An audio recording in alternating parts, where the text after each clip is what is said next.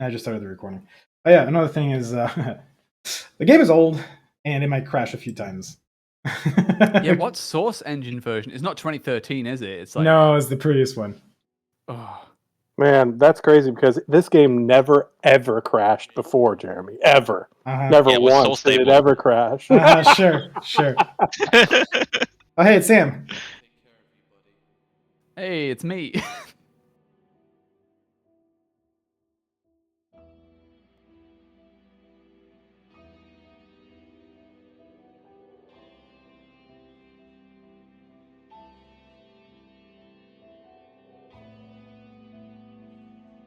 Look at that brush text. That was Is there any changed though, wasn't it? significance? Wasn't that updated? Didn't it look different before? Dude, before what? I think you updated it when Chapter 1 was released. Yeah, maybe. Yeah, I think it was.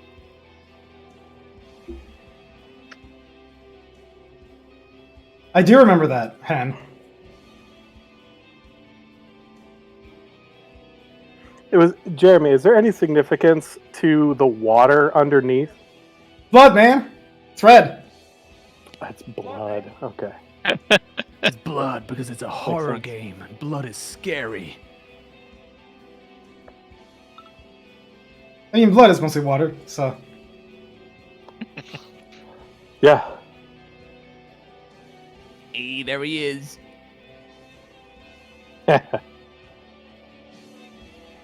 Man, how many lines of dialogue did you write, Jeremy, again? I don't know. Did you ever keep track? I mean, it was many thousands. Yeah, it was a few. I'm just so blessed that so many people were so willing to like collaborate and voice act for this. Like I think it was like more than 40 people. It just blows my mind. Modding is awesome. I Now, love the house hub for this, man. Like the random scare system and stuff, and the unique events and stuff in the house was so cool. Yeah, I was going to say, Jeremy, are you going to be able to anticipate what's going to happen to you in the house, or have you, programmed this so well that even you are unable to anticipate what's going to happen? I mean, I know the possibilities, but I don't know whether or not it's going to happen because it's random. But yeah, I do know where the random things are. Everyone's asking, how do you pronounce MXTHE? Why don't you just let them know? They've been wanting to know for 6 years. Some of them have been saying. You don't pronounce it. That's the secret. The real questions. I've just been saying it MXD for ever. That's what I've been saying. Yeah, MXD same. is what I've said forever. Tell you what, it's open to interpretation, and I won't judge. All right, I just wanted to. Oh, here comes the phone call from Frank. Jake, it's me, Frank. We have a situation. Come down here, ASAP. We'll go again. All right, real quick, before the tutorial shows, there's a couple things I want to do. It's been a while. I want to crank up that field of view. Oh my god, it's so tight. And the mouse sensitivity. I can't believe I didn't do that before. You can get it higher than 90 now, I think. In Source these days. I could also just use the concept command. Oh man. All right, so this is funny. This is a mod true and true. So what's happening right now is I'm messing with the host timescale. So I'm actually slowing things down, and every time I like mouse one, it moves to the next one. But like, because I wanted players to like have time to like read the text and just like appreciate the scene, but I had to set on the timer, and so I literally just slow down the time. You can tell that the ceiling fan is like going very slow at the top, and if I click, it just goes faster. Oh man, so many hacks to make this work. Technology. Modding. More like I'm not a programmer, and I didn't want to ask Charlie for too much shit. Most important thing was dismemberment. I was like, dude, can you just make the link when you get shot? Thank you. But yeah, I think I remember you were. Was the first thing I ever voiced for this. I'm pretty sure it's like the first line I did for you. I think. Which one? The intro? The phone call that you get when you first wake up, like Frank. Yeah. Blah blah blah. I think that's the first line I ever did. Yeah, that's possible because that was in the prologue as well. I think Yeah. It was in the prologue. Oh yeah, it definitely was. Because Yeah. I remember in scoring this whole intro, I was always hearing that line. And this was like one of the very first things that we did. Yeah. Man, it has God, I'm much better at voice acting now, I swear. been. I hope I'm better at writing now. Yeah, I was gonna say I don't know if I could say the same. I think I've gone downhill.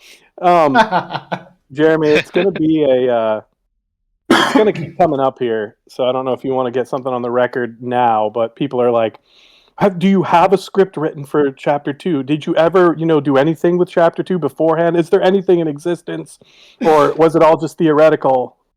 I do have a script. It's been written. Dude, hype just went up by 1,000 times, dude. It went off for. Like I think as I was finishing Chapter 1 is really when I sat down and started writing. Like I had a loose idea where it was gonna go, but I wrote most of the script as I was wrapping up. Like the excitement of releasing the game kind of got me. The chat is going crazy over that, dude. So it's like Dream isn't a dead. lot of it is written, or No, the just whole like the whole Chapter 2, all of it. what? Oh my gosh, dude! It's somewhere. Oh fuck, the diary. I forgot about that too. Hello. I don't think I'm gonna. Just reflection. Yeah, this is Thank you, sources DK 2007. You have Look obtained. at that real-time reflection with the Yeah. player model. What the heck? Look at that. The hand doesn't go up. Wow, the battery always shorts out when you shine it in the mirror too. What's that all about? Hello. Hey. Hello. Is that a Mikey? Mikey. Oh no, I'm sorry. My name's Jim Moneyman.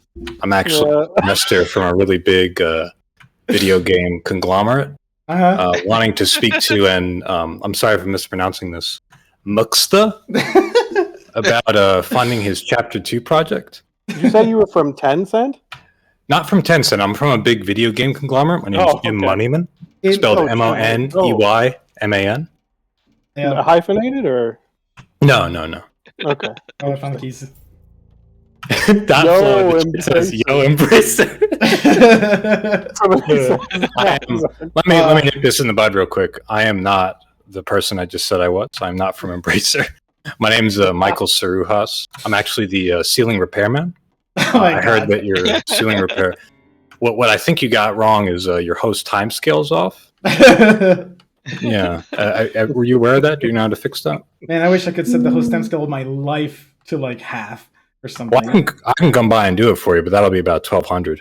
Oh, okay. Yeah, I think plus the $800 for the evaluation I just gave you. So I think. Oh, we Spoken have a phone like call. a true contractor. We have a phone call. Yeah. I'm sorry. I'll stop fucking around to answer the phone. Oh, I like it. So many joke phone calls. I remember this. Ah! No, so many prank ones. How many are there, roughly, Jeremy? I mean, how many That can was you go through? that was not a prank. That was the windows exploding and somebody yelling in my ears. Wasn't that one on like a really low chance of happening as well? Yep, very very low indeed. Oh shit! Look at all those damn. batteries. Yeah, it just happened right at the first phone call we get is a fucking jump scare. Thank you. I didn't mean to pick that up. Did I lose my opportunity to actually genuinely introduce myself? The chat knows who you are, man. I can already see your names. For those who, this is something I'd always. Keep the troll going, dude. No. I'll be real. I'll be real now. Every time. Because I'm proud of what I did on Underhell, Tom. I refuse to troll a moment longer. My name is Michael Saruhas. I'm a game developer. I worked with MXD. I was a voice actor for a bunch of all the soldiers. I did Mike. I did Takeo. I did Angelo.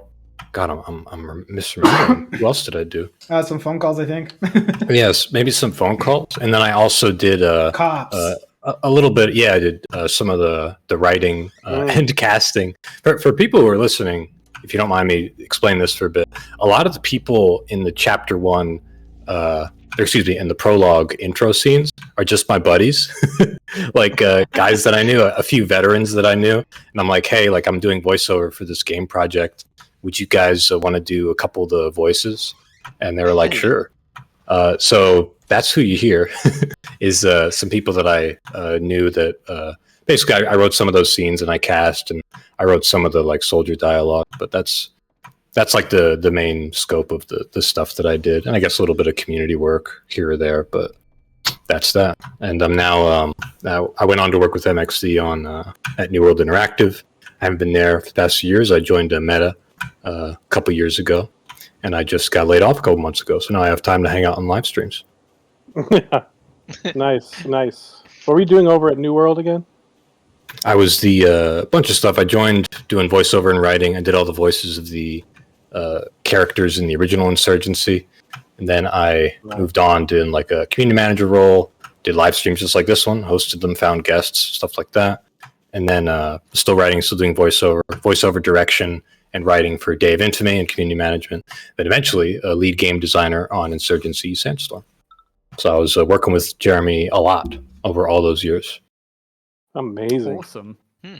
Who I actually pronounce MXD too. I actually am the same boat as you guys, MXD. Yeah. Dude, it's getting pretty concrete now, Jeremy, honestly. I don't know if you can keep this whole there's no official pronunciation thing going. You're right, Tom. Maybe I shouldn't have contributed to that.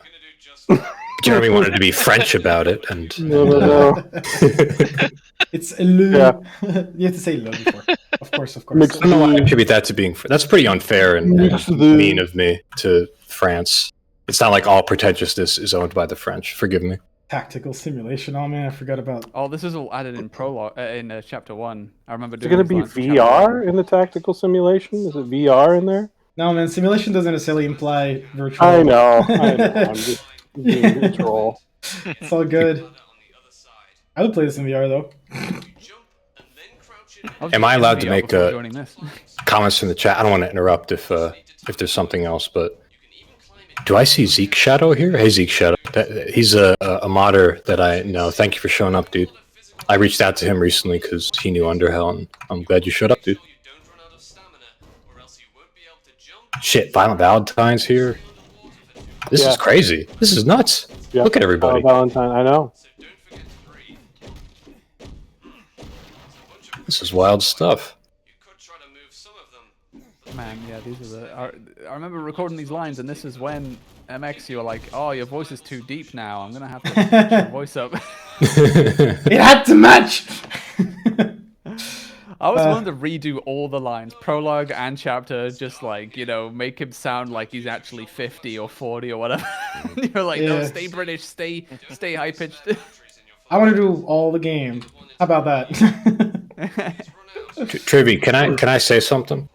Yes. We've been friends on Steam like all these years, and every time I see your notification pop up with that avatar of the G-Man's like half-bloodied mouth, it's always like a little bit unsettling after all these years. Yeah, I could give a little bit of background on that if you don't Please. mind. It's like a long time ago, there was this old-ass Gmod video with his face like that, and I took a picture of it and used that as my avatar for years. And then Half-Life Alyx came out, and I was like, I'm gonna make Wait, hold on. No Half-Life spoilers. Alyx, that's why it's all updated now. I didn't beat it yet. Just so you know, to interrupt. I didn't beat Alex yet, so no spoilers. But continue. Yeah, no spoilers, but in either case, I remade it in Source 2 Filmmaker, and that is why it is now nice and HD.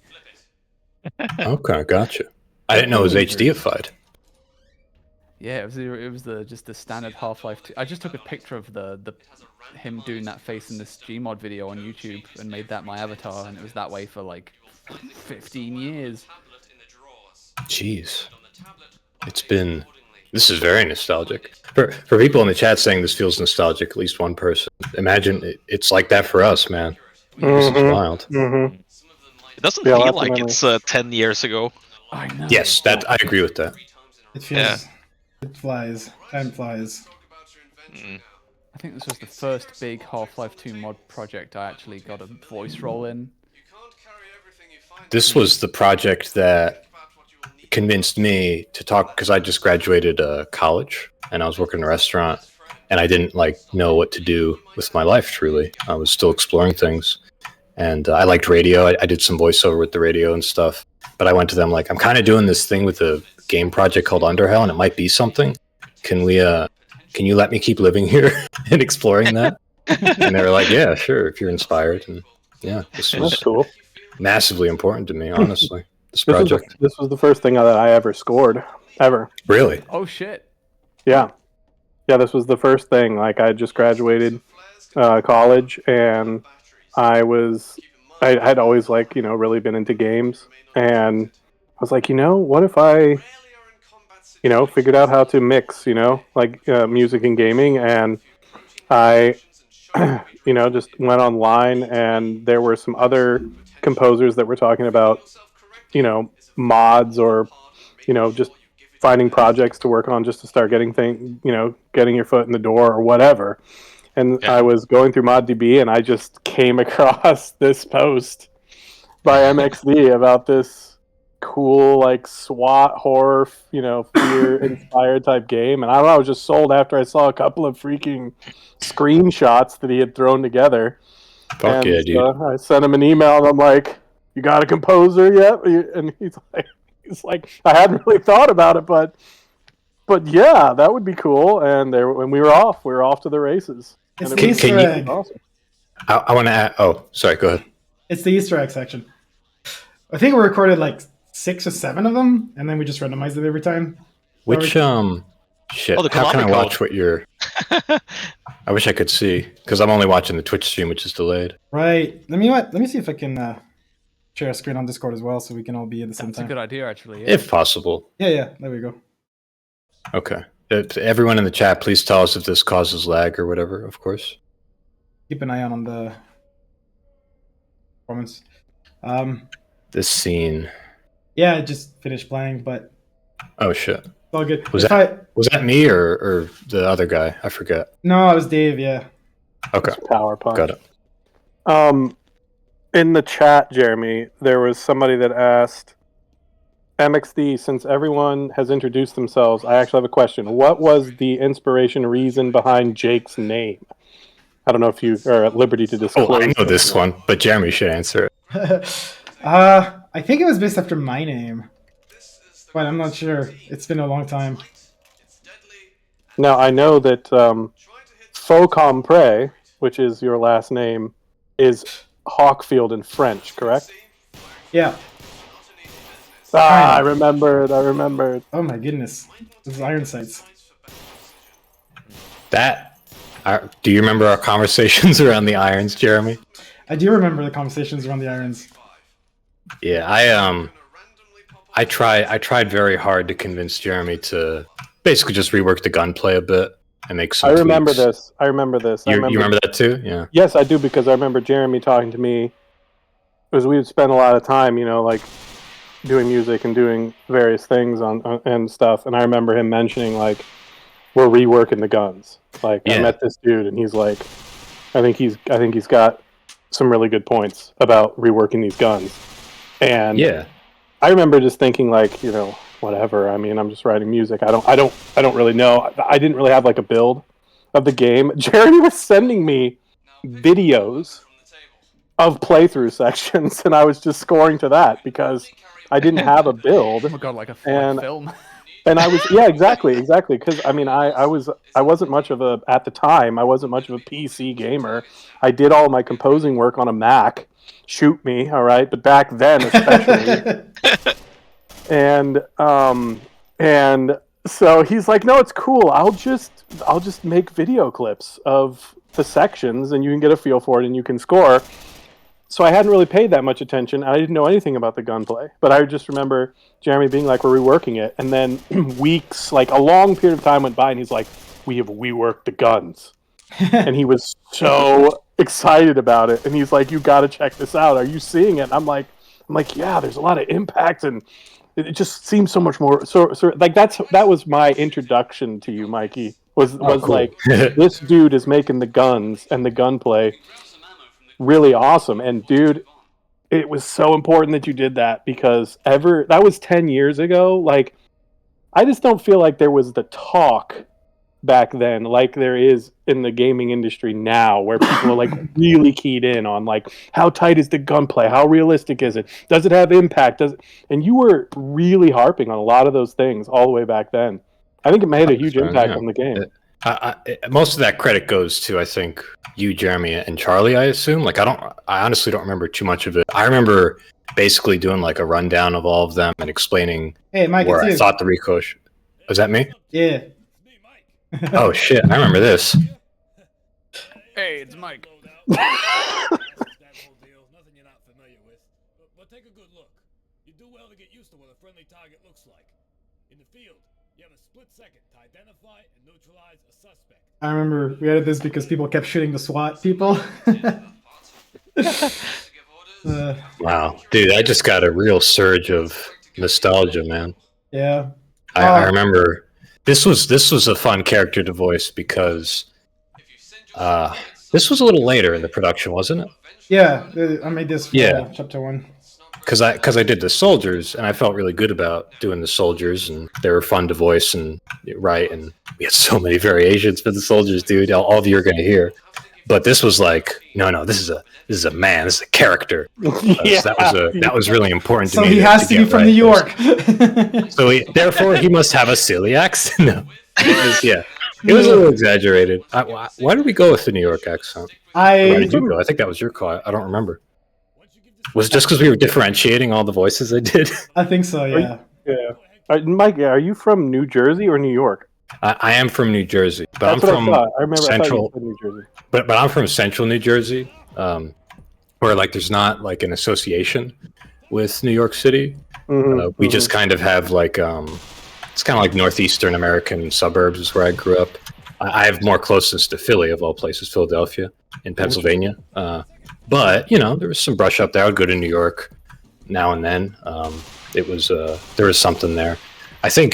I don't remember Jeremy, but I think it was trying to differentiate voices, and I just felt good about that voice, and it kind of worked for a guy who's supposed to be your chum, your buddy.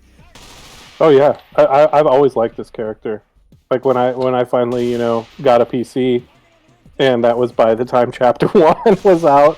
And I was actually playing the build. I love this character, and I also never knew that.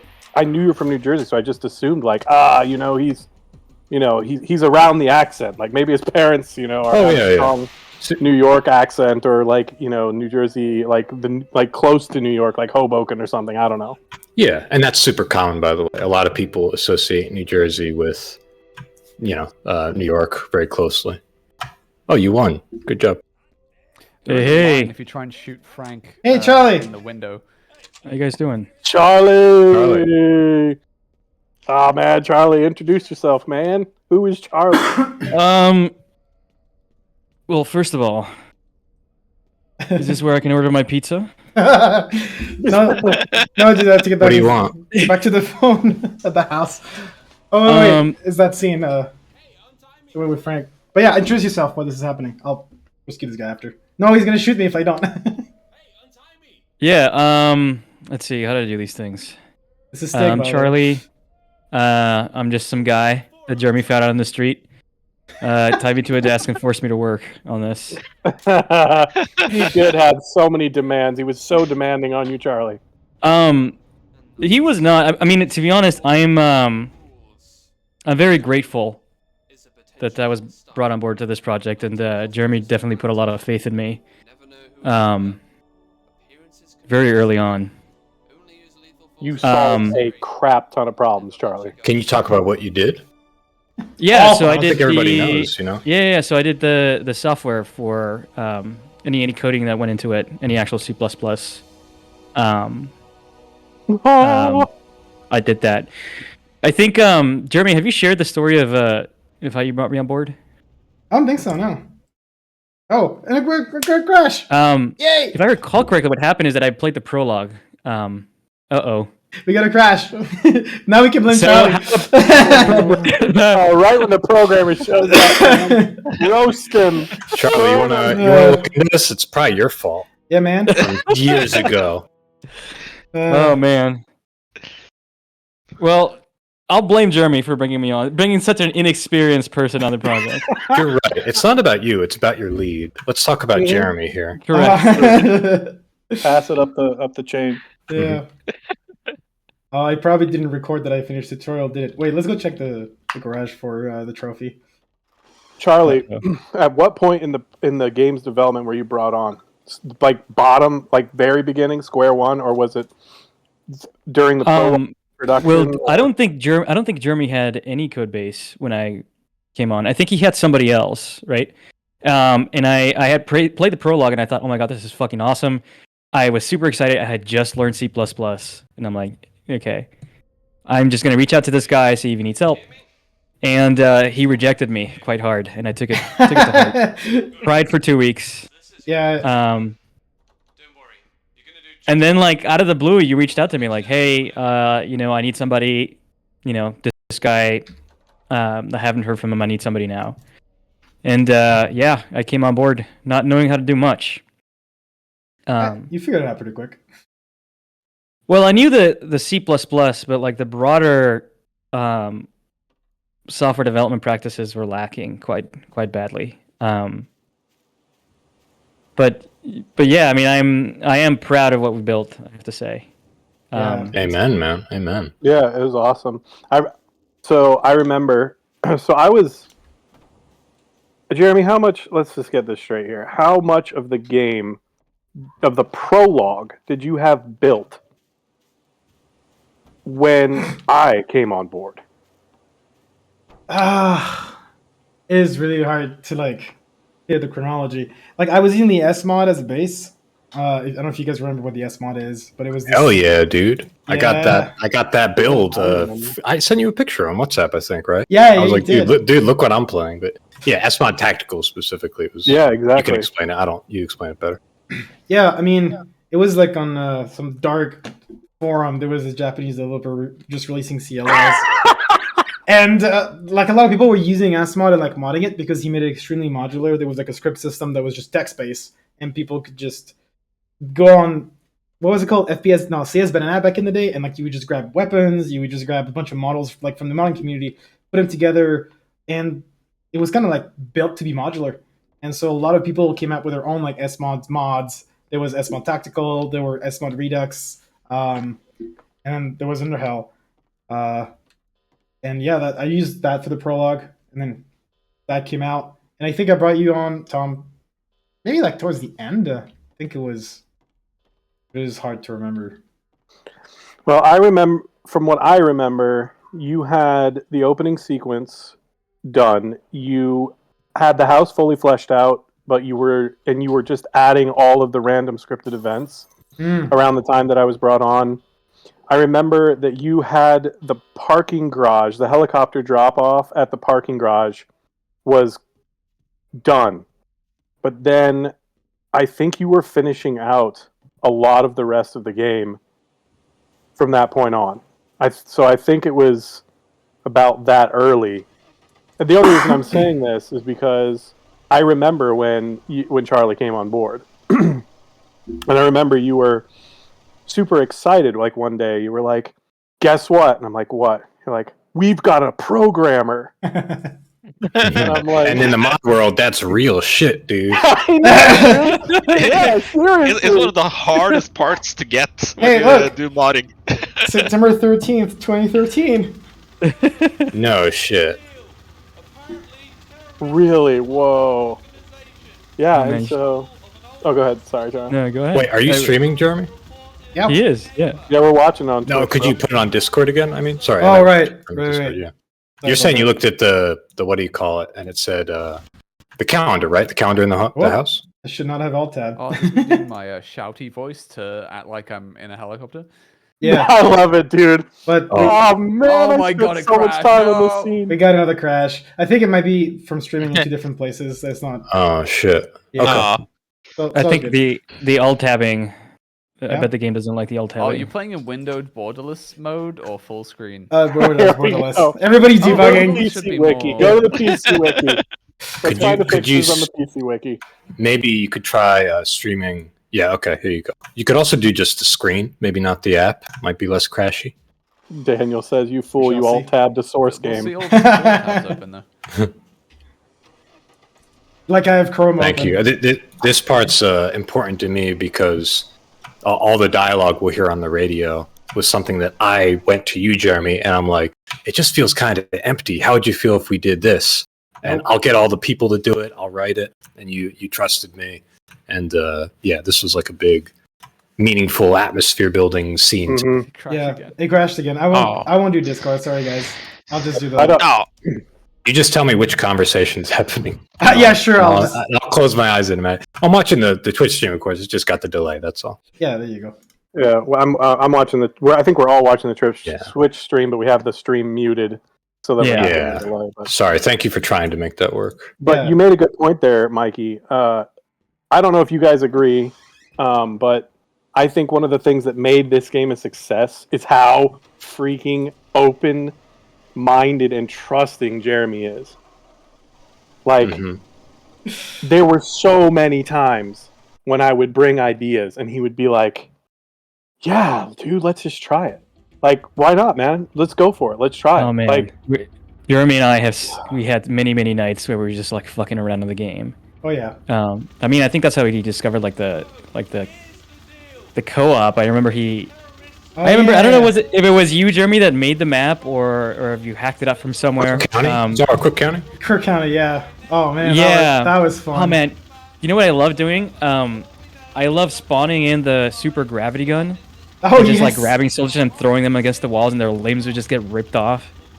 Yeah, that was a good time. Yeah. Man, this scene. Aside from the menu music, this was the very first thing that I wrote music for. And I had all these lines completely memorized, man. I mean, I had heard this so many times. And I remember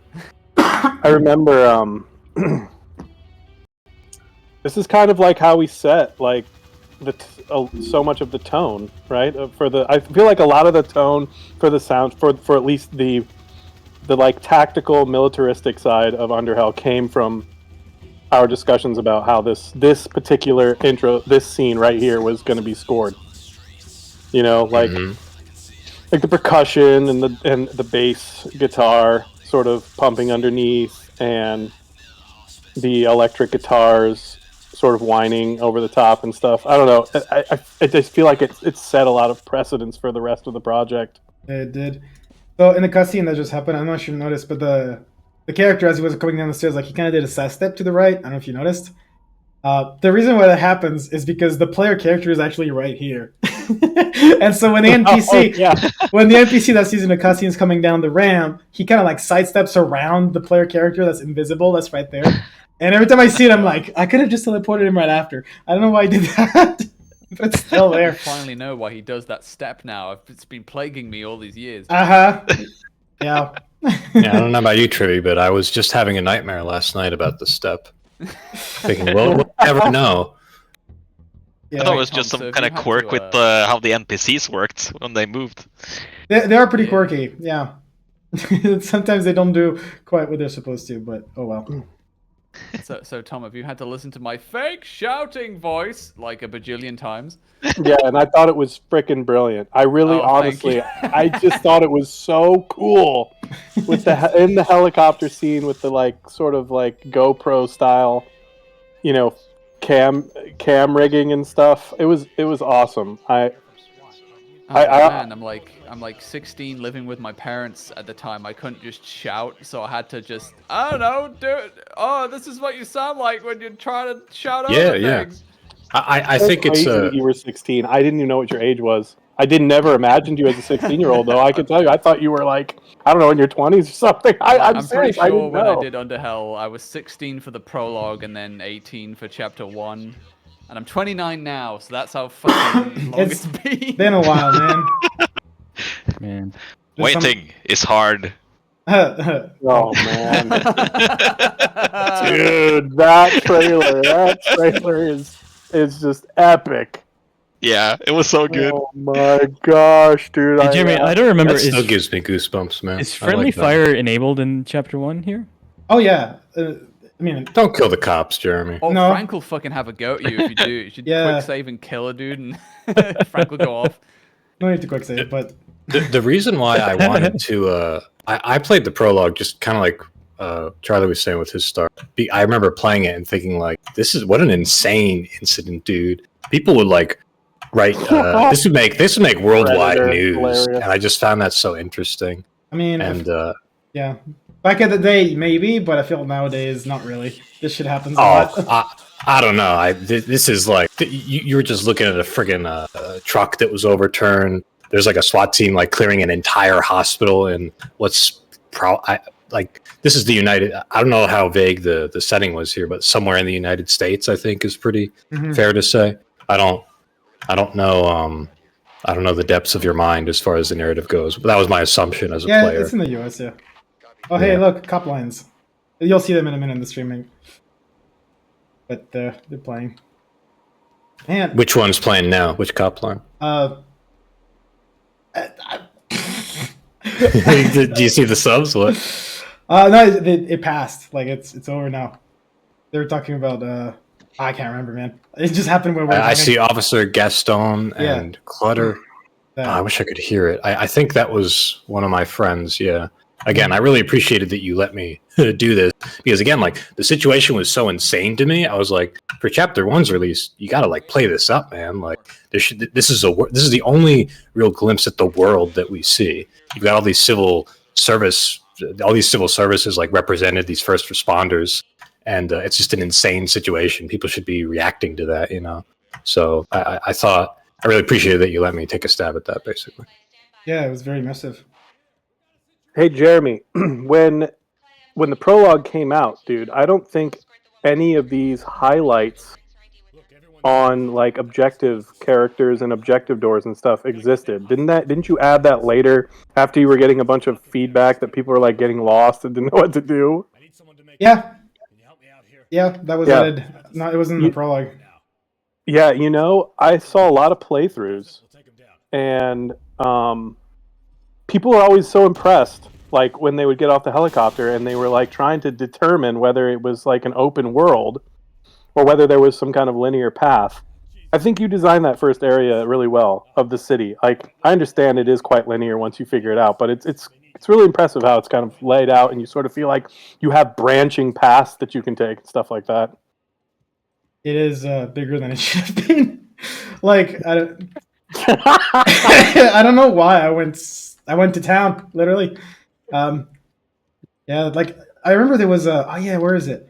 There's a place back here. One of the doors you can actually kick. Yeah, you can. Yeah, and there's a is revolver. there like a woman in there or something? Oh, there's a gun. No, yeah, there's a gun and there's blood and like who the hell is supposed to find that? I don't know what I thought. I was like, oh, dude, yeah, because there's like why people love the game. Because there's like some blood down here, and then and then it's just this fucking massive blood stain with like suitcases and an arm.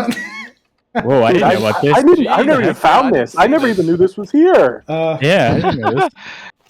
Now, do I want the revolver? Holy shit! It just came up on the stream. It's a goddamn bloodbath in there. Yeah. Hold on, Jeremy. What happened? Narratively speaking, what happened here? I don't. Well, obviously he kicked down the door and you smashed somebody into smithereens, right? Oh, it's pretty self-explanatory. Smithereens. He made them fly forward and explode into blood. There's no bone. There's no brain. There's nothing. It's just blood. It's a very heavy door. Okay. There's an arm. Okay. There's an arm on the ground. No, there's an arm. All right. Was there some sort of time anomaly in there that made the blood like age and dry into a dark red? Yeah, probably. But also the suitcase is floating and I'm not sure why. And you know what? Now that I see it, I want to go fix it. Oh, fix it. Dude, Jeremy, put it on your list. Release an update. Well, just Underhell move that suitcase this week. And all you do is you move the fucking suitcase. Suitcase lowered. So don't worry, everybody. We got you what you wanted. Yeah. Chapter 2 is not in this update, but I moved the suitcase. Pick the prop in the Easter egg that nobody knew was there. Yeah, patch hype. Patch hype. Chapter 2 is happening because there was a patch. This guy sounded so annoyed. Oh yeah, that's me, I think. That's you, I think, yeah. Now, so just off the cuff from memory, there was the main menu music that was first. There was the helicopter music, the helicopter intro music, and then the loops, and then there was this cutscene right here. I remember this music. You were like, I want it to be really intense. I want it to feel like time is running out. You know that. Oh man, I spent so much time working on these maps. Yeah, It's these touches, dude, that make this game so cool. I mean, like that, like the hidden room, the exploration aspect, because so many games at this time were seriously on rails. Shooters were really seriously on rails at the time that you made this mod. Yeah, not a lot of narrative shooter. Oh my goodness! Appeal, at least in the high production space. You're sniping now, aren't you? He's missing quite a bit. Oh no! You're jinxing it, Charlie! You're jinxing it, Charlie! Oh, I'm hearing my audio come from you guys. Wait, Jeremy, wasn't there a hostage situation, a secondary one besides the hospital, in this building? Did you already do it and I missed it? Yeah, I did it. Okay. Oh, the cop lines are good. Levitating gun. Oh yeah, I love the cop lines. All right, so just so I love that radio. I love that radio exchange. Did you just hear that?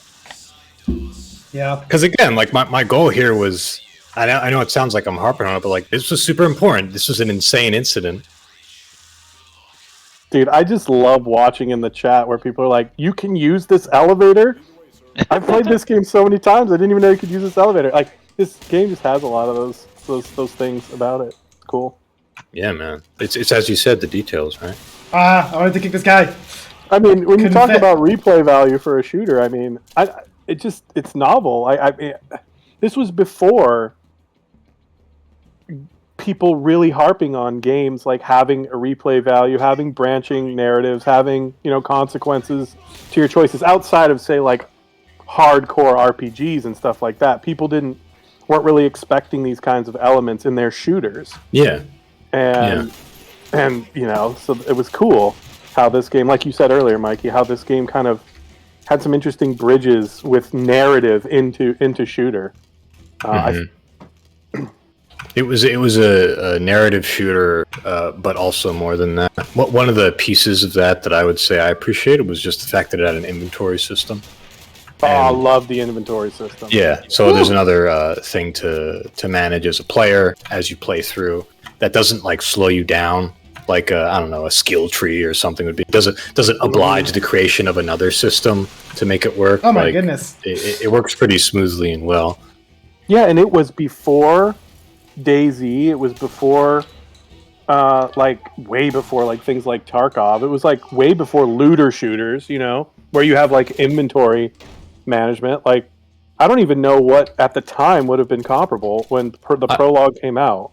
You think so? I feel like there would be some other example of like, but the only ones I could think of are like immersive sims, like Deus Ex or something. The first one. But, yeah, I see what you mean. It certainly wasn't like Fallout, the Fallout games. Yeah, they had an inventory. But yeah, like there's combat was not like intense. Like this. No, yeah. For a game like this, with the narrative it had and the combat it had, to have like a grid-based inventory system was in itself, if not like totally. Kicker, right? Oh god, yeah. Yeah, the kick, man. The kick was before. What was that game? Bulletstorm or something like that? Yeah, but that one we can give to Duke Nukem 3D though. I think. Oh yeah. That was. Yeah, a big I think one. he had the boot. Yeah, right. Yep. But again, like for this style of game, you're right. Like there weren't a lot of kicks for. I guess you could kick in fear. Maybe that you could do that. Oh, you could kick in fear. Yeah. People drew, and have always, and rightfully so, I think, have drawn a lot of comparisons between Underhell and Fear. Jeremy, you better do a bunch of super kicks, by the way. Oh yeah. I'm still. I'm still warming up here. Good. For those of you that don't know, if you do like a crouch jump, if you get some good momentum going, you'll do a lot more damage with your kick, and it'll apply a lot more force to whatever your target is. Was that a planned thing in the programming, Charlie, or is that just a bonus outcome that you didn't plan for? I remember wanting to give it a little bit more oomph. I don't remember if Jeremy asked for it. It's ridiculous, but it's also super fucking fun. Yeah, dude, it is awesome. Somebody here in chat is bringing it to remembrance that this is a game where you can stack 17 hats and become invincible. It's true. Well, that's what they do in real life as well. We just don't see it in the media because it looks ridiculous. But they believe it or like not, Photoshop that out people or will use stack. like Yeah, AI they or do. something. Yeah, Mhm. many special operations service members will stack up to 15, 16, 17 helmets on top of their heads. But that comes through the PR department, and they're like, you know what? This makes us look ridiculous. It's certainly effective, time-proven strategy. Well, I mean, look, it may be effective, but if I see 17 helmets, I'm going to be pissed off as a taxpayer. So I can understand why. My money's paid for all those helmets. Funny enough, though, like a couple of years after the mod came out, oh, another crash. Man, we're collecting them today. A couple of years after the mod came out, was it Wolfenstein came out and it did the same thing with the helmets, and I could not help but think, I was like, I can't claim credit. I can't say that they did it because Underhell did it, but I saw the feature and I was like, huh. Which And Wolfenstein was this? Sorry, the recent one, not like the Revival by Machine Games. Yes. Okay. Those. And I remember people in the they made the same jokes. That's how like people were saying, "Oh, like you can stack helmets up on your head," and I was like, "Ha, I know that that joke. I've suffered it." Mm-hmm. Yeah. Oh man, does anybody have that really funny? What was it? I think it's like a Gmod screenshot of somebody. Yeah. Somebody posed Jake I remember Farfield that. with like a stack of like 20 helmets. He's bouncing with his arms. Yeah. I've seen that. I've seen that, dude. Because people that do playthroughs like use that as a splash screen as a meme for their playthroughs. When they like post on YouTube, they use that Jake with the helmet stacked up on his head picture. Someone in the chat brings up Blue Shift did have the helmet thing. That's true. I guess it's been in some other games. Just because I'm interested in the potential audience overlap, I just want to see in the chat, are there any Entropy 02 fans in the chat? Good question. Oh, I tried to do the sprint kink. Could not pull it They're off. spamming yes. They're spamming I'm seeing yes. a lot of yeses. Yeah. Lots of yeses. Thank you, Luke. Yeah, I see your comment. Wait, you're in Entropy 02? Yeah, I'm Bad Cop in Entropy 02 and a bunch of other voices, and I do the lighting and a bunch of other shit. I went on a Half-Life 2 kick recently with my buddy. We got Synergy and we played not just Half-Life 2 Episode 1 and Episode 2, but like a bunch of mods. And we did Entropy 01 and we were going to do 2, but it wasn't available. But I heard there's a modder making a co-op for that. That's awesome. Well, I didn't know you what did you think that. of Entropy 02 when you give it a try. Yeah. While we're speaking on other mods, Jeremy, is there anything that you could speak to as to the Nightmare House tie-in to the early development of Underhell? Han helped me a bunch with testing. So like, I'm trying to remember the chronology again. It's been a long time, but his mod came out, Nightmare House 1, and I played that, and I thought it was really fun. And then I think I reached out to him around the time that Nightmare House 2 either had come out or was about to come out. And then when I showed him that I was working on Underhell, he had really good feedback, and I think we both just really enjoyed each other's work. And so after that, he just tested every single build, everything that I had, just spent so much time testing and giving feedback and really helping improve the experience. Hen was amazing. Yeah, so Hen was amazing, dude. At the beginning, I mean, I remember how much he would talk about how much he would test early on and help you test, dude, because there was like no one else. Guy's a visionary. Like he would just get things, and it was great. So I think it really helped just polish the player experience by a lot. And then from there, we were just friends, so we keep like I referenced, I think, Nightmare House 2 quite a bit. I'm not sure if he has any Underhell references in his project. Like, it's possible, but I'm not sure. And it's so easy to reference, too. Like, a lot of the things that happen, they're kind of timeless and corny, and, like, but corny in the best possible way. Like, I'm talking, like, B-horror movie type corny that everybody just enjoys. It's the kind of stuff that's just, like, a treat. Yeah, it's campy, but it's, like, campy in a really awesome way. Yeah, campy, I think, is a good word. Oh my god, there's a cat in your camera. Yeah. They will disturb the peace.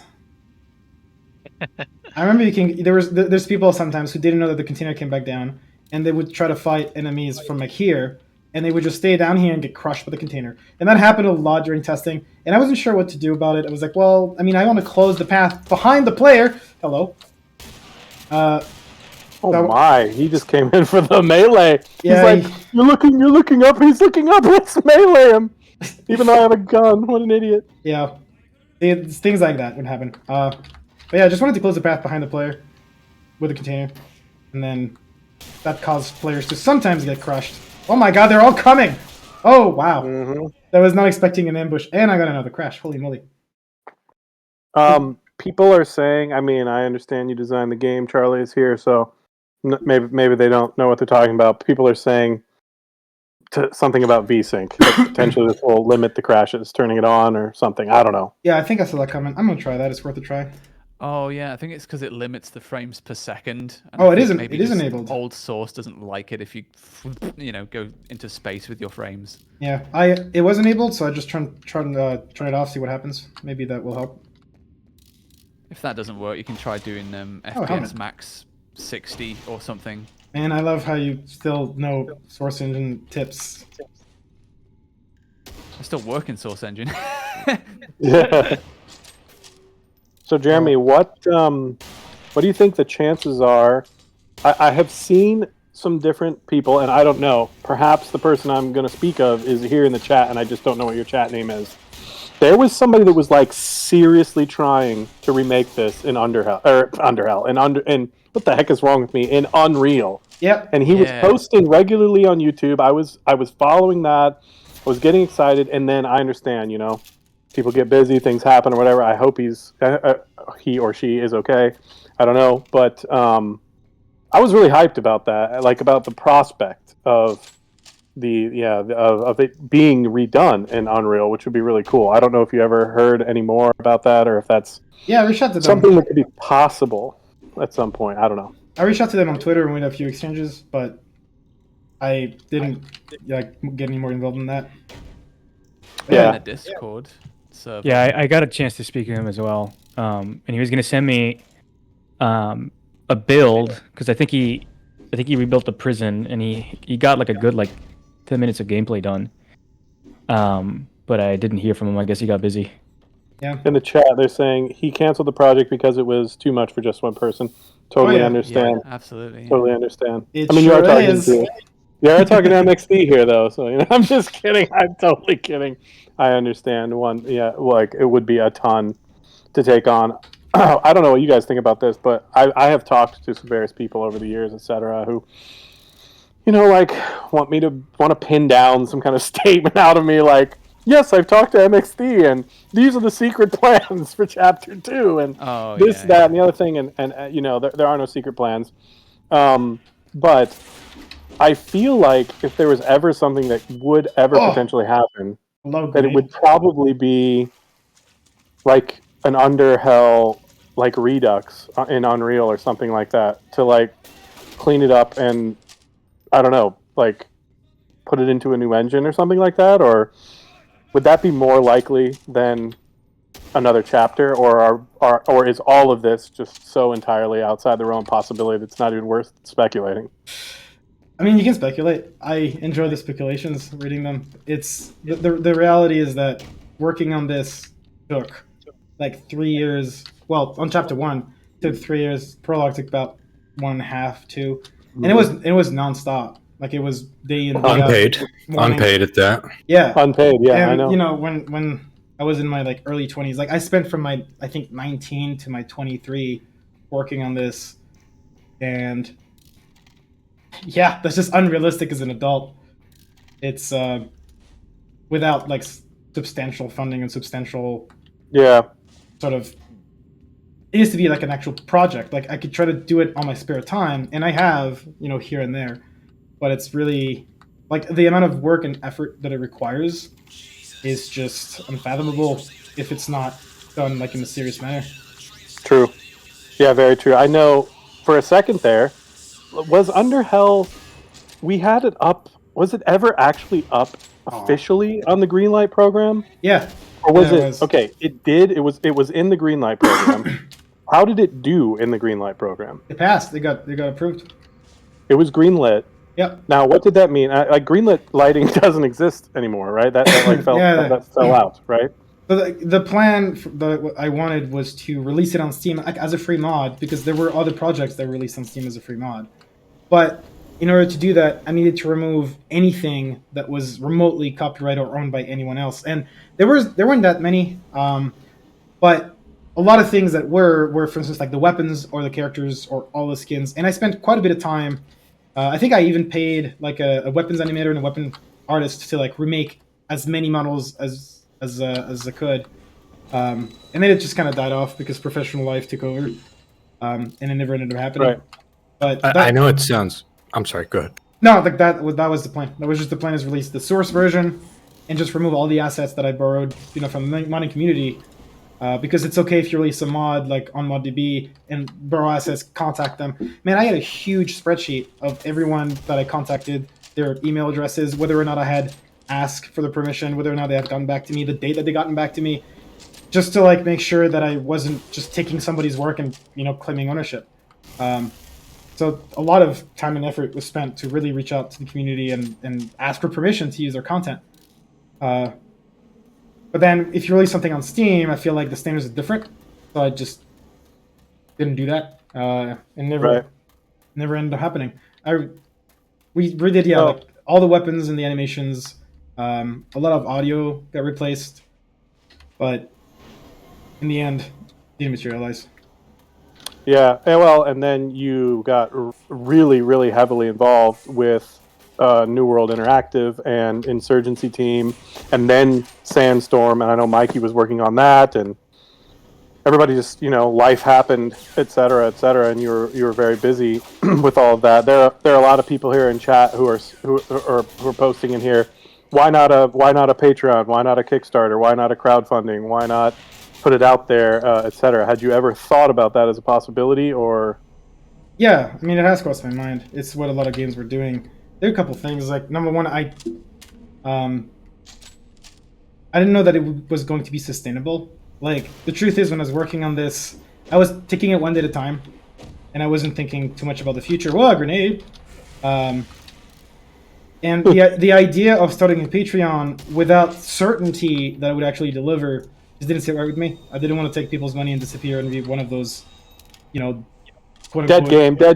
Yeah, early access, dead game. Yeah. Yeah, exactly. So I just, didn't want to do that. It felt like Does like your a big work risk. contract allow you to do that? Because I work for Splash Damage now, and like specifically in their contract, there's like a no contest thing. So if I were to work on another game and get paid for it, that would be in breach of contract. So I don't know. Is Patreon like outside of that? Well, it depends. I can speak to this from at least my developer perspective. It really just depends on your agreement with the studio. Like you talk to your team and you say, "Hey, I know I work for you guys, but I have this private project." I've heard, this is just me throwing it in there, but like I've heard of tons of people who say, "Yeah, I've got a private project, but it's not a competing game with what I'm working on here. Is that okay?" It depends what it I've is. even heard of instances like that at a place as big and corporate as Meta, where they'll say, "Yeah, like as long as you don't do X or Y or Z, then sure, ship it, whatever. All the money you make from it is yours, and it's your deal." So it really just depends on what you work out with your team. I think I was going to say before is just to like echo what you're saying, Jeremy. It really can't be understated how huge this game is. It's pretty much not a mod, even if it literally and technically is. Everyone says it's like the biggest mod or one of the biggest mods they've ever. Yeah, they always say, "I am so surprised this is not a paid game. I am so surprised. This is better than many AAAs I've ever played." Stuff like that. So yeah, it is huge. And what I mean I guess saying that, even though it's obvious, is just to remind. It just bears repeating to anybody who's watching this. Like it's a huge deal making a video game, and this is a video game in its own right, and it takes a lot of money and funding. And I just don't want to, I don't know, I just feel like that context needs to be given whenever you're talking about high production mod development like this.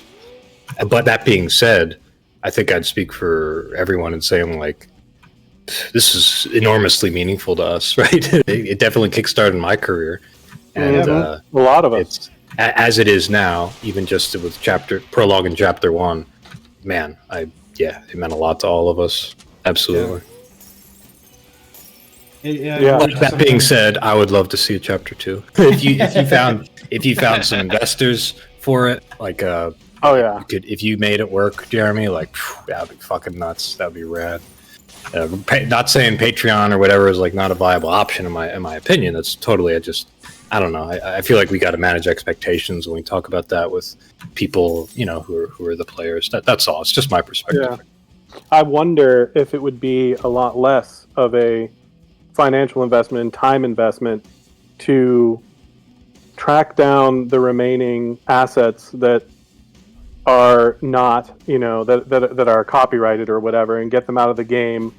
Maybe move it over to a different engine or somehow update it, and then see what the reaction is in doing like putting something like that out. To be like, because I feel like I've seen several games that are like older games where they will do like an HD like Redux or like a remake type thing where they just like update a title that was really cool from the past, get a read on that, and then if it's really successful, then they like move on to making what would be the sequel. They're like, wow, people are still really interested in this. This is cool. I got destroyed by the helicopter. Yes, you did, dude. You gotta know. It's got that laser aiming. I don't know, but do you know what I'm saying? Or is that making any sense? Or?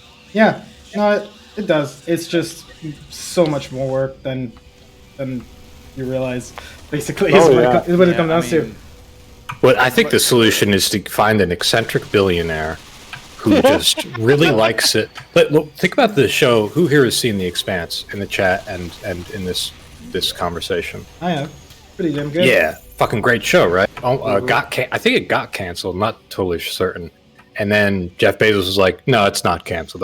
I've declared it so." And then all of a sudden, we get more seasons of The Expanse. Yeah. So, if anybody in the chat has any rich friends, if Jeff Bezos is watching this, stop biting my cords. My cat is biting my cords. I mean, he does on Twitch. I'm being half funny. Here's the other thing. It's not. I don't know, man. Like it's totally up to you, Jeremy. This is yours, but it's not that out of the question to find investment for something like this, and it's not that out of the question to do development for 2 different studios. It's just whatever you talk to the team about that you work for now, and coming to an agreement. That's just the general context I'm giving, and people. Yeah. There's money going around right now, and in game development, because it always is going around, and who knows what the future holds. Like it's out there, it's possible, and hell, man, you got a lot of game already done. So I don't know. Maybe I'm just being optimistic, but no, I mean, all those things cross my mind. The challenge with any funding is the strings that come attached with it, and it's difficult to manage that. If somebody gives you a lot of money and they ask something, you can't really. It's hard to say no, and I just don't want to be in that situation where creative license, creative license will be compromised because I want to be able to eat. But it also, hey man, like this because you and I were at. I'm not saying this was our experience at New World 2, but like when we were developers together, meeting other developers just in general, like, there's plenty of publishers out there that don't interfere creatively at the same time, right? Yeah. Can I share a quick anecdote here? This scene you're about to push outside that I remember really distinctly. The dogs? Yes, do you remember? Of course I do. I talked to Jeremy, but I guess as a refresher, like Michael Surhas, I did like a bunch of voiceover for the game and like writing for this section specifically. And I kind of was pushy with Jeremy because I said, hey, like, let me write some radio conversations. I'll cast them with actors I know or friends that I have really that they're interested in acting. And with the guns, I was like, oh, like, why don't we try to improve the guns? Here's what I think would be cool to do. What do you think about this? Can we make this tweak? And we worked all that out. And outside a bit of that pushy personality. And there was a Skype call I think I was with Jeremy in right now where I was telling him like, oh, this scene where you jump outside, like to build up the atmosphere that we're trying to cultivate with the radio conversations and the writing, maybe like the dogs would all be barking throughout the city. Wouldn't that make sense? And Jeremy was like, yeah, I don't know. I don't know if I feel like that would really match for what I'm doing. And I just said it again. I just kind of repeated myself. Like situation here too, man. I remember Make or break this title. And I remember I just repeated myself, and I distinctly remember Jeremy saying the phrase to me, "Mike, let it go." So, dude, okay. I remember being in the Skype call, dude. You were there? I don't remember you was being in there. Really? Because I remember Jeremy saying that "let it go." Let it go. Remember I was him quoting saying Frozen. that. And I felt like, how do I be diplomatic? Well, What happened after that, Jeremy? Okay. I don't remember. So what I remember is I did add dogs barking. You can hear them right now. But what I remember specifically is that you were saying more. I wanted to crack them up. More. You're right. I wanted to crack them up. And like if you listen right now, like they're going on constantly. And so like that's the level that it was. I was Jeremy, like, I'm not really hearing. I don't know. I don't constantly. That's a bit of a subjective No, term. listen. Could we slot into the suitcase update some like increased dog barking? Are we all aligned there? We need more dog barks. We need more cowbell. There's just everything about this is great, but we just gotta have more dog barks. You all saw all the mod DB reviews. Great game, but the dogs were way too quiet. It's true. It's true. I was seeing those comments. I was confused, but now I understand. I'm sorry, guys. I just realized the time. I actually have to run. This was so much fun. I'm going to try to come back because, Jeremy, you're going to be on for a while. Oh, yeah. I mean, I'm not even done with prologue. Yeah, fuck you, dude. You're in it. I'll order pizza to your house if you need it. Just let me know. But, yeah, this was so fun hanging out. Thanks, guys. So nostalgic. I'll try to come back real soon. I just got to go out for a bit. Yeah. But, yeah, thank you, everybody. See you in a bit. Hey, Mike. Later, Mikey. Might crash again. Oh, no crash. Hell yeah.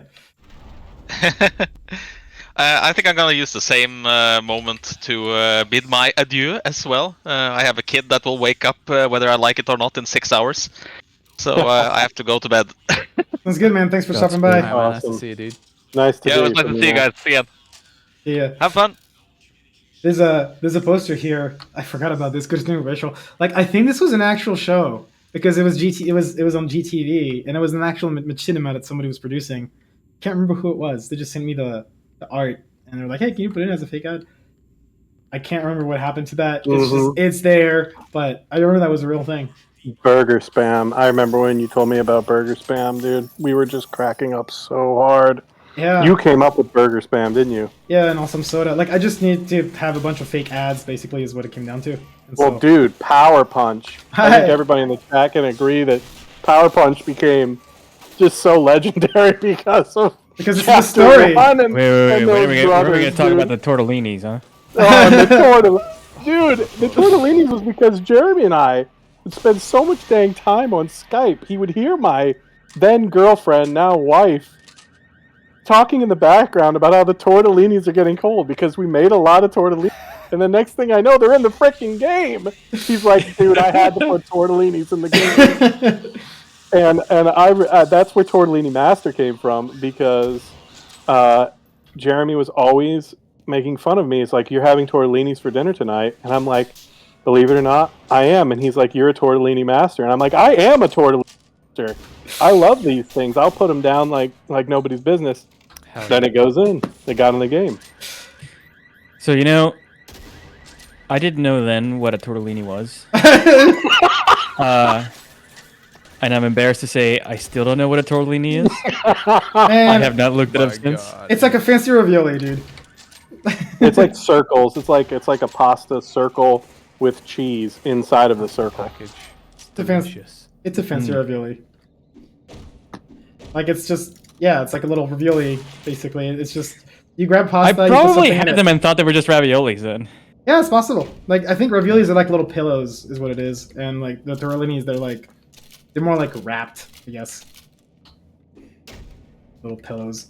That reminds me about the sandwich bag. Where like the first time that this prop got in the game, it was big. It was like 2 or 3 times the size. And then Tom said, "Dude, this is the size of Zeus's pillow." And I fucking lost it. And I was like, can you scale the burrito package down a little? It's pretty hefty.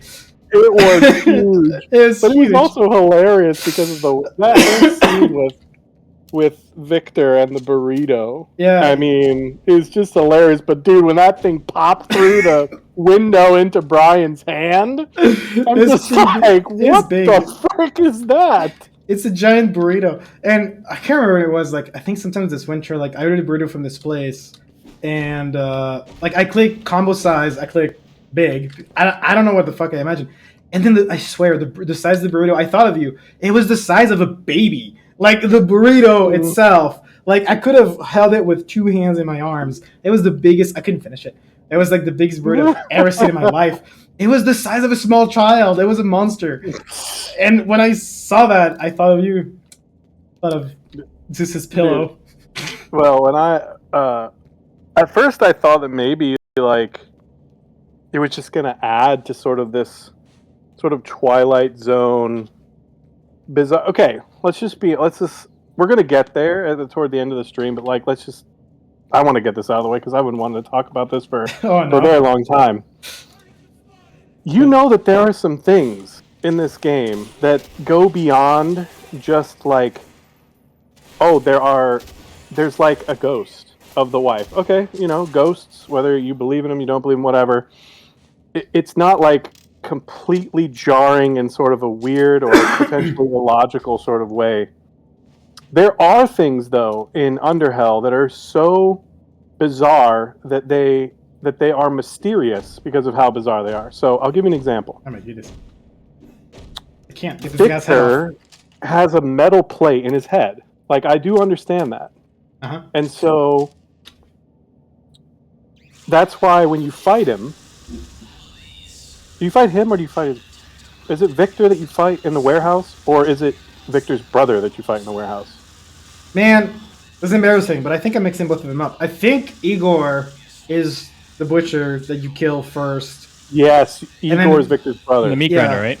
Yeah, and I think Victor is the brother, but I might be mixing it up a little bit, which is embarrassing. No, it is. Victor is the brother of Igor, and Igor goes down into the meat grinder. Okay, so then you're fighting Victor in the warehouse. So his head has a metal plate, and so that's why he doesn't die like when he first gets hit, and then you go through this process of opening up the generators so that the sun can shine through. Now, the sun is Victor's weakness, and then he becomes very weak, and he's down on his knees, and then Jake just point blanks into the head, and I guess it like bypasses the metal plate. The point I'm trying to make here is, at first I thought, this is bizarre, and it all seems very real, but there are these like weird tweaks, or these weird things that really do not make any sense. And then, of course, then you start adding up, like, why does Jake have an adrenaline shot? Why is he running with the unlimited amount of ammo and a chain gun? Why is this all happening? And then you understand that he's like having a psychological breakdown, or at least on some level, that's what we think. And why am I saying all this? I'm saying this because I thought that the giant burrito was supposed to be like an indicator that Jake is this crazy.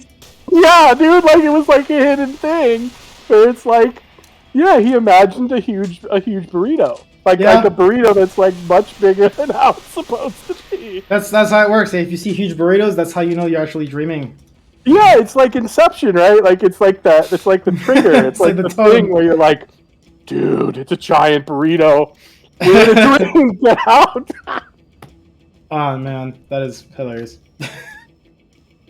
I mean, I'm sure that when we get to the end here, toward the end of chapter 1, yeah, in a bit. If people are still around, there's going to be a lot of theory stuff dumping in, dude. Because I've gotten a lot of theory questions and emails, and there's some things I know, some things I don't know, some things that I believe you didn't ever want me to disclose, but unfortunately I can't even remember which ones of those things are and aren't after 10 years. But dude, they're trying to sort that out. Was this all in Jake's head? Wasn't it? Was it half in his head, half real? People are gonna have questions, dude. I don't know how you're gonna field that. Yeah, I mean, I'm down to answer some questions when we get to that point. That's for sure. The burrito, though. Somebody corrected me in the chat, by the way. I think Igor is the monster and Victor is the guy that's in the butchery. I think that's right. Now that I'm Oh, thinking about it yeah. some more, it's one or the other, but we'll see. The destroyed pillar physics. I mean, it's a fun breakable. So Source Engine with a brush system, you could turn pretty much any brush into like an entity, and some of them could be doors or glass or breakables, and it's not really physics. I guess it just spawns some like generic gibs, and you can set the type to like wood, concrete, glass, and I just set it to concrete, and it looked decent. Didn't look great, but it looked decent. Oh, Frank's about to get nuked. No, Shit, Frank's Frank, no! Chopper going down. Oh my god, no! I remember making that cutscene with the camera like playing over the sign because some testers didn't know that you had to like, cross the street. And then I literally teleport the player on top of this pickup truck in front of this sign to like try to be like, okay, like go this way. I didn't want to put a UI indicator for this. I just wanted players to like naturally go this way. I thought that the fact that you can see through the windows, that like it kind of makes a path, that it would be enough. And I think it is because a lot of people get it. But I've seen some playthroughs of people turning around, going back to the parking lot and not figuring out that you have to like climb over. Maybe it could be more obvious with lights or something, but I don't know. Anytime that I made something that I thought was obvious and it's not, and I see people getting stuck, I just feel sad. It happens. Well, and you know what? I felt so bad, Jeremy, so many times because I was that guy. I was bad at games. I was bad at PC games But in general this guy's anyway. sleeping. But I was so stupid. I mean, I'm looking back, and I really was really bad. Like, I remember you asked me, like, are you serious? You really didn't understand, Tom? Like, do you really think that the majority of gamers are not going to know what to do there? What is wrong with you? Was I that mean? Oh no! I mean, no, it wasn't really that mean because I mean we understood each other, you know. So like, I wasn't taking it personally. I was just like, Jesus. I know I'm bad, Oh, this sign is sideways. but There's a guy with a shotgun here. Forgot about that. Yeah, I mean those tests were honestly like there were a few beta testers that I don't know how to say it, but they didn't have the gamer instincts that everybody else did, and those were actually some of the most like useful. useful idiots. I mean, yeah, because like there's so many things that are like obvious to me and obvious to everybody who plays games, 24/7, that it is not obvious to a lot of people. And getting that perspective, like those fresh eyes, is just invaluable. And yeah, like most of the sort of user-friendly changes that happen in the game came from those tests, like putting a light on a door, or like there was a time where like somebody didn't know that you had to take a right in the south wing, and we'll get there. And so I put a map to the side of that, so players would be like, oh, let me look at the map, and then when you get to see the map, you get to see the path. Like there's so many changes that just came from people getting stuck. That's just what it is. And yeah, sometimes like people who are really good at video games, like it's validating, I guess, when they get the game, but it also doesn't help for the player types that doesn't know video games, because you want the game to be as accessible as possible, right? Yeah. Oh, yeah. And I remember you were in a very precarious position because you were wondering, like, I don't want people to feel like I'm hand-holding them, because you had a specific vision for the game to sort of be sort of exploration driven and things like that. But then you're like watching me go through and others, and you're thinking, oh my gosh, like, did I really make this so hard or so confusing? And so you were really struggling, like, to figure out where that fine line was between making it accessible and understandable, but at the same time not hand-holding. And I don't know what the chat thinks. I think you did a pretty good job of it. I don't know. People do still seem to complain about it's a challenge about the maps, like in the prison, and like finding survivors or finding the parts to the little drone that reads your shoes. Yeah, I mean it is a challenge.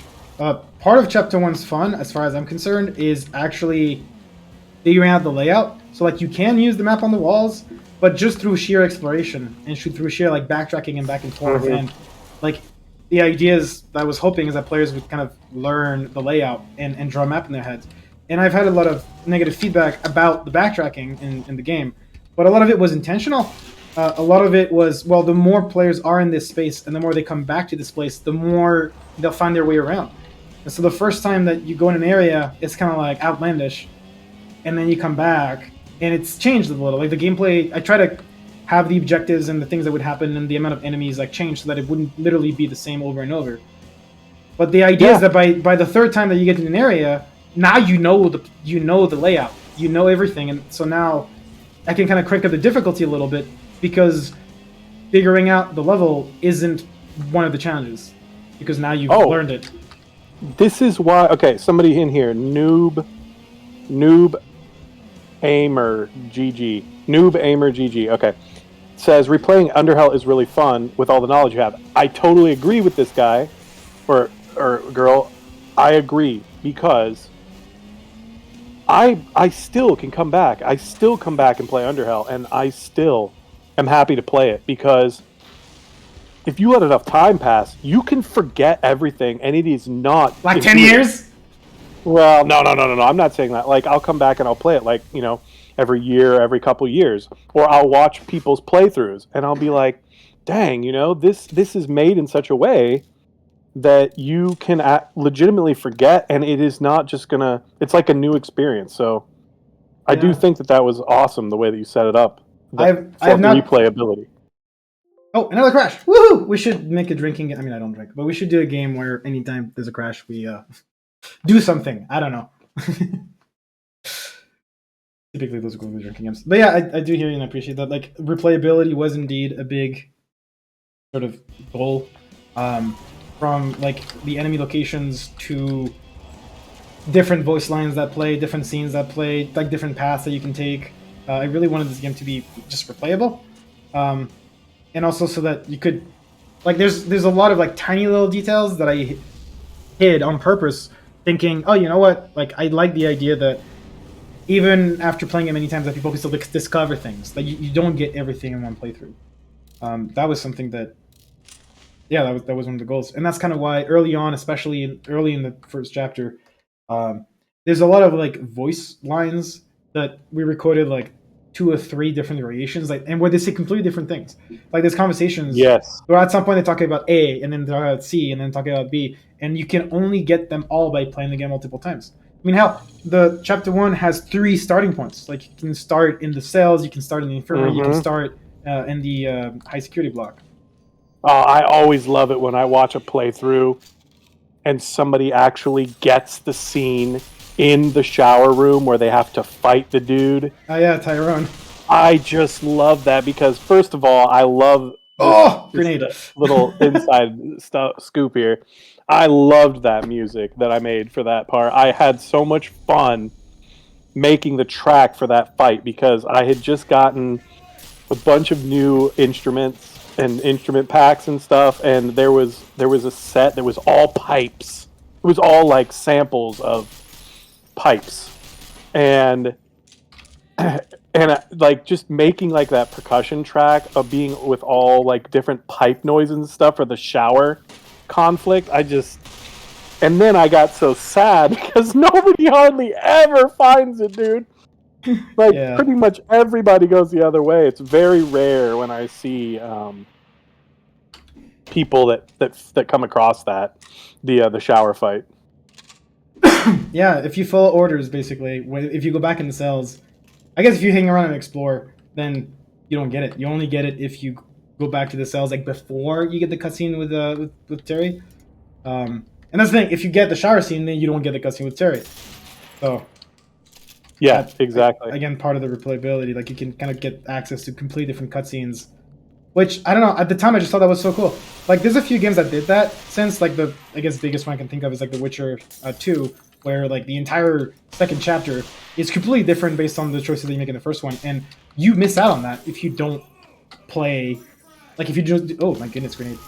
Like you completely miss out on an entire like level, and they did that a lot more, I guess, in some of the other games. Like they just don't care if people miss content because they want players to play the game multiple times. And I guess Baldur's Gate 3 is doing it like big time. Like you cannot experience everything that this game has to offer if you just play it once, and that's by design. Yeah, I think there are a lot of games that have transitioned into offering that type of feature, but I do think that it was really cool of you to add it in, or to think to add it in as a unique feature specifically into like a shooter game. like that. I think that's really cool and offers that level of replayability, which is pretty really awesome because it's caught on. I think a lot in the years since. Yeah, I mean, I think it kind of makes the game feel bigger. Like one, it's a little bit, it's less work. Like it's more work to do that. But what I mean is like the amount of content that you get is more than if you just added like one more scene, because it kind of encourages players to replay the whole game. So if the game is 10 hours and you have to play it, 3 or 4 times to get like all of it, like if you're a big fan, then you get 3 or 4 times the amount of content than if you just added like one scene that you get on the critical path, like on the main path. Agreed. It's extremely efficient. I think it is very efficient because I think a lot of times in games you build out these beautiful environments, these beautiful settings, and people see them once, and there's no incentive, right, to go back to these places. Unless the game is really good. Does this? The whole Dark Souls franchise does this really well. Yeah. I mean, they really incentivize you to go back, play it multiple times, experience these same locations, but with these different experiences each time.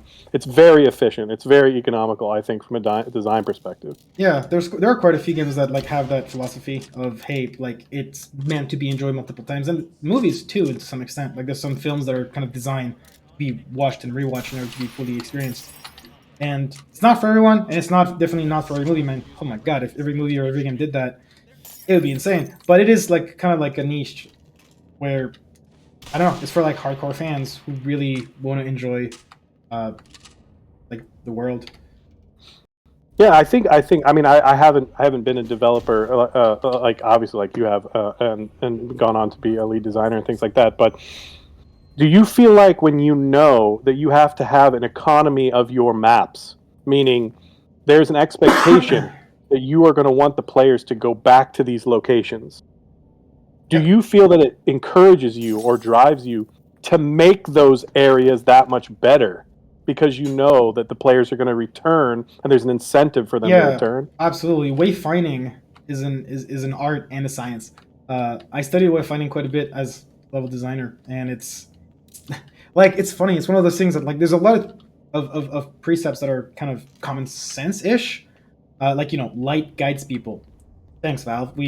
It's seriously like they kind of like emphasize that a lot with Left 4 Dead, but that's like one of the basics. But there's a lot of like wayfinding tips and tricks that you can use to just kind of naturally guide players. But the thing is, it doesn't work 100% of the time. Like there's a couple ones like players never look up, or whenever players enter a room, typically they turn to the right first. So you want to put things on the right after a doorway. Like there's just a bunch of like little tricks like that I try to adopt to make it more just accessible and intuitive. But again, it's not 100%. You can have all the wayfinding tips and tricks that you want. You can have all the lights and the guidance and the maps and everything, and there'll still be the occasional person that gets lost, and that just will happen. I'm seeing some questions. Somebody asked about Hammer. Yes, Hammer crashes a lot.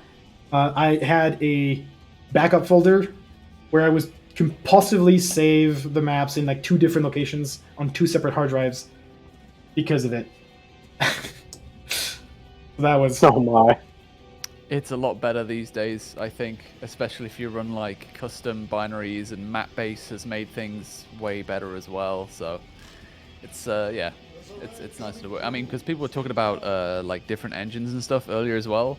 I was gonna say, as much as like old and jank Source is, it's still like such a quick way to develop in comparison to like Unity and Unreal. Like trying to convert Underhell into like a Unity or an Unreal project would take way longer than just making it in Source. Yeah. There's just so much you take for granted in Source Engine that you have to fucking remake in Unreal or Unity. You don't even realize how much of a big job it is to remake things in a modern engine. Yeah. Source. Source was really easy to adopt, like comparatively speaking. And I mean, there's a reason why the modding community for Source is still going. It's been like 20 years now. So. Yeah. Oh my goodness, might I not make this alive? Oh, I did. So, some of in the chat, some people are saying some interesting things here. Let me see here. First of all, they're saying that this section is fire. It's amazing. I remember how excited you were when you showed this. I remember how excited I was when I saw this. Yeah, this was just like me fully embracing the camp and the corn. Yeah. Everyone loves bullet time. Dude, the dual Berettas, man. I mean, it's just so It was how stylish, man. It's super stylish. so over the top on purpose. Like I think that's the only part in the game where it gets like this slappy. Action movie And- schlock. Yeah, Yeah. exactly. It was fun. I just had to. Like I was like, you know what? I just need something climactic. That yeah, reminiscent of like Max Payne and Fear that would just feel like a conclusion that after it's done you can kind of take a breath and be like, wow, that was kind of cool. Like a crescendo, and a climax. So that was it. Yeah. And I guess Chapter 1 has its own version of that with the minigun. Yes, it's true. And that, these types of things do kind of knit the world together, and I think makes it difficult to pin down. Yeah. So, like, you know what I'm saying? Like, it makes you ask all these questions like, okay, wait a second, what is real and what is not real? Like, what about Jake's life and experiences are actually real and what aren't? And I know there are definitive ways to pin this down, like if you know everything, like if you're the writer like you are. But I think this game is just prone to having a ton of theory crafting because That was also by design. yeah, you hint at things. Like people are in here are talking about light motives in the music. I never thought about this, but in a way, man, you have like light motives and shades that you introduce that echo back to other things that you have shown in the past throughout the game that make you start to question, wait a second, what is related, what isn't? And the story thematically has this really weird like sub level where you're introducing these various different light motives thematically in your story that make you wonder what are the actual real associations and what things are just imagined, and it's really cool. It's like it's very psychological in that way, I think. Yeah, I did want players to talk on forums and threads and exchange theories. Like that was by design. Like I didn't want to give all the answers just on a silver platter. There are some things that I'm still shocked positively at some of the theories that I read online. Sometimes people like get 80-90% of it, and sometimes they get like something off, and I'm like, oh, you were so close. But I just like the discussions. Like I think it makes the game feel bigger than it is. It makes the world feel like real when people are talking of it outside of the game space, and it's really part of the experience is to get people like to present people with a lot of dots and enough connections that they can sort of like validate some theories and kind of get excited. It's like a puzzle. It's like you're arming a puzzle and you're discussing it with friends. And because the game shows different scenes to different people, unless you play the game obsessively many times, different players might have seen different things.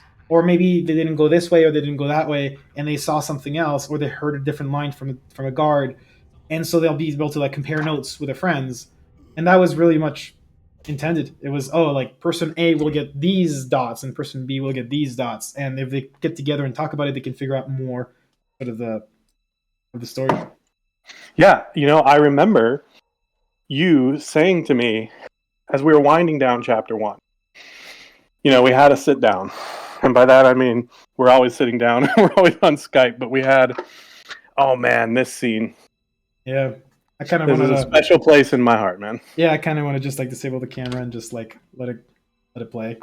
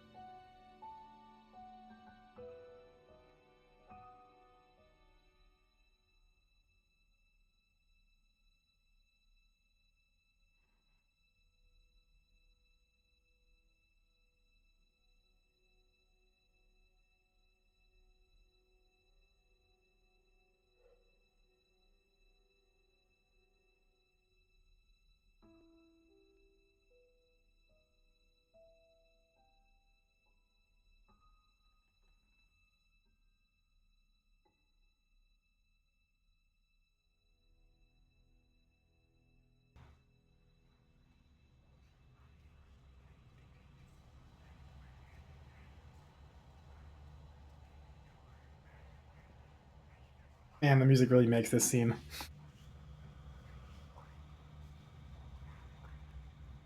Yeah, the man. the creepiness going in when she's not there anymore. Oof. It hits. It still hits, man. I'm just Oh, reading the man. chat. Somebody's like, "Wife gone, Wife gone. regret." The music really, really makes that scene. It's just so simple and yet. Think about wife. Miss Aphrodite, she had a comment in here. She said, "Did you write and play the piano music here? It doesn't sound like a synth digital piano." So I did write it, and I did play the piano here. But believe it or not, yes, it is a digital piano. It's a sample of a Yamaha Grand though, so it's a really good. It was a really good sample, at the time. So, oh man, that scene. I just it. Question: is the chat showing up in the stream for y'all, or is it just? Yeah. Oh, Yes, it is. thank you. I'll see if I can disable that. I just don't want to alt tab right now. I feel like it might crash. Yeah, I didn't know if it was like a preview thing. I'll just remove it in a minute. Wife Thank you, gone. Miss Aphrodite. Think Thank about you. wife. Regret. Hey, it's sick. I love that video.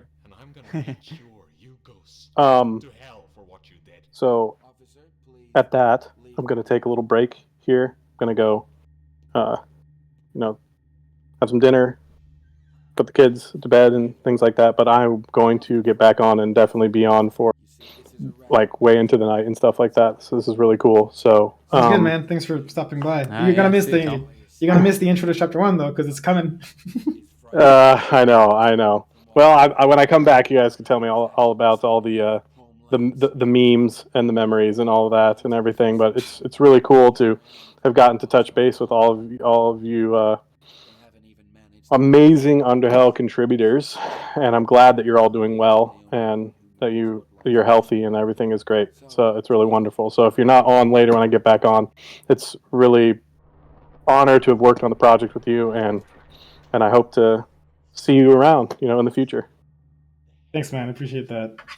You're talking like it's the end. The stream is just getting started. You could have kept that for your closing statement. Well, no, I'm going to be back. I just don't know who else is You going to have be to make a huge statement to say like, I'm super happy about this. I'm really happy to be here. I'll be back in 15 minutes. Yes, I get it. I appreciate it, Okay. man. No, I appreciate I it. am a nerd. I'm a big time nerd. Okay, all right. Bye, man. See y'all in a bit. All right, later. Talk to you in a bit. So in addition to that, I also I'm gonna go hang out with my wife for a little bit, but I will be back for sure. Yeah, sounds good, man. Thanks. Is there anybody else in the call right now? Or is it just you? I'm here as well. Me. Privy. Oh, hi, Sam. Yeah. I couldn't tell because you've been quiet. I know. You've been talking about so much. I'm just like, I'm just gonna let them cook. All right. Thanks, Charlie. I'll talk to you as soon whenever you're back, man. Yeah, see you, Charlie. Yeah, I'll be back soon. Cheers. Yeah, I remember when you were like, "Oh, we got a programmer now." And like when you're having that conversation, I remember that moment as well. Where you're like, "Oh, we have a programmer now," and it's like, "Oh, I'm pogging.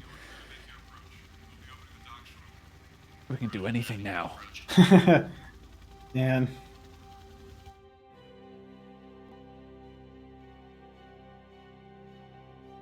Yeah, I remember ages ago you were talking to me about the future of Frank, or the non-future of Frank.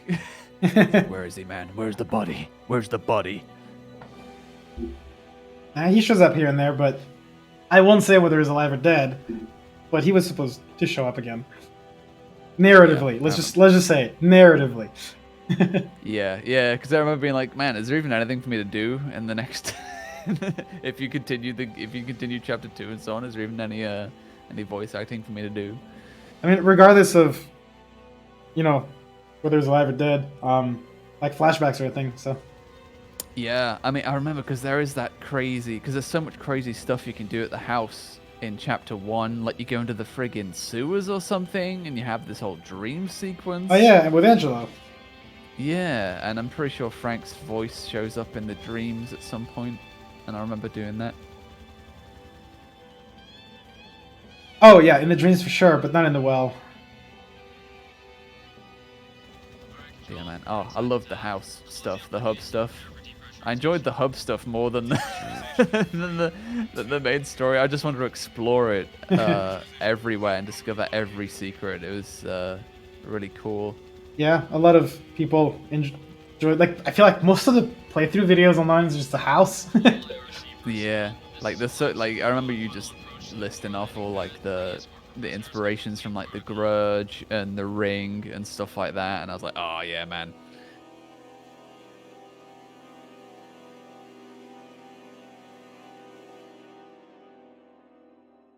Man, I feel like the music is like half of the experience for this fucking game. Hey, another crash! We've done it! Oh boy, it's always during loading screens as well, isn't it? It doesn't like Yeah. loading. It's memory related. Is it? Yeah, I'm assuming. Okay, let's see. I'm pretty sure it considered it done, and I fucking hope so.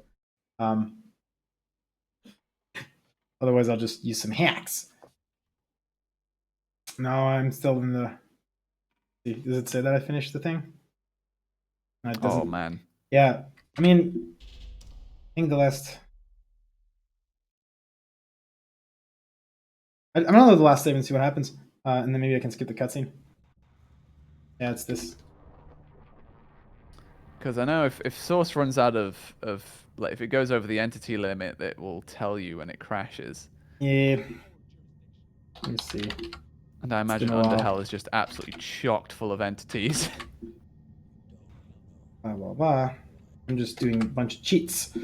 Because like I just wanna. There's a bunch of things that get saved, like little flags that get turned on when you finish things, just so we can play it through it like normally. Because I could cheat and just do the map, launch this chapter 1, but I would like to also do the house stuff. So I'm just, yeah, because you don't want to, break the logic. Yeah, and I don't remember the name of the. This is gonna be fun. Woohoo! Let's go. Fast forward, boys.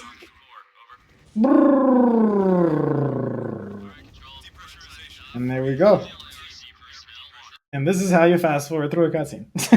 Does it speed up the audio as well? I wish. That'd be hilarious. Oh, it does in map based. Like if you're playing a map based mod and you do host timescale, it'd be like when it's going fast forwarding through shit. Yeah. There we go. I had the boiler in the basement.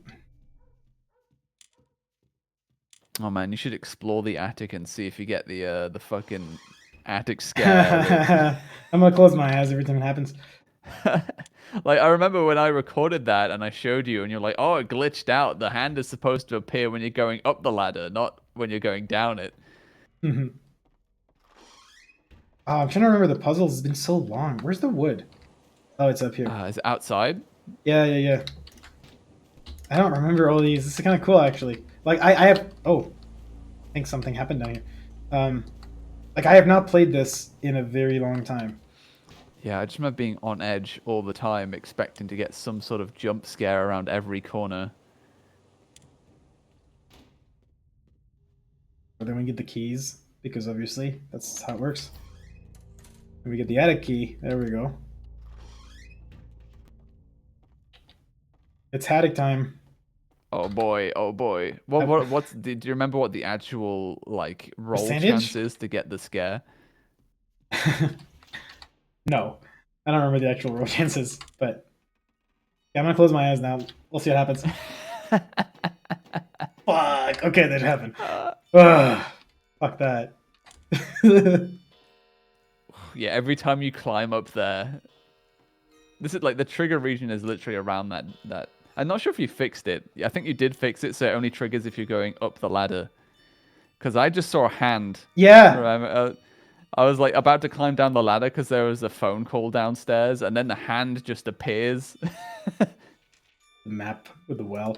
Yeah, no, it still does happen occasionally when you go downstairs. It's random. That's what it is. The well. I had the garage remote and the crow here. I just have to like grab them and toss them, and then they teleport to the table. So I'll just let it do that. Oh, is it gonna happen? No, it didn't happen. Oh. You know what? I like it that way. I'm just gonna close this. Let the sleeping dogs lies. I couldn't even pronounce that. Sleeping dogs lie. Music is still playing. Wait, can I just turn the fire on? I think so. Oh yeah, just forgot about that too. And this Oh, this map is ominous. Every time I see it, it's just like I know. Look, oh jeez. Oh, the fridge is open. I Damn keep it. like looking at that map. I just expect to watch something come out of the Move. well. Yeah, yeah. That's funny how culture does that to us. We've seen the same movies. Yeah, I'm pretty sure like around this time I was like not obsessed, but like The Ring and The Grudge were like at the forefront of my mind. There were movies that I'd sort of seen not that long ago, and I was like, oh, it was just reminding me so much. You just toss the remote near the door. It works. So many diary thingies. Oh, it got so quiet. Oh, right. The photograph.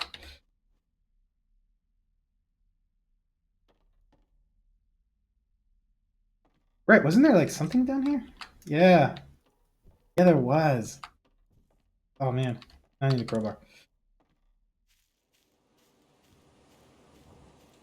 I think sometimes, like, things pop up below in here. Which is really creepy because that little window looks like that little window back there. So... Oh yeah. Oh, no, I don't like that. You're gonna see your wife in the window. I mean, right now I would have seen Jake just pop in and be like, hello. Oh my god. Like, what if I saw some Black legs Mirror shit. back there? Yeah.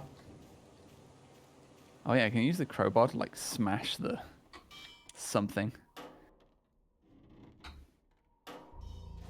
Yeah, this Use it to, use it to smash the vent. Yeah, yeah, yeah. This is the storage survival room thingy. Storage closet key. Yeah, Jake's a prepper. Mm-hmm. I mean, don't know if the house was like that when they bought it because they just moved in. Like they moved in like a week before shit went down. Oh, perfect timing. It do be nighttime.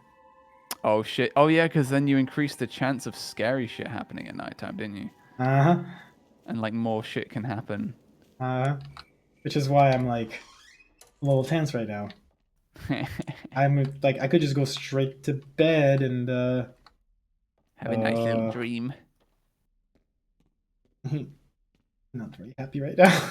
You know, if you ever decide that you're just like, you know what, I'm never gonna make chapter 2, have you ever considered just like doing a lore dump? Like, right, I'm not making it, but here's what would have happened if I did, and just like post explanations for everything. I mean, I'm stubborn. Like, I haven't given up. I know, and I don't know that I will. So like maybe I should just do something like in my will where like if I die, it just gets automatically posted online or something. Because I don't think that while I have a breath left in me that I will, say, okay, I'm done with this. There's always like hope. There's so many questions, man. Like, what's up with the wife? What happened to her? Why is she haunting? You know, there's so many things left unanswered, you know? Are they ever going to get answered? Who knows? I hope so. To answer your question, Hen, yeah, you knew me because I did a Nightmare House 2. Back when I was a YouTuber and I did Let's Plays on YouTube, I did a Nightmare House 2 playthrough that you really liked for some reason. I'm not funny. I don't know why you fucking... and you friended me on Steam, and we've just known each other ever since. You're pretty funny. And same with Yov as well. So I met Yov through you, I think. And we played Call of Duty together. And yeah, MX3, you played with myself and Hen and Yov, and we played Call of Duty Zombies. And I made that video of it a long time ago. Yeah, there's a video of that somewhere. It was a fun time. Somebody's breaking in. Oh man, we were playing fucking Uno all the time too. Uno? Well, it wasn't Uno, was it? It was the fucking bootleg Uno. Yeah, I can't remember what it was called. PopCap, bootleg Uno. Yeah, I just forgot what the Uno, fake Uno was called. But yeah, it was PopCap before it got bought by Zynga, was it? Something like that, yeah. Oh, those were the days. Oh, it's coming. Oh, there it is. Ah! Hello? I do not have ice cream. Go give him a kiss. Nope. I do not have ice He's cream. just lonely. Please go away, thank you. Yeah. So like the music for a lot of the like scare section, I don't know if you could call it music. It's like sounds. But I just remember saying Tom because he got that pack that he talked about with all the like the pipe sounds and a bunch of like just like really creepy industrial sounds. And he would just like send me experiments of him just messing with these sounds. And like they were sometimes they're like short, like 15, 20 seconds, and they were just like different sounds. And then I would just grab them and mix them together and try to do something like cohesive. And sometimes he would do that too, and we would just like just jazz. Horror jazz. Horror jazz. Well, we would just jam, right? Like jazz in the sense that it was spontaneous and it wasn't planned. It's not like he sat down and composed all the like those scary sounds. Like he just made a bunch of them and then we combined them and see what would work together. So like there's that, you know, like drone sound, like the woo, and then there's the sound of like doors opening and slamming, and mixing the two together. It's just nerve-wracking. Man, I want to go to a horror jazz bar. Yeah, I would so go to like a horror music concert. Just people like playing creepy sounds together. Hell yeah. Oh right, this shit. I remember the pattern. Crazy font on the wall. Oh, the shit with the red light. Oh my god, yeah. I remember the pattern. I think it's right, left, right, left. Yeah! Done it on the first try. Yeah, I remember this being excruciating. Yeah. Jesus Christ, Tom. What the hell have you been working on down there?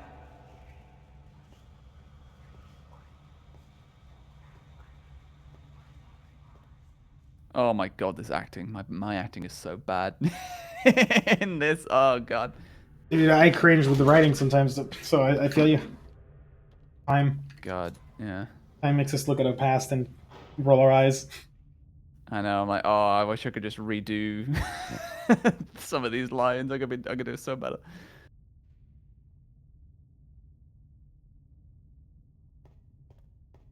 Which one was that one again? Oh, right, the crease in the water. What was the solution for that? I think you just move that up, put that here, climb up, then you push that one, and then you would just flip that up and hope that the platform goes underneath, kind of. And then you could use this to push the crate a little bit. Source engine physics! And then just stack them up. Ah. Yay, puzzle physics. Physics, yeah. And even to this day, Source Engine physics are like still the best for like puzzles.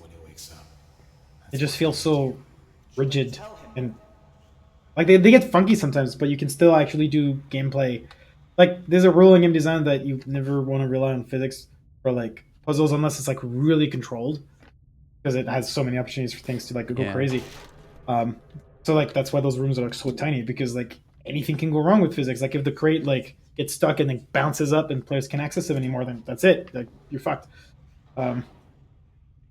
It's usually a no-no to like rely on physics for puzzles, but there's so many physics-based puzzles, but there's usually like a backup, right? Like if something goes wrong in the physics, like they either like respawn the physics object that you can get it back, or players can intentionally usually push a button to like reset the puzzle so you don't get. Man, this is creepy. Oh yeah, and the darkness, and it's just these things again. I remember like it's the same audio cue that plays for all of them, but Source Engine had this really cool thing where like it had an option for like the func train, which is like the entity to like move things on the line, where it could like change the pitch based on the speed of the train. Oh, what's it called? The Doppler effect? Is it something like that? It just changes the pitch of the audio based on how fast the thing is moving. And so I just had, it was like an alarm song, a sound, I think, like just like I think it was a Nova Prospect alarm sound. And I just like picked the box that made the pitch change based on the speed. And each of these lights are going at different speeds, so they just sound like sirens. It just, I still really like the effect. It's kind of mesmerizing and creepy. Where are you going? I have to go back, or they'll know it was me. Don't understand. What if something happens? How do I contact you? You can't. This is the last time you'll ever see me. Man, that is wild, Cyrus. For everything. Treating That's wild. I will. 10 years.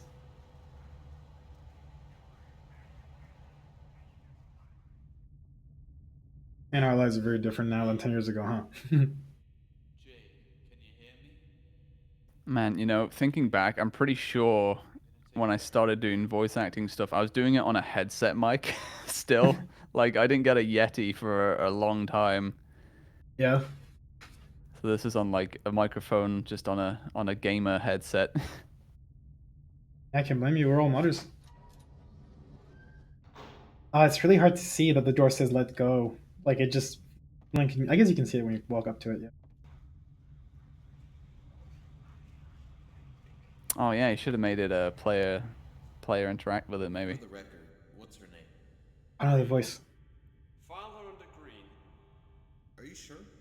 The mailbox says Hawkfield. Yeah, they just moved in. Mailbox was already there. Just put green on the form. Oh, I forgot about this detail too. Whatever you say. The implications of that line. Like, I want to talk about it, but I also don't. Just the implications. Like, why would they change the name? What would Frank change the name? The last name. Why? I mean, protecting something, right? He doesn't want something or someone found.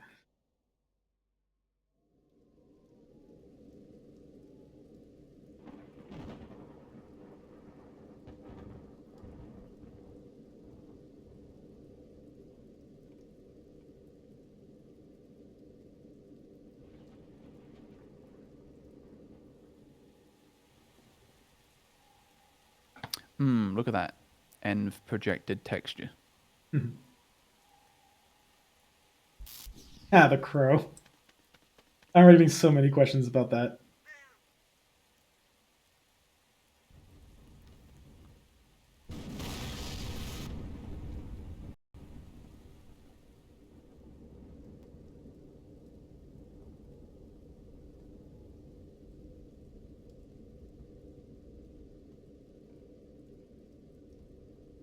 Oh, right, I need a flashlight.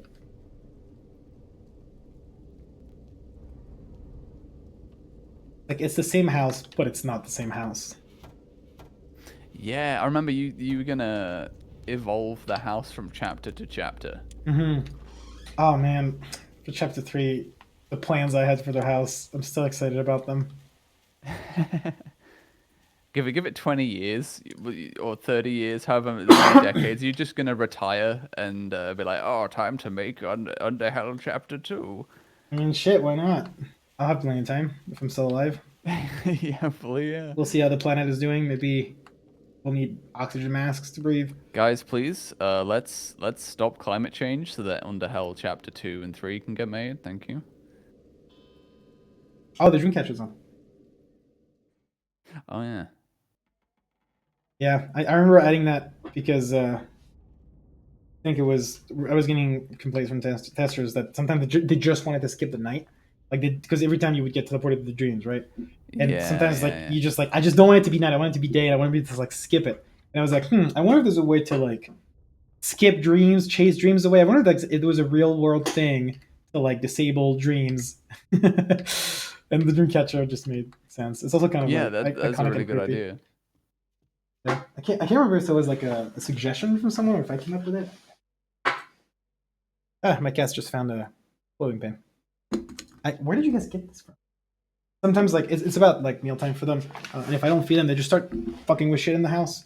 So like when I go upstairs, like there'll be like cabinets open or whatnot. It's kind of like this house actually with my cats. Like sometimes I just go upstairs and things moved, and I'm just like, I didn't leave that there. You go up in the attic and a cat paw just. I thankfully do not have an accessible attic.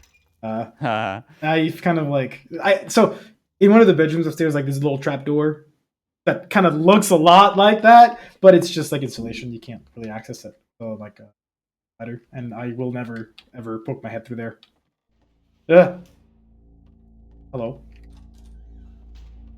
Yeah, I didn't get like any like noticeable Oh, scares. there's the one when she walks past the door. So yeah, obviously I'm on a delay. Yeah. Did her shadow just pass by?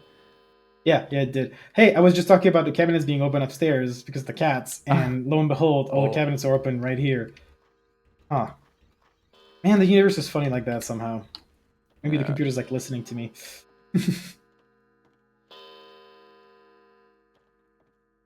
Alright, what was I supposed to do? I forgot. Oh, right, that's it. Like, there's no puzzle to do before starting the chapter. Oh yeah, because the well isn't next. Yeah, I mean, I could do the house bit now before starting the chapter, but I do need to go feed my cats real quick. Go for it. Yeah. I don't know. I'll entertain. I don't know. I'll answer questions about whatever I can answer. I'll just I feel like I'm safe if I stay outside. Yeah. Like if I stay outside, I should be safe. I'll be right back. I'll go feed the cats. Doesn't pausing the game keep you safe? I mean, sure, but I like to live dangerously. All right, awesome. Well, chat, I think it's just me here now, for now. Feel free to ask me whatever. If there's even anything interesting to ask me, I have no idea. I voiced Frank. I can't remember if I did any other voices for Underhell.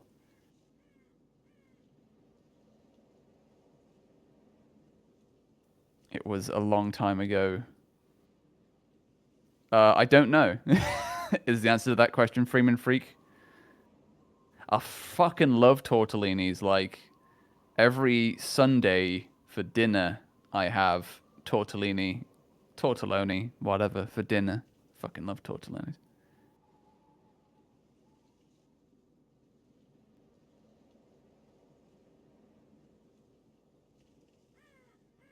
Yeah, so from what I remember MXC telling me a while ago about the houses, the house is supposed to evolve chapter to chapter, like getting more spooky. I'll put it that way. I don't know how much he wants to reveal about the house.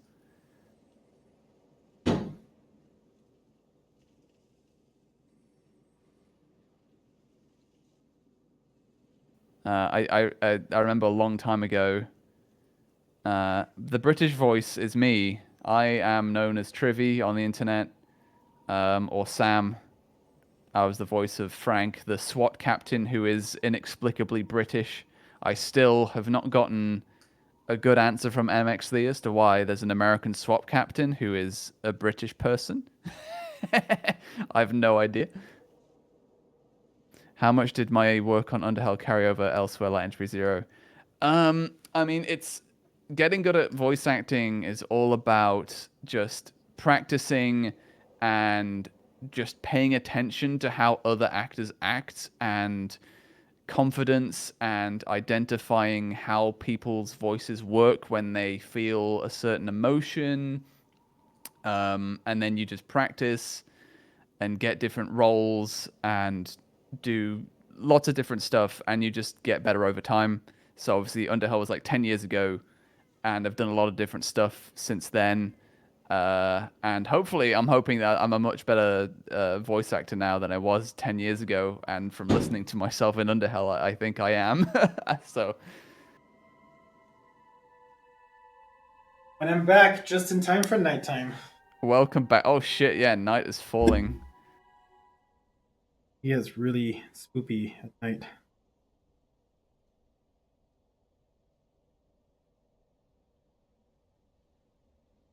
I was sort of asking the question, yeah, why a British SWAT captain in America? Why, what was your decision for making him British?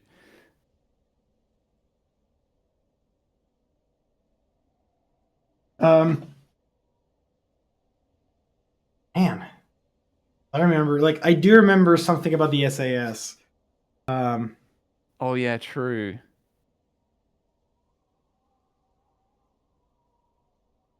That's a good point. That's a good point. I remember that Frank's backstory is quite complex. And we're back. Okay. Yeah, I can't even remember how I got the role as Frank because I was just an unknown voice actor at the time. Like I hadn't really done much in the past, so I can't even remember how I met you or how I got the role. I mean, I was an Not sure if you do. unknown developer. I still am.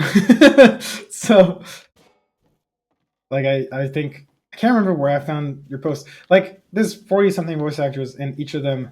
I think you introduced me to Joseph, didn't you? Oh, wasn't it Pirates, Vikings, and Night? Weren't you like working on that? Working on what? Pirates, Vikings, and Night, like the mod. No. No, so I that don't was think so. So that was Joseph. I think I met him through there then, because I vaguely remember that you and Joseph were connected, and it's not just because you're British. But weren't you connected with Bingo Bango? I don't think so. Or if I am, I've completely forgotten everything. Yeah, so we're talking like Half-Life 2 modding community, like 2004, like 2005, 2004. Like as soon as like Half-Life 2 came out, I immediately got into through it. Hen. It might have been through Hen. Oh, maybe. Because, yeah, Nightmare House 2 was before Underhell, right? Definitely. Am I right? Because, yeah, I met Hen through doing Nightmare House 2 playthrough on my YouTube channel, and then you two knew each other, so it must have been that. Yeah, yeah. Maybe, yeah, that's possible. So some of the comments in the chat are really kind. I appreciate it. Oh, it happened again. Creepy thing happened again. Did Frank and Terry serve together in the SAS? Loving the questions. Like, I want to answer, but also I don't want to answer. Like, I'm down to answer questions that could be answered through analyzing what has already been released. That I'm okay with, right? Like, if there's a way to find out the answers by yourselves just by playing the game, I'm okay to answer those because they're like available, right? They've been out for 10 years. I'm not worried about spoiling chapter 1 because it's been out for 10 years. But anything that hasn't yet been revealed or there's no way to know, like I would rather not answer just in case because I am a very stubborn person and I don't give up easily. There's a difference between like giving up and biding my time and trying to wait for the right opportunity for the stars to align. They haven't aligned yet. I know it's funny to say that after 10 years, but it is what it is. What's the next thing? We sadly do not play COD Zombies anymore, but you know, I'd be absolutely up for it. One day, we all get together, play COD Zombies again, like it's still. There's so many other games to play now. I know. Like now, there's freaking GTA. Well, actually, like a couple of weeks ago, like last week, like Mikey, Charlie, and I were connected because I was like, "Hey, I'm in the stream," and we've been playing GTA. That's a good game. Oh, I forgot about this. Yes, it is a good game. GTA 4 is amazing. Are you gonna get Payday 3? Of course I am. Oh. Oh man, I forgot about. Like I remember these are all like funk rotatings, and they all have a trigger like in front of them. And as you step in front of them, it rotates. It's such a cool little thing. Like to this. Yeah, this shit kind of blew my mind in Source. And this is just like front precipitation. I think it's the ash from episode 1 that's like falling from like the citadel exploding. Oh yeah. Yeah, and it was just like I could just kind of wanted movement in the scene. Like all of it was kind of like quiet, but the music was like it feels like snowfall, but it's not snow. It is not snow. It is ash.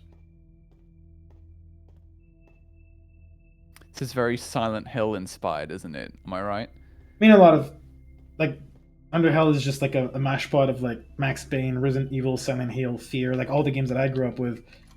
They're all inspirations, really. And yeah, because it's very rust and metal, which makes me think of like the overworld or whatever in Silent Hill. Yeah.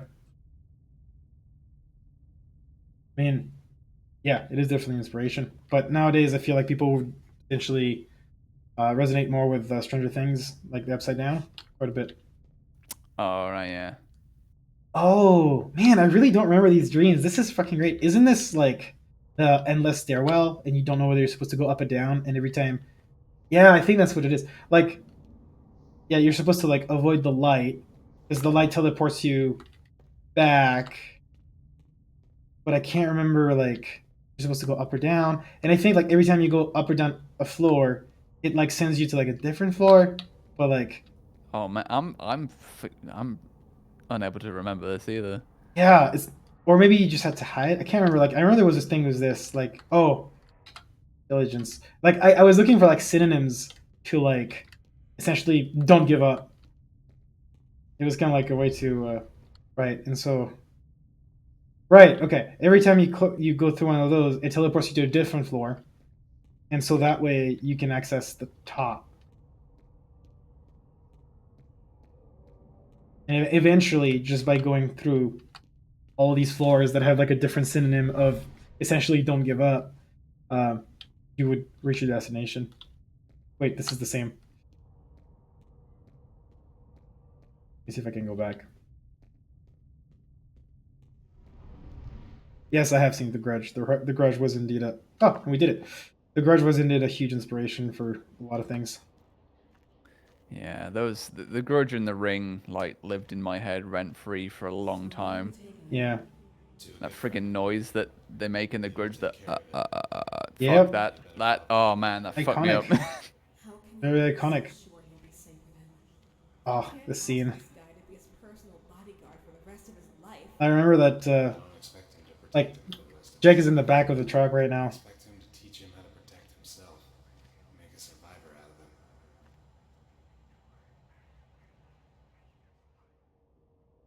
him. This was right after Tom got Jake out. But before he handed him to Frank, I think. Yeah. Chronologically, this is right before the scenes that you hear from the previous dreams.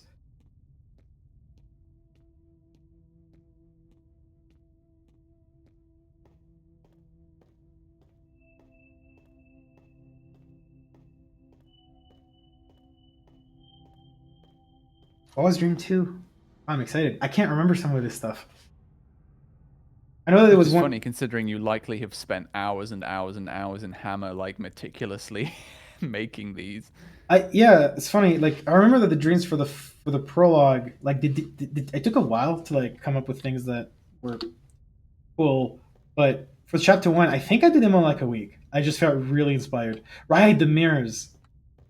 Yeah. I really. So I can't remember how it came up. I think it was constantly with Charlie, where he was like, "Hey, like the mirrors are basically like render targets, and we can render things in them that you don't have to render in the real game." And I was like, "What?" Yeah. And so you can have things that don't show up in the real world. And I was like, "I'm going to play with that. I'm going to play with that." And so then this is how you know that there's like a door behind you, and it's just I still haven't seen Yeah, this it's really done cool. in other games, but it is. I like it. Oh, what is this room? Stairs.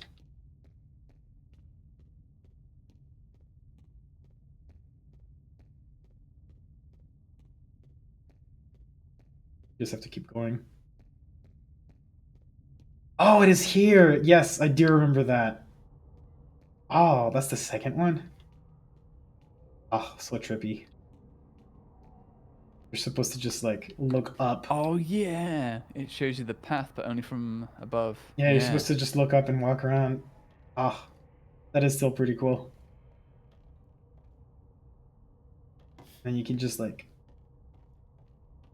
I'm surprised you got these mirrors working so well. Like people struggle to get like real-time mirrors working in Source to this day. Still, they're like hella janky. Yet here they Yeah. are, just working in 2007 Source. Yeah, it's a render target. It's the same thing that they use for like cameras in Half-Life 2. It's essentially like like when they show Mossman or like Alex like through the cameras. Oh right. Yeah. It's just really hate like because those things are like low res as fuck. Yeah, and they It's have pretty. filters, right? So they lower the resolution and they have filters, but they're pretty expensive because you essentially render the whole game twice, right? Yeah. But if you keep it like in a scene that's controlled and there's not a whole lot, performance is decent. And there's nothing here, right? Like this is just black and concrete and some lights. But I'm pretty sure that, like, if I were to show my FPS, I mean, hell, nowadays it doesn't matter anymore. But back in the day, like, yeah, like if the world was more complex, then it renders everything twice. But yeah, for this purpose, it worked great. And you can still kind of see if you like focus on the mirrors that they're like a little pixelated, like the resolution isn't 1:1, but it's pretty good. It works, especially because it's dark. So, who is this guy? Is he really that good? Right, they're talking about Frank. In the past, I don't know anyone better than him at what he does. Half of what he does is off the record. That sounds dangerous. Half of what he does is off the record. What we need. That tells you everything you need to know about Frank. He's actually Captain Price. Disguise. No, I mean, like, he's the head of a SWAT team, so we know that, you know, he can do like soft tactical situations, and you know, he's not no stranger to like violence and swift response. But then you hear that he does a lot of stuff off the record, which, you know, gives indication that he has another background. This is not what I would have wanted for you. I had plans, ideas, thoughts on how to allow you to live the life you never could. Forgot about those two. They kind of play randomly here in the dreams. And I think there's like 5 or 6 of them.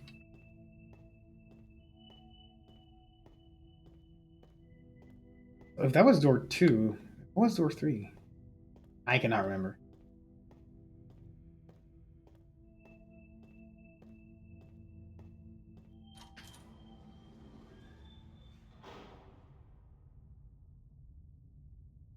Oh, that's bright.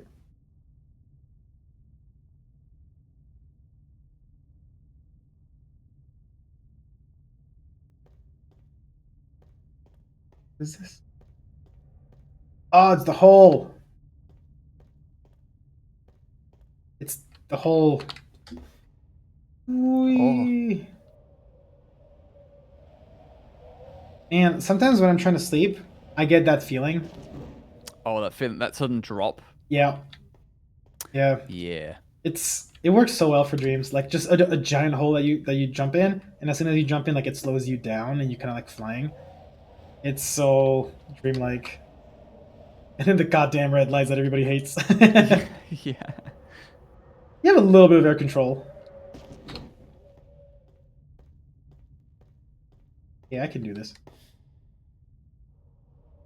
Oh. Yeah, it seems a little bit like it doesn't seem like you can move much in the air. It's a little bit. Yeah, a little bit. There's a bit of luck involved for sure, but there's only 3 or 4, so it's like a lot of the dreams are about perseverance. Like they're not complicated. They're not like difficult.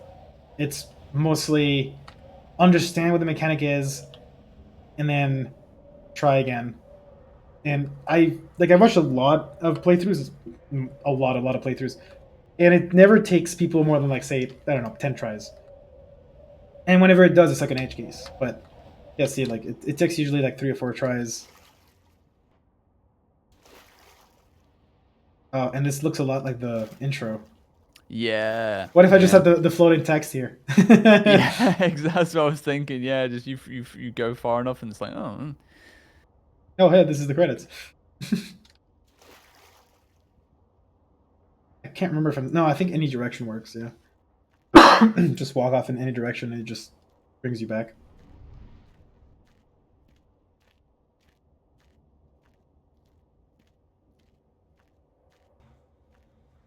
What we need? You want to put him in danger? The suitcase, Thomas. And grow strong. But if everything That was funny. Just patch the suitcase. be in danger in the first place. Hope for the best. Prepare for the worst. And the dog's barking. That's funny.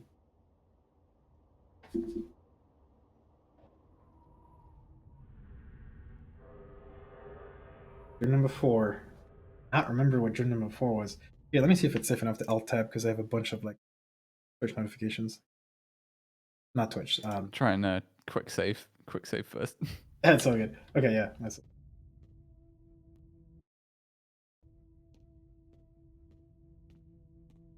What was dream 4? Oh.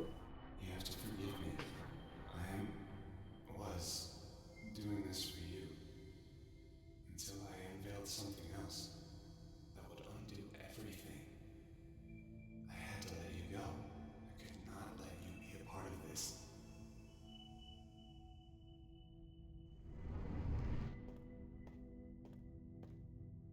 Man.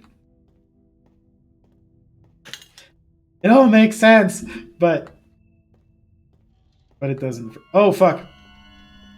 Oh, it's happening. Oh, it's happening. I need Oh, to you're find. getting chased. You getting Yeah, chased. yeah, I'm getting chased. I need to find a cabinet. Yeah, there is a hidey closet Yep. nearby. Yeah, I'm going. And we wait. Ah, there he is. Ice cream for ice cream. Get out. No! Ah! Man, what if he could just open the closet like in fucking Outlast? First time that happened, like it was a scripted event in that game. I think. I think. The first one. Yeah, the first one, and then that's how the game teaches you, hey, they can open the closets if you're not careful. But man, after that, it's even scarier. Like the first time that it happens, because it's scripted, it's almost like less scary. Like it just shocks you, right? But then after, when you know that it's like built into the systemic nature of like the hide and seek, that sometimes they will randomly open one of the things that you hide in, it's so fucking terrifying. I feel like you're never safe. Oh, that's what that one was. It's the mirror that you pick up.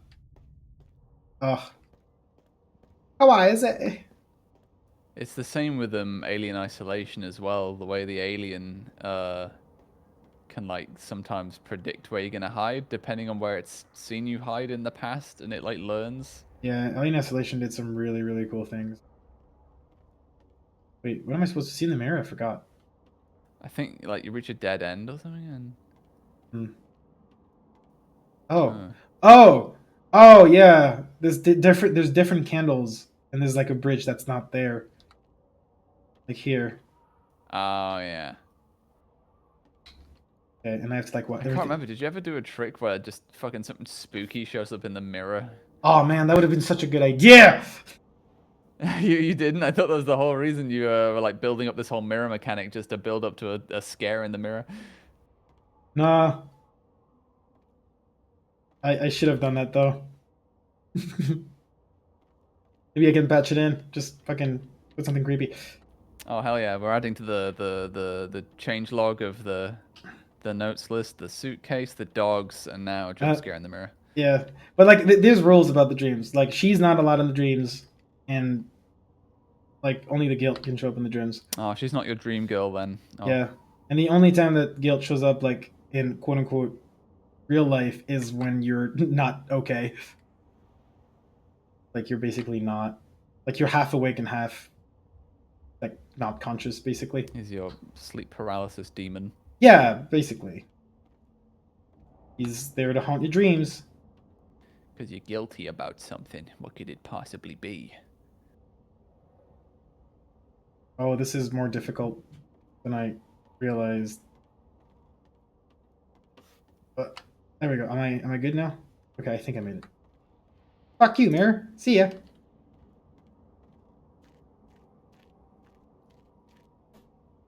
But I do remember like this clear like separation between where she's allowed to show up and where like it's allowed to show up. Like it makes sense. This is the guy. Doesn't look like much. Like for instance, she never shows up like in the chapters, like only at the end of the first one. I won't be long. Technically, the start of the second. Make the introductions and say goodbye. There are rules to the supernatural. Yes, I trust Frank with my life. I trust Frank with Jake's life. This is the right thing to do, even if it's the most painful thing I'll ever have to do.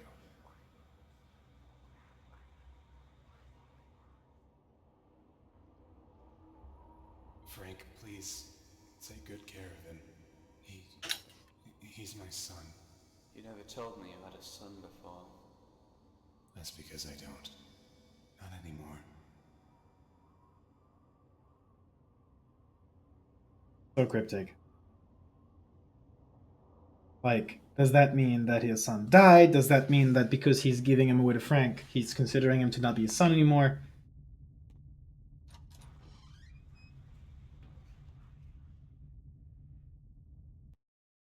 Way, we got a crash. Wake me up inside. Did you see that video where it's like, "Wake me up before you go"? But then it switches to that halfway. Yeah. Drink. Oh my god. You know what? If there's anybody, no, I'm not gonna encourage people to drink. No, I've already been drinking tonight. I was in VR before this and partying. What? Oh, that's the axe. Why is it glowing? Axe is glowing. Calling me. Oh, I think that's a bug. No, I think it's because I opened the closet and didn't pick it up, and then it didn't see that I picked it up. It's supposed to either teleport to the table or not glow anymore. Wait, maybe it's because I crashed them, because I pretty distinctly remember breaking the... Oh, I did break the tree. Huh. It's a bug. Oh well. wasn't there like a super like rare chance for the bathroom to be unlocked and you can like, go in there and something happens? Yep. Yeah, that is indeed an event that can happen. Oh, can't you get to the well now? Because isn't that the Yeah. tree was the only thing blocking you? Yeah. I'm trying to remember where the shovel is. Was it like to the side of the house? Or wait, was it in the playground maybe? Where was the shovel?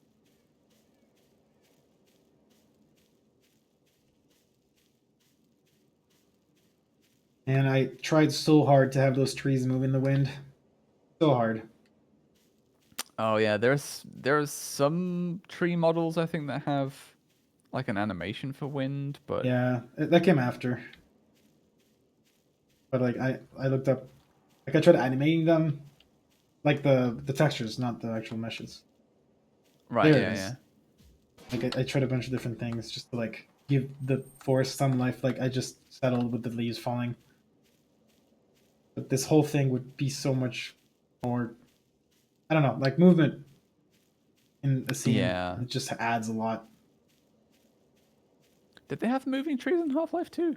I don't think so. Like maybe in the episodes, but I can't remember.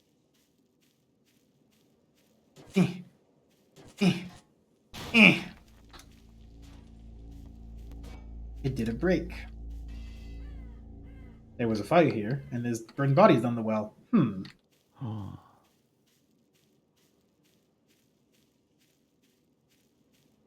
need to go get the crowbar. There's so many details that I've just completely forgotten until this moment. Same. And that's why it's part of why I wanted to do this stream is really just for myself to play the game. And I was like, well, if I'm going to play the game again for the first time in I don't know how many years, might as well just share it with whoever wants to play the experience. Why not? Those crows, they're flying like in a perfect straight line. Ah, well. Oh yeah. Yeah. That was also like another nice touch is like the birds that fly in the chapter, like the prologue house, they're like the seagulls. Essentially, they're just like white looking regular birds. And then in chapter 1, they're only crows. Like there's no more like, I mean, not that crows are not regular birds, but you know, they're spooky. They're like supposedly like allowed to travel between life and death. There's a bunch of things with the crows in the afterlife. Right, the flare box.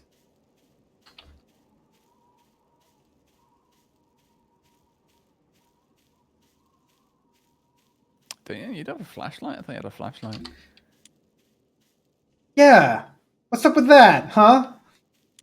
Maybe a reliable light source in the sense that, you know, like it runs out of batteries. But then like the flares, like that's more reliable. That's worse. Oh well. I don't know if I want to like do the well right now. I don't know if I'm feeling it. I can't remember what happens in the well. Things, but I might start chapter 1. I just like the intro to chapter 1 is, I feel like still such a cool scene that It is cool. I would have wished more people were here, but it's okay. Andrew Probably going to Roberts. stick around until the top of the current hour and then go to bed. Yeah, what time is it in the Europe land? It's 1:45 in the morning. Talking about the well. Oh, We hi. were. Mikey just spawned. Welcome back. Go on. Yeah. Mikey, I'm at a crossroads Uh, here. I could either start chapter 1 or go do the well. I just walked in the door and I saw the chat and I saw you and I just heard you say like, "Oh, I'm not sure about doing the well yet." And I was actually just about to go do something else. I thought, no, let me check in.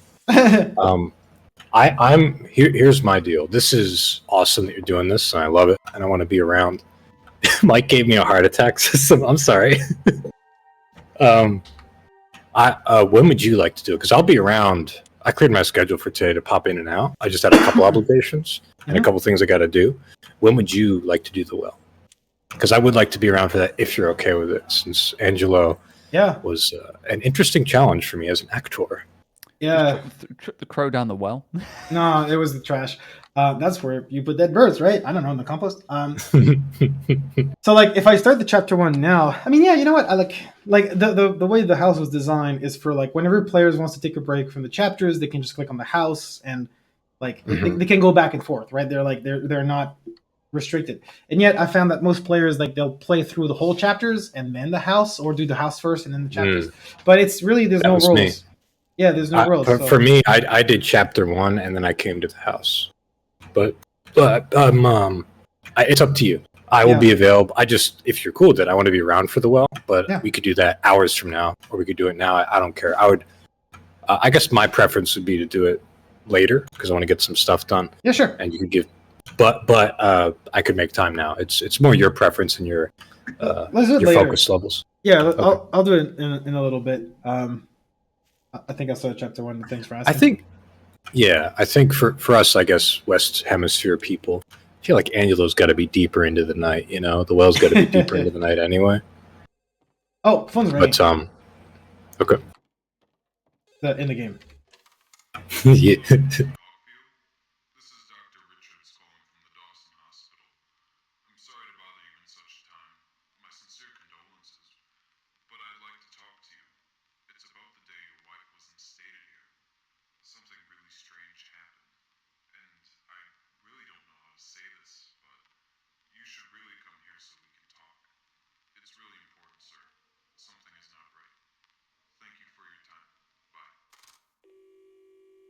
I like how some of the phone calls, they're just like jokes, and then some of them are actually like pretty important.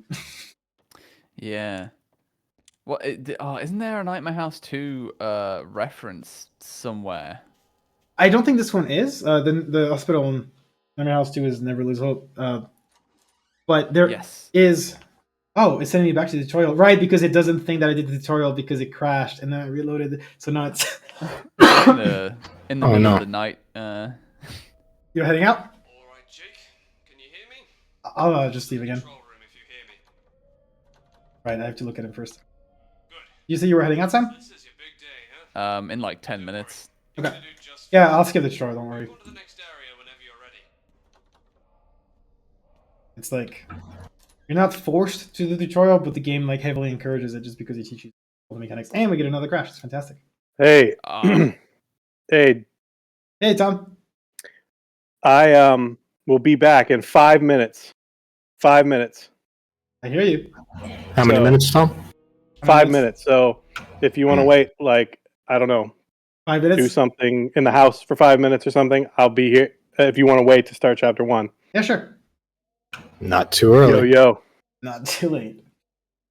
You know, I actually use that sometimes.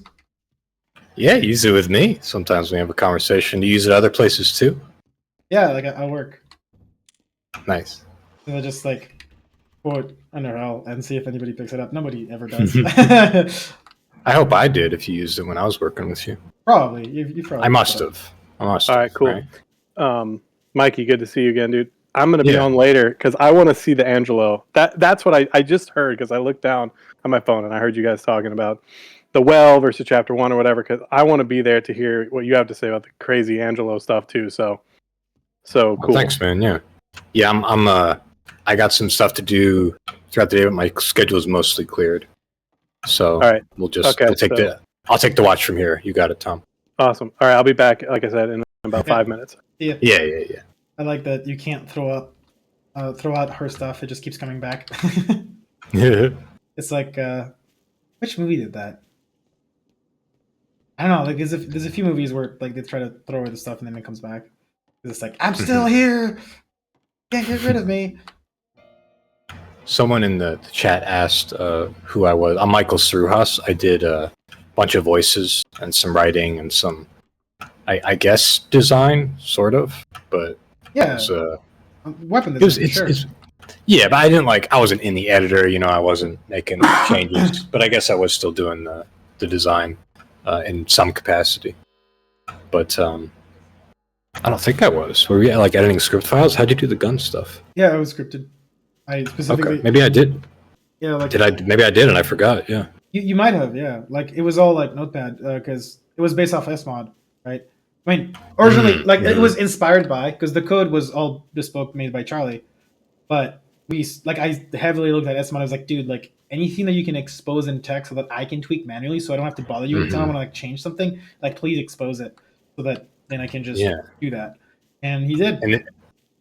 And for people watching, this is a classic thing that designers ask of engineers. Is like, oh, I don't know how to write code, or at least not well, Mr. Engineer, Mr. Mrs. Engineer, person engineer.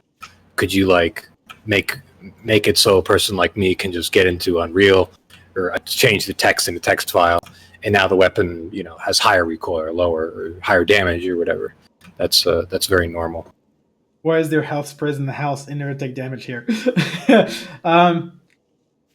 You might take damage here, but I think sometimes you could take fall damage or get hurt by physics. But there were plans for the Chapter 2 and Chapter 3 house that the house you could actually take damage. But then if you would die, you would just wake up in the bed. But the health spray was there just for that. I also forgot that this side of the thing was here because I do remember there was an access to the power plant from the house, but this is where it is, right? And that was the entrance for the Chapter 2 house. That's the power plant. That's what was going to be explorable. Oh, my cat's going crazy. Hey, I remember that. Oh damn! Is it not actually? You can't actually get there then. No, no clip. I mean, you can at the end after the well, you get pliers. You could cut through the fence and it opens a hole, and you get to the tunnel, and then it stops there. And then the idea for Chapter 2 was that the tunnel was open, and then you could just walk through the power plant and explore the whole abandoned power plant.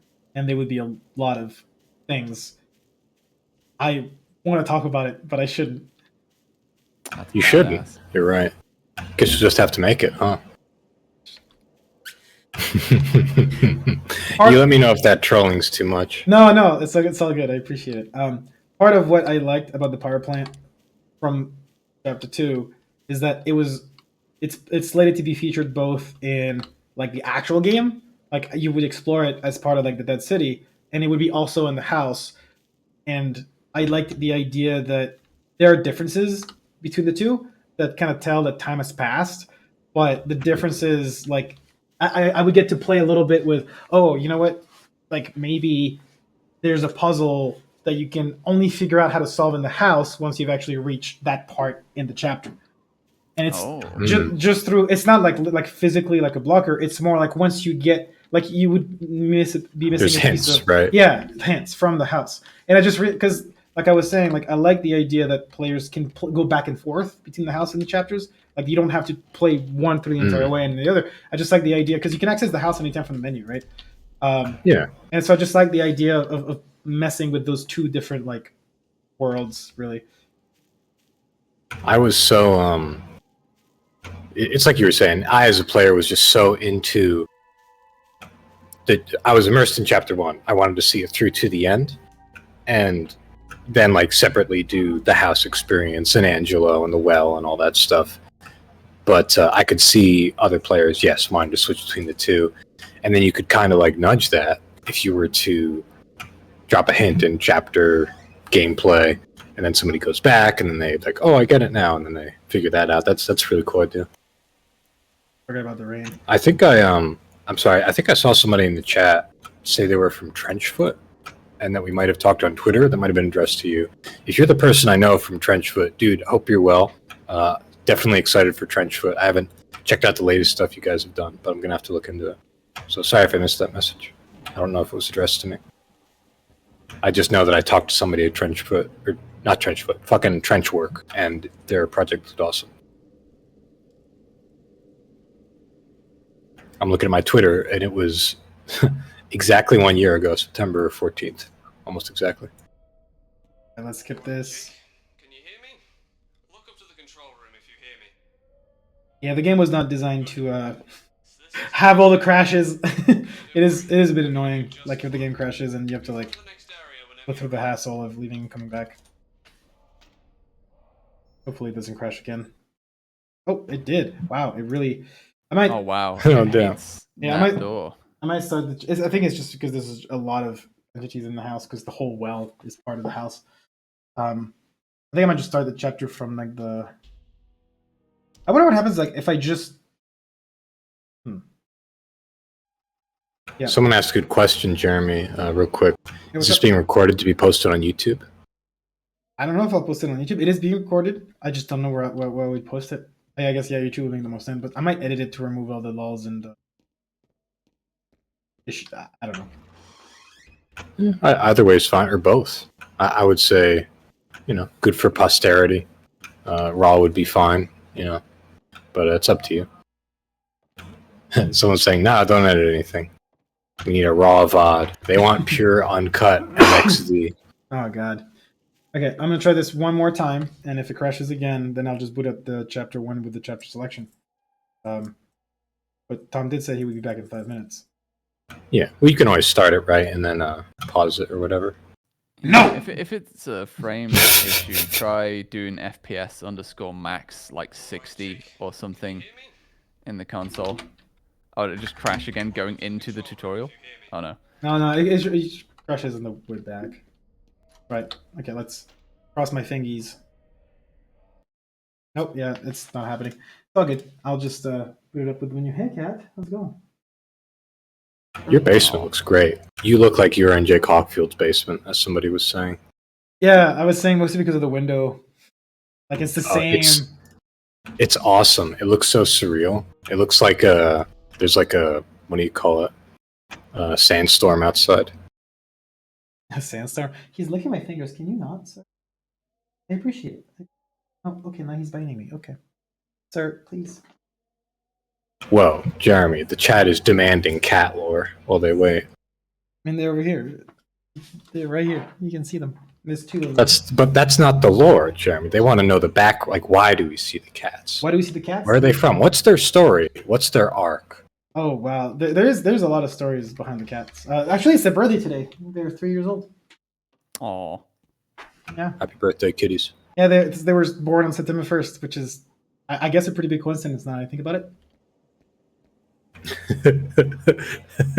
That is interesting. Let me see if I can, like, Fire tutorial. No. It's okay. I'll just, is Tom back yet?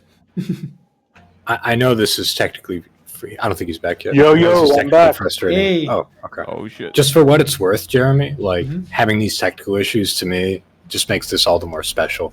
I know it's annoying, but like I just feel like it reminds me of development, right? Yeah. And like QA, because I did a good amount of QA testing. I think it's something that I jumped into. And I just remember nights like this, basically. It's true. Yeah. All right. No, and it's like a reminder that this is a mod. I mean, it's crazy. You can forget for a second. It's times you can forget it's a mod, This is truly, that's true. And you're all here with us, dear viewers, experiencing what it was like for us to just deal with crashes and shit. I mean, it's a very authentic experience you're getting. True dev stream. Still deal with I have them. a feeling that the FPS thing doesn't actually kick in until the map is restarted. So the fact that you've crashed and come back, I mean, can you tell that your FPS is locked to 60 right now? No. Let me see if does it save the vertical sync is off? No, it's okay. What's the command nat_graph1 or something like that. The old school. The FPS isn't locked, but I might start the chapter from the menu. But when I do, I might turn off the camera for the scene because I think it's. Hopefully this doesn't crash. And we shall see. Dang. All I'm saying is thank you, everybody, for still watching. We're still at almost 100 people in here right now. Yeah, It's wild, man. That's awesome. Oh, how about that? Wait a second. Pressing on chapter 1 doesn't start the chapter, it starts the house. Well, it starts the chapter 1 version of the house, and then you have to go Yeah. out to the truck. Yeah, I mean just at the front. But the problem is that every time that I try to go out the front, it kicks me into the tutorial. But every time I come back from the tutorial, I crash. Yeah, I could. Oh, no, we can't access chapter Wait, 1. I mean, okay. no, I mean I can. I could type map US chapter 01. But does it crash every single time? I wonder. Well, okay, so somebody brought it up now. I remember how FPS Max works. You need to essentially do disconnect in the console, and it takes you back to the menu. Then you can do FPS Max 60, and it will actually lock your FPS to 60, and then maybe you won't crash in loading screens anymore. Yeah. I will try that. Like, I don't know. I'm a stubborn son of a bitch. That's Yeah. true. Let me leave! Right. Miss Aphrodite says, Yeah. of course we're all here. Underhell is such a special game that truly resonated with all of us. Alright, I'm gonna do That's map very nice. US chapter 1. And I'm sorry, is that I'm loving all these comments, by the way. And yeah, Tom, thank you for mentioning the ones that I know I'm missing sometimes. Yeah, is that well, Dune we're Jumper? both catching them. Dune Jumper, you're such a fixture in my ModDB browsing experience. I love always seeing your comments. I love seeing the avatar with the hat, and I love how I feel like you always have something positive to say, and I really appreciate that. Just want to let you know. Aw. I'm not one to like leave comments anywhere really, but I just want you to know I've always read yours because I'm a big mod dork, especially with Half-Life. I've just always appreciated your comments, so just know that you're noticed in that way. Aw. That's awesome. That's one thing I like about you. It's Dune Jumper, right? You know the hat I'm talking? What's that? I was just saying, one thing I appreciate about you is just how genuine you are. Yeah, it's a pretty shitty fucking world out there, right? So we gotta, bring up the positives when we can. Mental health, happiness, these are all resources, Sometimes we gotta force it. And I so appreciate people who go into the forums and have so many meaningful and helpful things to put in there. It's like, I always think like, man, I don't understand how these people can just keep commenting with such quality stuff into the forums and into the comments all the time. Because I don't feel like I comment a lot on things. Like me neither. I never have a ton of what I would consider meaningful stuff. But I look at people's posts, it's just like, dang, this is like well researched. It's just amazing. I'm going to take this opportunity to take my leave. I'm going to go to bed. I'm very tired. But Alright. yeah, it's nice hanging out with you all and looking over this game we all worked on many years ago. So yeah, it's been awesome. I'll see you guys around, hopefully. See you, man. Yeah. Really great See you, to hear All from right, you. have fun. Thank you for hanging. Let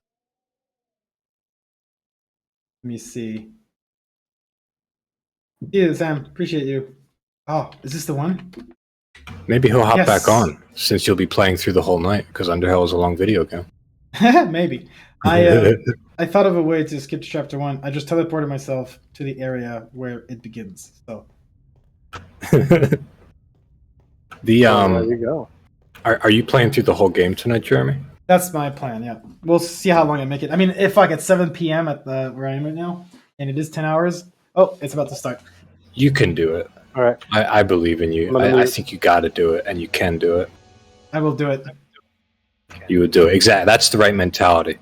We're here to support you. Do you want me to order that pizza? This is a pretty important event, dude. It's a decade, and the Roman calendar says that this 10 is significant, right? And look at all these people watching.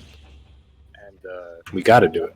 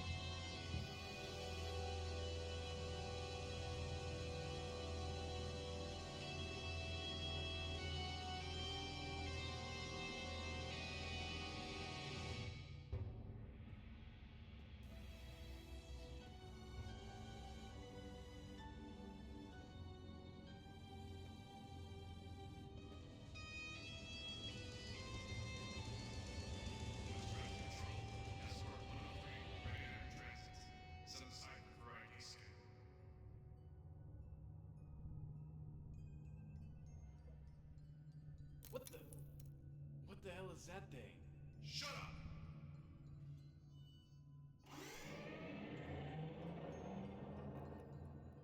Follow me.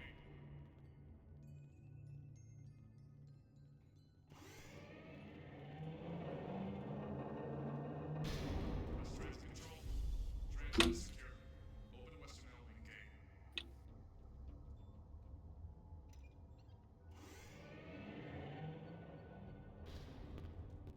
Sorry. Epic. Yeah. Still, I saw a request to turn on the game volume a little bit, so I'll do that. Yeah. Let me know if it gets too loud.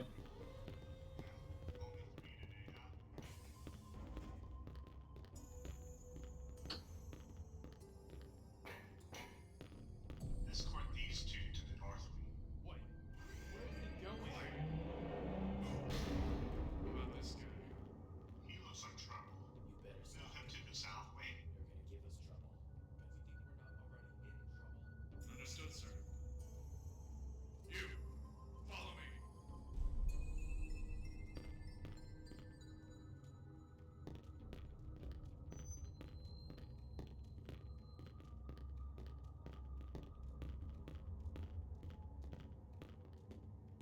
Take your clothes off and take a shower.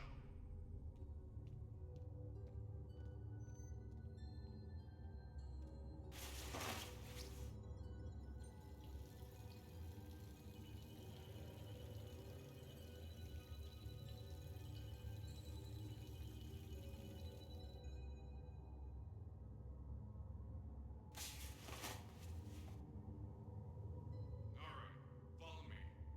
Don't fall behind, don't walk around, and don't talk to anyone, or my friend over here will be happy to fuck you up. You got it? Alright, this is your last warning. Fuck off.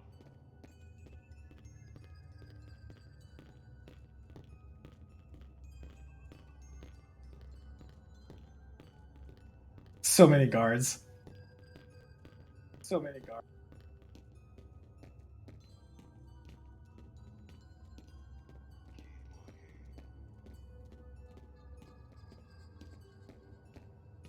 Should we turn the game volume up, you think? I saw somebody make a comment of that. Yeah, I did turn it up a little bit. You think it's better now? Let me try it again. What does the I chat think think? it could be a little bit louder. I still think that the game volume could be louder, Jeremy. I've got my Twitch at Sure. max volume and it's still pretty quiet. Okay, I'll turn it up a little. No problem. Here's the sign that check. Yeah, in the chat, please let us know if the game volume is okay.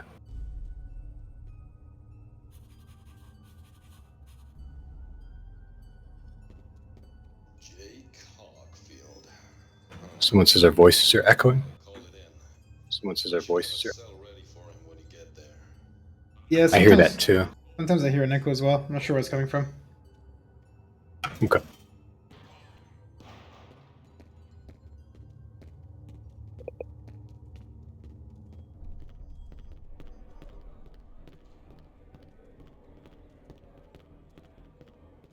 Oh my god.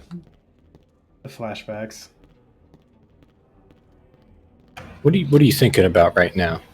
What do you feel right now? I just remember that as soon as I released the prologue, I started working on this area. That was the first thing I started doing in chapter 1. Yep, I remember that being the first thing that I saw for sure. I was just staying quiet there because I didn't know how far you considered the intro sequence to be, whether it was just like when he came out of the helicopter, if it was like this whole third person time, but there's a lot of conversations here. Like, it's like blink and you miss it type conversations. There's so many characters and scenes that are playing. I guess people are still saying that the game is very quiet compared. I think you need to maybe go into your Twitch, actually, your Twitch settings.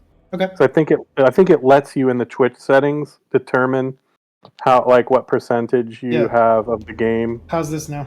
I cranked it up by 10 decibels. I'm testing. I'm talking as a test. Hello, hello.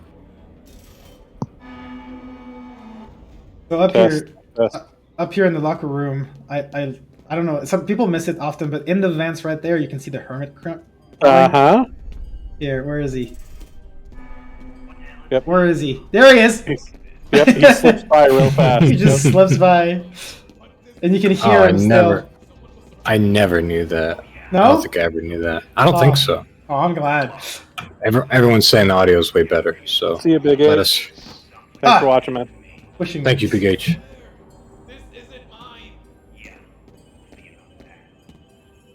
I do actually have to go for a bit, but I will be back. Okay, man. Cool, man. So you keep at it. I'll definitely be back. I just have to go do some stuff.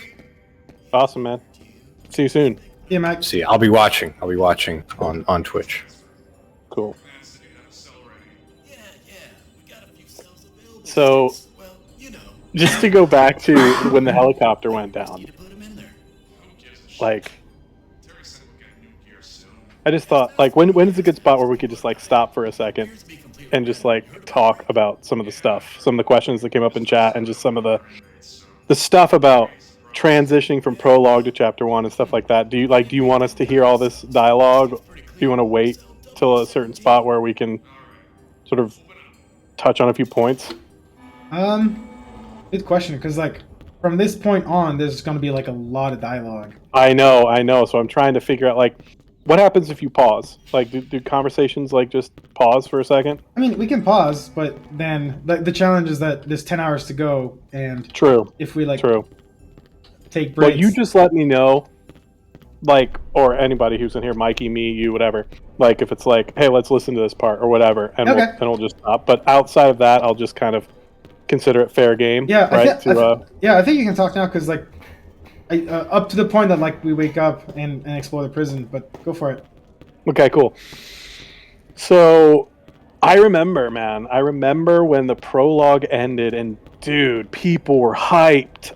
Didn't the game have like hundreds of thousands of downloads on the prologue relatively quickly, or was that only through once chapter 1 was released? No, that was only chapter 1. I think the prologue had about 10,000, but that took like a little bit. Still, it took like maybe 6 months or so to get to like 10,000. And 10,000 was for me like a big thing. Well, dude, whatever it was, it felt like hype, dude. Because I remember prologue landed, we were hyped. And we were just getting straight into chapter 1, man. There was like hardly any break. Yeah. I remember you being like, hey, I'm already working on this cantina. Listen to this, man. It's going to be a giant prison complex. I mean, I just remember my mind was blown, but I knew that it was going to be huge. I had no concept of how huge it was going to be. And I was just so excited. And I remember the first thing that you said to me when you were like, we need to have a new theme to complement the main Underhell theme. And I was like, all right, what are you thinking? And you were just like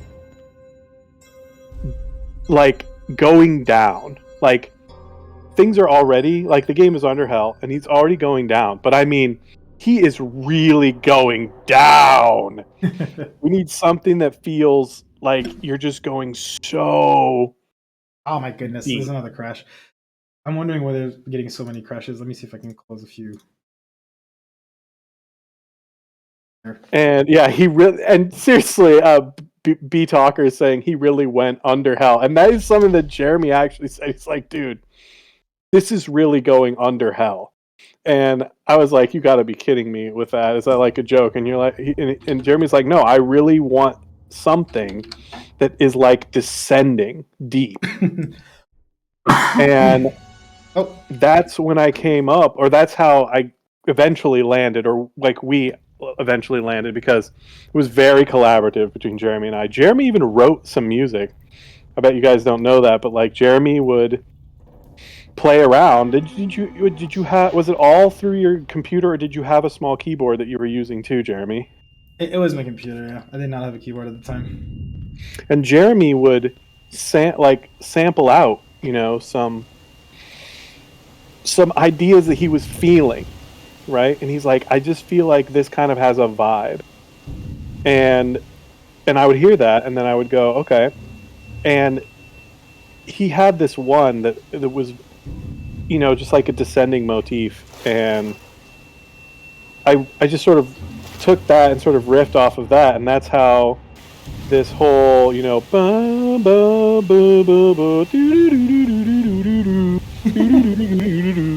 that's how that descending sort of motif came in, and it works so great in counterpoint with the and it just kind of clicked, and it was like, yeah, now we have these two themes, they interlocked, and yeah, it all just sort of came together from that. Now, I had not seen the helicopter go down. I had not seen what was going on in that situation. I hadn't seen the scene. It was just sort of coming up with those themes. And then when I saw the scene, I was like, what? Third person? This is going to be a third person game? It totally caught me off guard. So I saw people in the chat being like, at some point, can we discuss third person? Like, what is that all about? And I want to ask you, like, yeah, like, what is that all about? Because I loved it, dude. It looked so stylish. It was cool. It took me, like, into a different place when I saw that. I mean, what was the motivation behind that? It was to, yeah, get you out of your comfort zone, like surprise, and like one, it's atmospheric.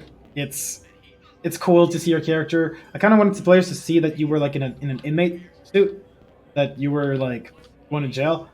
But yeah, a lot of it was to make it more cinematic, so that it would feel like you're seeing like an intro. It's like a scene, and yeah, I still think it works. Like it's a strange stylistic choice, but and I think it's the only time that it happens. But I still think it's good. It is good. It is good. It gives a different perspective, and it totally. It was a way to create a feel of a cinematic that you could still have control over, which I think was cool. Rather than just, you know, having a camera and just following them around and just turning it into a straight up cutscene. I think it was cool that you shifted that point of view so that it still felt cinematic, but players still had control. Yeah, I'm a big fan of playable scenes. Like, I'm also a fan of cutscenes when I'm trying to like tell the story that like I want players to see specific things, and I use cutscenes. But I like these. Like, I can look around and see what's going on, but I can just leave. Yeah. Yeah, exactly. And there's so many of them. Yeah, I remember when you showed me the cantina. Yeah, this is the part where they said that he has metal plate in his head, isn't it? Wait, no. No. Well, maybe the next line. No, he's just saying that they're super violent. I think it's another scene where he says that he has a metal plate in his head. Like, it's the same guards, but it's like a different scene. But I knew it was going to be... When you showed me the cantina is when I knew it was going to be huge. And then when you... Dude, when you tried to verbally explain the core transition system to me, I was so lost, bro. I was so lost. It took me a long time not to be lost. There it is. Once I played it. He has a metal plate in his head. Yeah, it is big. And yeah, you're right. Just Kate. It was. It did verbally explaining the core transfer system is almost like trying to, I don't know, verbally explain, you know, I don't even know how to wire a jet engine or something, you know, like it was just, I was just lost. I mean, it's an airlock system. You close a door, you open another. Yeah, but I mean, as you were describing, like, well, look, they're going to have to figure out how to get the power, and they're going to have to transfer it through here, and they're going to have to go from this core, and they're going to have to go up to another level, and then that's going to lock this and that. And I just remember thinking, like, this is going to be huge, bro. Like, you ready for this? Like, who knows how long this is going to go on? Like, who knows how long? So, like, I'm on board, and I want to do this. The funny thing is, the base was originally going to be 10 floors, and then I cut it in half to 5. I think I made that decision once I started looking. Like, before I made the levels in 3D, I made the layout in Photoshop of the floors. And I kind of had a pretty good idea of, like, the order. Like, I wanted to start at the bottom and to, like, climb your way up. And I wanted it to the jail had to be the bottom for sure. And then after that, each floor was like a little bit thematically like less and less oppressive. Yeah, because it was it was getting more and more administrative the higher you go up. Yeah. Hey, look, it's Brian. Okay, so anybody in the chat that doesn't know, yes, I did do the voice of Brian. I did the voice of Junior, his brother. And the Hermit, yeah. And I did the voice of the Hermit. Man, I loved Brian. Yeah. I love these brothers. I just love these guys.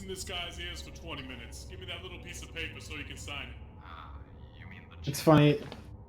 Like, I know that you came up, dude. You came up. That was hilarious, dude. I don't even know between you and me. I mean, we would just write lines together forever, and I don't know I don't even know who has credit for some of this stuff. It was at this point. It was collaboration, is what it was. Like you would just improvise something sometimes, and it worked. So. Jeremy, what sort of gave you this idea to sort of have first of all, does Underhell have an actual time that it takes place, like an actual date in 2013, an hour? Oh, 2013. Yeah, it was September 13th, 2013 was when like the hostage situation starts. But the hostage situation is like chronologically after a lot of these events, right? Yes, I do totally understand that. So this happens. Technically, it starts on September 1st because it's about 2 weeks. Oh, write it down, people. Write it down. Insider scoops. I mean, that's why I released the game on September 1st, was to try to like match it. Hey, this is happening now. Oh, and it's September 1st today. Oh man, it's deep. We're getting deep here. I mean, it was just funny. I thought it was fun. How do you punch a hole, man? So what? The quotes. I know they're amazing. Oh wait, I can close the door here. Yeah, show them this trick. I see so many people miss this. Some people die. If you see someone coughing, just stay away, and you should be fine. The door. Everybody's like, do it. Everybody's like egging me everyone knows. Yeah, exactly. Should I close it? Should I close it? Dude, totally. For anybody who hasn't seen it.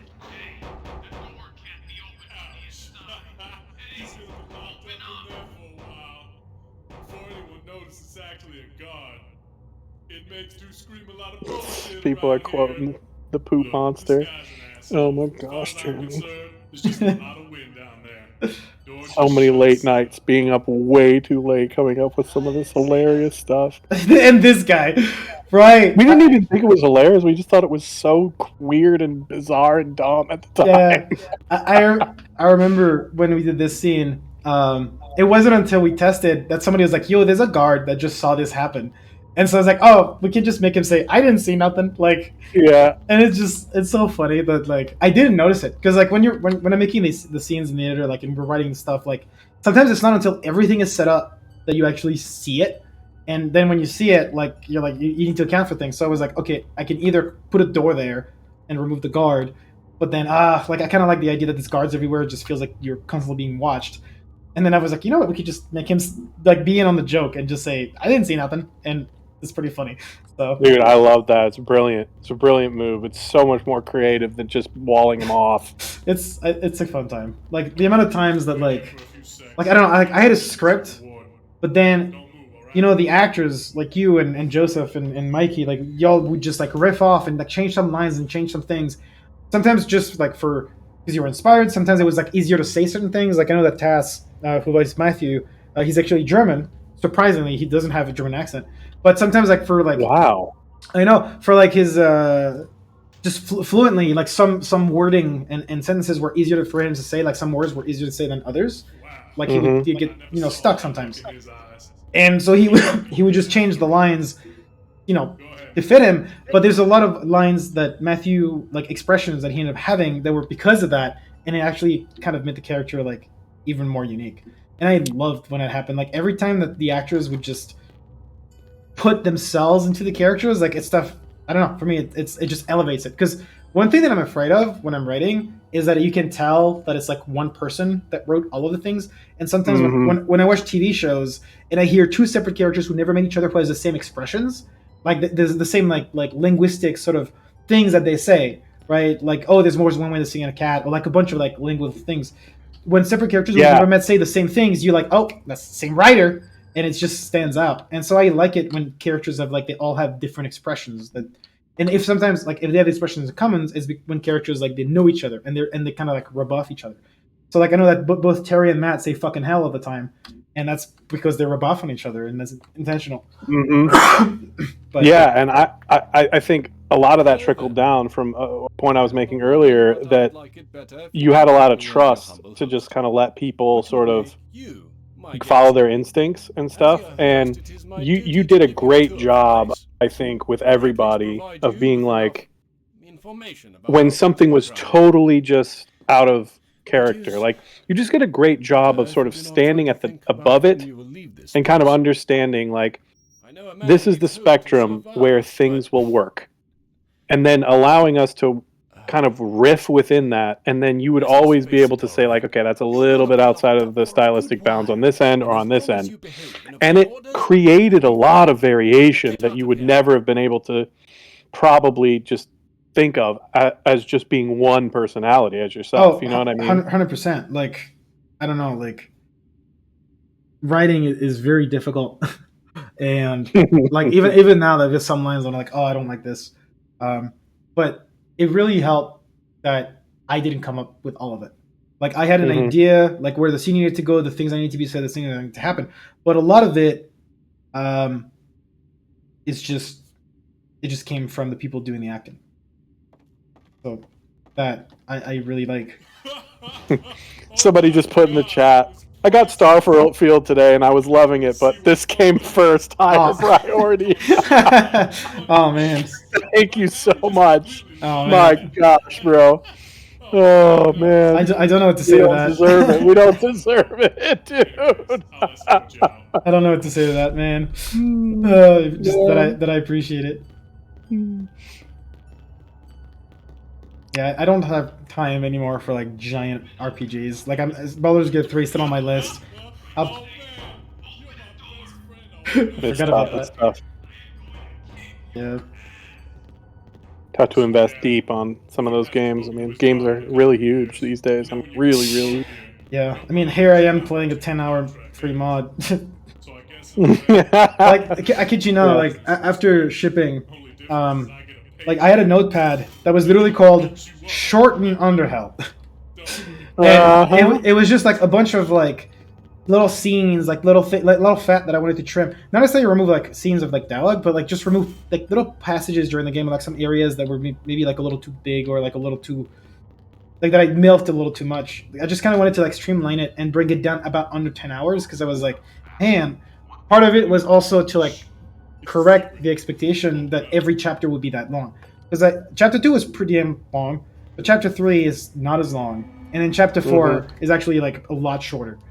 Like it's just like everything coming to a head and everything unraveling and the conclusion. And it was not meant, like not every chapter was meant to be like a giant almost open world-esque game. Like 1 and 2, yes, but then 3 and 4 were more linear and more about like the pieces falling into place. Yeah. And so I was worried, man, if 1 and 2 are like, 10-hour plus, it's going to create that expectation for every chapter. And I was like, I should probably trim it and also just make it more lean. I feel like I maybe went overboard a little bit on certain parts of the game. Hi, Napin. Napin says, hello, MX3. Hi, Napin. Yeah, I think you were sick when you recorded that because your voice sounds different. I think you were sick. I know. That always bothers me. I know. I was sick. Yeah. That's right. Yep. The voice slightly shifts right here. Yeah. And then it goes back to normal a little bit through the way. Yeah. Oh man, no. This is it. This is burrito. It's coming. Yeah, here it is. I know. It's the burrito. This is pillow. I can't wait to hear this line. Here, Jay, have my. I give you burrito. You have my burrito. Yeah, Mikey did this voice, right, for this Igor guy? No. That was Nathan Buwasher. Oh, okay. Here, Jake, have my burrito. Yeah, see, it's not as big now, but it's still pretty decent. Like it's like a camping pillow. I always thought of it as like a double burrito. Like Yeah, it looks oh, like yeah. maybe 2 are in there or something. Yeah, no, there are 2, maybe even 3. But I do distinctly remember though, like when you get that feedback that it was too big, it was at least 2 times the size. Like it was a lot bigger than this. It was like it almost like took the whole space of the counter. It was so funny. It was massive. It was a massive burrito. I remember I was so drawn to Brian and Junior because I only have a younger brother.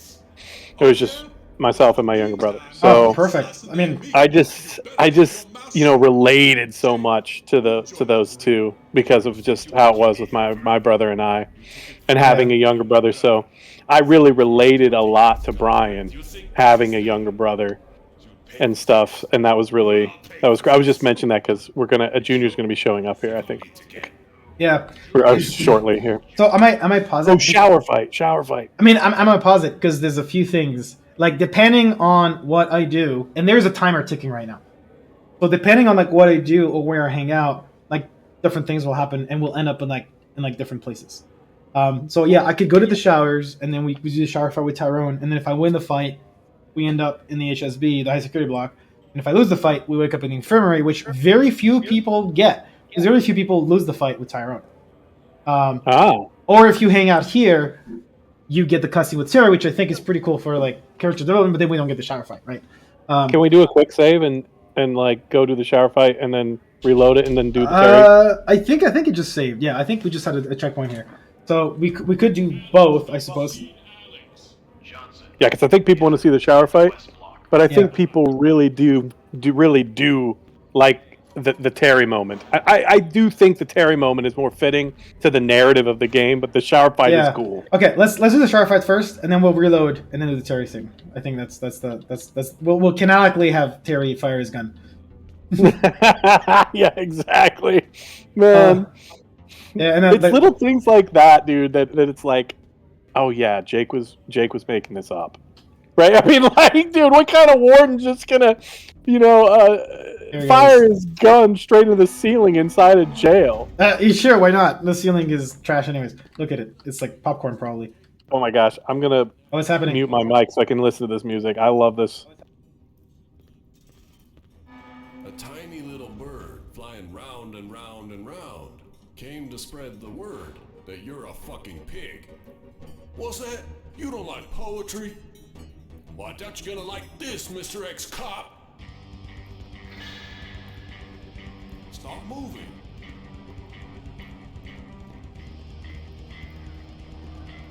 Oh boy.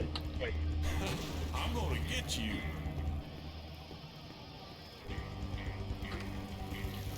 Stand still for once. I see. Oh wow, he got me. Oh wow, he got me. Oh my gosh, he got you fast too. I was just helping him up.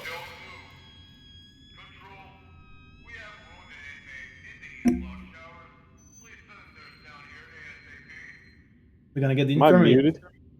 No, I can hear you. Okay. Dang, we didn't even get to the pipe music. Couldn't even get to it. I got shanked. You did, man. All right, should we reload? And if we can do the fight again and see the... Yeah, do the fight because, dude, don't the guards swarm too? Yeah, they do. Yeah, dude. You gotta. Come on, bro. You're gonna have to do a little better performance than that. You're making Jake look like an absolute wuss. I mean, I was. Yeah. Ah, the reflections. Cute maps.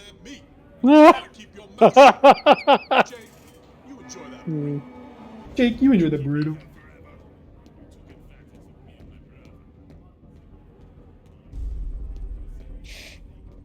Gotta say, I think a big inspiration for like the banter between Brian and Jr. was just Shane Black. I don't know if you've, like, whether you're talking The Last Boy Scout, Lethal Weapon, like. Oh yes. I don't know how many movies he wrote, and every time there's like cool buddy cop banter, that's just fucking Kiss Kiss Bang Bang or like Nice Guys. It's just Shane Black. He just knows how to write fucking buddy cop banter. and that you're a fucking pig. that Did is he do like all the Bad Boys movies too? No, I didn't do those, but that's another one that's pretty good. It's called Penter. People are still saying game louder. If you can go in the Twitch Okay, thing. I'll do that in a second after I hit this guy on the head with a pipe. Stand still for 1 second. I just need the pipe. Oh, it's a different pipe that broke. You see that? Before it Oh was, my gosh, Jeremy! I didn't know that you had different pipe spawns. Are you kidding me? I guess I forgot. Gosh, dang, that is amazing attention. There he goes. Ooh, ooh, ooh. Oh, here comes the guards. You got him. Some people are saying game volume is fine. I don't know. Dude, take these guards down, Jeremy. I want to. You got to at least take out 3 or 4 before you give in. I'll do my best. Oh no! I got 2. I got 2. Teaming up on you. I just got 2. Okay, people are saying don't raise game volume. I guess it's good. We need to vote. We need to do a vote here. We need to do democracy. Yeah. All right. Well, I've seen 2 for not changing it, and Okay. 1 for changing it. So We'll just throw them in the showers 3. so they can 3. fight it out. All right, we're back here now. Oh, an orange. Hell yeah, that is a big orange. Holy. Is there? Yeah. Gosh, dang. These food items are massive. Jeremy, some people are talking about Ido. Is there something that you can trigger with Ido at this juncture? I don't think so. No. No, I didn't think so either. There's a conversation between Matt. Yeah. More like a grapefruit, it's true. And Brian. Like I know that Brian comes over here and talks to Matt. This is the first time that. Yeah. This is a good combo. Does he? I can't remember if he talks to us. No, he doesn't. No, but Matt gets on Brian gets on Matt's case, and then Matt is like. And there's also like I think there's like 6 or 7 different like conversations between each of the inmate like group. Like sometimes it's these guys talking, sometimes it's these guys talking, sometimes it's like these guys talking. There's just so many little scenes. Man, these guys are pathing.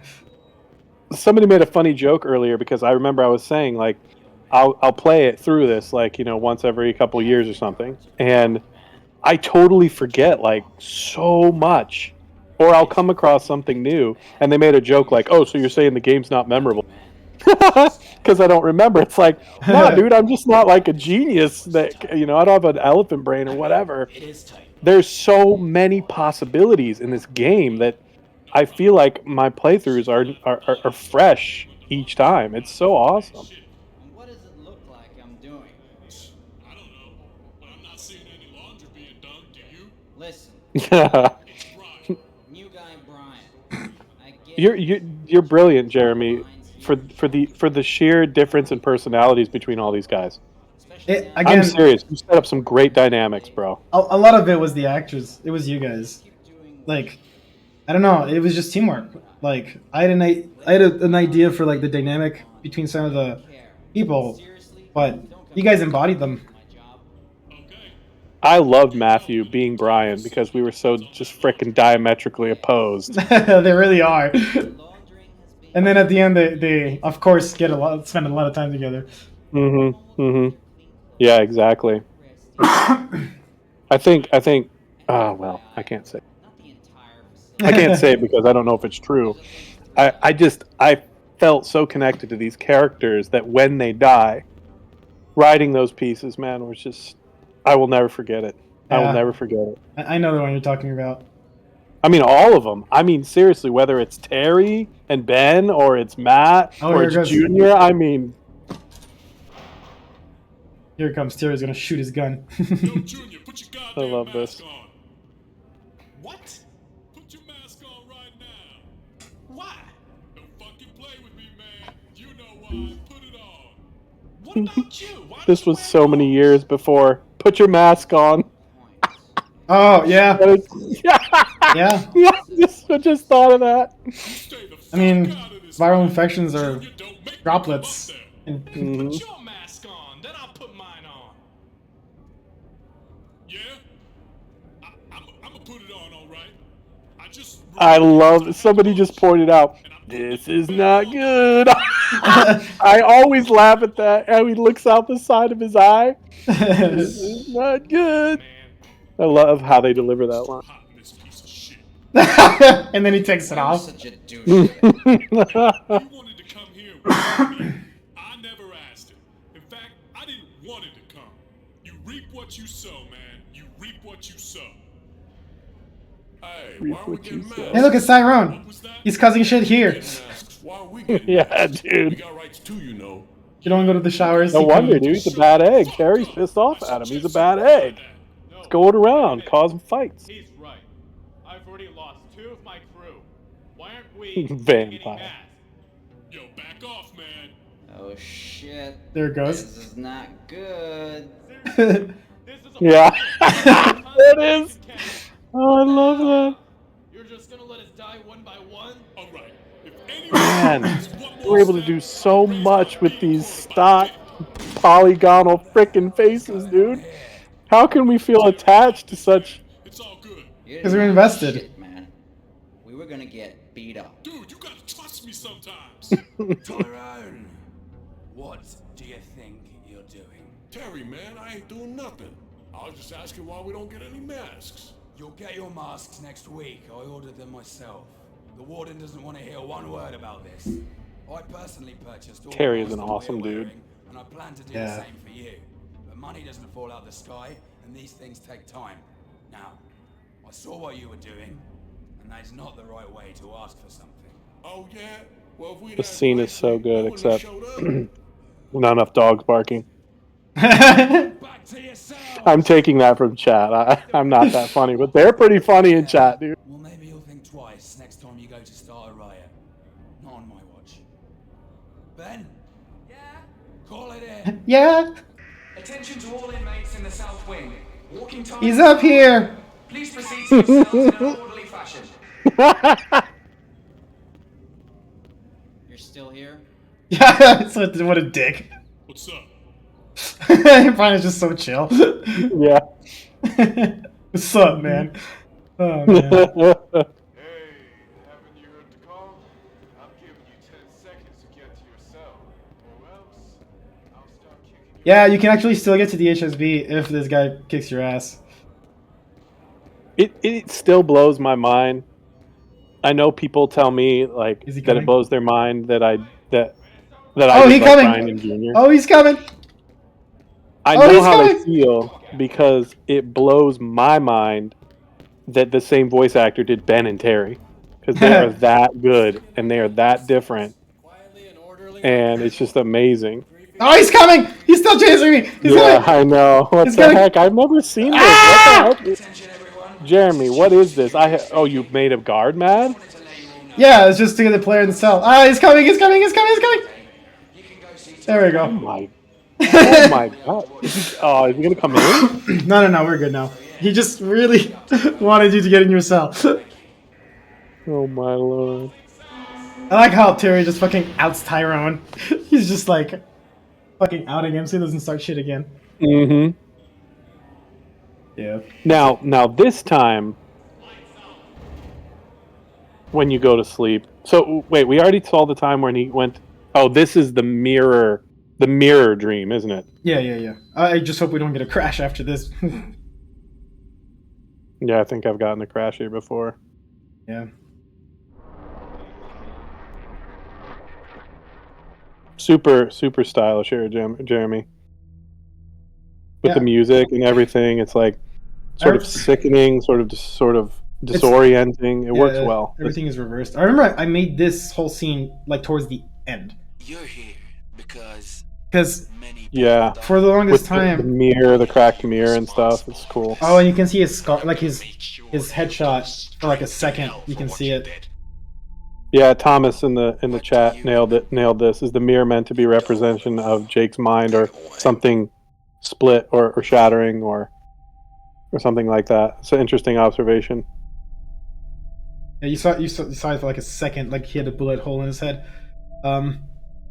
Like, ooh, I never noticed that, dude. It flashes just, like that? Yeah, it just flashes for like a second. Maybe I should have made it a little bit more visible. Oh my gosh, put that one down. And for the patch people in the chat, dude. Did you know that if you open the mirror, you see this picture? Oh my, dude, I didn't know that either. Okay, there's some people who knew that in the chat. Yeah. But yeah, this scene, I remember like for the longest time, like for 2 years, I did not have anything between the go to bed and the moment that the game starts, and I was like, it feels too abrupt.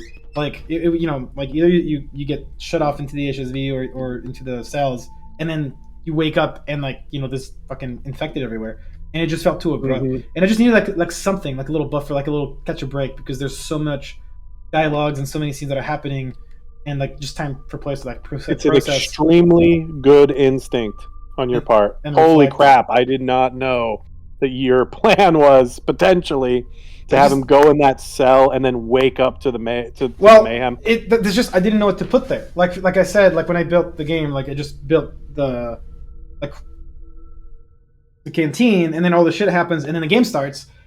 But this was added like fairly late in the project, and I'm kind of glad that it was, because by then like I had kind of become better at making shit, and this worked out. But yeah, the whole Well, idea. it's also great too that it was at the end, because see the light coming through the window here, chat. This echoes to what? It's in the dreams, right? The lights that spin in the dreams. So there's that subliminal connection of like Jake's mind on a subconscious level is breaking down and doing some really weird and distorted things. The house is backwards. Yeah, everything's backwards. The lights are in the dreams. There's no stairs. Yeah, he fell asleep in his cell the second time, and he's having all this going on psychologically, which is then going to segue us into even more madness, because the prison is going to be completely converted into the undead and the infected. So just a brilliant writing, dude. Brilliant planning, Jeremy. I mean, I appreciate that. This scene, again, like I did not have a plan for it. I just needed something in between to like, between the intro and the game starting proper. And this just came together relatively quickly. And then you turn around and you're somewhere else. Hey guys. Hey, it's Charlie. Hey, Charlie. What's up, dude? I'm good. We're just starting chapter 1 now. It's about to, like, the proper game is about to start. Yeah, the infection is about to hit the scene.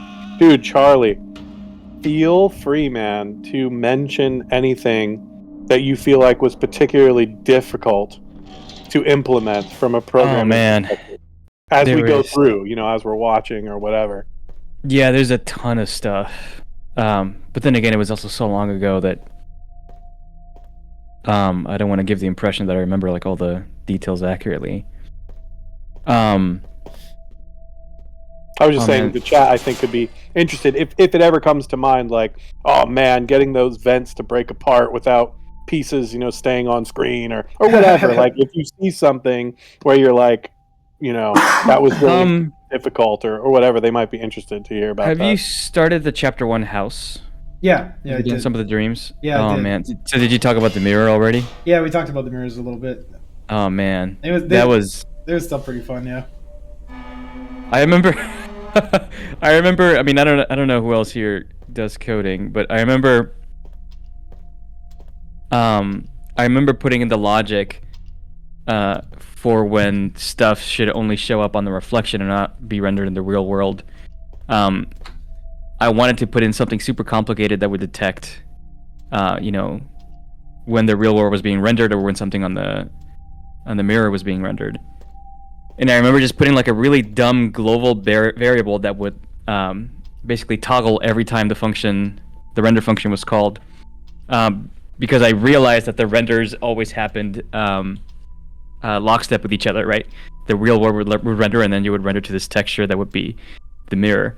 And I remember just gating, render this zombie when this variable is true, and then toggle the variable. And I think that's how this thing was born. I don't even remember if this was something that you requested, Jeremy, or if it's something that honestly we put in. I can't remember either. What I do know is that you and I played Dead Space 3 where they did that shit, where like some things would render for like one client and not the other. And I don't know if it was before or after, but I specifically remember that I played that with you. And somehow, like, there's a similarity there between like just messing with what's being rendered like differently. It's not exactly a mirror; it is different clients, but it's still pretty cool. I love messing with that. It just kind of messes with your perception of reality and plays with your expectations. I have another small note here because we were just talking about how like the scene that's between the two was I kind of made it towards the end of the chapter, and here's another benefit of that. At the end of chapter 1, there's a scene after you get shot in the head where you kind of fall through a giant hole, and then you land back here, and you can kind of tell here if you look up, there's a hole. It's already there. Like, because I literally... Oh, I never knew the hole was still there. I never knew that. I mean, it's there in advance. Like, this is the hole that you fall in at the end of the chapter. And if you turn around, you even see, like, these vents in, like, a fence that's yes, close I behind do you. remember those vents. Yeah. Yeah, and so it's this... And I think I just, like, copy-pasted it. But also, I think it was good because it's, like, this is the moment where it starts, and then when you get shot in the end, it's, like, the moment where it ends. So it's kind of, like, echoing, like, the start at the beginning. It's almost like a full cycle. Because this is kind of, like, the moment where... like, I guess the chronology gets all fucked up because the intro that we just saw is it's like a week before, right? And then this is the part where you wake up and it's like everything is unraveling, and then when you shot in the hand, you fall through the hole. Then you're essentially like back to the prologue. So, yeah, that's right. And so he actually before you go through this door, let's get this straight, just for everybody, and I want to get it straight for myself too because it's been a while. Did Jake go into this underground prison facility? Oh yeah. No, okay. It is real. It's not just all a dream. Okay. Did he go in there because of what happened, like when he went in with the dual Berettas and he was shooting up all the SWAT and all that stuff? Like, is going into the ARC, was that like his punishment for what happened there? So, no. Like, yeah, there's essentially he's been there twice. I don't want to make you reveal things that, you know, like that you, because dude, I know it's a far cry. It may not happen, but no, I understand the chronology is also fucked up, but logically, right? Like, if the events, the prologue, and everything that happens during chapter 1 is like what happens right before you're interrogated by Michael, but then like he had already been there. Then it goes to he's been there twice. But the question is like when was he there before? Because like the week that happened between the moment that, you know, he's gassed and the moment that he gets shot in the head, there's about a week, I think, because Michael says it's about a week. So that is the events of chapter 1. But before, when Jake's an inmate, like everything that we just saw, like the intro, when was that? Because he wasn't an inmate. So, yes, I do. Yeah. And then, okay, but then of course my next question is going to be, what of the events that happened in this game that we're playing through, what was real and what was not? Yeah. Like, where does the reality stop and the craziness begin? I thought it was pretty explicit. It is in the end of the game. Yeah, exactly.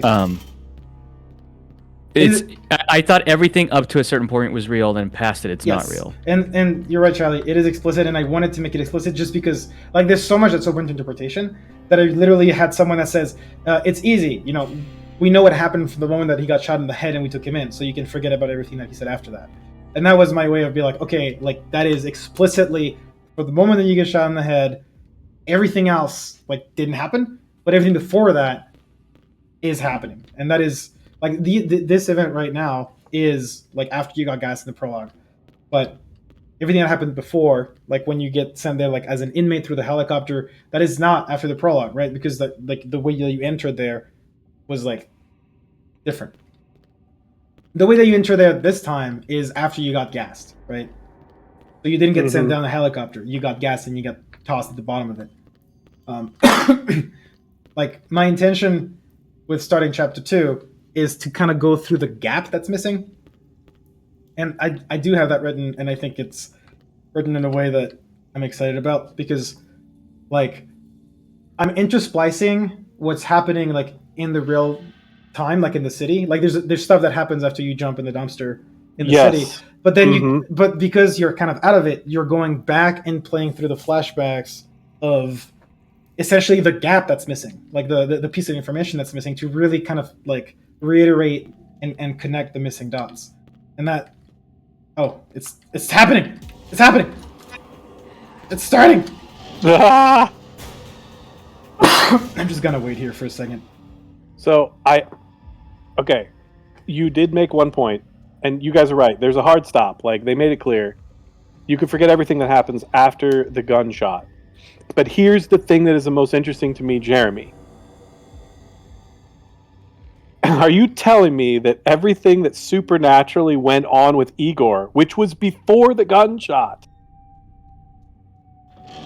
was something that Jake embellished in his story, or that actually happened with Igor? Yeah, that actually happened with Igor. Like he gets shot. Dude, this is bombshell stuff, guys. Like, remember this. It was right after. I know he gets shot right after. Yeah. But you're telling me then that in the universe of Underhell, there is some weird stuff going on, like Igor being weakened by the sun and not dying from headshots. Yeah, they talk and all this kind of stuff. They do talk about it. Like I think somebody called up in the chat where they were talking about the infections. Like one of the weakness was UV light. Like it was essentially sunlight. So that is mentioned at some point somewhere. I can't remember if it's like. So it is brought up, but it's like again, it's one of those blink and you miss it moment, right? It is, but that explains why the line is so hilarious when Brian says vampires. Yeah. Yeah. Oh my gosh, dude, we are dropping bombs right now. Like funny, people have been talking for years about this stuff, Jeremy. Yeah, I remember like I was messing about with the day-night cycle in the house a little bit, and part of it was an experiment because I wanted all of Chapter 2 to have that cycle, and the whole idea was when you come out during the day, it's safer because like nobody's outside, like there's no infected outside because they don't like the sun. And then as soon as night falls, you kind of have to like get the fuck out. But indoors, because there's no sunlight indoors, duh. That's when threats are. So I really like the idea of the kind of like the separation as a player, where like anytime that you go indoors, anytime you go in any building, even if it's like a 5-minute run into a building, but it just completely like changes the intensity. And wow, like design dude, was. I mean, I'm brilliant. not the first one to come up with it. Like fucking Minecraft did it, right? So, but it's just I don't know, like just the whole separation of hey, here's this space, right? But this space can be like the threat level can be very low or it can be very elevated based on this sort of like cycle timer, like night and day. That's just immediately obvious, and you're always kind of like afraid of it that it's like coming. Yeah, I was really excited. I am really excited about that, but I feel like Source struggles with lights. People are going off in chat here, so I just kind of want to follow what they're saying and get your take. And I'm also curious too. We're about to encounter the hermit, just so you know. And just tell me when I'm not going to be offended. Just say, hey, let's watch this scene. Yeah, let's watch the hermit, okay. and then let's keep talking about it because he's about to pop right here. The fucking shoe. I never knew what it was. Remember when you had to actually show me what that was because I didn't know what it was. I didn't catch on that it was a shoe. I mean, he's holding it right now. He's like holding it in his hand. I know. That's how dumb I am. People, I'm telling you, I'm like, gotta be the world's dumbest gamer. I like that he can't pronounce some words. It was a piece of shit anyway. Tosses it. I modeled some of the hermit's voices and lines after my grandfather, rest in peace. He was such a cool dude. He was like a farmer, and he was just a really like funny, sarcastic, but really loving guy. And I took a lot of inspiration from him. Yeah. I obviously goofed it up, like made it more goofy and comical. I like that it's pretty goofy. I also like that you need to grab the boots to be able to kick. Before the boots, you can't kick. Power boots. Yeah. It's still pretty cool. Like when you listen to Brian and you listen to this guy, like I don't know, they sound pretty different to me. I know some people say that they can tell that it's the same actor, but they're still pretty different. Why'd you do that for? I picked up that old sign in the I tried to make him as different as I could. That's for sure. Interact with characters. My breaks are boring now. Here goes the cards. To do magic tricks with cards or play solitaire.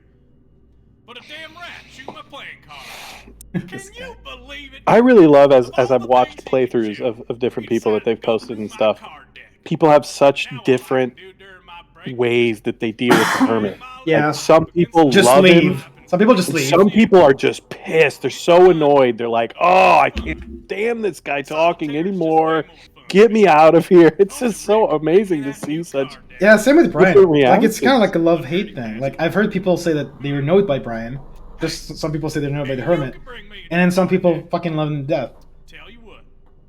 So, I don't know. I feel like we did something, if it's that polarizing, we did something right. Yeah, good. Yeah, good point. Changing the old rusty vents with these new air filter titanium vents. They're just unbreakable. I just love your delivery on some of these lines. They're just unbreakable. Like, there's no question about it. And it's the players that say, yeah, I can't break this shit. Yeah, like I said, I owe so much to Inspiration Man this because that like my grandpa was like that. He was like, you know, when he said he knew something, like it didn't matter if it was, you know, the sun is the moon or whatever. If he thought he knew it, man, he would say it in such a way that he could convince you. From Character Quest, forgot that. I also forgot that I made him glow to the same color as the subtitles. Yeah, that was always an interesting touch. But I need 5 cards to make 5 cards. He just needs 5 cards. 5 cards. Yeah, somebody makes a kind of an interesting point in here. Plays Horta says, I actually didn't like Brian for his parts are unskippable, but the Hermit's parts are skippable. Yeah, that's true. I mean, I have heard some feedback that the people would have liked some more. Would like some more. Yeah, I mean, I don't know, options to skip things, you know, more frequently. I mean, you can skip most cutscenes with Enter and kind of like skips to the next part of the scene. But with the Hermit, I didn't do that because one, it's not a cutscene, and you can leave at any time. He just gets mad at you. He couldn't say labyrinth. I like it that his thing is that there's some words that he just can't say. It's just like he'll try and he'll stop.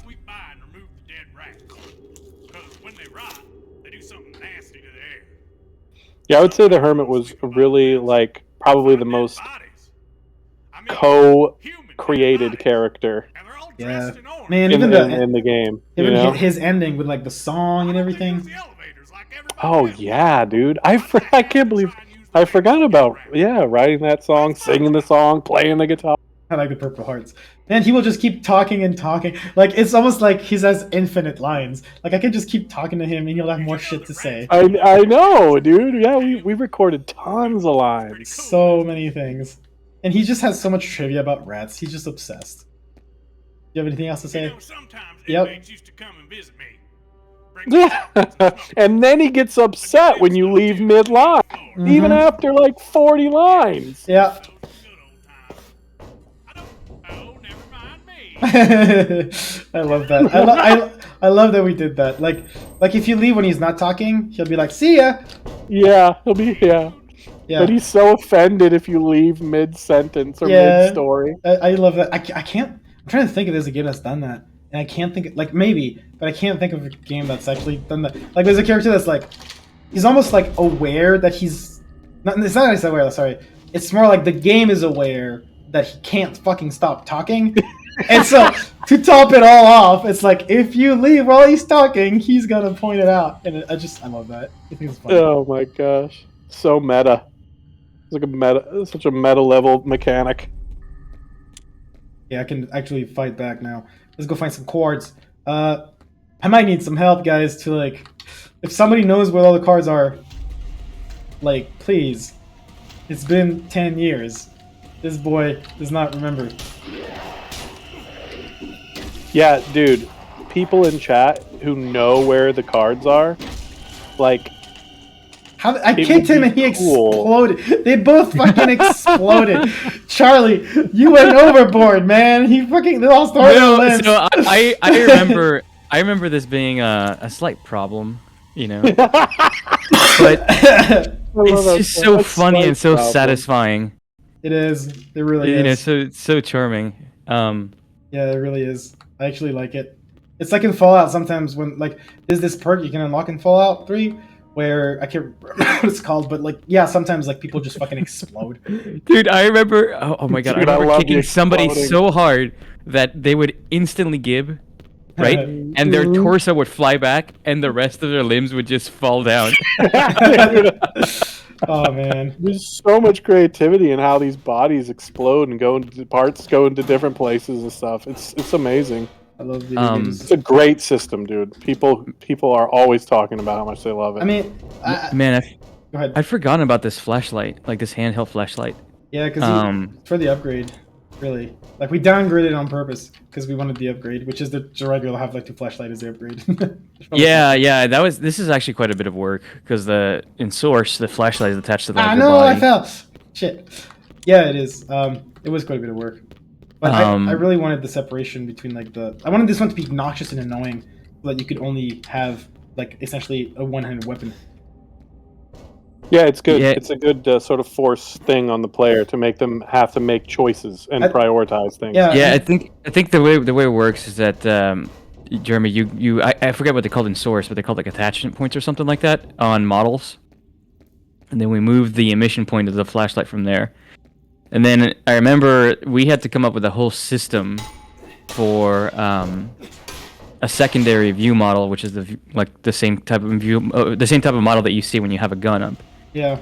And I remember for a while we would have bugs where three arms hands. with up-ups. It was even worse because like if you throw a grenade, like the quick throw grenades thing is actually another model. So if you have the flashlight and a pistol, you could have up to like 4 fucking arms. Dude, Jake really is embellishing what happened at the prison at that point. Yeah. Oh man. I remember originally, like, every single one of those drawers, every file cabinet, every file box, like, I made it so you could open, like, everything. But then it was, like, too much stuff. And also, like, I ran into an entities problem. But yeah, something is spawning me. Oh, there it is. Oh, shit, I ran out of stamina. Somebody in the chat said, MXDU said, quote, I was worried about putting Underhell in green light because the standards there are higher. And this person said, yet this game has so much detail that absolutely flexes on many of the games coming out today. I appreciate that. What I mean by the standards are higher, though, is the standards for, like, using other people's content. Like, if you release a game for free, even if it's for free, and you put it on, like, a modding website, like, as long as you credit all the author, like, it's called the copyleft, I think, thing. Like, if you credit the author, like, it's usually better if you ask permission, which I did. Like I was saying earlier, like I had a spreadsheet with everybody's name. I try to contact as many authors as I could reach for the content that I used. But if you want to put it up on Steam, I don't think that they actually allow you to put up something that you don't own or that like you don't have like contractual permission to use. That's the difference, I think, between releasing something on Steam versus releasing something on a modding website. It might be different for the workshop. But that's the thing, like with Greenlight, it's not like I would release Underhell on the Steam Workshop. It would actually be like a store page and everything. It would be like a product.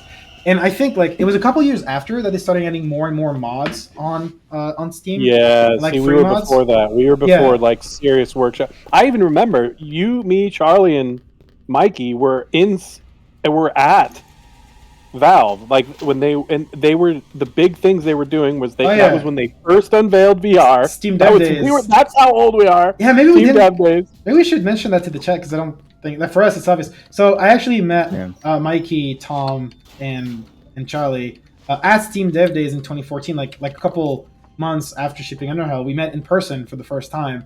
We all flew to Seattle and. It was we got invited to Steam Dev Days. It was a blast of a time. It was magical, dude, is what it was. It was great, and I'm so thankful for that time. And at Valve, they were unveiling their very first prototype of VR. Yeah, I remember. And remember, people could check it out while we were there. And then they were talking about Workshop, dude. It was like a new idea back then. So that I'm just saying this to say, like, Underhell was greenlit before there was real Workshop integration. It was nothing like how. They were also rolling out the very first Steam PC. Yeah. Oh yeah. And I remember we all got one, didn't we?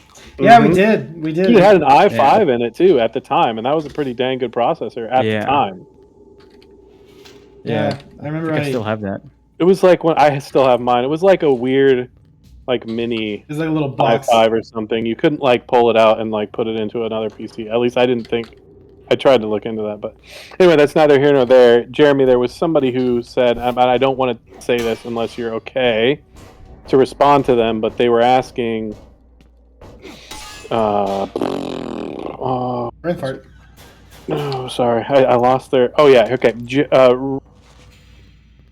Rhine God, I think is the name. It says, Jeremy, when you talked about the chapter 2 having a day-night cycle, where if it was day, the Straits would be safer and indoors more dangerous, would that chapter then be open world, or were you planning for it to be linear?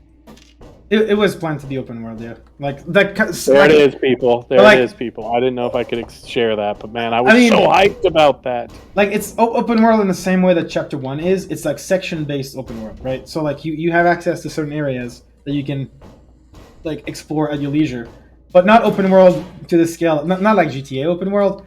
More like, I don't know if you play like any of the Dragon Age games, kind of type of open world, right? Like it's not really open world, but like they're like node-based sections where there's an area you can explore, and they're connected, interconnected. Sometimes there's like 2 or 3 large areas you can explore.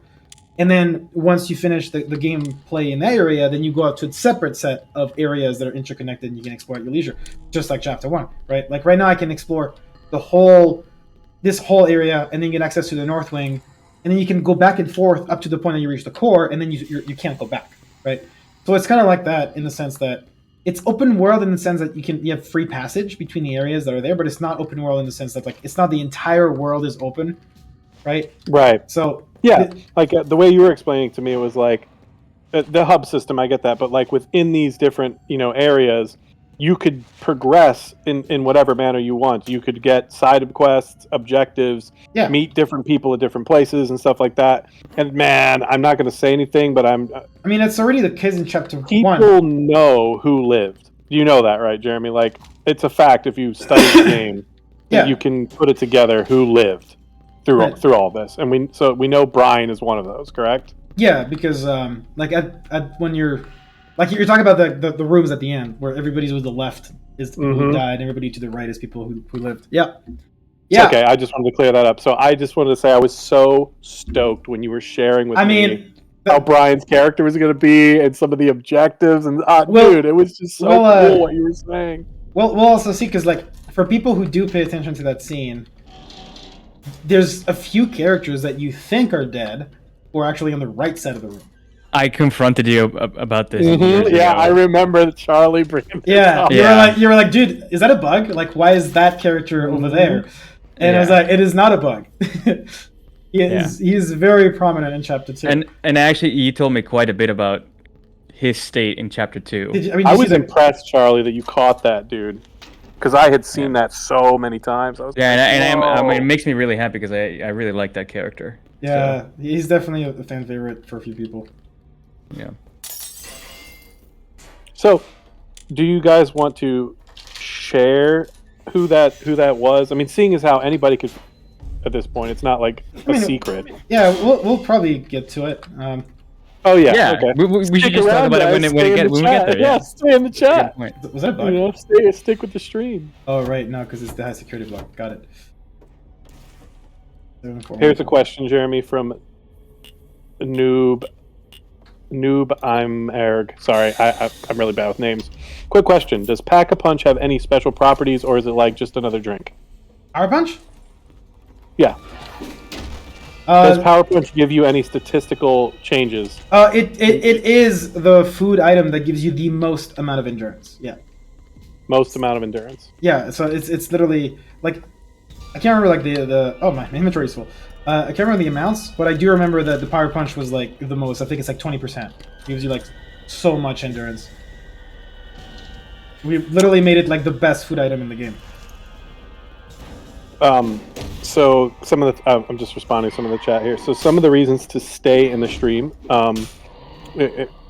besides just like loving the game and wanting to hang out with us, of course, would be the possibility of Jeremy further fleshing out a solid, put it down in the wiki explanation of the chronology of what is happening Yeah. between the prologue and chapter 1, etc.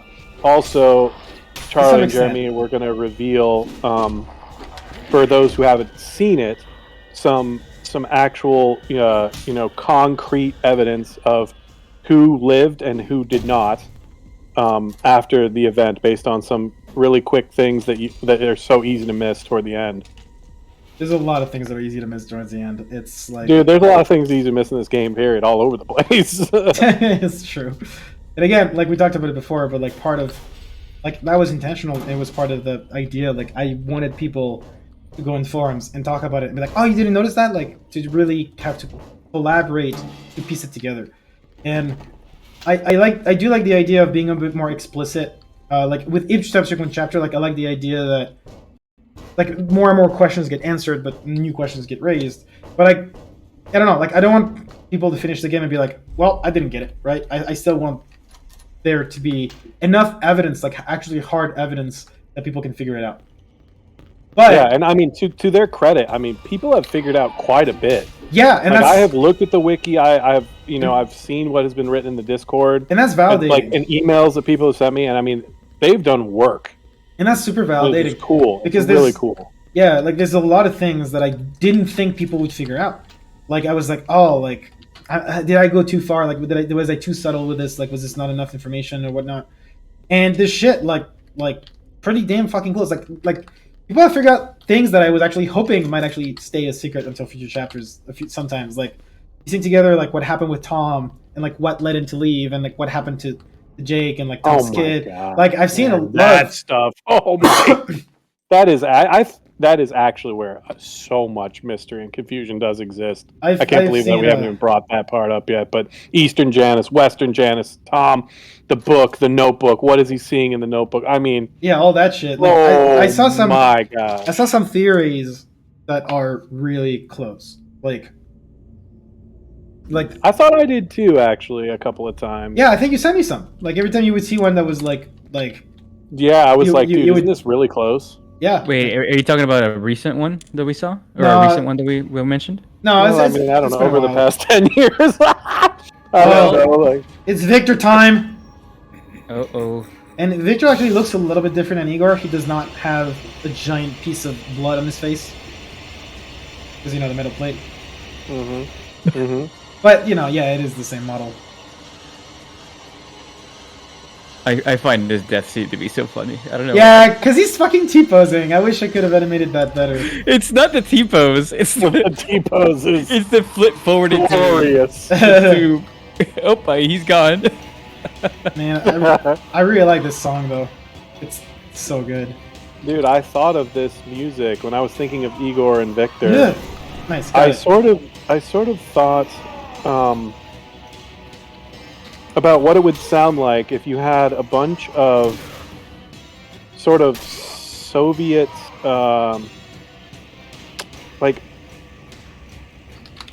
like classical music from the very early Soviet period on LPs, like on records, but playing on like sort of broken record machines that were kind of distorted, and they were and coming out of like old record machines, and a bunch of them all playing at once. Man, I appreciate that, but I do not get that at all.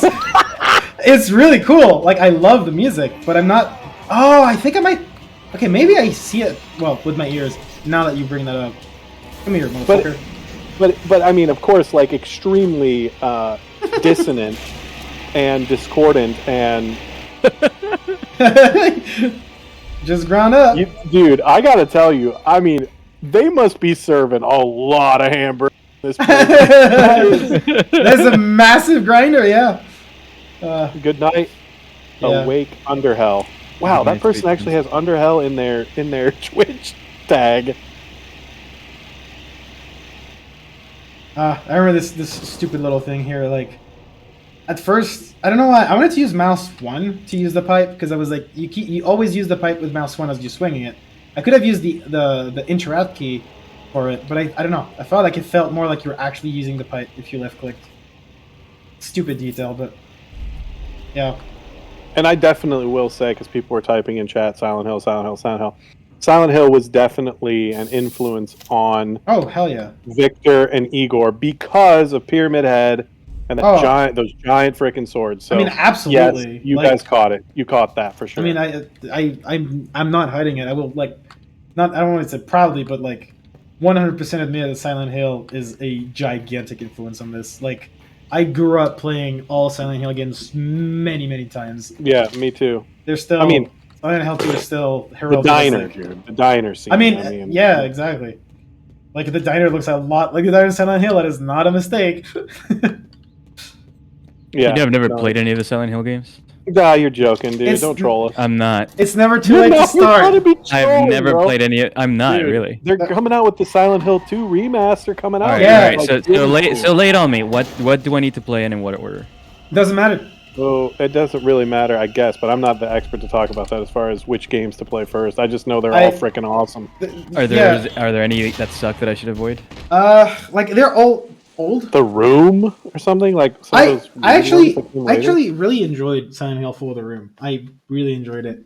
It not as good as 2, obviously, but I still really enjoyed it. Oh, here we have a cutscene. I'll right. be quiet here for a bit because Calm down. Yeah, this is funny. He's not one of yeah, it's everybody. Oh yeah? How do you know? I don't, but he hasn't gone for us yet. Look at him. Does he look like the others to you? No, he doesn't, but hell, have you ever seen a crazy dude eating another crazy dude? Fucking vampires. Vampires. Put the vampire crap already. He wasn't eating him. He was biting his jugular. It's a primitive reflex to quickly take down your opponent. What about I show you a primitive reflex? Calm down. Why don't you calm down, Terry? You don't get to tell me. What So to do. aggressive. Oh yeah? And why? Yeah, dude. Brian knew it was vampires, bro. He knew something about this UV stuff. It's the CIA, man. It's in the dark. I was in the village when you were still wet in the fucking bed. I know this place like the back of my hand, and I'm saying now that if we want to get out of here alive, we've got to work as a team. Because we're at the bottom floor of a 5-story underground complex that isn't even supposed to exist. There's a struggle like fitting all the characters in the screen. There's so many characters to fit, and they have to all fit in like the screen somehow. It's a struggle. Well, dude, and they all have the same uniform too, so it's like really tough to differentiate sometimes, you know? They all have a very similar profile. Like I'm not expecting players to like know who's who yet because there's so much. But if you'll notice, like players get to spend time with each of them at some point. I do love that aspect. I really love the aspect that you get to know and you can spend time with the characters. I fucking love Ben. For the man over the radio, his name's Malcolm. Yeah, Ben is so great, man. Charlie, who's your favorite character, dude? That is a tough one. Probably 8 on the others. My favorite character? Yeah, do you have a favorite character? Oh man, probably Matthew. Matthew. A close second is Hector. Hector. I love how he tells us how he can't wait to get back to his mom. Right before he gets sliced in half. Oh my gosh, that is so amazing, Charlie. He doesn't actually say that, but I wish he did. You know what? Yeah, I do like Hector's delivery of. Dude, Matthew Gang is for sure, dude. Okay, I'm looking in chat. People are saying Matthew Gang, Matthew Gang. I like Ben. Ben Gang, Brian Gang. Oh yeah, you mean the MGPS? I like that. He's only 3 days from retirement. I like that Matthew is wearing Dr. Kleiner's glasses from Half-Life 2. Oh, dude, he just screams Half-Life 2. That's true. They don't tell us anything. We're just supposed to keep the bad people in, the good people out, and protect all that's in between. I like Such a that. great mix of people's favorite characters in here. It's unbelievable. I like when Beth says we're supposed to keep the bad people in. Sorry, like he's looking at you when he says that. He like looks at Jake for like a second. I know. Oh, he's explaining the MGPS. Or even completely cuts it off. So this is when the multi-generator comes. I know that a lot of Creating one big grid, it creates one grid per generator. one of the biggest criticisms of the game was that people felt like there was too much dialogue, and that's either here or there. I mean, I really like dialogue. I think it's cool. I don't think that a lot of games spend a lot of time with fully voice acted dialogue to this length. But I understand how some people are like, just let me shoot things. Ben talks so fast. I love it. The other four try to help, which generally overdrives all the system and causes the fifth generator to crash. So if I get it, if the base wants more power than it can have, the actual generator who gives this extra power just dies? No, it doesn't just die, it reboots, but it needs to be manually activated. If I'm correct, then right now only 4 generators are working. That's why the lights are weak and the doors to the core are impossible to open. If we could somehow manage to activate this 5th generator, then the base would be like before and we'd be able to hightail it out of Man, here. chat is putting in some great stuff. Some great comments. Well, no, it won't be that easy. First, we need to find out where the generators, are. You leave that to me. I know where they are. Where's that? They're underneath us. Under us? I thought we were at the bottom floor, man. Someone is saying that they're doing an hour-long TED Talk Yeah, it is. The 5 floors we all know on a about theory of both Jake and the entire events of Chapter 1. the source of the drinking water. Hold on. So, okay. We know the generator's below us, so how do we get there? Do we start digging from here, or what? No, you idiot. There's a proper way in. From where? From the core. So the question is, how do we get to the core with the power off? Oh my god, I'm so stupid. Somebody said Ben chugged 10 monster energies before he spoke. Yeah, he probably did have 10 power punches. Power punches. Or he didn't take his ADHD meds. If we just lower the power demand, we can actually activate some of the unavailable parts. We can just cut the power to the first floor. Right. How do we do that? Well, from what I know, there's power relays on each floor. Relays?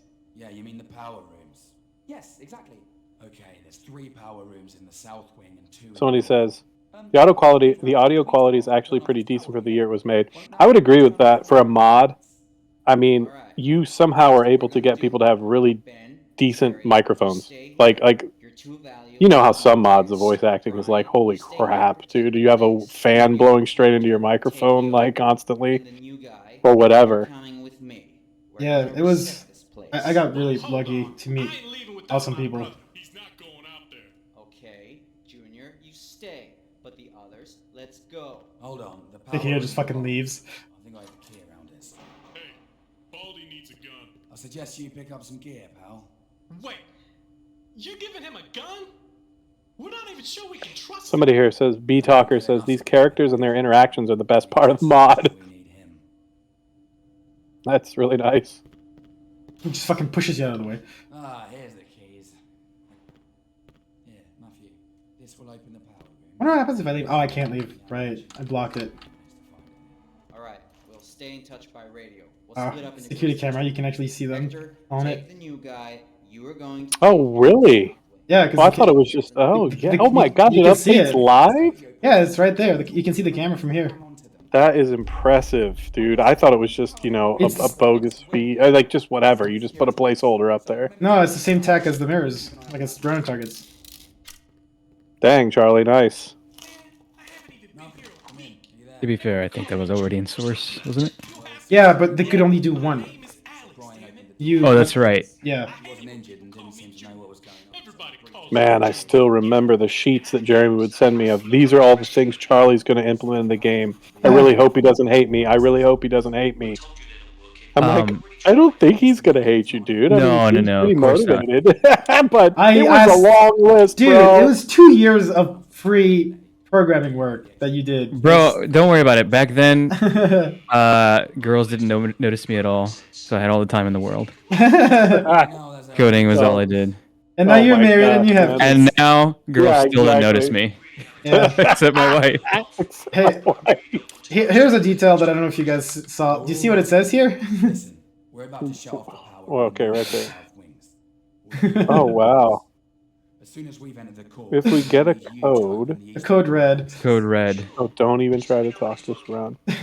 Oh, interesting. He's just some foreshadowing for the code red later. A torch. So British. Malcolm. Fucking Brian just destroyed this dude. My gosh. What's up, man? As soon as you guys are done down there. So here we have Hector. You know, he pops in and then he's gone. It's just too short of a Talk time about knowing Hector. supporting character. Yeah, seriously. He's a good soul. You know, Hector really gets to be the one that really introduces us, I think, to the first extremely overwhelming possibility. You know, Yeah. with the hordes. The horde mechanic. Yeah, there's a lot of things that can happen with Hector. You better don't let him die. I mean, up to the point that he has to, yeah. You gotta take him to his mama. I'm taking to his mama. Let's go, Hector. Let's go, baby. Do you know who voiced Hector? Can you remember? Yeah, Hector? Nathan Mubasher. Same who I know. This is gonna blow your mind. He did Victor and Igor too. And he did Ido. No, Mikey did Ido. Oh my, Mikey did. You're Keikyo, what? yeah. Really? Yeah, I know. He did Tom Hawkfield as well. I know he did. That's great. He was a professional actor, and he's fucking great. Wow. Yeah. Have you talked to him since? I think he emailed me at some point, and I just like answered, and I thanked him like for everything. Like, I think he's a lawyer now. Oh wow. Yeah, he's That's a fucking. amazing. I think, I'm not sure, but I could be wrong. I just remember seeing his picture on LinkedIn. Like, he had a suit, and he was like a legal assistant or something. But yeah, he's doing good, I think. All right, let's not do the HSV first. I think we want to do the HSV last. I can't remember. What's the is like, yeah, because if I do the HSV first, then Hector dies immediately. So let's keep him for a little bit. Jeremy, can I bring up something totally unrelated? Yeah, for it. Yeah. Can we talk about the blood in the game? Yeah. You changed the color for the blood in this game, didn't you? Yeah. So Source Engine had this issue where if you shine your flashlight at decals, it would kind of like make them semi-transparent, and that was because it was using one of the translucent shaders. So I changed it to use one of the masked shaders that doesn't have translucency, but it just has like essentially the opacity is like 0 to 1, which means the blood is like extremely crisp.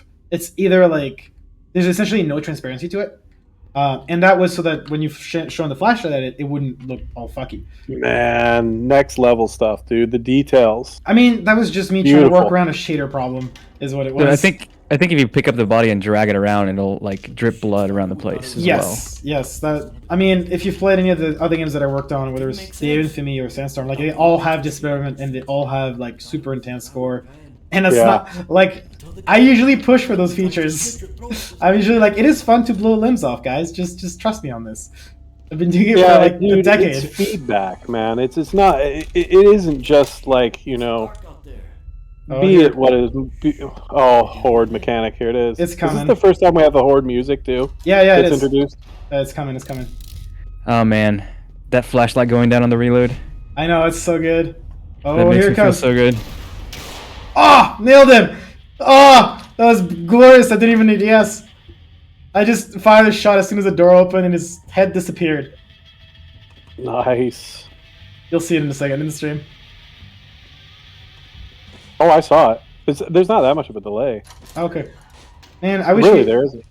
I kind of wish we had the doors mechanics from Sandstorm, actually. Oh my goodness! I'm surrounded! Hector, do something!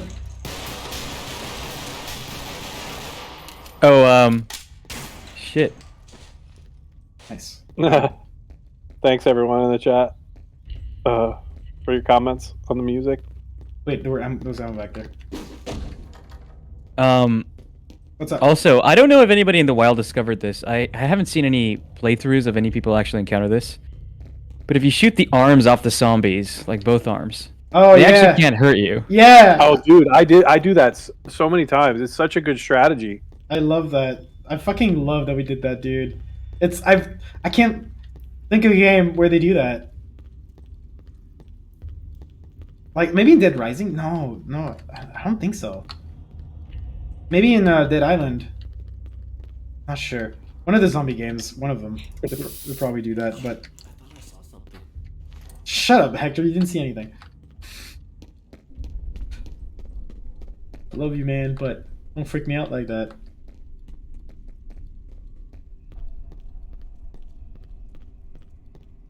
It's also funny because the Horde mechanic, like, I think most of it was done with just scripting. I don't think there was code involved.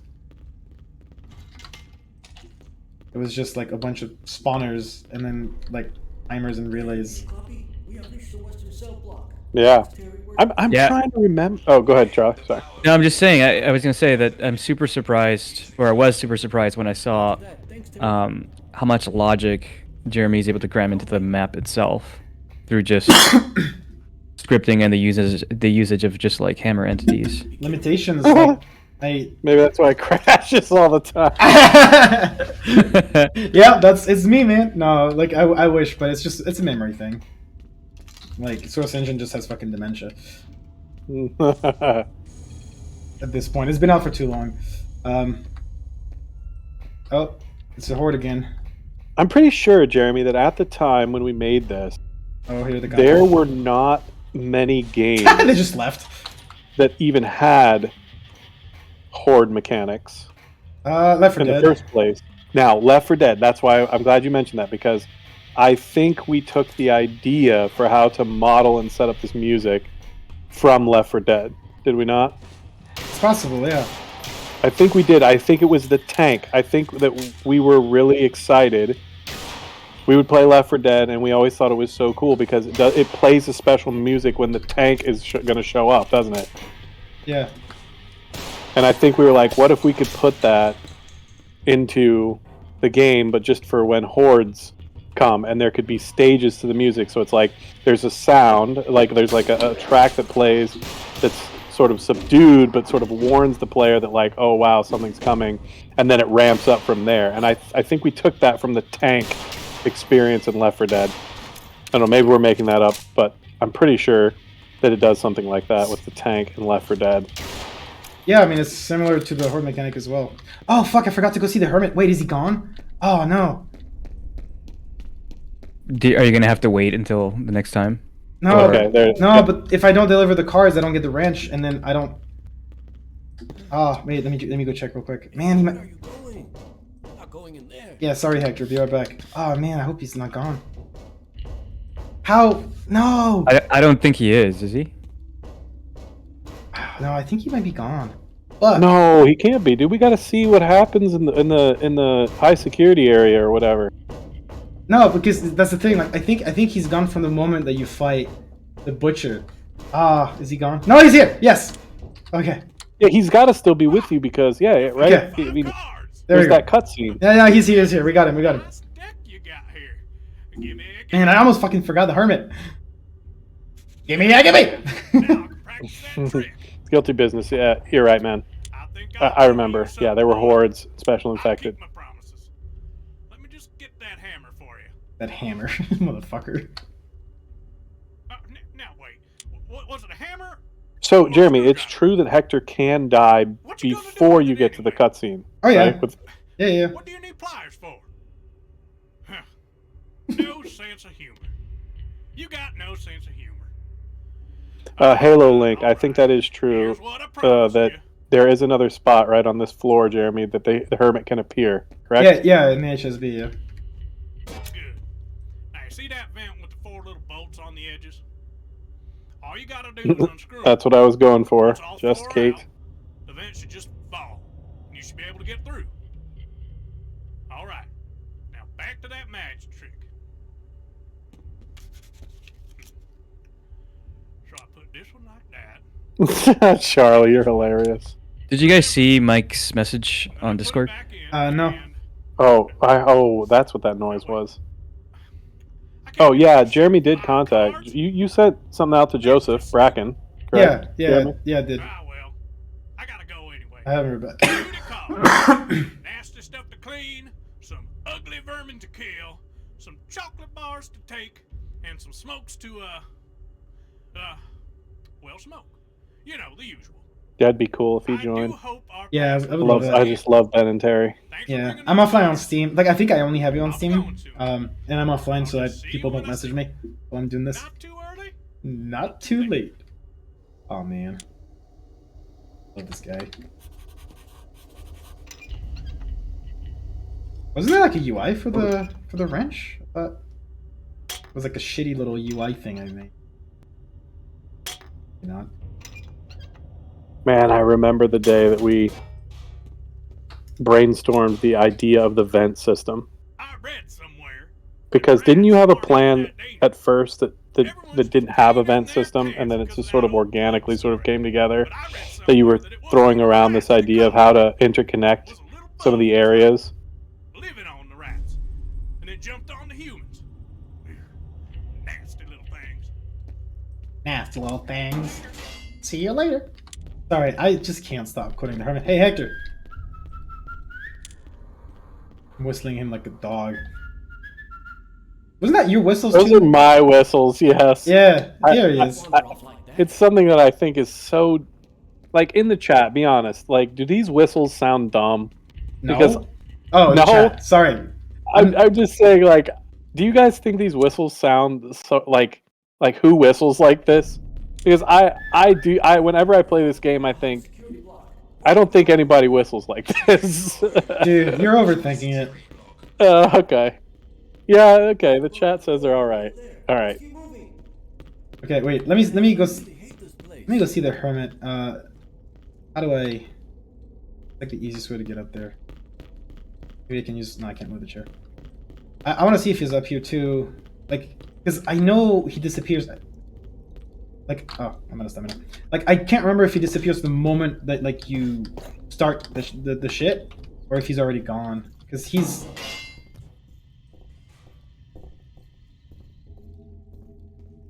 Oh, man. What are you doing right now? I'm gonna go see if the hermit is, like, in the second spot. Because he's also in the HSB, like, in the ceiling. Hector's getting mad that I'm leaving. Alright, well, I'll never worry about the whistles being stupid ever again. I mean, you can worry if you want. It's just bad for your heart. Yeah, right. Alright, yeah, it's on this side. Because I also think he has different lines here. Is he here? That's a good point, W, man. Ah. Is he here? Nah, he's gone. Yeah, he's not here. But it's okay. Yeah, like, I think in this area he has, like, different lines than in the other. He does. He has a lot of different lines, actually. Yeah. The next time that we see him, I think, is level 1. Why am I opening this? I don't care. I can't quite remember how do you get him to trigger here? So you have to come over, but, like, before you go see the guys, like, before you go to the butchery. Oh, okay. Yeah, it's like earlier in the game he shows up here, but I think he's gone because the butcher's about to show up, like the brother. Yeah, it's time to die, dude. Sorry. Darth Memnock. Will there be any more Underhell? I mean, honestly, that we were talking about that earlier. That has to do with time and money. I mean, like, it's just comes down to that, you know. Like, we have no idea how we would be able to do much of anything. Just everybody's got jobs and got to do so much stuff. It would be awesome, though. I mean, of course, we love this to death, you know? Like, we all love this project so much. But, yeah, it's... Alright, here it is. The dream isn't dead. It is sleeping. Come on, Hector. Open up, please. Thank you. Dude. I don't know how do I trigger the scene. The guy's 3 days from retirement, Oh, right? I guess you open it. What did you say, sorry? The guy's 3 days from retirement, right? Yeah. Hector is. Oh, man. Yeah. Oh, here it goes. He's about to get out of here after years of servitude down in this prison.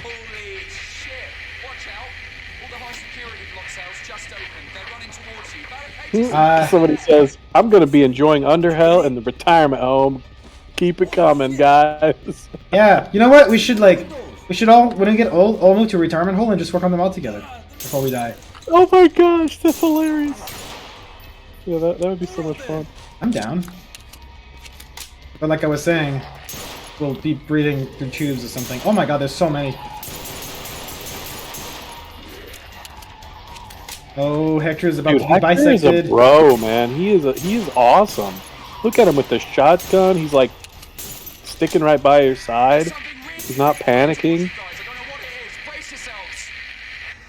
Get the hell out of here! This way! Oh, man, I love the music here. Ugh.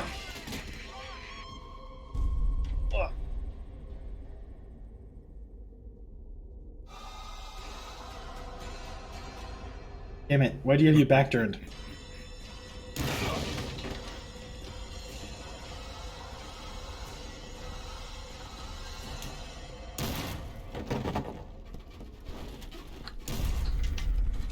Alright, time to go. I remember here that you have like 10 seconds before he actually comes in and fucks you up. Alright, now I don't want to get stabbed, so I think if I stick to the corners... Jeremy, I just love the idea that we had of putting these musical stabs along with the knife when it jams through, dude. Yeah, that is pretty damn cool. The scripting is so cool, dude. Like, there were... He's down here. Look at that. Oh, it is pretty fucking cool. Oh, and he's laughing too. Motherfucker. Ah! Holy moly. Okay, I wanna... Oh, man. I wanna go get Hector's shotgun, but... Oh, he's down here. Fuck off. Cyrus, we were talking earlier that, yeah, Silent Hill had a major influence on the music, the character, and these the characters, Victor and Igor. Big influence Pyramid had. Ow! So. Oh, he got me. Okay, it's time to go. I'm gonna fucking... Ah, don't touch me! Oh, he coming. Oh, Lord. Oh, the door's down. Oh, Hector, he's right there. Give me your shotgun. Give me your shotgun. Ah, sorry, dude. I'm sorry, Hector. Thank you. The shotgun's not going to do anything, and oh my gosh, Hector is in pieces. Yeah! Charlie, no! He's gonna open the door! Ah! Fuck out! Ah! Oh my gosh, dude. Motherfucker. This makes for the greatest Fuck. Oh, Jesus. Hey, Rest in pieces, says somebody in chat. No kidding, dude. Oh, I remember that some of these styles fall too. Gotta be careful. They do, yep. I remember falling through them once. Yeah, I bet you fucking hated me that day. No, man. Oh, yeah. You know what you should have done? So the little pieces in between the tiles are solid, right? Those can't fall down. They cannot fall. That's why I stay You should have on them made. as much as I You should have can. made some of them like breakable. Oh, motherfucker. Yeah, that would have been... Oh, that he was coming. so cheap, dude. Oh, he coming. Alright. Alright. There it is! Oh, I love Fuck it. you! Fuck you! Yeah, there it is. Yeah, what are you gonna do now? Alright, I think the doors are locked. I think we're good to go. We're Gucci. Let's just have some apples. Apples and oranges. Dude, And- Igor's a sneaky dude, though. He is very sneaky. Yeah, time He goes to around messing go. with all kinds of stuff throughout this entire game. Jake, you alright? Oh god damn it, what the hell was that thing?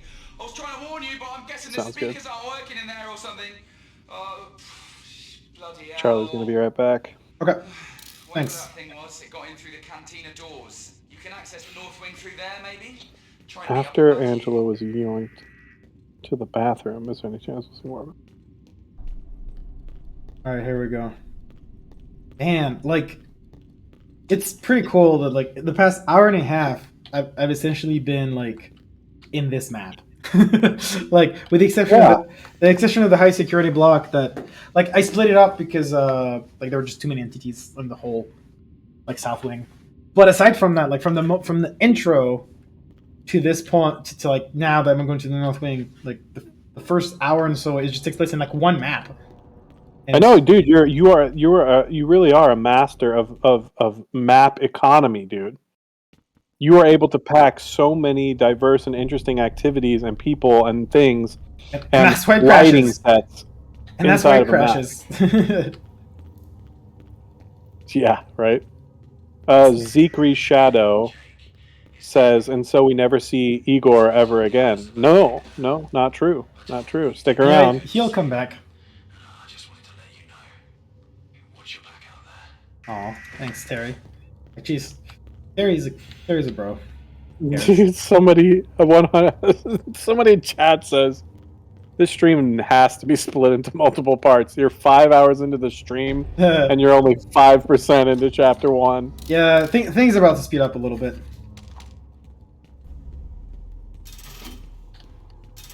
Oh wait, maybe I shouldn't have opened that. You know what?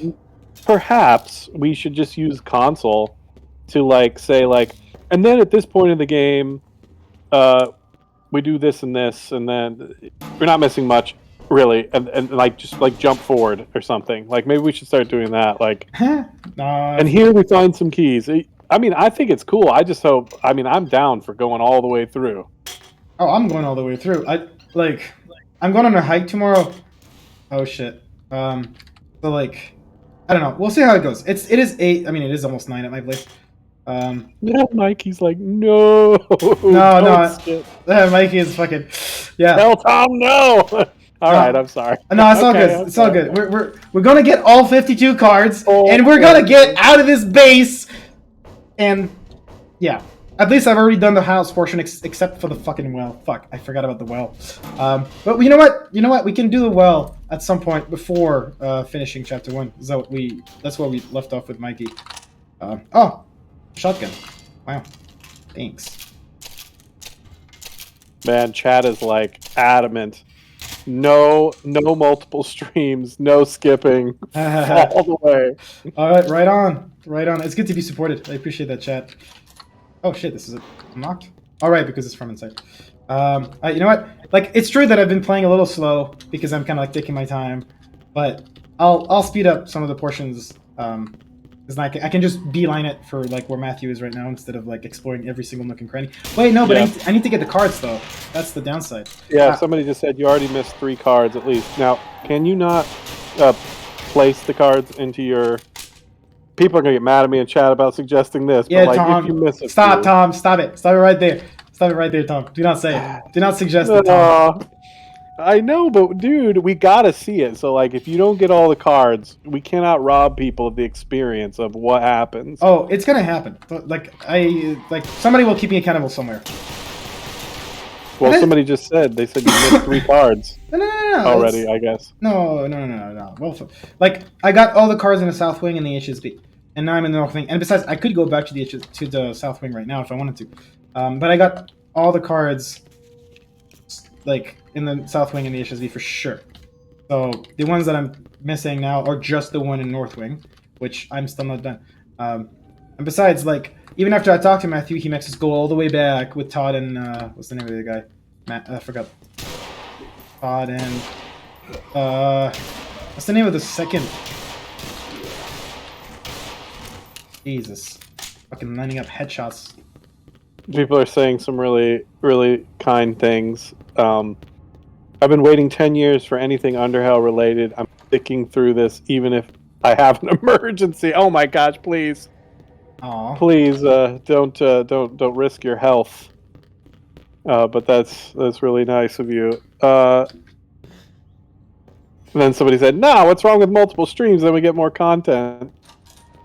I don't know about that.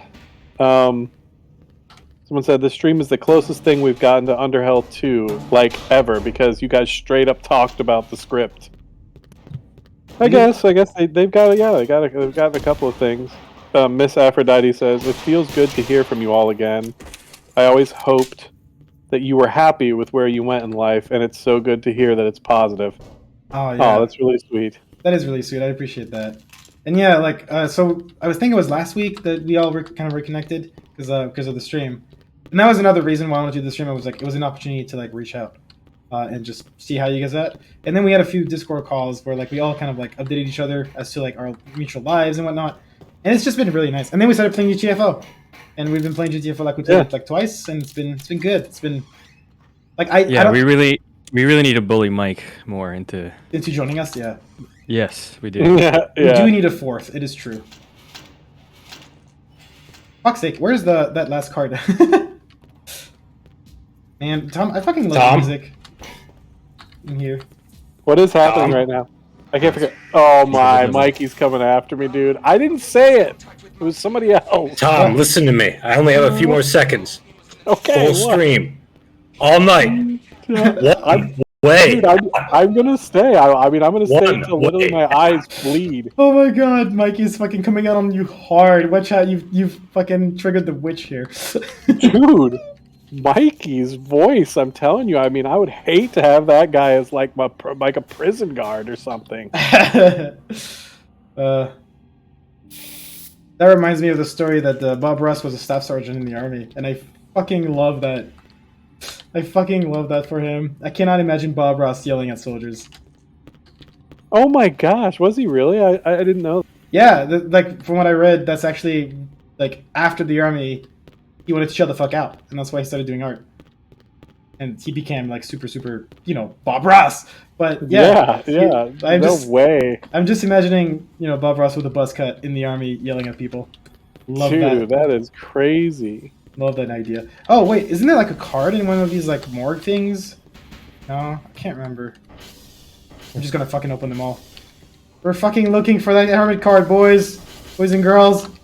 Anybody want to put it in chat that's been paying attention? Where's the last one we missed in this area? I think I'm just missing one. Wait, wasn't there like a code? Yeah, but the code can like spawn down here above. Sorry for all the coughing. Where's the code?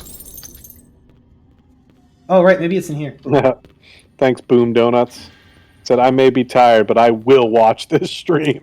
Oh, I love you all. You're so sweet. It's awesome. Like, I don't know. I never know. Oh, the code. Okay, 3839. It's in your pocket. My pocket? No, somebody's just messing around with you.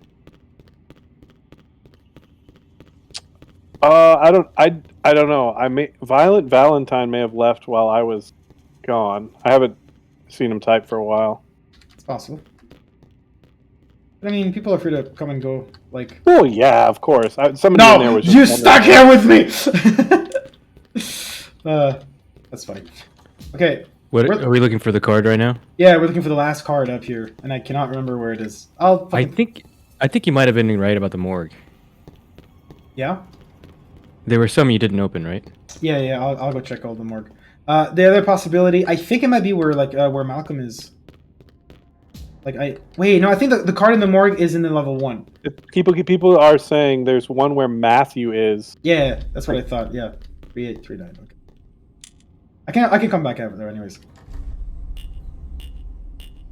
I think I saw a corpse on a card, or a card on a corpse in the morgue. I think that's in level 1. Wait, no, there's one here. Yeah, okay. And then there's one more, further, I think in the room after the scene, yeah. Yeah, we're gonna play the scene.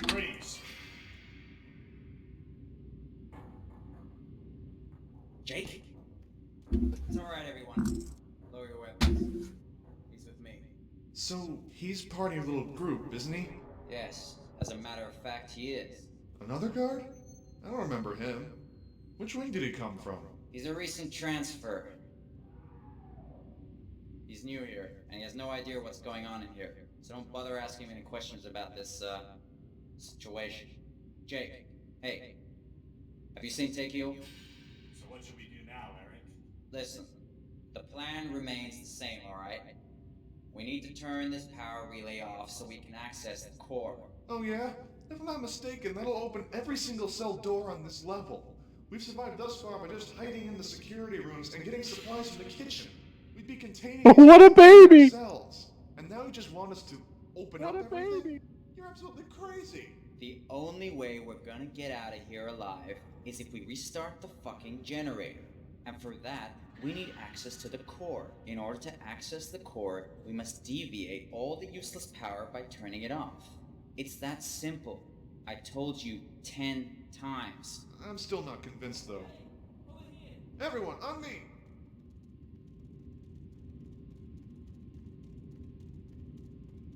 Malcolm? No, wait. Sorry He's about with us. Wait, how many of you guys are Use out there? the cutscene. We're supposed to stay Go. at our locations and wait for backup. And where did you get that order? I was just talking about how this one guy is such a wuss. Yeah, he's a little scared, for sure. Who are you? Yeah. Where is Terry? Hey, it's me, Matthew. Terry stayed at the control room. He's guiding us through the radio. Did he tell you about our plan? Yes, he did. He also asked me to test the core access just now. From what I heard, you guys managed to turn off all the power in the south wing. Oh, really? And did it work? No luck. Consoles are powered now. All the lights are flipping on and off, and there's low tension. Whatever you guys are doing, it's working. We just need a little bit more power, and I bet I can get this door open. Oh, I get it. This is a trick, right? You sent one of your guys back there to try and convince me, is that it? What is he talking about? Who's this? For fuck's sake, Eric, really? Malcolm, Eric wasn't really part of our group. I just met him and his friends. They managed to stay alive by hiding and scavenging just like us. But they didn't have a radio. That's why we couldn't get in touch with them. This Eric guy is such a... But now I just told him and he refuses to accept the truth. Damn it, where's Takeo? Yeah, your friend hasn't turned yet. Who? I came here with a partner. When I met up with Eric, I started briefing him while Takeo went to investigate a noise looking for survivors. Eric said there might be survivors in the offices. So he took the radio to stay in touch with Ben and Terry, while I was gonna wait for him here. Well, I do have a radio. Terry, do you copy? Yes, I hear you, Malcolm. What is it? Just met with Matthew, Eric, and what's your name, fella? His name is Jake. And Jake. We're all gathered here. Apparently Takeo went... Dude, Malcolm is a solid dude. I love Malcolm. ...to access the core and get out of here. But Eric is being skeptical about it. I figured if he'd hear it from the Chief of Security, maybe it would change his mind. I see. Eric Roberts, is that correct? Yes, sir. Eric, my name is Terrence Mason. I'm Chief of Security for the penitentiary facility on this level, as well as General Security on levels 2 and 3. This situation is critical, and we have received no orders even though we have a working radio feed. Our group has come up with a plan, but it requires your full cooperation and assistance.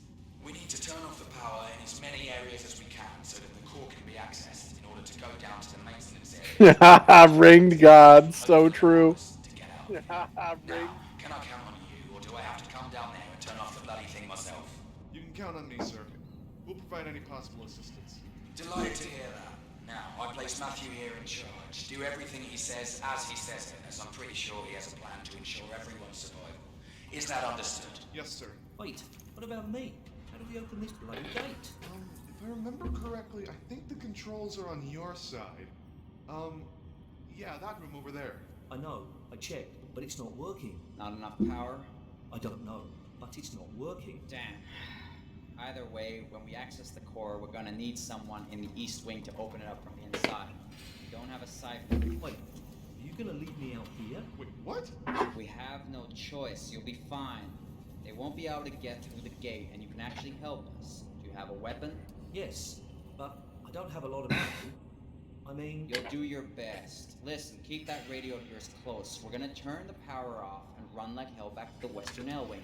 From there, we can access the core. You open up from your side and voila. Okay. Wait a minute. Wait. You're expecting us to run back into the western L-wing? Are you insane? There's over 100 inmates in that wing. And that's not even counting the ones in isolation. We'll never make it. That's why we need to set up barricades. Round up your men.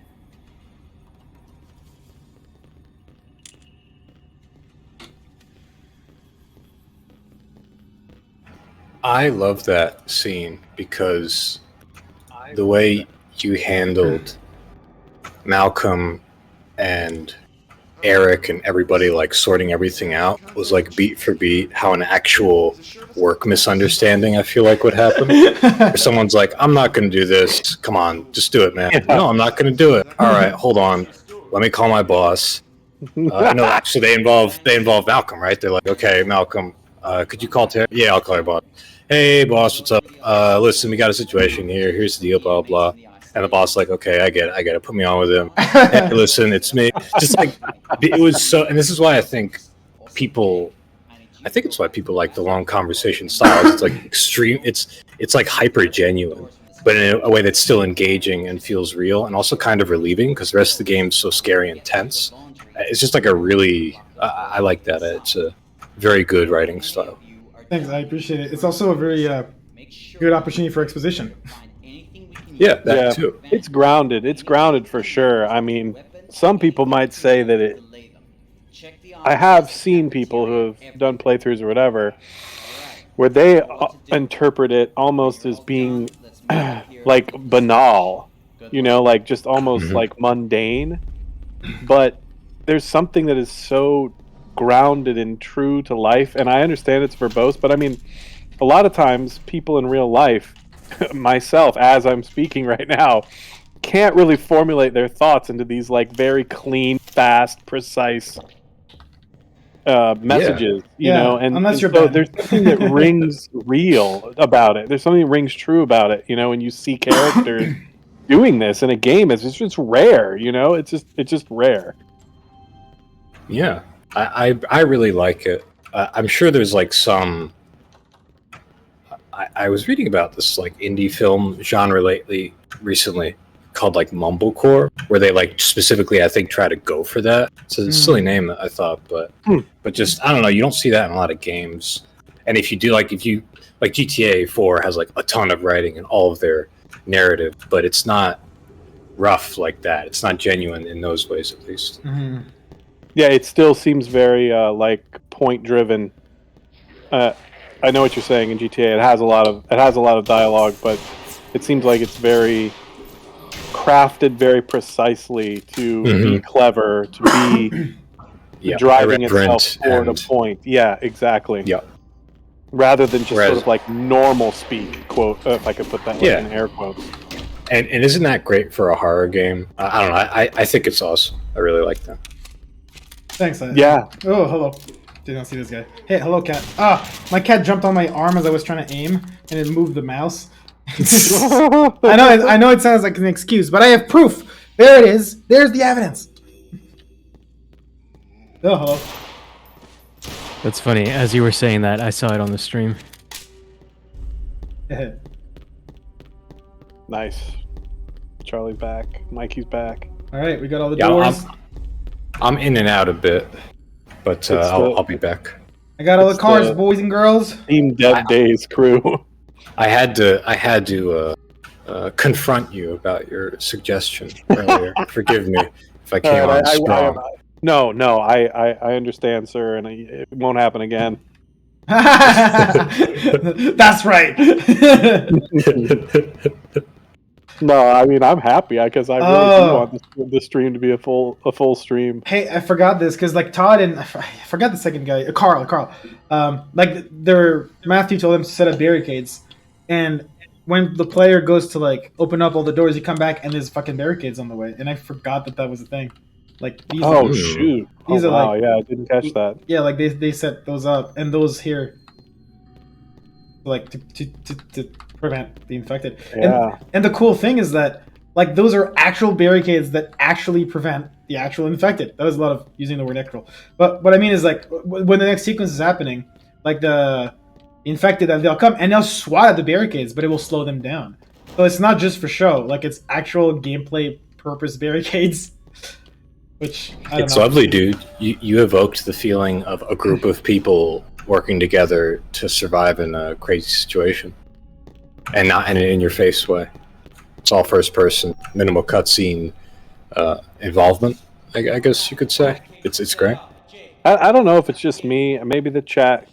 Maybe they'll agree. Maybe not, because I can't keep track of all games and of all game history and stuff like that. But I do feel like there are several features in this game that were either not on the scene yet in gaming, or at least were not well established, that have gone on to be like staples of a lot of games. Like, for example, this idea that people are communicating with each other, they're going through a crisis or something like that, and the world is evolving based on how they're dealing with each other. That has become a very popular thing in games today. I mean, but I don't think it was that much of a focus back then in gaming 10 years ago. Yeah, I mean, I feel like I haven't played, like, at that time, like, we hadn't played through a lot of, like zombie survival narrative, but, and the ones that did come out, because, like, yeah, like Dead Island, Dying Light, and all that, and, you know, obviously the Resident Evil games, but there's very few, like, the Resident Evil characters, they're all, like, very, I don't know how to say it, but it's not very realistic, so to speak. Yeah, totally. It's a pretty, sort of like a prettied up presentation and a cinematic presentation of the way people interact with each other, and it's just gone for something different. You know, the way that it's written. There also might be a bit of a language barrier there, right? Yeah, with the style of it. Although I think Resident Evil 7 was directed by Westerner, I want to say, for some reason. I can't remember. But so maybe the language barrier isn't there, but like the style is just so different from what you're going for here. Yeah, true. And they're both fine. Kind of... It's just this is cool and different from what we mostly see. Mm-hmm. And getting the AI to path exactly that way was a challenge. But yeah, I remember you. Yeah, I remember you being frustrated and doing this lots of times to try to get it right. I remember sometimes the AI would leave somebody behind, right? Yeah. Yes, that's what would happen. Oh shit! Carl got whacked. I forgot. No. You can actually save him. Oh, I think it was Todd. Shit. Sorry, Todd. He got pulled into the vent. Dang, so he's not going to make an appearance in the cells. Nope, Todd is gone. Carl is still alive for now. Let's see what happens. Oh! He fucking mauled that dude.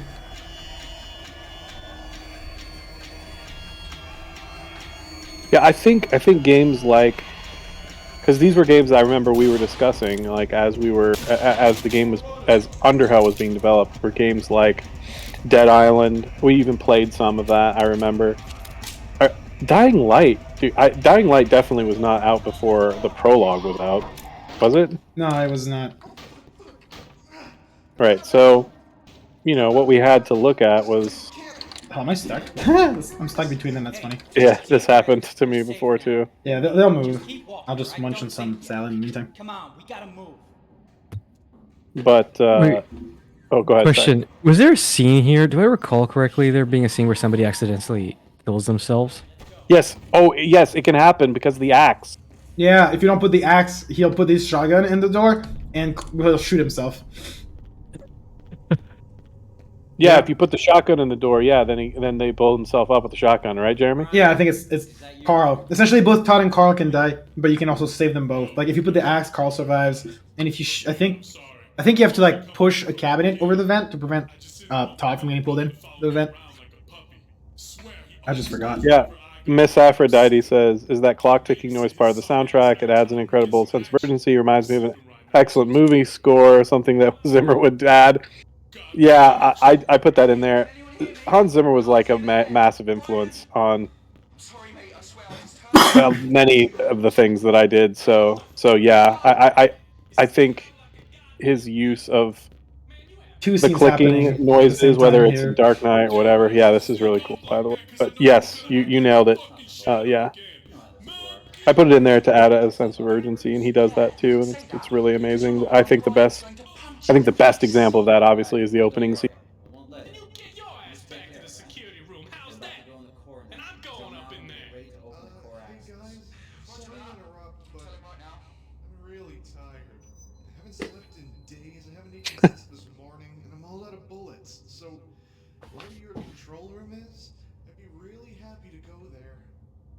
Junior, he wants you to take him to the control room. Bullshit! No, that's not what I said at all. If you could just point me in the right direction. Junior, listen. I can't focus if you're next to me. Man, I love this scene. I loved voice scene. Rangers, it was the same thing. Why do you think I went private?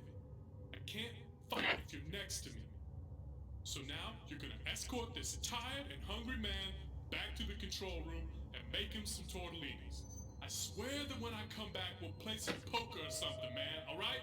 Tortellini crew. Tortellini. We need channel emojis. Spam tortellini. It means poor Matthew and Jake here are gonna be alone down there with no radio or support from Terry and Ben. Do you really want them to die so badly? Is that what you want, huh? You want me to leave them alone? No, I don't. You know what? Fuck you, Brian. Fuck you, man. You get over here. Thanks a lot. Yeah, just shut the fuck up and eat my tortellinis, bitch. I'm the fucking tortellini. Eat my tortellini. Tortellini crew. Fuck up too, man. All right. Off you go. God damn. The tortellini master. so out of its time as far as narrative content is concerned. I mean, just beautiful Hey, look, stuff. Found a radio. You know, game of the year type stuff. Can you read me? Oh, hey, Matthew, yeah, I hear you. What's up? What did you forget? No, nothing. I just found a radio. Wanted to see if it worked. Oh, and expect somebody to knock on your door. All right, I suppose Brian convinced Junior, did he? Looks like I'm off the hook. Yeah, Thomas says channel emotes: briefcase emote, tortellini emote, burrito emote, and stacked helmets emote. Yeah, we do need a lot of that. I'll let you know. Well, no reason we should wait for his response. We can try it ourselves. There we go.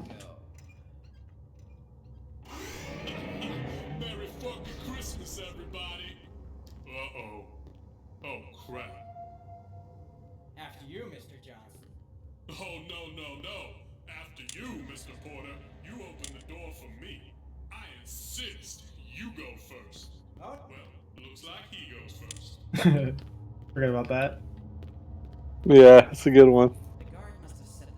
Yeah, dude, such a good move on the blood. I mean,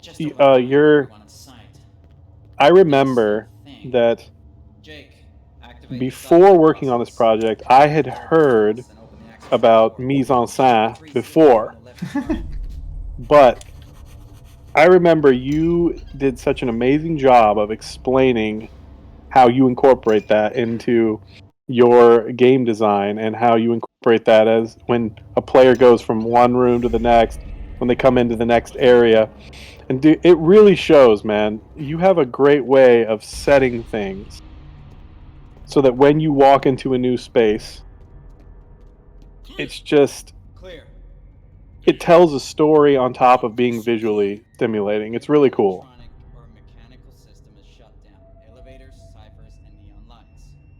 Man, this place. Ben, do you copy? We successfully entered the core. Lost in an abyss. Roger that. It's so big. I forgot how big it feels. Malcolm, what was that noise? I don't know. I've been hearing banging and screaming from the ice. It is like overwhelmingly big. Yeah. When you're inside of it, you really feel like, how could I ever possibly keep track of where everything is, where I'm going to go, where I'm coming from, where I'm going. Poor Malcolm, man. Yeah. I think I feel the worst for him. Wow. Yeah, he's a kind dude. All the sounds. Malcolm, activate the automated sight. Oh, yeah. Dude. Malcolm, hang in there. Brian, get ready. Malcolm really was stuck in the middle. Yep, everybody's got... Oh, no. Everybody's hitting up the Malcolm in the middle memes in the chat. Oh, yeah, dude. I remember that streak. Good thing you switched that from the transparent fake looking stuff to the good stuff. I think this one is translucent. It's the blood decals, like the game, the ones that draw when you shoot people. Jake, open the maintenance area. Ah, the reflection is glasses. That's cool. I think I remember being in theory crafting mode, talking to you during development once, Jeremy. And I was like, oh, but his body's not there. Is he still alive? And I think you went, no, dude, he's fucking dead. I mean, look at this. Blood. There's no way. Look at this. And I was like, he's yeah, lost you're right. Too much blood. He's lost too much. And that's what makes it cool, is like that sometimes it's just as it appears. And there's no secrecy to it. Wherever he is, he's dead. No, is there a way... Oh, sorry, go ahead, Jim. I was going to answer it to Cyrus because he asked the question twice. I did not study film. I just watched a lot of fucking movies and played a lot of fucking video games. Yeah. Is there a way that you guys in the Discord chat are able to watch the stream with sound without it being like a ridiculous like loop of hearing what is being said? Headphones. Well, yeah, I have headphones on. Oh. But like, I do if I too, don't, yeah. if I don't mute, like if I unmute the stream, then I'm hearing everything I'm saying and everything Mikey's on delay. Like I hear you guys talking in Discord, and then I hear what we've said as a delay through the stream. Is that normal, or is there a way to get around that? Yeah, I've just been switching back and forth, muting either the stream or the Discord, depending on what I want to listen to. That's usually the way to go. Oh, is there a card here? Okay, that's it. Nice. Oh man, get ready! They're going down into the sewer here pretty soon. Yeah, they're just waiting for me because I wanted to give players an opportunity to explore here. I don't think there's anything up. This container is important, though. Look, it's open right now. It is open. Yeah, I Please know. note. But it was always right there in front of everyone's face. It is always right there. That's the lift. Looks like it. Hold on.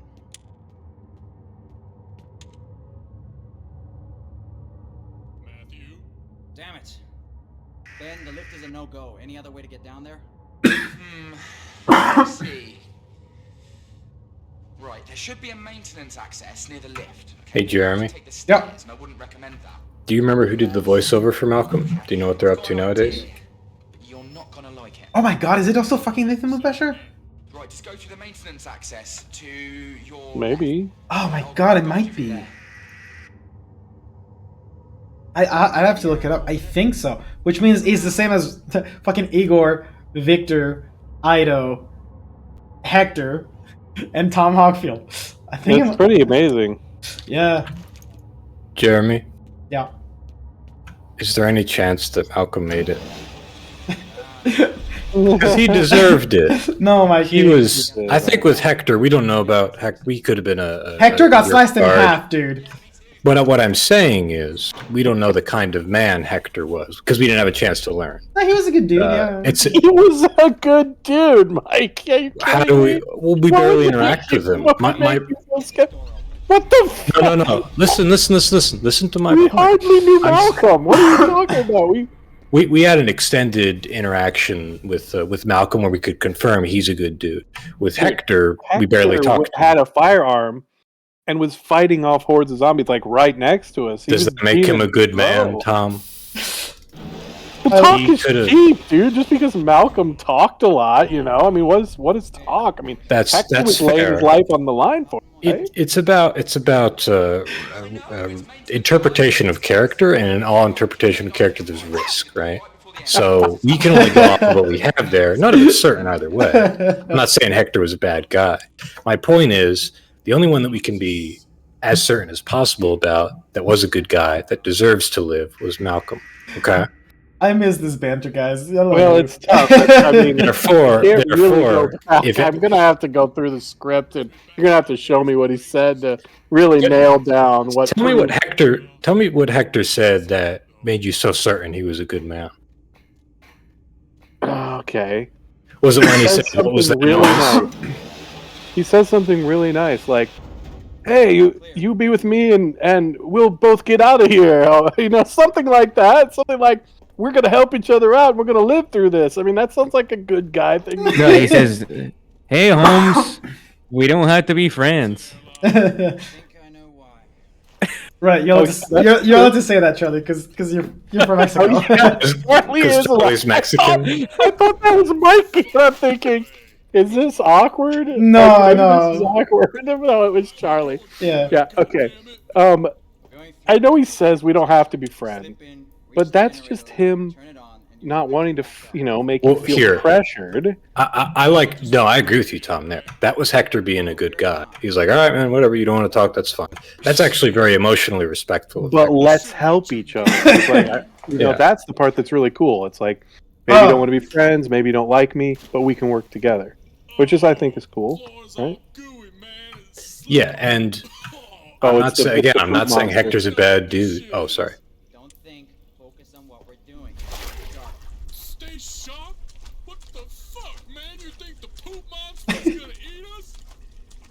Seriously, stay. What were we thinking? The poop monster. That is a great line.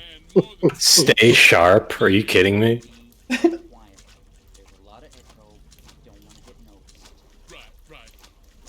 It's just there couldn't be a better character in here with Brian than Matthew right now. Yeah, they're the best for this.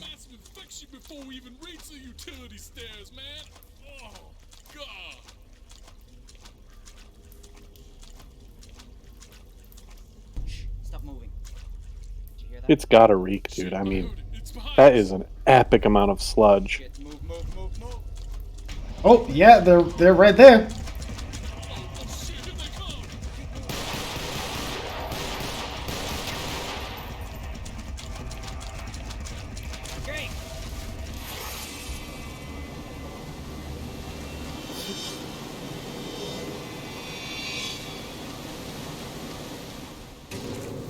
My gun! You can still hear the gunshots upstairs. You can still hear like the gunshots upstairs. Like they're still shooting. Wow, I love how like you lose everything. I know, it's a reset. You lose the shotgun, the flashlight. You lose your leg. Like it's just like fuck you. Yeah, it's brilliant, dude. It counters the power creep. It counters the power creep.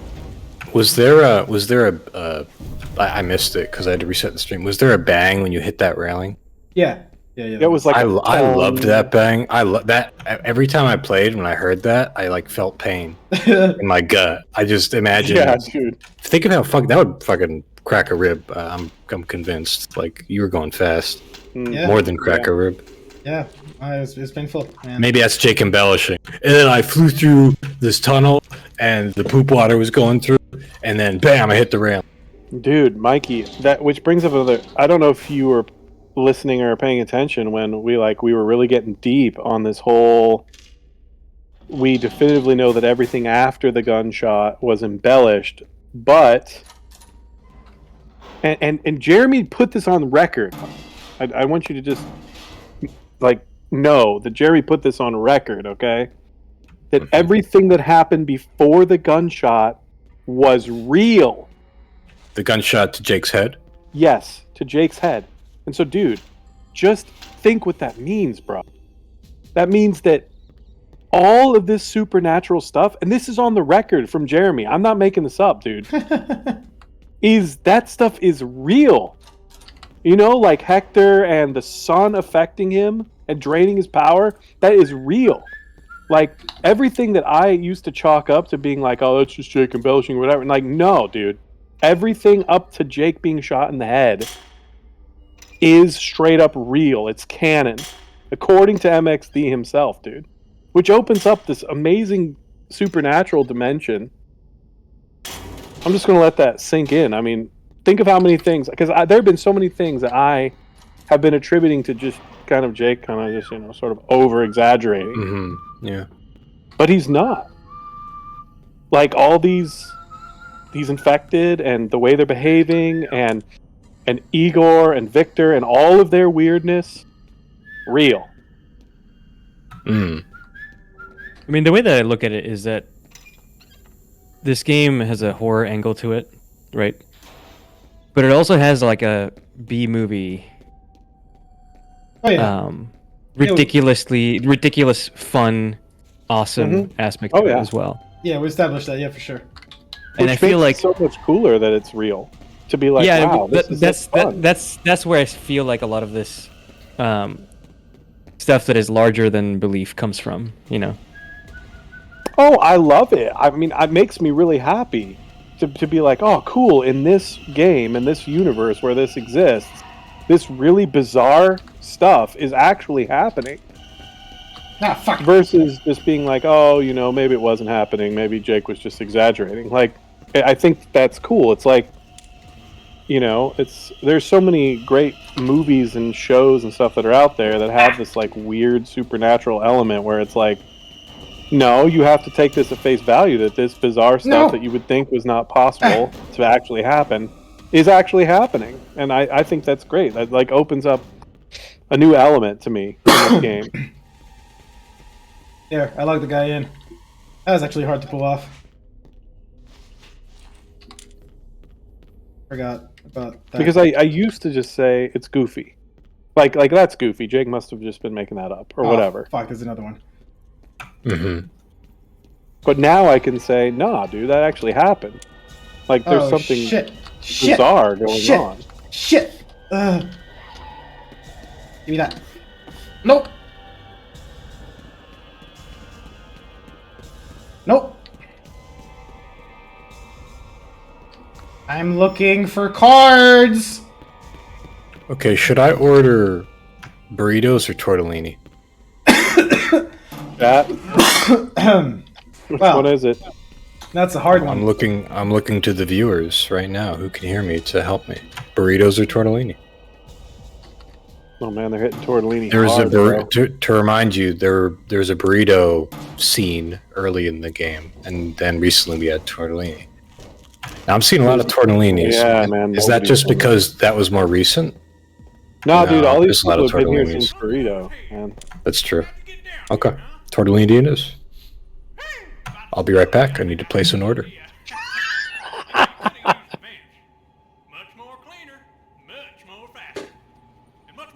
Wait, so what's the next item you get from the hermit? Can't remember. Oh, the radios, I think? No, that's way too soon for that. No, yeah, you're right. What is it? Wait. Actually, there's 2 levels of radios, right? There's the Yeah. the ones that explode and the ones that are just decoys. The radio crackers. Yeah, which one is this one? I forgot. Was there something else besides I don't know, those man. two, though? I love the radio crackers, especially in the sneak Oh, they're sequences. amazing. They're amazing. I give you a hammer. This guy. So here's what we're gonna do. You bring me 6 new cards, all right? Oh, yeah, it is the radio. 6 new cards, and I'll give you a really good tip. Is it the exploding radios? No, the regular one. Love music. You just had to write your name on that, didn't you? Sorry about that, dude. I'm serious. I've been looking around gathering these little FM radios. Later, Boom Donuts. See ya, Thanks Boom for hanging out, Donuts. dude. It's hilarious, you know, you throw it over here, they come a-running. You should try it. So you bring me those 6 cards, and I just might give you one of them little FM radios for you to play with your little friends with. Wrench radios, boom radios, crossbow. This Okay. guy is funny. You know, I used to have a TV down here, but I don't know where it went. Oh man, the crossbows. Wait, is the crossbow what's in that box to the right? No, it's the boom radios in here. No, the boom radios are in that one. Yeah, the crossbow. Oh, my mama. I love this guy. I remember the crossbow. Oh, right. And then in level 1, if you grab all the chocolate bars, he fucking gets mad at you. He gets some. Oh yeah, if you take all of Yeah. his chocolate bars, yeah, he gets mad you didn't leave him any. Yeah. Oh, man. That's so many little stupid things like that. Someone says that there's like an exploit, or like just a clever idea, where if you can put the radio crackers, like the exploding ones, into the elevator during the second stealth section, and I'm assuming, I don't know, get all the soldiers to jam themselves in there or something, and then Oh, blow it's it up, coming. or- Oh, Lord, it's coming. Nope. You are not coming in the stairs. Fuck off. Wow, clever move there, dude. Fucking love airlocks. They cannot open airlocks. Oh, right. Wait, how does this work? I can't remember. Right. And how do we turn on the power? Oh, man, it's been forever. Isn't the power underneath water? Is there there's a water puzzle here, isn't there? Yeah, but then I need the keys for this door, which is where the catwalk is. Then the catwalk breaks when you step on it. Yep, that's right. Remember, yep, right here. Ah! Yeah, it breaks. Yep. And then you need like melee weapon to break the things. There's the keys. Right. Yeah. Alright. Ah, that jump is impossible. Yeah, you aren't supposed to jump that, are you? No, but it's all good. Okay, so second is the power. And then the wheel.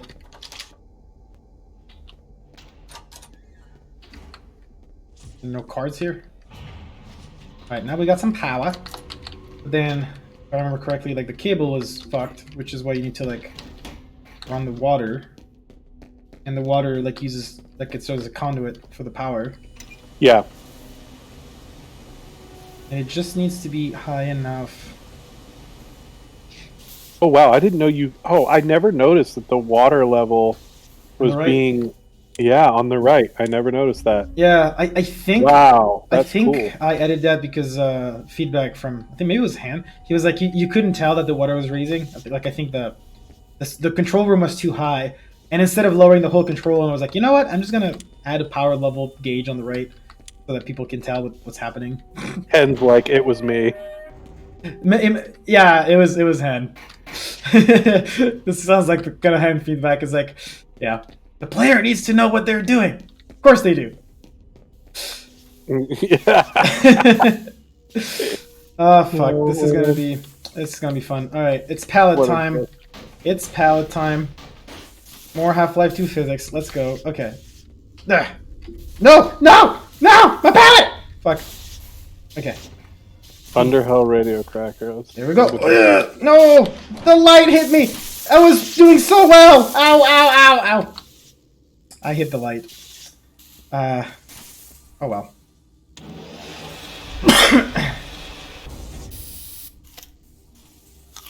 Right. Sorry, I just found the radio cracker I'm video that watching this it guy's right now. referring to. I'm watching it right now. There's someone here! Wait, what's happening? No, I see him right here! They're just staring at the radio. What are you talking about? Somebody said that there's a really good video of somebody using a radio cracker on one of the later levels of the elevator. They put it in the elevator, and the soldiers run to the elevator, and they're just staring at the radio. Oh my god! Oh yeah, I've seen that, and then it explodes and they all die. Yeah, it's good. Flying! Oh my gosh, that is hilarious. I love how stupid that is. Like, can you imagine, like there's all these high-tech soldiers, and then there's like a little fucking radio playing music, and they're like, huh, what is this? And they just walk up to it, and then it's so silly. I totally. I was gonna say my funny. You first. I was just saying the funniest one is the guy that says, "There's somebody talking over here." It's like, dude, it's a radio. You're looking right at it. My favorite was. I totally forgot about these. I can't wait to hear my favorite song, Jeremy. Do you remember that? Oh yeah, it's the song from Sea of Savannah. Oh man, I forgot about that. Let me know when it pops up, and I'm in and out of the stream like Charlie. Yeah. Oh, dude. But, I'm gonna get them radios. I'm gonna get them. Yeah. I genuinely like that song. I'm not totally sure why, but I think it's good. And my favorite line, you'll hear it. I'll point it out. One of them. I think there's a few, but my favorite line is a really simple one. It's when he looks at the radio and he goes, "Oh, that's not funny." That's it. Not like he's offended. He just thinks someone's playing a prank, and he's like, "That's stupid." The soldiers are really relatable too. Now that I think about it, like people have been making comments in here, like, "I can't wait until we get to the stealth sections or whatever," because the soldiers, the people are like mentioning lines in here that they think are really cool. But and I think a lot of it goes back to like what you were saying in that conversation earlier. They have a lot of like sort of grounded, sort of normal, like very normally kind of things that they say that you wouldn't think that somebody would say, like, "Oh, let's have the soldiers say something cool." Like that's what people would normally do in a game, you know? And they do say some cool stuff and some effective things and things that sound very like true to soldiers. But then they have really good comments that you could see them just like real people just making to each other as soldiers that are maybe just tired that day or tired with work or, you know, want to do something else or whatever. It's really real in that way. Thanks, man. Yeah, that was definitely what I was going for. I can't wait to see them. For people who are listening, I did the voice and I guess all the writing of the soldier. Yeah, you wrote the soldier's lines too. Yeah, same in the prologue too. And we got crazy. Like there was like certain categories of like, I'm reloading or I see a target, where it'd be like 64 different variations or more. I just remember it was insane, and and building that was toward great. that replayability. It was amazing. Go ahead, sorry. No, I was just saying, building toward that overall goal. It seemed like that Jeremy was pushing toward of replayability. I'm sorry, hold on. Someone saying you missed a card. Is it too late to go back? No, I'm going back A few now. people saying. Oh, okay. Thanks. Sorry, continue, Tom. Oh, it was fine. I was just saying it goes along with that philosophy of trying to build toward replayability and making each experience feel It's a horde! new. It's a horde!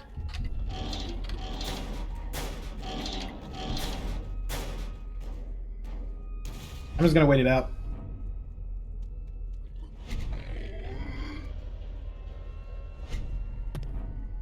I think I got it. People are saying you missed the dumpster card. Is that the one you just got? I'll go look. I just had to like hide from the horde.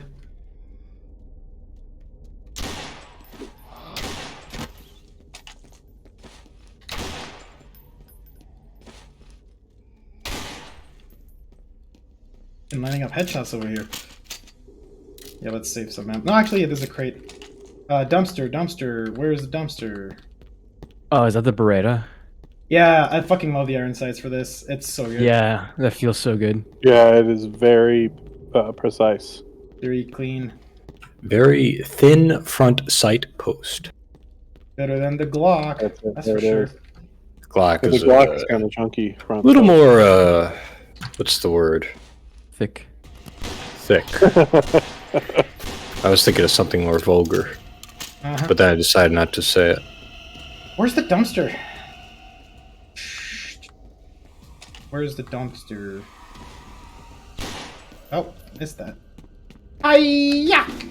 Oh, no, did not time Yeah, to people in the chat almost bitterly are telling you that you must find all the cards for real with no cheating, almost as if they had to do it themselves. I mean, and they what? want to see you suffer. Yeah, what do you think I've been doing all this time? Where's the fucking dumpster, though? It's not in the hermit room for sure. The dumpster is through the hermit's place with a titanium vent. Oh. Yeah, I remember that place. Wait, isn't that where you locked one of the? Yeah. No. That's what it is. I remember now. Thank you, chat.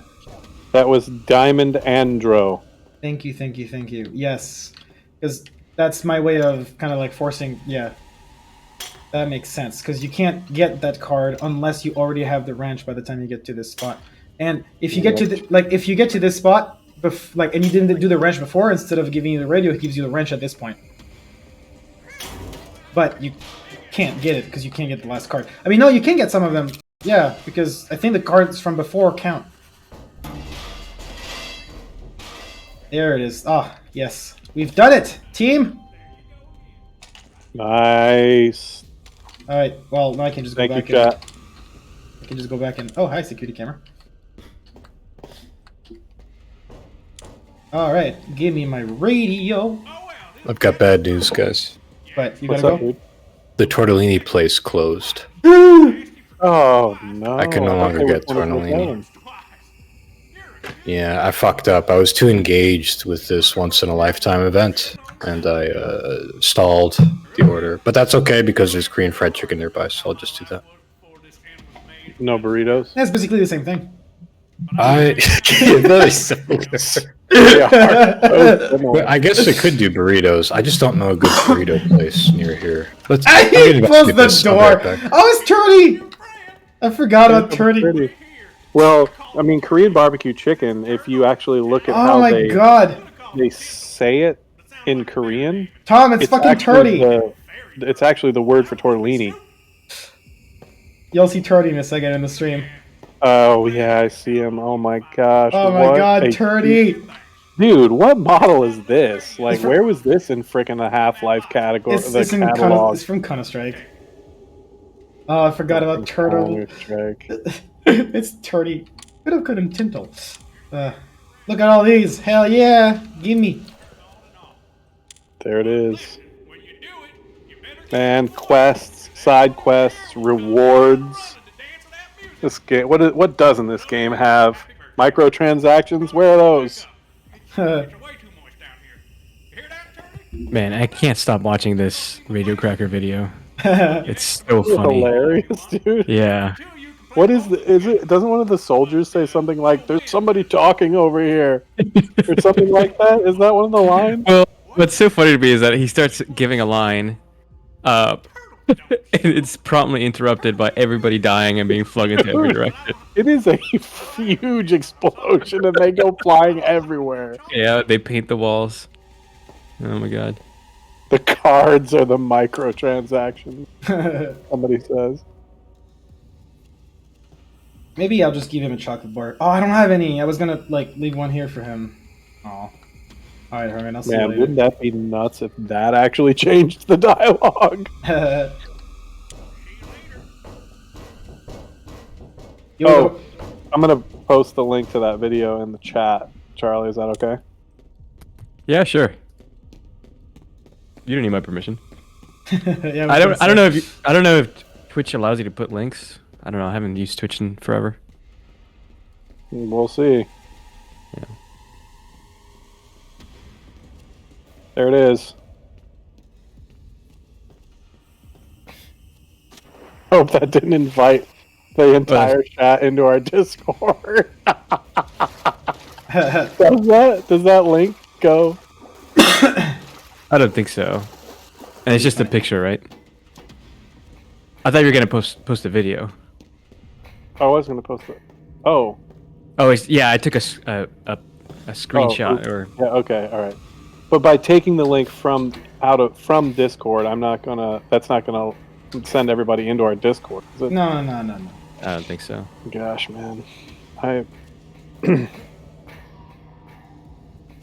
sound like so tech illiterate. It's been decided. Burritos? Okay. There you No, go. Oh, okay. Charlie. Sorry, Tom first. Go ahead. Oh, nothing. I was just Charlie beat me to it. It's the same way in GTFO.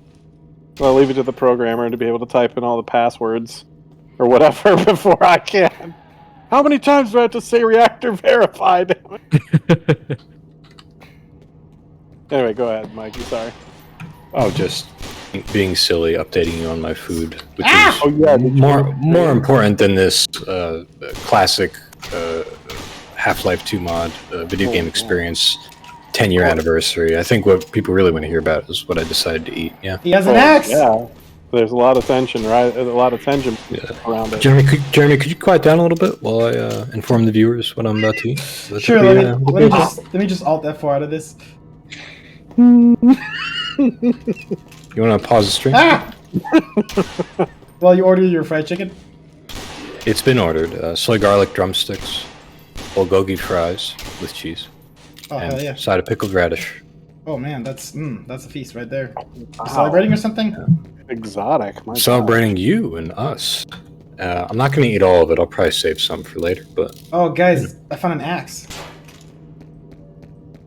Okay, axe only for the next. wait. Look at the chat. Of course, the HECU Marine is acting self-important. Are the HECU self-important? I don't know. I don't see the connection. Freeman Freak BES. Please elaborate.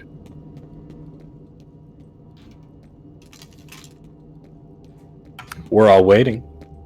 I'm just fucking around. I'm just kidding. I'm just reading. Yeah, we man. Here. Hey, CW man. Oh, thanks, it's W man. Great to hear from you, dude. It's Horde That means time. a lot, dude. Thank you. Yeah, thank you. Oh shit, it's happening. Good thing there's a fucking airlock door here. Oh, they're all gonna come pouring through this fucking door. Yeah, they're coming. Man, I don't think I ever remember watching them come through by watching hell yeah. the blast here. Oh shit, this is I not think I've shotgun always ammo. just gone out in the room and just taken it. I cannot. Oh, there it is. How many rounds? 12? Fuck Hey, that. Boom Donuts is back. Right. Hey Tom. What's Tom, up, check out this video. Time to ask some questions. Okay. I just put another one in the Discord. Who has all the answers? Oh yeah, this is when he's talking to the scientist that's stuck in that one lab. Oh, the scientist? Is that me, Roger? Oh yeah, it is. It's Roger. Oh shit! I completely forgot about Roger. Oh my god, That'll me be too. interesting. Holy shit! this Dude, what a game's too hilarious big. email You made it too interface big. for 2013. Holy God! What the frick? What? Okay, all right. The foot, the leg that just pops up on the right. It's just. What's the radio like sitting like kind of like right behind him or something? I guess so. And it blew up. Here, I'll put it in chat. Put it in chat. Oh, Jeremy, don't miss the sniper rifle. Says Just Kate. Yeah, I'm trying to. You're not familiar. Oh, sorry. Trying to remember what that is. I think it's inside the train. But I can't. No. It's funny, Charlie. I think it's in the big warehouse room, which I think is this one. There is like an elevated spot. Yeah, but there's like a ladder that there's you have something- to use the wrench to unlock. Something inside the train too, I think. It's like an elevated spot in this room full of crates. Uh-oh, shit. I just opened the train and there's a horde coming. Fuck! No, can I close Good. it? And there's no Ah! you deserve I mean, it. don't be so dramatic. Oh, see here, you just shut the door and hide like a wuss. Oh, I remember you could do this more than once, right? It's called strategy. This is foreshadowing of Terry's glorious sleep. Freeman, I see your comment. I'm just used to you threatening to kick my ass. Yeah, I'm just teasing, of course, you know. We Just good? joshing. We fucking good? Anybody want some? Jesus. Charlie, something that's so funny about that video is that if you're not familiar with the music that plays from that radio, you think that somebody has just put generic music over the video just for fun. Like, you know how people just pick some background music to put over some sort of informational video or something? So you don't even realize that there's a radio or something behind them, and then the body parts just start falling. The foot is just like man, it's hilarious. It's perfect. It is. It is Ah! great. It is great. Motherfucker, get out of here. Okay, where? Whoa, that guy. Now that is some real supernatural movement. Yeah, that was some moves. Okay, I'm still looking for the. Yeah, don't worry. I'll go back. I know. I just wanted some pistol ammo because I was running low. So there's a sniper up here somewhere. Yeah, somebody, Just Kate is saying in the huge warehouse area. Yeah. When you first enter, I think you can go to the roof of it, and there will be a sniper rifle. Oh man, that's so funny. Going, I'll point you to it when I see it. I know where it is, Yeah, but like, you're not there yet. How do you get there? Is the question. It's on the path of progression, so just progress.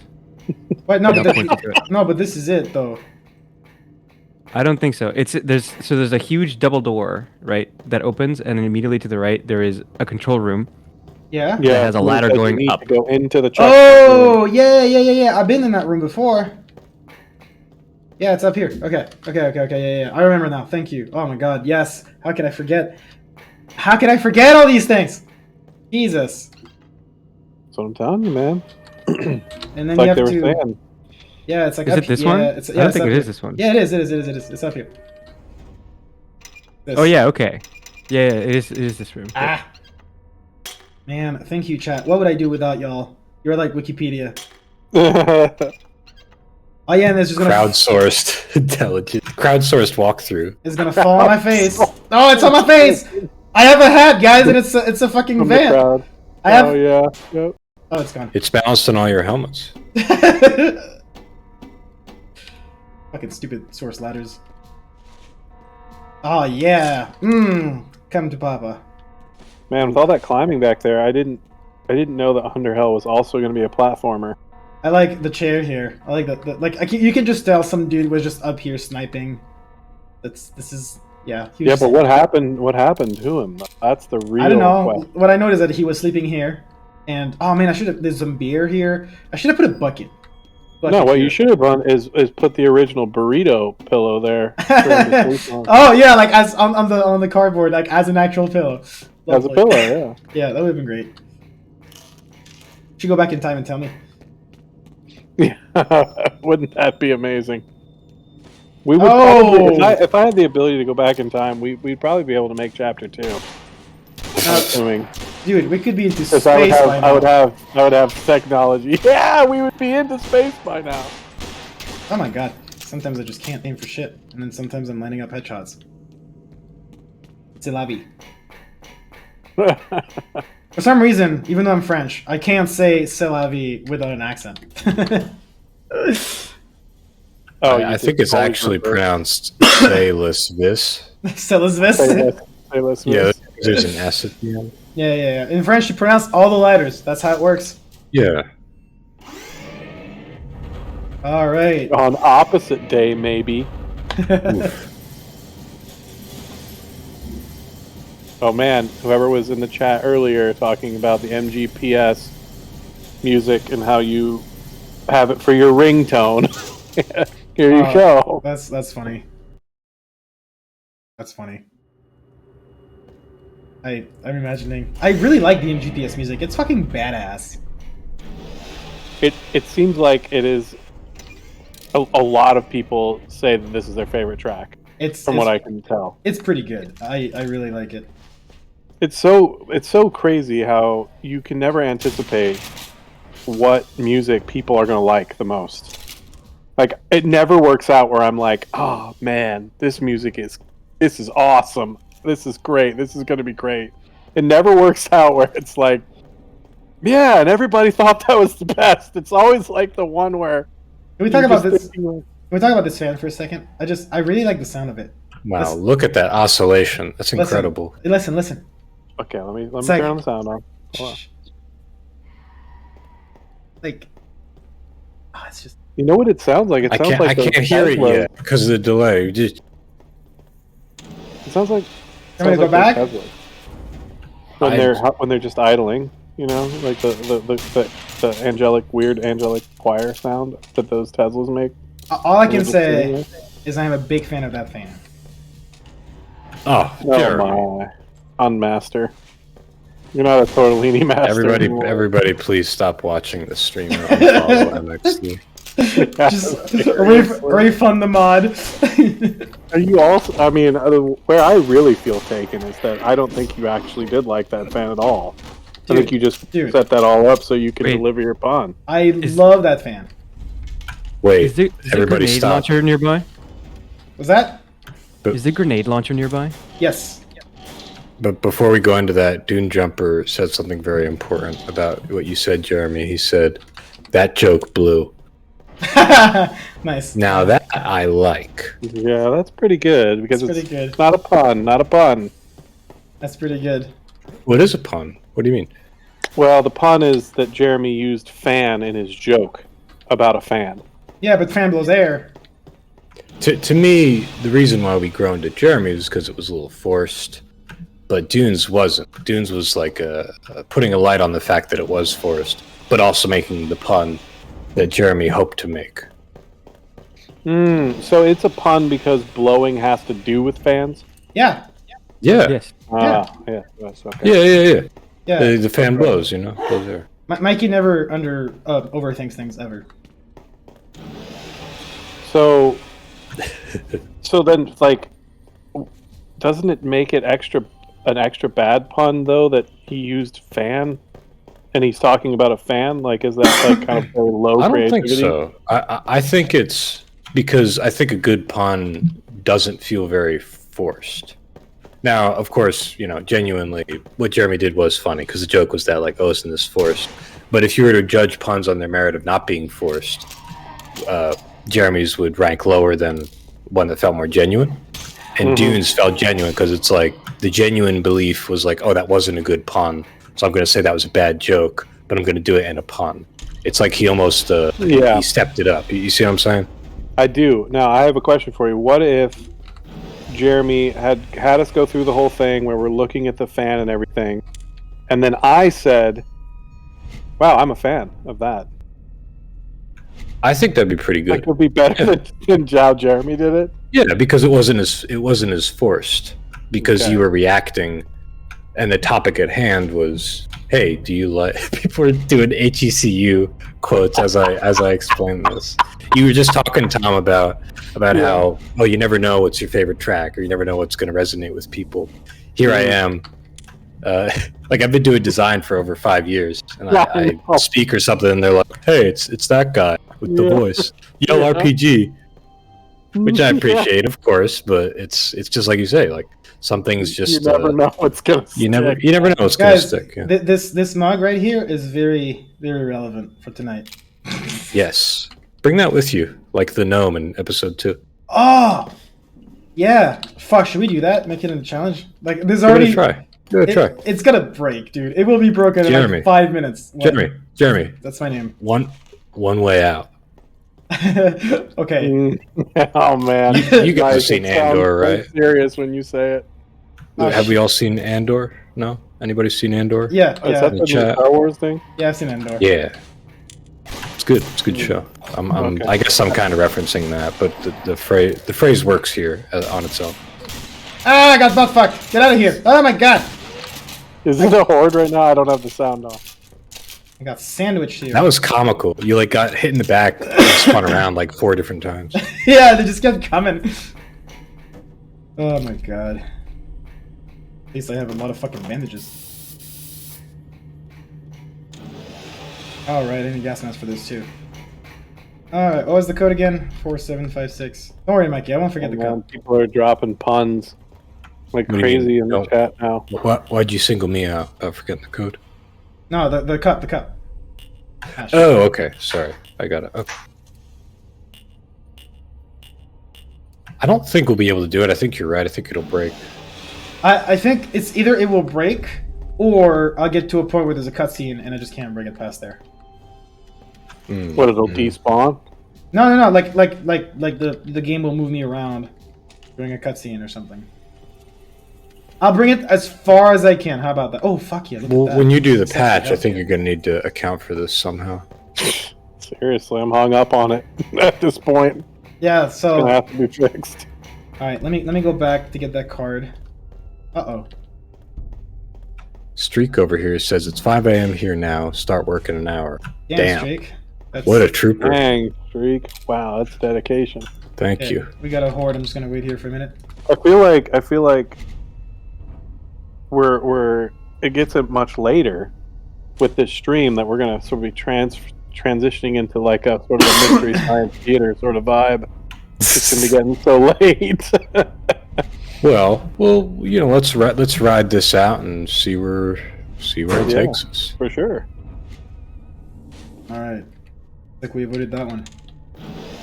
Does it break if you throw it with left click? What, the cop? Yeah, absolutely. Pretty sure it does. I'm like 90% sure. I don't want to try. I could like load a save. Fucking save scum the cup.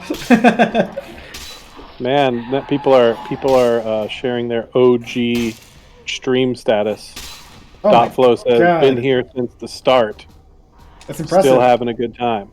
I've also been here since the start. High five.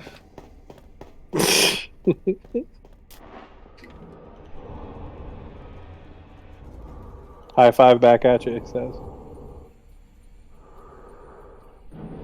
Give me that. Whatever is in here. Forgot what's in here, but there's gotta be a card. Man, I always felt the gas mask was so suffocating and restricting. Yeah. And in this game, which is good. It's really good. You're welcome. All right. Get out of here, gas. We don't like your kind around here. There we go. And now people are fighting each other in chat over who was here pre-stream first. I'm just gonna close that because I don't need it anymore.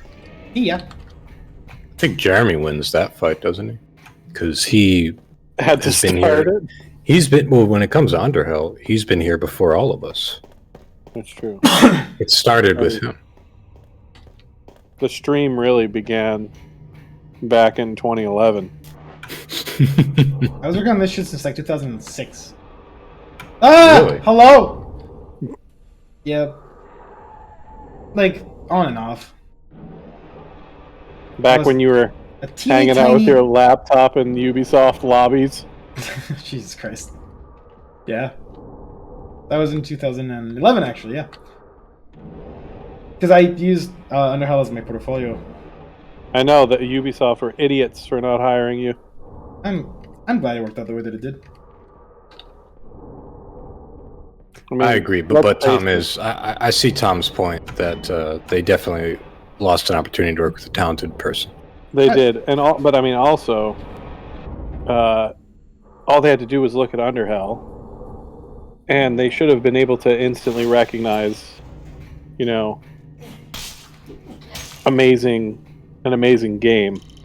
But then again, you know, the track record hasn't always been the best when it comes to figuring out what an amazing game is. So maybe they just missed that one.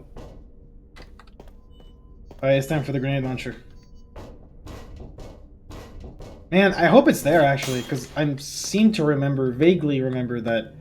Well, there's a chance that it might not spawn, right? Yeah, correct. Oh, I remember that now. Yeah, what a dick. I would. Like, I'm hiding this thing, like, in the back door somewhere that's, like, you have to, like, crawl through, like, a mile of vents. And when you get there, maybe the reward isn't there. What a dick move.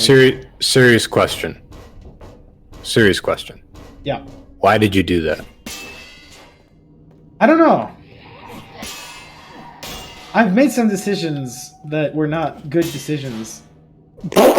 Says everybody that's ever lived. Jeremy's like being televised on the news right now at the podium at the press conference. Yeah, seriously. Sir, why did you make the grenade launcher spawn randomly? He takes a long pause. There's like the sound of camera shutters closing. I don't know. I've made some decisions that were not very good decisions. It's here! Yeah! Sorry. It's so hilarious, dude. I got it! Like, what were the odds of that? Can you please state for the Oh! I forgot about this. It drops if I switch away. Why did I do that? Man, I hate me. You did this with a couple of weapons, right? So you did this with the minigun as well, I think. Yeah, I think I did that with the big guns. Hello? Yeah. Oh, it's a party! Jeremy, you gotta be careful. You're really loud before. Oh, sorry, dude. No, it's good. It's good hype. I don't think it's blowing. Oh, dude, that was a few people did say so, but it lost. Oh, they did. It lost its limbs and it flew here and it fucking like painted this wall and it just. Oh dropped. my! That was glorious. I want more grenades. This is, man. I was really like, what's the word when you're like, when you don't want to give away stuff. Let me look this up. Like there's a word. It's like Scrooge. You know what I mean? Oh I almost blew up the cup. Stingy? Yeah, I'm stingy with this grenade launcher. It only has like 6 grenades in it, and like sometimes it's not there. It's just. Oh, okay. I'm not a really kind developer. I was gonna say miserly, but I don't know if that's appropriate. No, that's miserly. the right word. That's good. Yeah, you certainly are not generous with the powerful weapon placement. That's it. Oh, hey there. Which I say would be the appropriate way to go when trying to make a horror survival type game. Yeah, that's fair. Wait, I want to cut off his arms. Wait, that sounds wrong. I'm sorry. Come here. Stop. Jesus. I just want to shoot your arm off. Wow, dude. Wow, I would have fucking... Okay, you know what? I give up.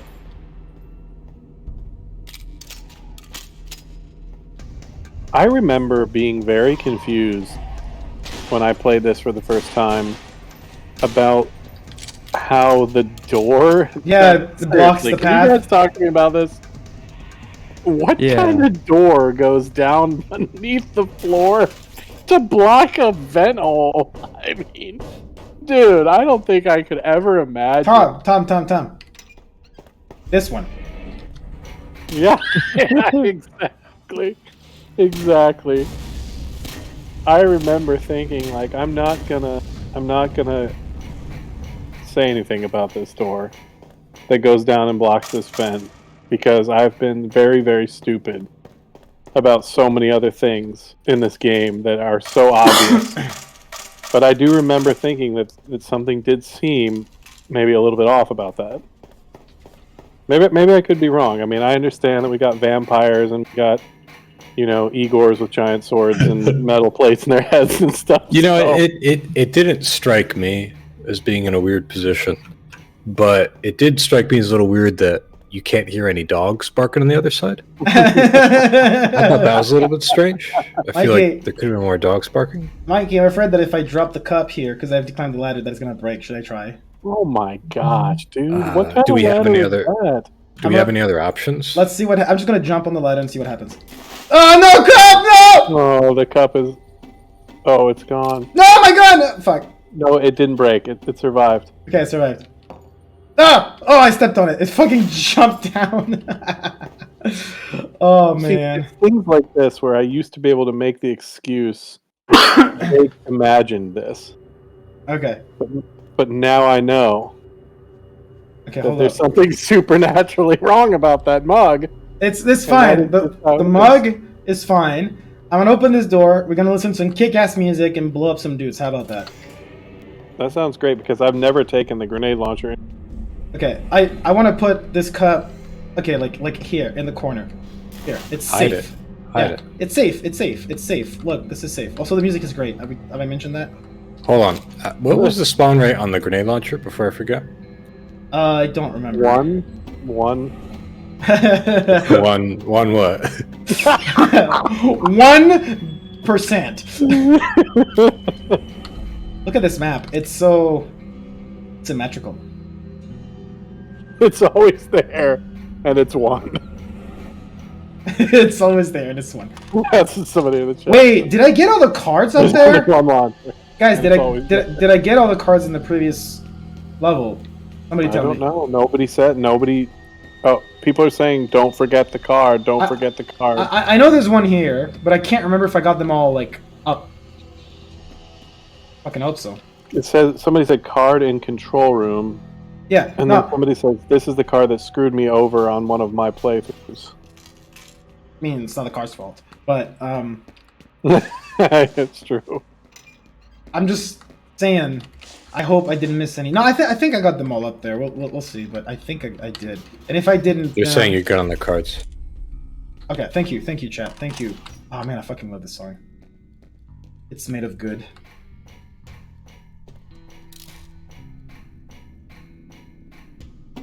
Hello. Yeah. Wow. You haven't even gotten to the part with the cipher and everything, have you? Oh hell no. We got some Fucking time. A. We got some time. Fucking spider monkeys over here. Fuck off. Oh, this guy got stuck behind the ladder. Look at that. Do you know how it is sometimes, Jeremy or Mikey or anybody really, that where you make something and then when you go back and look at it or examine it or whatever, you think to yourself, how did I make that? Like, why did I make that? You mean like right I now? don't understand. Yes. This is one of those songs. This is one of those songs where I'm just kind of like, I'm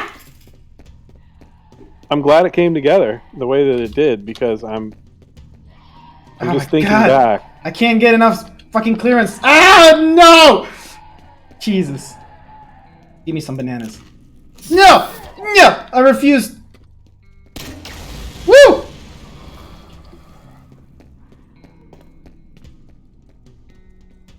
Fuck off. Oh my god, they're like right behind me. You know what? Here, I'll drop it here. Fuck! Alright, Jesus. Honestly, using the grenade launcher is like more work than it's worth. Alright, here we go. Oh, it's so good.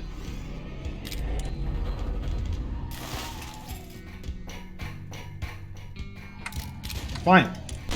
No! Behind me! Ah! Jesus! No! No! Yeah. Line them up! I love how each set with each generator that you turn on, the layers, it keeps layering on top of itself. Yeah, dude.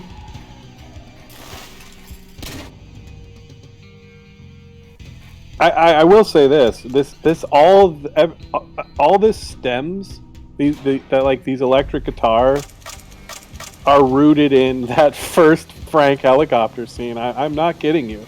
I believe you. Oh, he ate that. Oh, he ate that.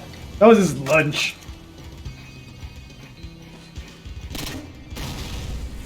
I love how dark it is, and then the flashing lights across those connecting bridges. Yeah. Those flashing lights like really feel like almost like air when you're suffocating because it's so dark. It's like air for your eyes. You need it. You need it so badly, like because you're gonna die, you know, and you can't see anything. It's air for your eyes. That's. I want another T-shirt. Light. It's air for your eyes. Dude, that's brilliant. That's hilarious. That's so stupid. Light. It's air for your eyes. Oh, it's so dumb.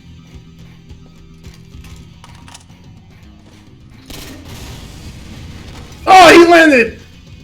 He landed right next to me. Ow! Oh my god, they're like right fucking behind me, huh?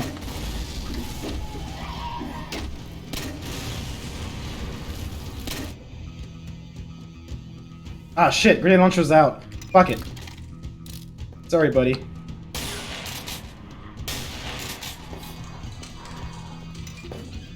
Well, I'm warmed up now.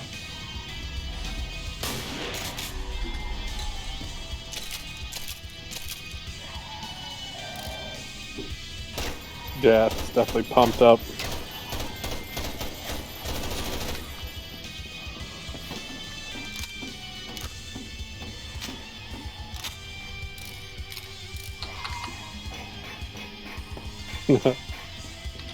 Thanks to everyone in chat. Appreciate it. Somebody's got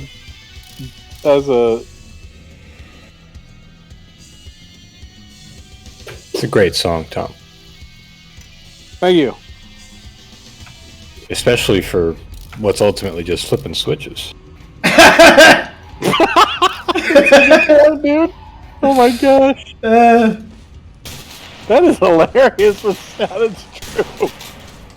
Oh my gosh.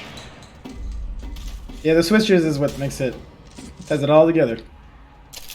It's switches it up a little. I'm sorry, guys. I'm sorry. Oh man, you got the puns going hard tonight. Look at these glowing people. What's up? So Streak has got to leave, but he says got to leave soon. But I hope MXD knows he made one of the best games I've ever played, and one that made a good piece of my childhood. Though disappointing, I'll probably never get to play Chapter 2 and beyond. I'm glad I got to play this at all. I can still remember every character and actually having a connection to and want to keep every character safe. I still recommend this game to friends often and play it at least twice a year. Twice a year? Your creation is great, MXD. Well done. Aw, I appreciate that. Although I do wonder if turning off all It's very, very, very nice of you, Streak. Thank you. choice, but the entire base That's why we make things like that. sequence. Let's hope nothing bad happened up there. Sure, Matt. It's not like we had a choice. Let's get the cup. Don't forget the cup. Alright. Here goes nothing. Give me that cup. I'm holding it! I hope it doesn't fade. I feel like Matt is so ungrateful right here. It's okay. It's because he has glasses. Yeah, I guess you're right. I'm holding onto the cup.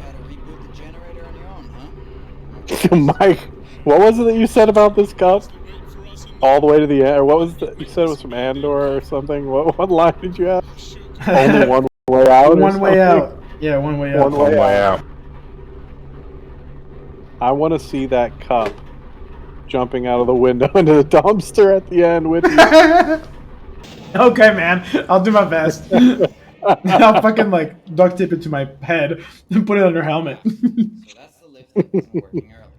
Wait. The cup or the cactus? Ooh. Juggle both, dude. Oh, shut up. Toss one ahead of you. Come on. Then toss the next one. Cup, one way out. One way out? Okay. You can't switch now. Yeah, okay, fine. Cup. Everybody's voting for the cup. Must have been a nice dump you lived in. Yeah, it's true. You've gone too far with the cup It's at this point. You have a history. with the it. cup is a metaphor for game development. You can't just switch to the cool prickly cactus. All right, you got to stay committed to your vision. Right? Man, that's deep. You know, Jeremy put the cup in the game back when he made it, knowing this day would come. I Teach didn't- this lesson. No, dude, I never thought that I would grab this This is fucking game cup and development. carry it with me all around. Like, I just didn't think of that. No. And he knew Mikey would lose it as an object lesson for not abandoning your vision. Okay, I know that the game is gonna teleport me now, so I'm just gonna throw it in the other room. Ugh. Oh, that's how you're gonna go? You're not just really? We'll see what happens. Okay. Jake is just leaning in the corner there. Oh man, they're talking about Malcolm. Well, they're talking about his remains, which is at this point just a whole lot of fluids. You made the whole space feel so real with scenes like this. Dude, like you're coming back to the place and they have Mike, opinions again. Yeah. What the hell? They gotta talk about it again. It's in this part. Helicopter. The zooms, that's so dramatic. Jeremy, when we it is, but it's campy, but it's so perfect for this game. when I saw that, I think I remember asking, like, do you think that's a bit too much? No, man. You gotta sell it. Oh, there's a card in the helicopter. Let's see. Yeah, there it is. Yeah, that is something that is so good about the vision you had for this game. I mean, I don't know how you came up with this vision, to be honest, but you really have a dedication toward stylistically driving this thing home to where an outsider like myself or Mikey or something might look at something and say, "You're not an outsider." Well, no, I'm saying like the idea did not originate in my mind. So when I understand what Mikey means when he says like, you think that might be a little too much, because there's an element of like overstatement at times. Yeah, it's true. I mean, I don't know, Mike. Do you think style, the which fucking is good. dogs are a little too much? Let me get through this fried chicken and we'll talk. About the fucking dogs. Oh, man. All right, sounds good, man. Sounds good. Come on, we gotta go. It's sort of like Oh! I really like Yeah, the hurry to open the door. That's how. You know, I love the Hermit because whenever like he was such a useful plot device. Like whenever I need something to happen, I was like, hey, how does this happen? Okay, make the Hermit do it. Yeah. Wait, how did he get how the hell did he get back up there? Ah, good question. See, I think he he repelled. He repelled. Yeah, down he with a repelled. rope, Yeah, with a rope. and then he went back up the rope and then pulled the rope back up after him. That's right. That's right. Yeah, see, he gets it. Hey, we're back here. Oh, look. Two people in the chat said they thought it was Takeo. Oh, interesting. I mean, I guess I was trying to indicate that it was the Hermit because of the vent that's just right there. But yeah, good question. How the fuck? Yeah, a rope. I'll just go with a rope. Dude, it was totally a rope, dude. This guy totally is a rope. spelunker. Also, I want to point out that we're back in the very first area, and I still have the fucking cup, and the lights are on this time, kind of. Just look at the level economy. Just look at the economy of usage of your maps, dude. I mean, it is truly impressive. Remember before the maps? I remember doing testing and talking about like hearing. I think I heard you say, "I wonder if we should have maps or something like that," because I remember getting lost so often. Yeah, took a while, but if you pile them all up together, they do make logical sense. That is true. No! Oh, I love this music. See, no! This is music that I like. Wait, but hold on. Nobody else likes it, so I have bad taste in my own music. The cup isn't coming. It's Wait, throw it through. Throw it through. Can you throw it through? no, it's just stuck. You need the programmer, Charlie. How do we make this work, dude? It's not coming through. There's an Throw it invisible through. wall.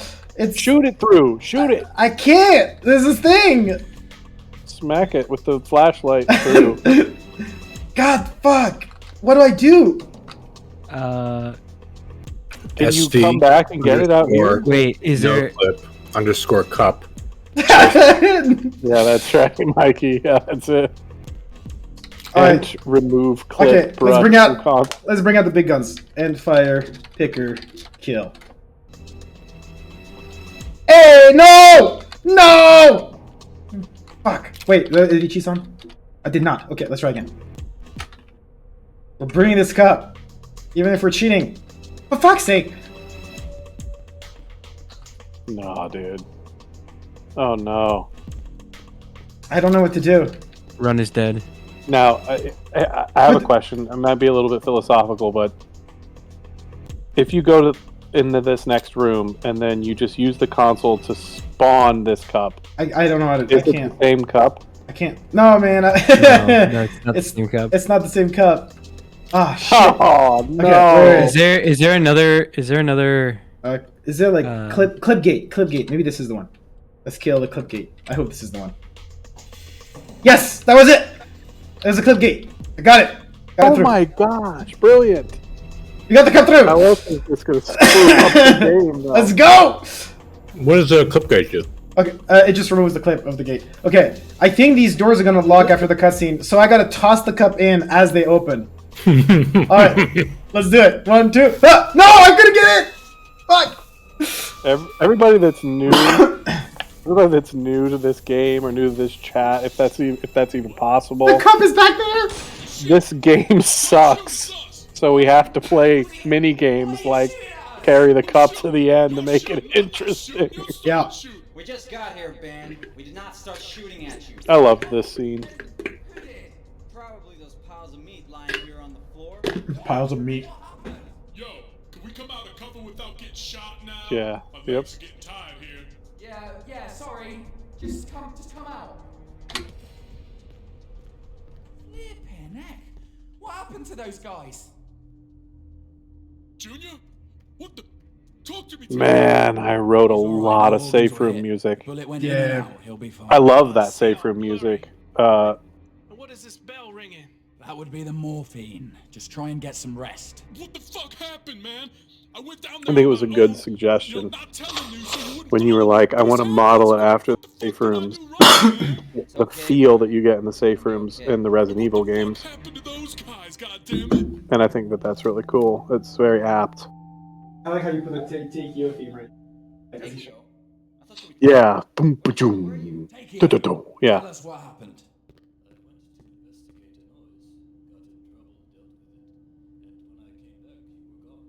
All right. So what was the noise you heard? Wait, is Takeo not in frame?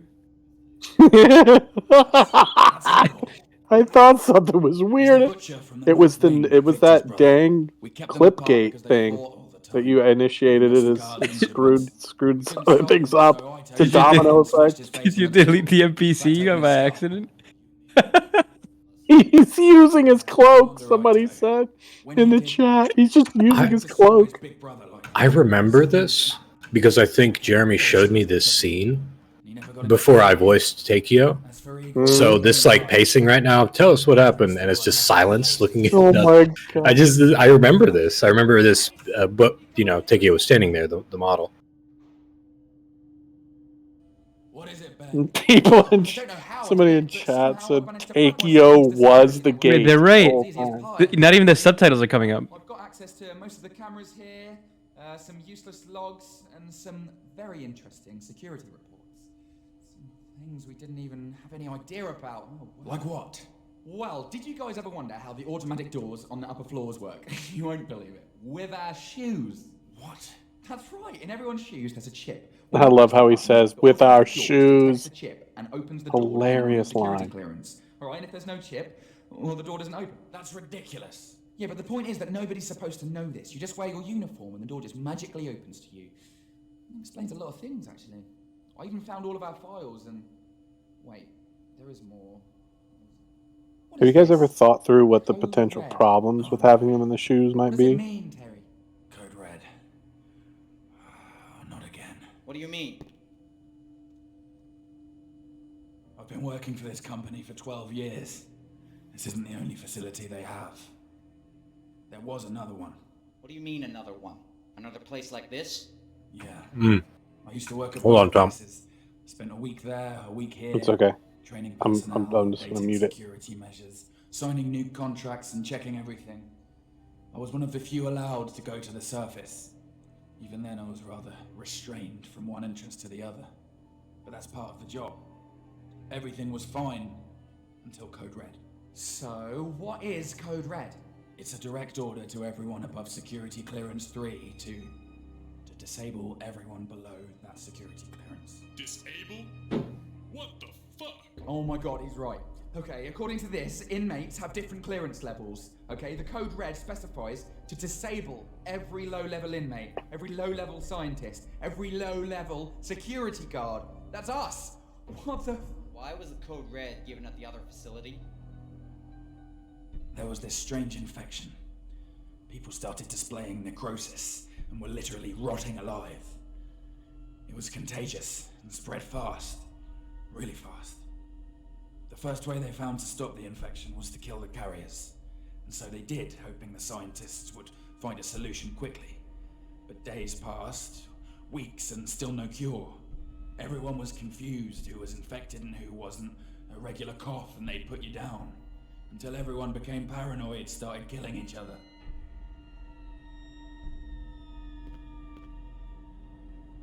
It was a massacre. A war zone.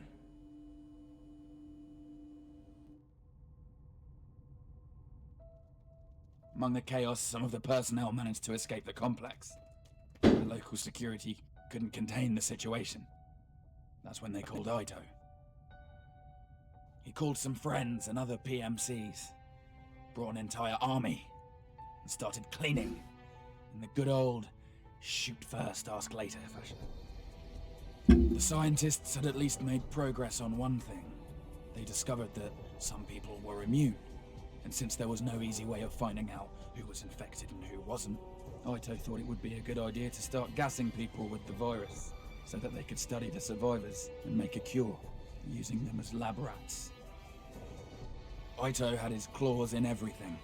He was cleaning the place, looking for a cure, and tracking down runaways far away from the complex, capturing or shooting them on sight. It was big. Very big. The media was all over it, everyone was afraid. A terrorist attack, they said. Hostage takers, spreading chaos. The bigger the lie, the more people will believe it. And you survived that? I was above level 3. There was nothing I could do except keep my gas mask on, follow my orders, try not to get shot by a paranoid squad mate. So it's the same virus? Well, I don't know. It looks like it. I mean, back then we burned all the bodies as soon as they died from the infection. There's no way of knowing what would happen after they died. You said Ito was looking for a cure. Did he find one? Yeah, he found a cure. His cure was to wipe everyone out. Pretty much the entire infected personnel. They didn't find an antidote, but they found a way to identify infected people. They just tested everyone and killed all the positives. So with that code red in effect, we have those things and the soldiers from the base against us? Well, technically, those things are not with the soldiers either. Which means that if we just stay here, they'll kill each other. So what? What about getting out of here? The opportunity to secure ourselves against defeat lies in our own hands.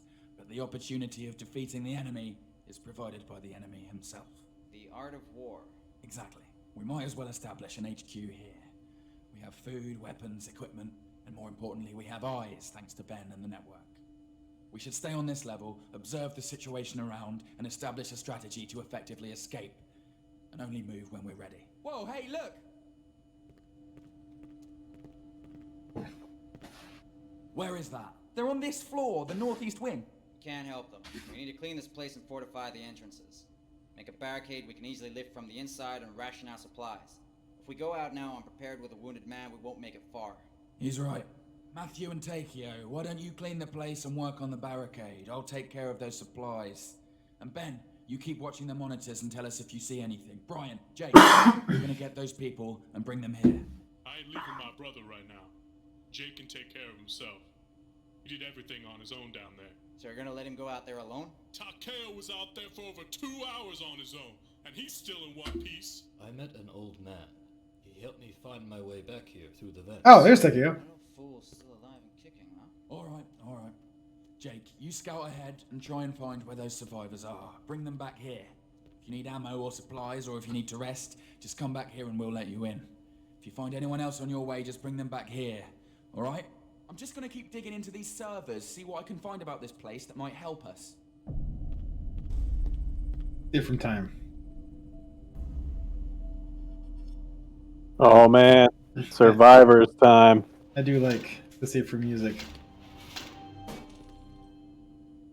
All right, Jeremy. Everybody's freaking out. So Yeah, I saw. Can you draw some things together? Was that the prologue incident that was happening there? So the images were indeed, but the timing, as you might have noticed, doesn't line up. Oh my god, he's talking to me. The event that Terry is describing is what happened in the facility in the desert, whereas what happened in the prologue happened in the city. Mm. And the facility that Jake is in right now, where you are standing and playing, is in the desert or is in the city? This one is in the city. Oh, Cloud is missing. So then why is it that Jake decided to make up that this one is in the desert? He didn't make it up, per se. Man, everybody's minds are gonna get completely destroyed. No, it's okay.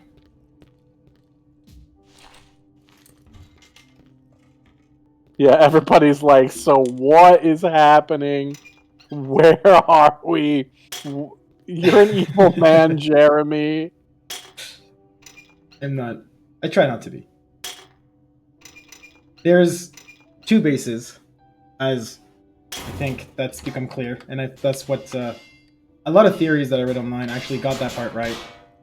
That there was indeed a base in the desert. I mean, hell, they talk about in the prologue. They talk about the helicopters coming from all desert the way in Arizona. That is the event that Terry was describing. And Jake was not there. Oh, he was. Event. Oh, he was. Oh my! 5 years ago. There's Okay. But the part that's so crazy is we saw him get off a helicopter in the city and go into an office building downtown, and he was fighting everybody, and that's when he had the dual Berettas, and then he gets gassed and stuff. That's nowhere near a desert.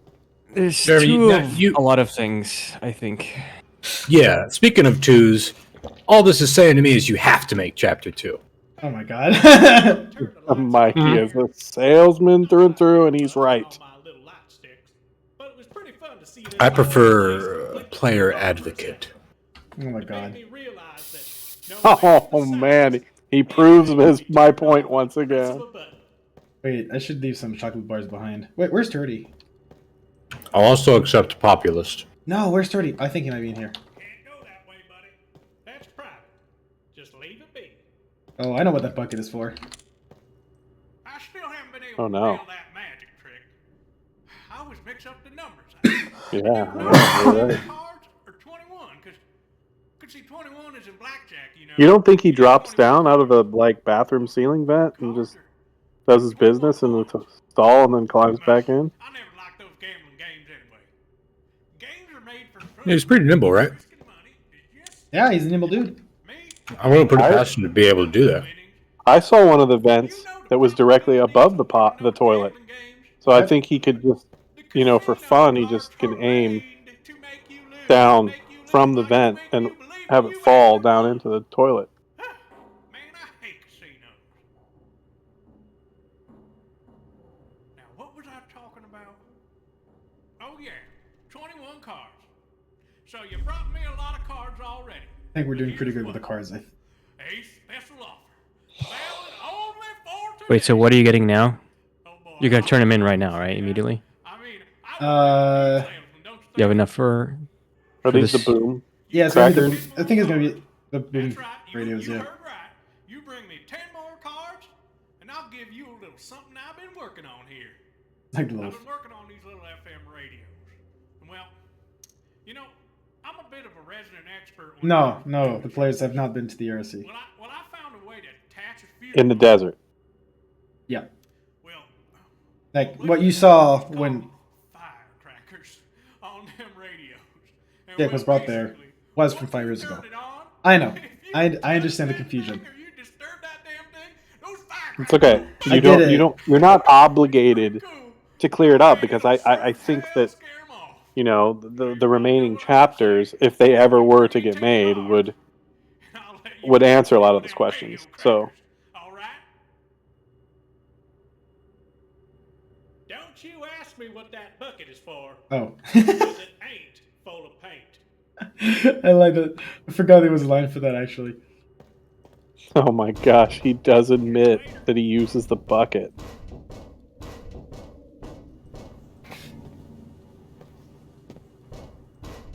The simplest way I can explain is that a lot of events are swapped. And kind of like, not that it was intentional, but kind of how the house is mirrored at the start. Not that it was intentional. But a lot of things are swapped. So, chances are, if an event didn't happen at one of the base, it happened at the other. So then Jake is some kind of clone, and he's like both I don't know how this thing's the Eastern and the Western Janus, and he's gone to both, like he and his clone have gone to the separate facilities, but they're like somehow the same. Don't answer any of that question if it happens to be right. Don't answer it. I won't answer the clone question, but oh, the cup is here. Oh yes, you know what that means? That means I made it. Yeah, that means I can leave the cup here, and then just. Oh wait, there's another one. Oh, it's got a fucking. Oh, it's got a brother. It's Don't Eastern forget Western the Janus. original one. Don't mix them up. Don't mix them up, dude. Don't put them next to each other because then they're just two cups. The upside one, make the upside one the original one. Yeah, this is the original one. I'm 100% sure. Let me just put it like.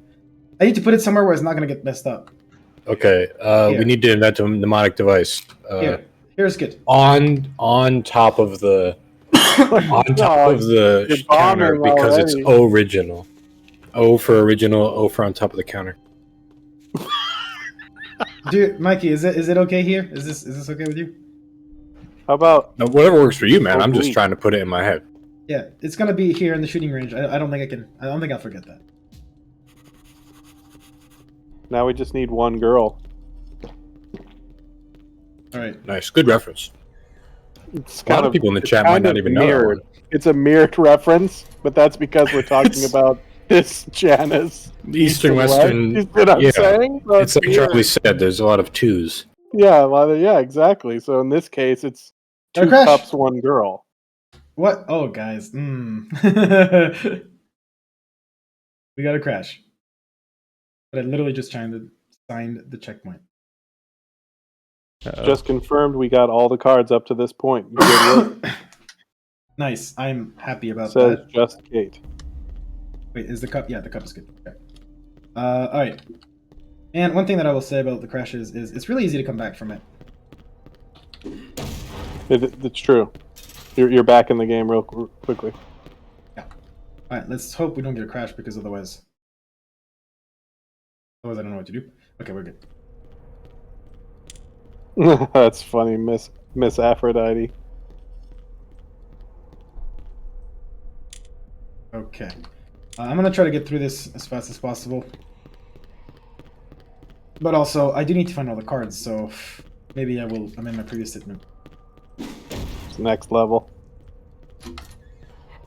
Right. I think I remember that. Oh, cipher parts. That the more noise I make, the more zombies come.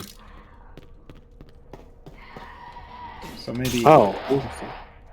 Dude, I want to see you gather these cipher parts at record speed since you are the designer. Yeah, I'm actually gonna start moving them already because I know where they go. So.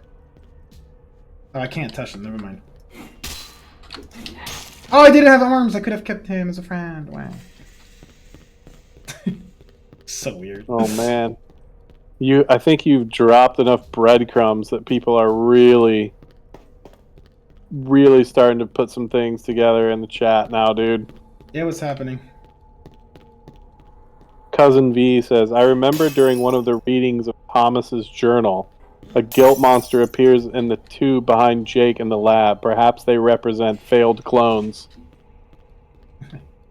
Now we're getting warm. Oh,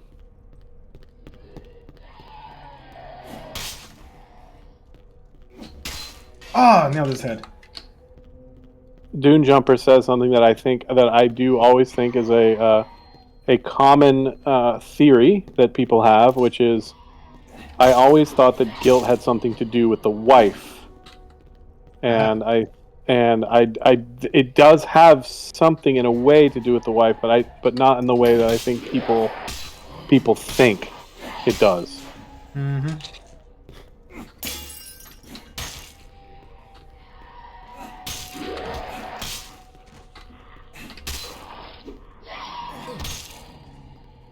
Oh, I want to talk about it so much, but Don't.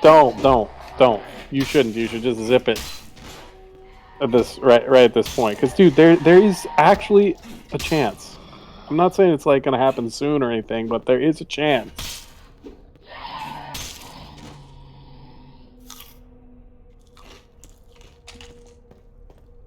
So, is the optimal way to do this area to actually be moving the pieces along in the direction you want it to go, rather than getting one at a time, but sort of like moving them toward the goal as you come across the rooms when you know where the parts are? I just realized that I can't move them yet. You can only, I guess, start moving them when the quest starts. Oh, I see. Is that something you would change? You could redo it. Oh my goodness, I should not have opened that door! Ooh, the lamp is causing you issues.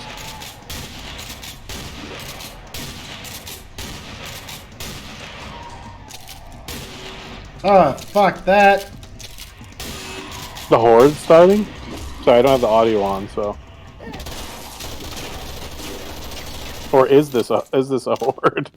Yeah, that was a Horde, yeah. Oh, it was a Horde. Yeah, dude, that's Oh not man, you had no locker, dude. You had no locker. See, these are the types of situations I think people love. I think people, I mean, they love them because they hate them, you know, and because they hate them, they love them. These situations where you get stuck in a room and you realize, wait, there's no locker. Yeah, it's just you and your gun. Hen is taken off. Thank you, Hen, for coming, dude. Yeah, thanks, dude. It was great to have you on. You're awesome, Hen. Hopefully you rejoin later, but if not, take care, man. Yeah, I See ya, man. thought there was a card here somewhere on one of the doors. In there. Dune Jumper is going to be heading off to bed. Thank you, Dune Jumper. Yeah, Thank you, Dune Jumper. thank you, Jumper. It is getting late, and I understand that people are leaving.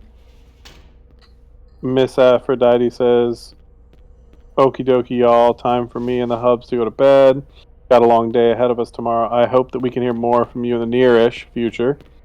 Thanks to everyone who was here answering our questions today. It was so cool to get some insider info and also some glimmers of hope for the future. Regardless of the next time we see you, I am so happy for you all, and I hope all continues to go well. See you next time. That's very sweet. Thank you. That's very sweet. You're all so sweet. This is very nice. She has been in shock. Mm-hmm. She can walk, but don't expect much. Right, I remember I can give this guy a gun. You could always, you know, write out put the switch on a kill switch. So if you ever die, it'll just get emailed out to, you know, or posted on the ModDB page or something. This is like just to be sure, right? Just in case. I appreciate that you said that, because I did say that earlier as well. I made that exact joke. Oh, really? Yeah. It's not a bad idea. I suppose it's not. Alright, let me try to remember what this fucking card is. Or make a chapter 2 and 3 and 4 in RPG Maker by yourself. Oh. Oh my! Oh, another RPG Maker game. That ought to man. cut down on the costs. You gotta love the Jake, Brian, Terry chibis that are gonna come out of that. Oh god, no. Oh no. Oh, hey, dude, here, a gun, grab it. Thank you, Carl. 07 Chia. I think that many people would disagree with you, but that's very nice to say that. They say 10 years later, this mod rivals Half-Life itself. That's flattering, but yeah, I think we have to be humble there, of course. Well, but this game owes a lot to Half-Life in the first place.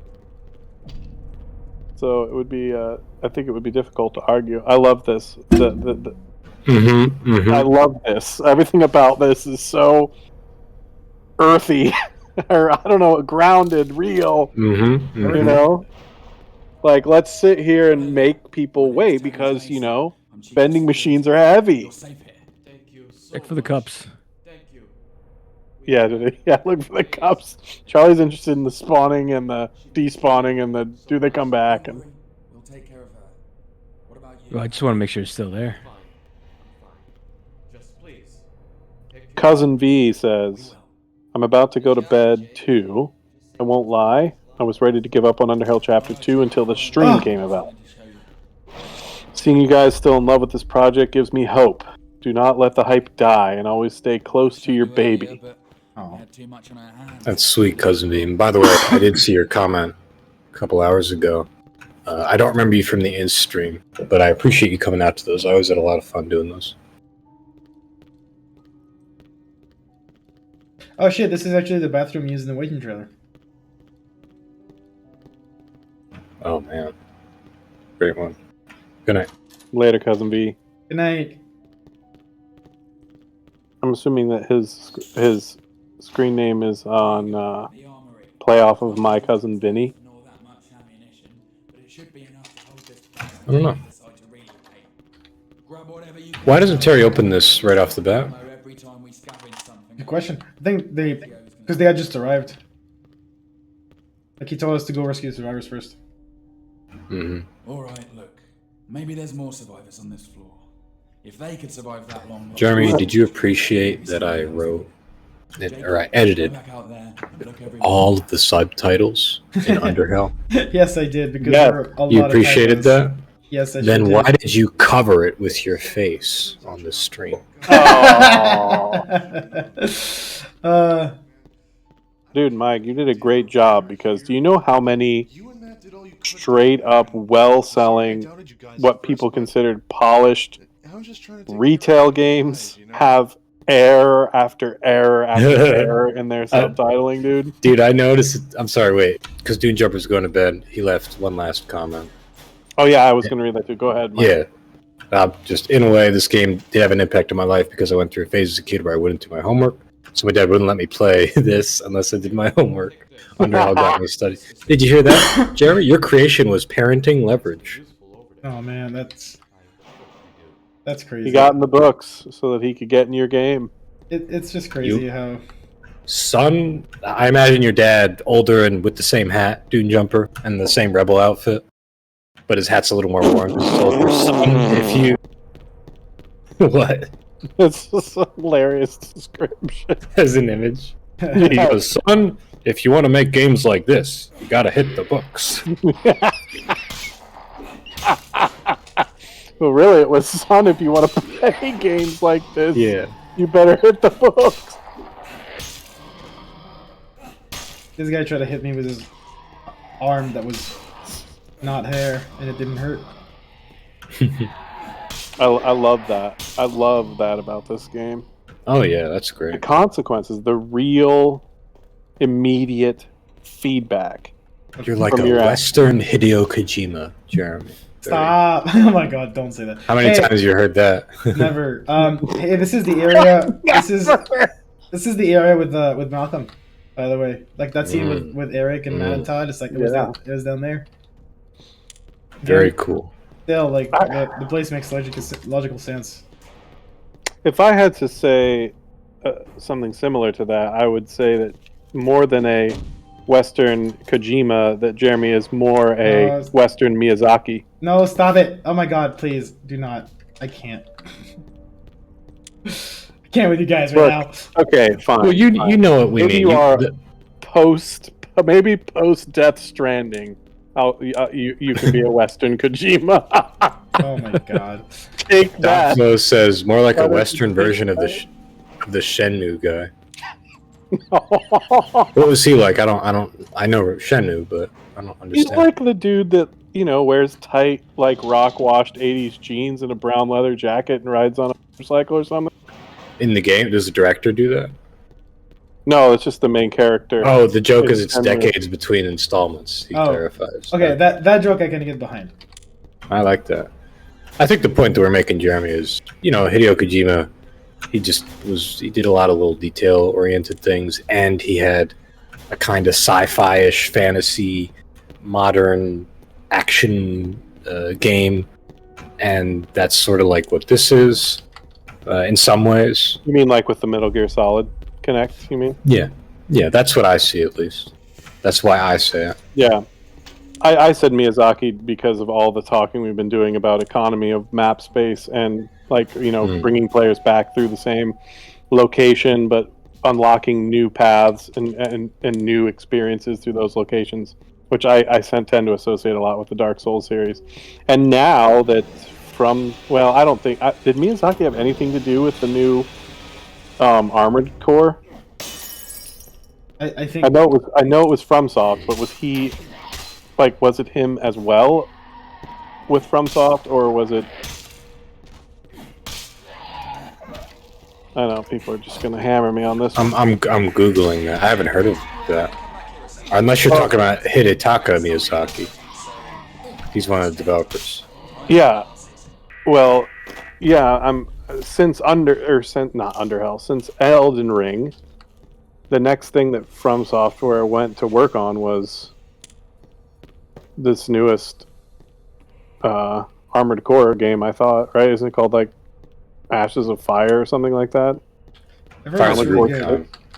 Fires of Rubicon. Yeah. I'm just wondering, was he director of that? Not the Miyazaki I think you're thinking of at the film, but a different Miyazaki is the president of From Software. I'm slightly uncomfortable at being named in the same sentences as those people. I understand, Jeremy. No, so you're telling me that there's a Miyazaki, the head of From Software, and then there's a Miyazaki who was the lead developer of the Souls series? And I don't know. Named Miyazaki? Oh, okay. Someone in the chat. Those two might be the same person. I thought you were referring to I don't know how to pronounce it. Hayao Miyazaki. Oh, from Studio Princess Ghibli? Mononoke, Spirited Away, Crimson Pig. I thought that's what you meant. Oh no, that's a different. Exactly. I don't even know why I would be compared to that one. Well, Economy of Space. I can't remember his first name. I think it's Hideo Miyazaki. I can't remember his first name. Gotcha. When you said Economy of Space, I was thinking about like just Miyazaki's direction and cinematography in his films. So I misinterpreted what you said. Oh, okay. Yeah. Hey, thanks for stopping by. All right, gentlemen. I think it's getting late for me. I managed to access the security. Yeah, time for bed. Charlie, one way out. So here's what I'll do. On this tomorrow. It's so important. I will continue watching the stream, but I can't be on the call for tonight. My CD case is in my footlocker next to my bed. Yeah, that's all good, man. I appreciate you staying as long as you have. You can type stuff into chat or Discord chat, and we can relay it if there's something you need to say or want to say. I'm just fucking with you, Charlie. Of course. So what's the plan moving forward, though? With the stream, I mean. I'll just keep playing until I die. Okay. I almost spat my drink out. Jeremy, all right. Jeremy, I fully expect that when I wake up, you're still playing us. Then. I mean, I might finish it before then. Will you? Delivery. He's such a fucking skeleton, jaw open, head resting on the back of your chair. The jaw's just missing. Until I die. All right, Charlie. Thanks for hanging out, man. Talk to you soon. No problem, guys. Good night, Charlie. Everybody, round of applause for Charlie, programmer thank you. extraordinaire. the good get that ensured Underhell was as good as it was. For sure. Essential stuff, Charlie. My part was but a small part to play, but I appreciate it. We made something great. All right, talk to you guys later. Take it easy, Charlie. Later. These motherfuckers. Oh, he picked up his weapon. What? What weapon was it? Like there was a guard that had a baton, and I killed him, and then another infected came over and grabbed the baton from the ground. Man, you're getting hammered right now. Yeah, I am getting hammered.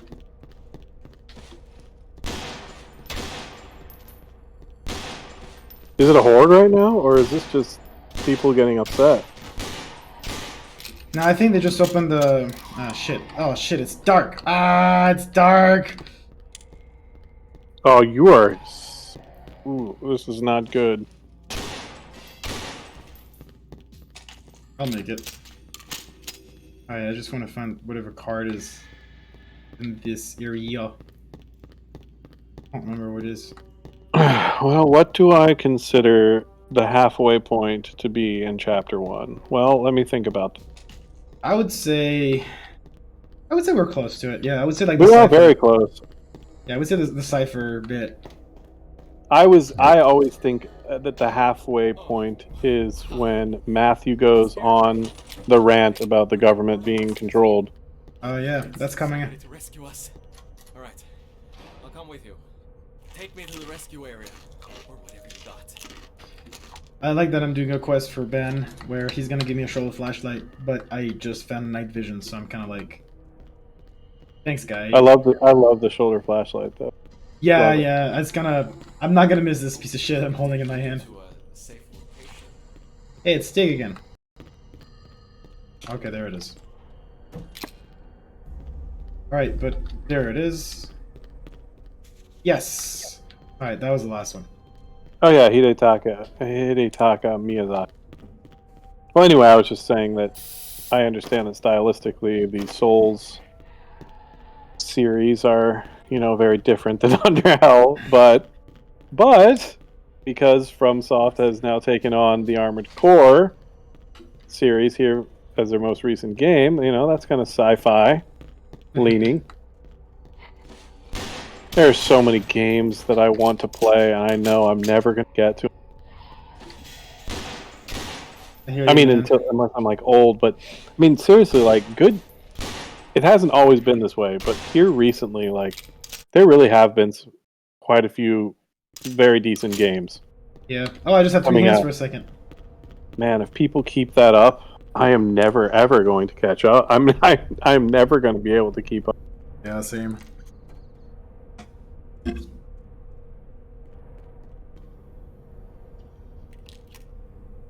Oh, he got a shotgun, but we're here, dude. You can drop it now. Welcome. My name is Terrence Mason. I'm the chief of security. Oh, he's introducing himself every time. Rest. You can eat some food and let us worry about what to do. Maybe he's getting a little bit of dementia. Brilliant. No, he's gotta. Like, he's introducing himself to, like, new person, Oh, to the new... Yeah, okay. Yep. Oh, there you go. Take my flashlight. Oh, hell yeah. Shoulder flashlight time, baby. And I love the safe room music. Yeah. Matthew's rant is crazy, but I love that rant. I think it's cool. I think it's well written. I think it's a great delivery by the voice actor. Yeah, he's definitely a little cuckoo. Hey, Hermit time, give me more radios. Oh, I can't believe it. He's so I excited. haven't had so many cards in days. I finally found enough cards to play. I haven't had so many cards in days. Well, with only one family, but if I play with that family 4 times in a row, then it's like playing a full game of solitaire, right? Am I right? Shall you play something with me? I think it's pretty cute. Oh wait, I got a better idea. The little association that he has And then I'm gonna play poker between the memory of his family and the cards, and the families and the cards. Where's Turdy? Where is fucking Turdy? I can't believe that I didn't put Turdy here. He's gotta be somewhere. You moved him? I don't know, like, I thought, but he would be in this room after you found him in the previous one, but I can't. He always used to go from room to room with him. Yeah, I'm pretty sure he would. I just don't see him right now, and I'm sad about it. Yeah, let me grab all the radios because they're like. Oh, just Kate. Believe me, I know. I don't know if everybody in chat knows, but I do know because, well, I wrote a song about it.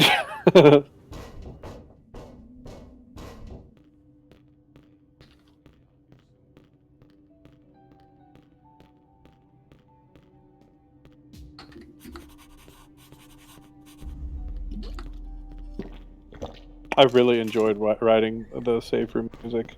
Yeah, I remember for the second safe room, I think I just grabbed all the tracks from the first one and reversed them, and we were both like, "Hey, they're pretty good. Let's just use that."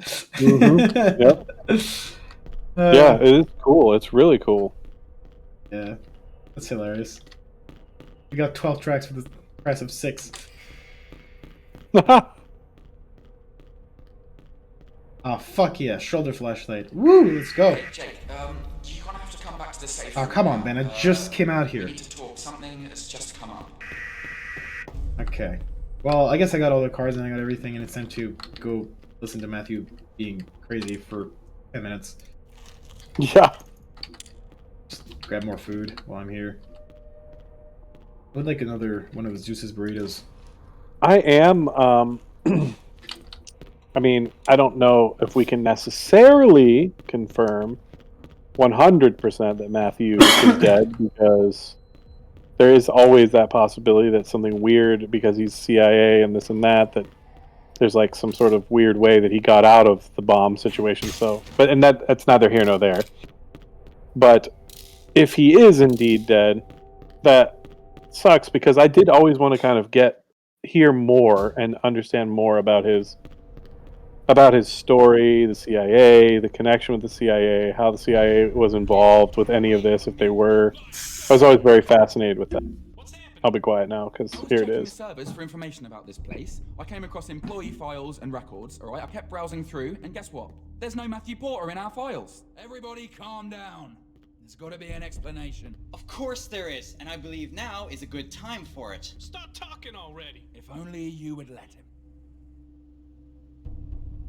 I work for an intelligence agency. The Central Intelligence Agency? The CIA?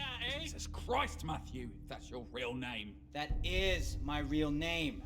I swear. And no, I don't work for the CIA. The CIA is a cover for the public. You guys really think that a company that spies and assassinates all over the world would have that much notoriety? They even have a fucking website. Everybody knows about the CIA. That's what they refer to when they're talking about spying, because it's easy to understand. So who the fuck are you working for? I'm working for my superior. What do you mean? I mean, I don't even know who I'm working for. What? As I said, CIA is a cover, a symbol. When recruited at Langley, you think you're gonna work for the CIA? You study everything, and you do what you're told, and one day a guy comes up to you in a suit and has a chat with you. After that, you officially cease to exist. Then, they test you for days, weeks, months even. After that, you keep getting piss-down assignments after assignment. Follow this guy, steal this, run surveillance, or whatever. And you just do it without asking questions. And one day, they stick a GPS inside your body so they can keep a leash on you and send you out to do whatever the fuck they want. And in all that time, the only one person I ever had contact with was my superior. Apart from that, I didn't know anyone. Are they listening right now? No, that's the problem. Since the entire event has started, I wasn't able to contact my superior. But chances are, they noticed and have traced my last known position, which means they're probably on the way.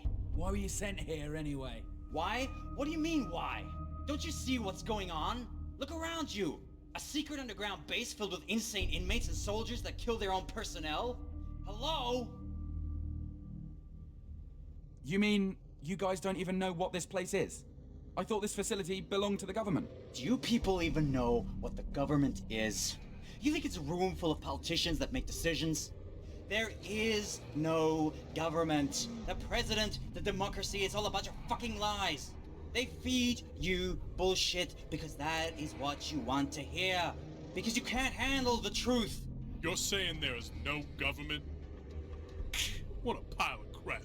Yes, there is. But it's not what you think.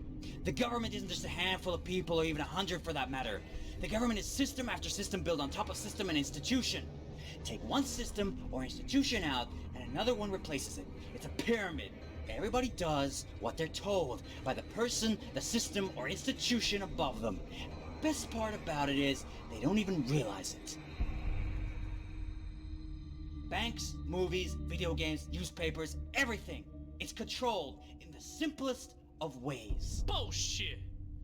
You're saying that everyone that works in banks, Hollywood, video games companies, or even newspapers is part of this shit? No, you don't get it. They're just doing as they're told. They just do their job without knowing the true purpose of their function. That's how everything is controlled. How? Are you even listening? From the very first day you're born, they tell you what to think and how to think it. Education, it's an institution. How do you think terrorists make suicide bombers out of people? They grab you as a kid and keep telling you something until you're convinced by your entire self that this is the truth. The American system uses whatever it can at its disposal, be it religion, patriotism, or politics. Why do you think you still have to swear on a Bible in a court of law?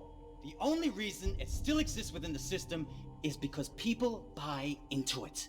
The system was built for the masses, and it's worked for centuries because it's simple. The world falls for it every time. Even if you think you're fucking with the system, you're still part of it. Your mortgage, your credit card, your taxes, they're all part of the system of control. You can't escape it, no one can. The only way is to embrace it or put a bullet in your fucking head. And if you want to fight it, it won't change a fucking thing. Because the asshole right next to you is just following orders. Shut up already. That is all bullshit. You're full of shit, man. I think he's being honest here. And somehow I believe him.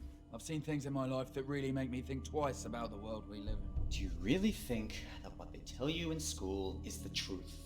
What about basic history? Were you there during the War of Independence? Were you there at the Gulf of Tonkin? Were you there during the assassination of JFK? History is written by the victor, and it is tailored to suit a message. A message that feeds you what you want to believe. And they know it, and they use it to shape you into what they know you will become. A law-abiding consumer whore that goes to work, buys groceries, pays his bills, and does a prayer before drinking his soup. How do you know all this? Call it what you want. Logic, meditation, studying, or simply the fact that I was taught to know this. What's important is not how I know this, but whether you believe it. And if you do, what are you gonna do about it? What can we do? Nothing, and that's the point. And they know it. This is why the system works. If you want to do something, you would have to destroy the entire human race and start all over again. But no one in their right mind has the guts to do it. You sound like a terrorist.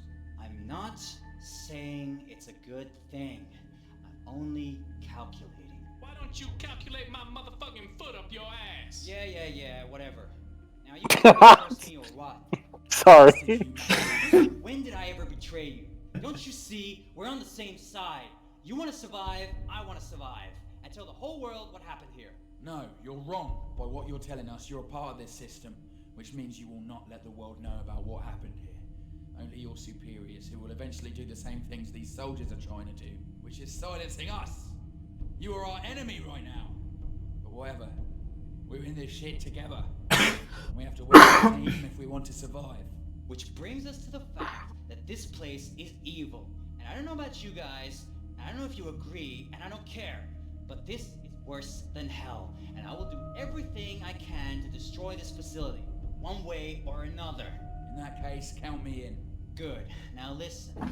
I think that staying here isn't really our best option. I mean, yeah, we have supplies, but sooner or later, we are going to have to get to the surface. Also, those dead guys at the entrance, they must have used the helicopter we saw earlier in the core, and there's a strong possibility that they were a reconnaissance team sent to investigate. And guess what? Now they know we're here, and the next time they come, they're gonna come prepared. So I think we should move to another secure location, preferably going up. It's not a good idea to get too close to the surface right now. But you're right, it's not a good idea to be too close to the bottom either. We've seen how quickly they can get here. Exactly. We need to make an inventory of what we're gonna need and what we can carry. We also need to figure out a way to go up. We can access the core, but from there we need someone on the other wing to open the access. Or we need a cipher, but we don't have any. And even if we did, we can't really control them from here. They're handled by the command post. Not if I can help it.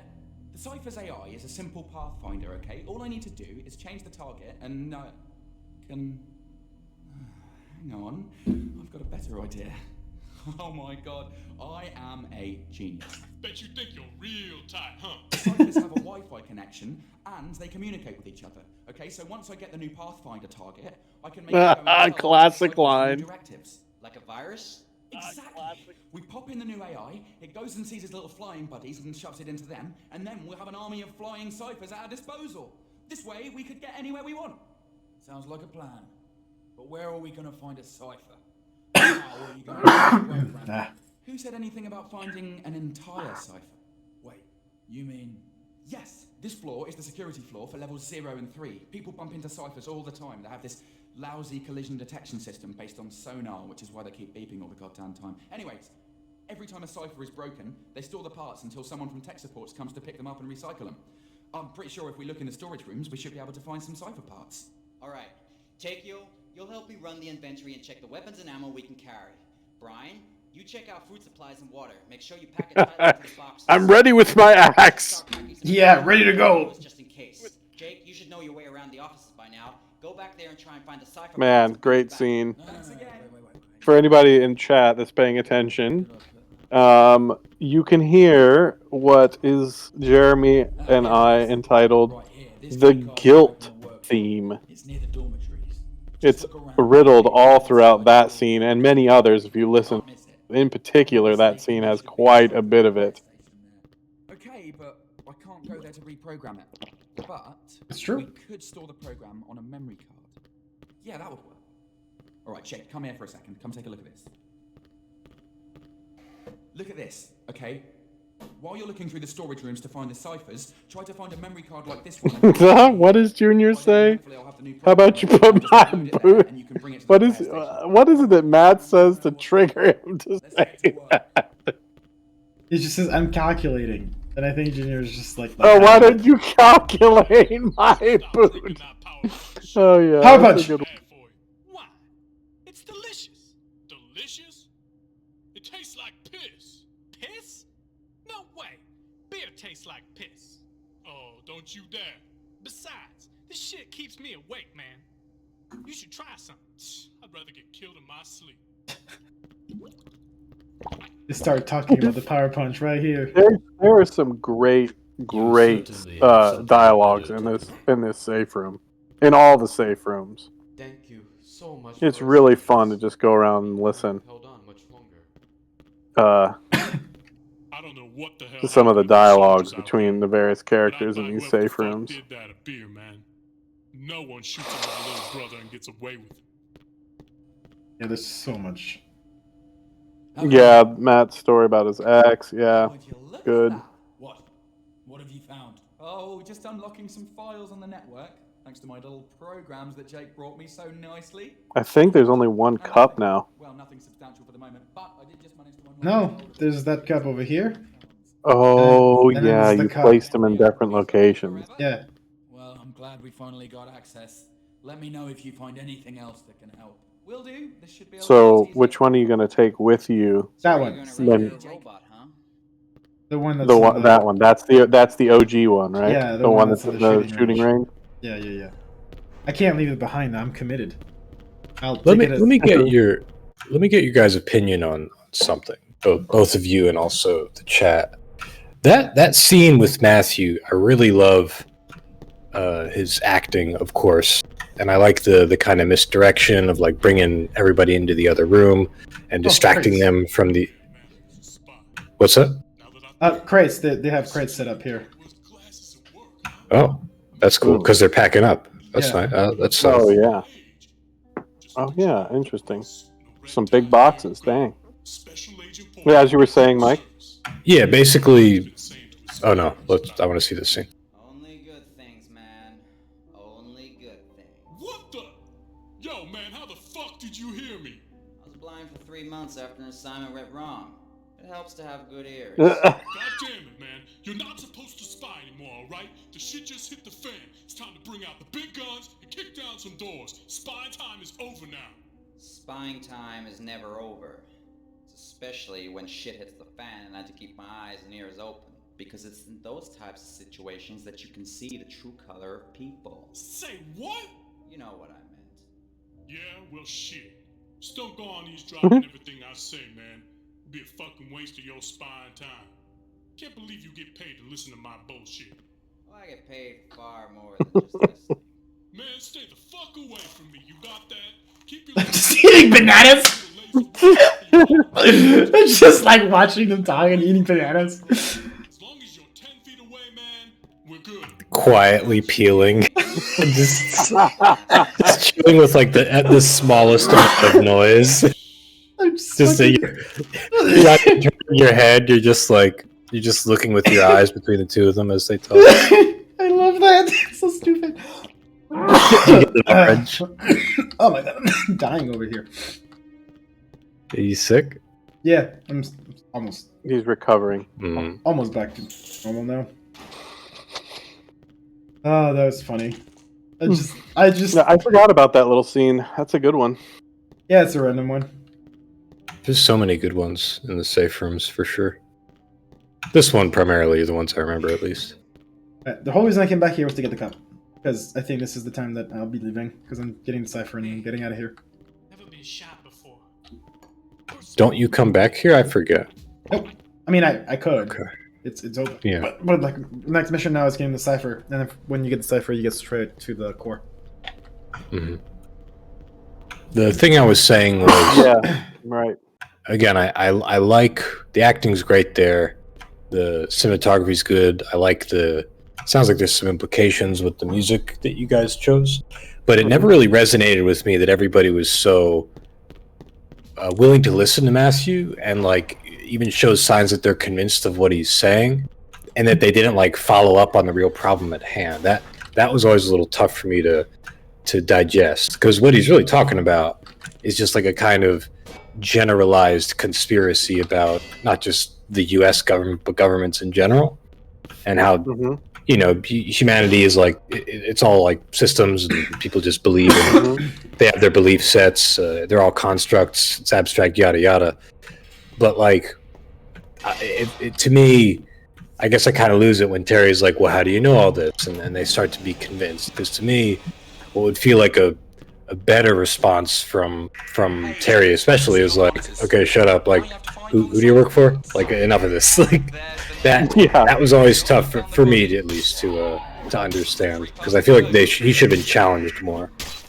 Yeah, well, I think that he should have been challenged more. I think basically Brian and Junior sort of are the only ones that are really, I guess, offering up sort of a resistance to what he's saying. I guess maybe I always took Terry's response simply because Terry's older and he has seen some really shady stuff on a very deep institutional like type level.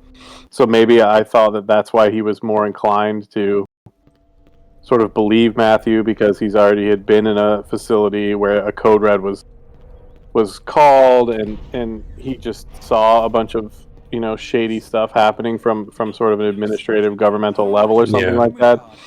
I do definitely see where you're coming from, and I agree. I never understood why Matthew's generalized explanation as to why these types of scenarios could happen, why nobody pressed him to make the connections between his generalized causes and what is actually happening. Exactly, because he's going off about, oh, the government is lying to you, to which I would imagine this group would say, yeah, but what do you mean by that? Yeah, right? exactly. Like, that was my read. But I hear what you're saying with Terry, where he's just seen enough shit where he's like, yeah, man, like I know some shady shit's going down, and okay, maybe we don't have time to get into it now, but look, whatever. You are our enemy if you're part of this system, but I guess it doesn't matter because we have to get the hell out of here. I guess that's one read. Another could be that Terry's just kind of entertaining him and being like, okay, yeah, go ahead. Oh, how do you know all this? Like he's letting him talk. And then Terry kind of realizes, okay, I'm actually kind of losing control of the situation. Let me, and he's realizing Matthew's getting pissed. I don't know what he's going to do. I need him.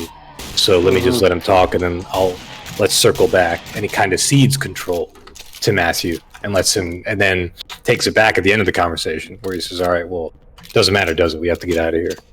Yeah, very true. He does. It does. The conversation does take a quick switch to what are we going to immediately do about our situation. You are right about that. You know, it's funny because right before you mentioned this question, and before the Matthew rant, I was saying to, I don't know if you heard, but I was saying to Jeremy, I don't know if Matthew really truly is dead or not, because, I mean, he works at the CIA. Who knows what could have happened when those bombs went off? I mean, it's very likely that he's dead. But I said to Jeremy, I was like, it would if he wasn't, because I really would have liked more understanding of the connection between everything he was saying and how that relates to how this whole facility fiasco has gone down. There's some, for one, a couple people said in the chat, like Dotflow, yeah, maybe Terry's trying to be diplomatic, make the madman stop ranting, pretend to agree, because nothing's coming of this conversation. You have to reel it back. Freeman points out Terry was also SAS. Maybe he just saw some shady shit, and he basically just saying in those moments, yeah, man, like, shit's fucked up. I worked for the government too at the special operations level. I saw all kinds of stuff that made me lose faith, but that's not important right now. Like, and you know what? I know what you're doing, Matthew. Maybe he didn't know what he was doing, like misdirecting us, but it doesn't matter. Forget it. Fine, you're here, whatever. We'll worry about this later. So those are some interesting reads, I suppose. Or all of the above, yeah. I think I'm believing people in the chat, or I'm agreeing more with people in the chat who are saying this is just a diversion that Matthew's using to sort of like a red herring or something. The reason I didn't used to really entertain that, but one of the reasons that I think I might start entertaining that is that if he had made more concrete connections between all the things he's describing and how that has led to the present situation. Be specific about your conspiracies. Yes, precisely. And like, what do you mean by that? Yeah, and because it was so generalized, it does make you think that he's just maybe blowing a lot of hot air, just maybe distract people away from sniffing out something that is more concrete, potentially. I don't know. Any distractions? Yeah. There's only one person in this room I know. that knows the answer to your and my and the chat's speculation. Yeah, I know. Maybe it's better if we don't hear from him. I mean, I can take you. I can give you like my take on it without telling you what it is. Like, wouldn't that be weird? Isn't that revealing? I mean, wouldn't that be silence? I can give you my take on this without telling you what it is. I mean, or I could not. No, go for it. Go for it. There's definitely, for me, a part of it where he likes the sound of his own voice. He likes to talk about this shit. But yeah, misdirection is definitely a big one. It's like, oh, you guys are coming after me, but look, a shiny object, kind of. Well, and that's what I mean. I see that component. I guess to me, I was surprised it worked. Like, what I would think. No, when I say it worked, obviously, you know, as you say, Tom Jr. and Brian are like, "You're full of shit, dude. Shut up." But I don't know if they think. I don't know if they held to that position though, because they really thought that Matthew was trying to distract everyone.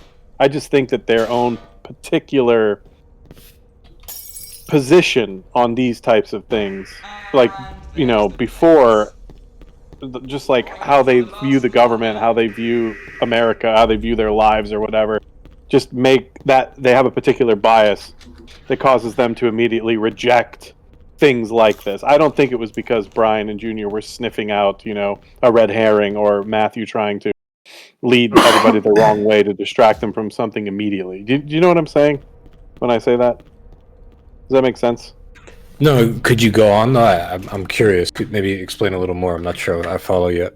I was just thinking that Brian and Junior, because of their they already hold positions on their faith in the government, their faith in the military, their faith in the United States, that they hold a particular worldview as it relates to those types of things, that made them bristle at Matthew for suggesting that these things, or asserting that these things aren't true. Because they're both Rangers, right? So this was Right. pretty offensive to them, because it was basically like saying, "Oh, you're dumb if you do anything for the government, which does not exist." That's what Right. you're saying? Yeah. Yeah, and they just immediately bristled at that, which would be different than if I was suggesting that it was Brian and Junior only that sniffed out that Matthew is just making this up to try to mislead everyone. I think that they were so against what he was saying because it bumped up against their values, their values or their worldview on those subjects. I think Yeah, you're right I that agree if with that. somebody was going to sniff out a deception, it would have been Terry. And I guess the question at hand is, did Terry not sniff it out because he has seen things in his life that seemed that seemed to fit what Matthew is saying, or did he decide not to sniff it out because he just thought, whatever, we can't prove it either way right now, and we've got bigger problems. Yeah. Yeah, I guess for me it's a bit of an ambiguity. I guess and it's just my opinion, of course, as a player, expected more direct confrontation or explicit statement of like, look, Matthew, we don't have time for whatever this is right now. Whatever you're trying to do, let's go get the cipher. Alright, if that happens, you can try Yeah. to gently push him around. Yeah, Keep exactly. motivation. He's not really made to Exactly. fly in confined spaces or anything like that. So just take him to the eastern core. It's hard to know.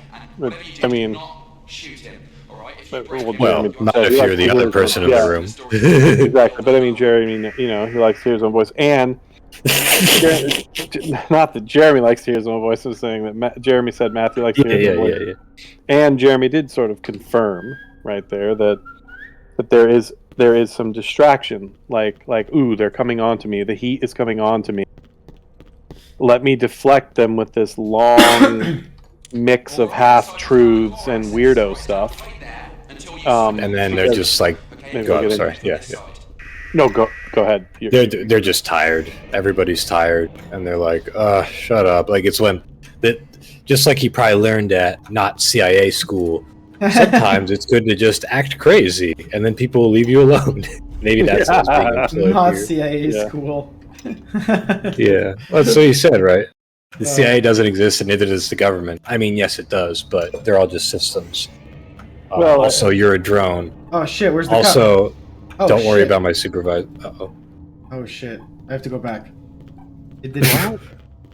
It didn't transfer. Can you go back? Yeah. Freeman Freak says, I think there's a truth to what he says, and then Dotflo says, half truths. There it is. And I think that is the key right there. I mean, anybody that's good at lying obviously knows that you only mix a bit of lie into a bunch of truth, and that's all you have to do to feed the lie. And so there's probably, a lot of things that he's saying that are grounded in fact, but he's also mixing in a lot of extra lies on top of that to confuse and to be sort of sensationalist, just to distract everyone. The key is, though, the thing I'm trying to figure out, and only Jeremy knows, wanted to tell, the thing that's fascinating, of course, is when they realize that his name wasn't in there, when they realize that he isn't actually an employee here, etc., I think, and I think maybe, Mike, this is what you're saying too, I think they should have been more concerned with why the heck are you actually here? Yeah, I think to me, there would have been more dude, shut up. Like, why are you here? Or, Yeah. dude, shut up. That's just a generic conspiracy. What are you even talking about? Mhm. What's the conspiracy, Matthew? What? Yeah, we know that the government can do shady things, but you're not blowing my mind here, Matthew. Or just like look, enough, Matthew, from Yeah, Terry. why Like, are shut up you and let's here, just move dude? on. Yeah. Well, yeah. But that's my that's just my read. That's just what that scene meant to me when I played and worked on Underhell. Yeah, that's really interesting. You know, I hadn't really thought that much about it because by the time the whole conversation is over, you're kind of moving on to the next thing that has to happen. And I don't mean just as a gamer, I'm saying Listen, I have no idea how badly damaged whether or Back not they up. figure out. I don't even know if this thing is Oh Oh no. It's okay. I'll go back and get it. Yeah, I think the trigger that like sends the actors over is not like on the ground. So I'll just keep it up. And we should be good. That's interesting. There it is. Yeah. Wow. Next level stuff right there. I was saying that Right now we're above the. This is like the in the intro. When he goes in the yes, showers I and all know. that? Yeah, right above that. It's Yeah. right there. any survivors, bring them over here through My the south gosh. wing core access. Okay, this place is still our safe Go on, Tom. Level You're saying. space economy. I was just saying that I think that they should have been. Sorry. After hearing what you were focusing on, it has opened up my eyes to something that I never really paid attention to, simply because I thought, no matter whether they figure out who Matthew is, what he's there for, etc., they've got to deal with the immediate problem regardless. I mean, what are they going to do? Like handcuff him, or it's kind of like when they met Jake at the beginning. It's like, dude, this guy was an inmate 2 seconds ago, and now you want to give him a gun. It's like, well, the chips are really down, and so he can use a gun. He has to preserve himself, or he's going to attempt to preserve himself, which could be a benefit to us. So give him a weapon. And I feel like maybe they're taking a similar stance with Matthew. I mean, because they should have serious objections. I don't doubt that. They should have serious objections to him, considering that he's not on the books, he's not a real security guard, who knows who he is, who knows what his objective is, etc., etc. But I think they're thinking our chips are down so far. If we take his weapon away and tie his hands up, now he's just like dead weight and a liability. And we've worked with him this far and whatever. So. Yeah, exactly. And unfortunately, he dies before the time would have come where people would be like, okay, now that we're in a better position here, what is up with you, man? Like, what is going on? But we never get to see that, unfortunately. What I'm hearing from you, Tom, is that me pointing this out, this astute observation I've made, has pulled the what's the wool from over your eyes, wherever the idiom is, and that Underhell is the distracting conspiracy itself that kept you from the truth of what Matthew meant that I'm showing to you. So it's very layered, as you can see. This stream is a part of the Underhell lore. Well, dude, I've been saying that there's a meta deception, a meta level deception that happens when you choose to interface with Underhell. You guys, you're going to be so deceived. You guys, on so many levels. Are you guys fucking high right now? This is pretty great. No, but we've still got an audience, so something's working. They're saying great stuff. The chat has some very fascinating things to add.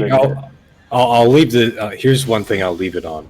I 100% believe that the world of Underhell has all kinds of conspiratorial bullshit and lies, and a probably less trustworthy government than our world, the real world. So seems that way. I'm certainly open to that aspect of it being true. I'm just surprised it worked, basically, Matthew's way of framing that. Yeah, I think that if they weren't in their present situation, they weren't under these circumstances, probably would have really pressed him. I'm sorry. Just Jerry, the way you threw that box where the card was. Yeah, it was in the You way. just fucking whipped it across the room. Just very quickly. Jeremy's trying to Oh my turn God. on the boosters, dude. You know, Dude, but run. he is making it. Shit. Those doors are some chompers. Look what it did to that table. No arms, no problem.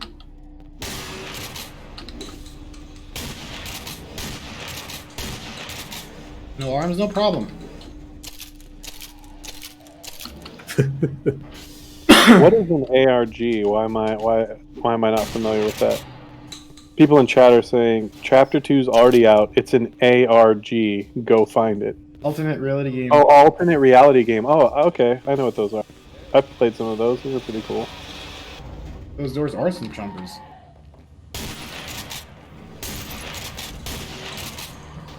It's good to have power.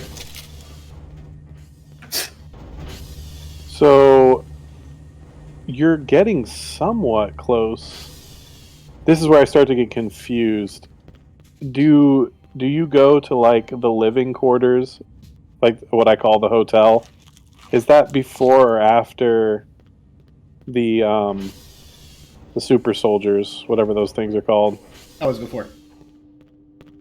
Like we haven't seen the super soldiers yet. Wait, Okay, what do you mean the super soldiers? What are those dang things called, dude? You know, Aces. The aces. That's it. The aces. Yeah. So when you battle the aces, is that before or after you go through the hotel area? I mean, it's after because we haven't seen them yet. Oh, Mikey, it's your music.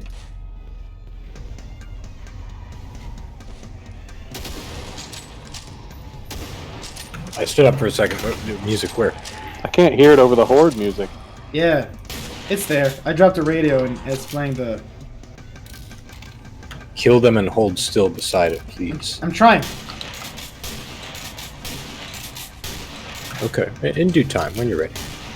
Jeez, dude, get good. Seriously.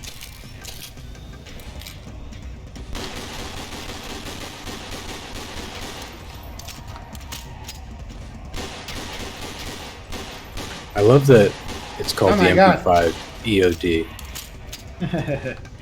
because it's the movie, right? Yeah, for a minute it is. It might be because like I just have a weird specific memory of a blue MP5 EOD was what it was called on CS Banana.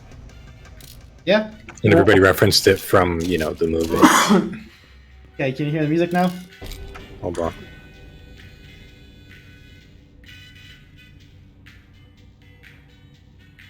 Yeah, that's it. That's the one. That's some classy elevator music right there. I'm big into vaporwave and shit, so this is right up my alley. All right, person, stay here. Stay here. And don't follow me. You can find your way back. Thanks, All Dot Flow and Just Kate and Freeman. Wow. Wait, where did I leave the cup? I think I left the cup somewhere thinking I would come back for it. Oh, fuck. Where did I leave the cup? I think I left it here somewhere. Something that I think that's cool about the Ace music, I'm sure you guys have probably Oh, fuck, you came back. heard this or recognize this. Oh. The Ace music is packed with Underhell thematic material. I mean, I think it has just about every possible thematic thing that we had up to that point is packed in there somewhere. Am I gonna have to... Yeah, I'm gonna have to take this guy back. Okay. Well, I might find more, maybe. Ah, fuck it. Let's just do it now.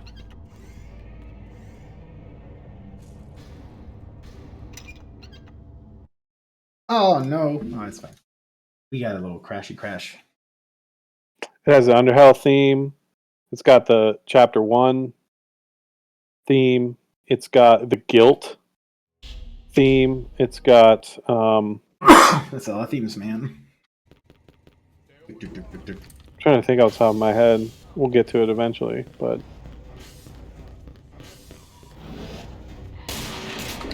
Oh, I think it does have, actually, some some of the instruments that were used in the Victor and Igor music as well in there. But I can't be sure about that. Yes, Freeman, you're right. Yes, those things are connected. And you can also hear it. So the wife has her own theme, which of course has to do with the music that is heard when she's at the piano. But she also has a theme that is sort of connected with the guilt theme, which you can actually experience a lot of when you see her ghost throughout the office complex at the very end of chapter 1 as you're making your way up. Hold on a second, Jake. Before you move, make sure you've checked. Man, I have gotten so hoarded up in those closets, those storage closets, Jeremy. I remember, yeah. I have gotten up on those boxes in there, and it's just been shooting for what seems like forever, just piles and piles of bodies. Yeah, I'm surprised that I'm not getting attacked this much right now.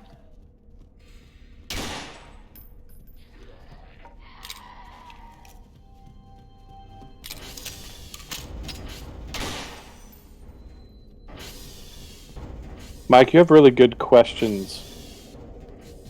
Like you think of questions about things that are really interesting.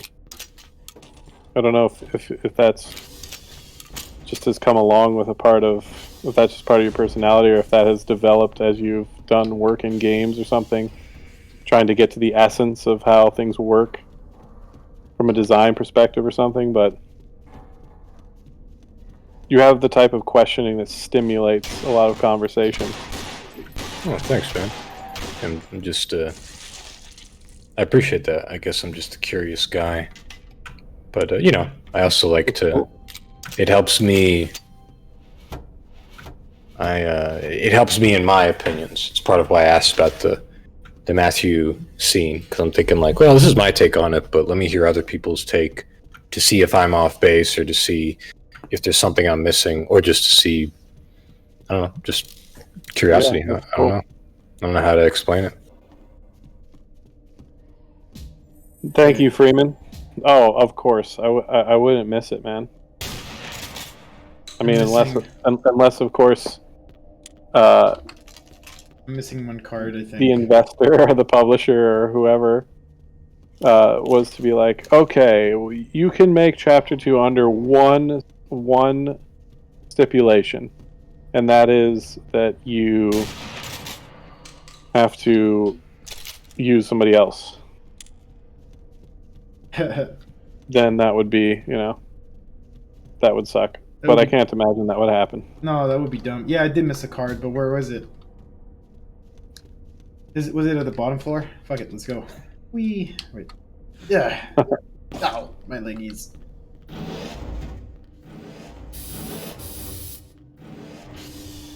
All right, where? Byron Valentine is back, and he says he missed a card. Yeah. I don't know if that's like a meme now, because I feel like you could almost. I feel like it's something that you could say to troll somebody pretty much at any point in this game, because it's tough to track. Oh, I found it. Over here. Oh, this is funny. Dot flow. There you Very go. funny. Found it. Good shit. Good shit. All right. That is hilarious. Is Embracer known for that kind of stuff or something? Dot flow. Now let's go get the cup. Where did I leave the cup? I think I left it in the. Oh shit! Because like the game crashed and I restarted, and I forgot where the cup is. What? Dude, we've been trusting you to have the cup. I'm working on it.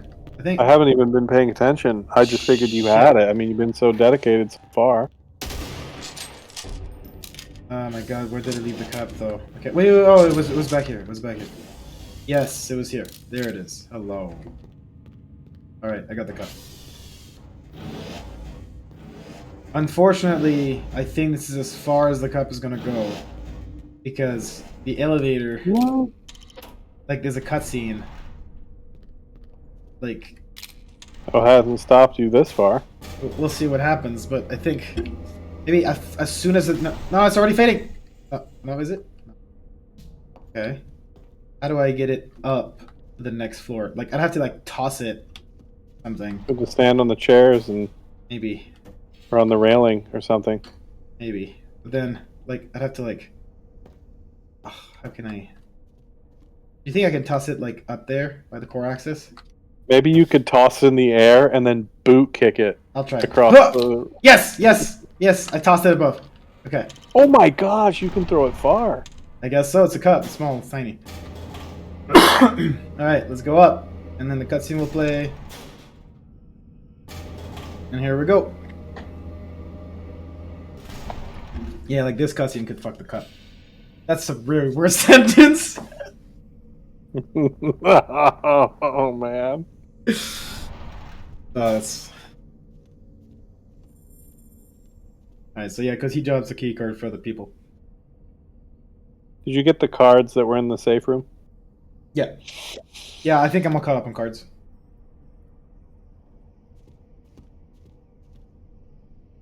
Alright, now we're going to go get the cup. There's another cutscene that starts when I enter the core access, so yeah, I see the cup. Okay, cool. Oh my gosh, this cup is going to make it, dude. I just can't wait to see how you're going to bring it through things like Junior's death scene. How you're going to get it into the office space after he gets shot in the head. How are you going to get it through the diner? I don't know. At some point How it's are you going to get it through the nuclear explosion? How are you going to get it through the freaking airfield? Okay, yeah, there's this weird ass scene. This is the game being like, hey, by the way, you're playing a horror game? In case you forgot? It's good to be able to crack jokes on yourself, dude. That's one way to answer the critics, because I've heard what they've said. Is this a horror game or is this a shooter? I can't figure out which one it is.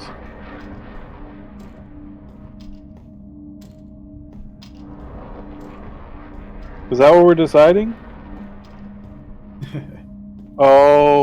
People are giving you a pass. They're saying that the cup does not have to make it past the headshot because everything after the headshot is not real. Yeah, you know what? Let's try to see if I can take it over to the headshot. No promises. I think I might be able to. But it's gonna be hard. I like that. Jake. All the chocolate bars here, like the hermit just dragged you out here. Yeah. Whoops. I forgot about that. Because it's locked. That's funny. Don't be so sure. Might be a couple security guards with them.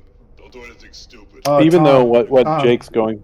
Tom, I'm gonna do it. Tom. It's happening. Oh yeah. Yep, here it is.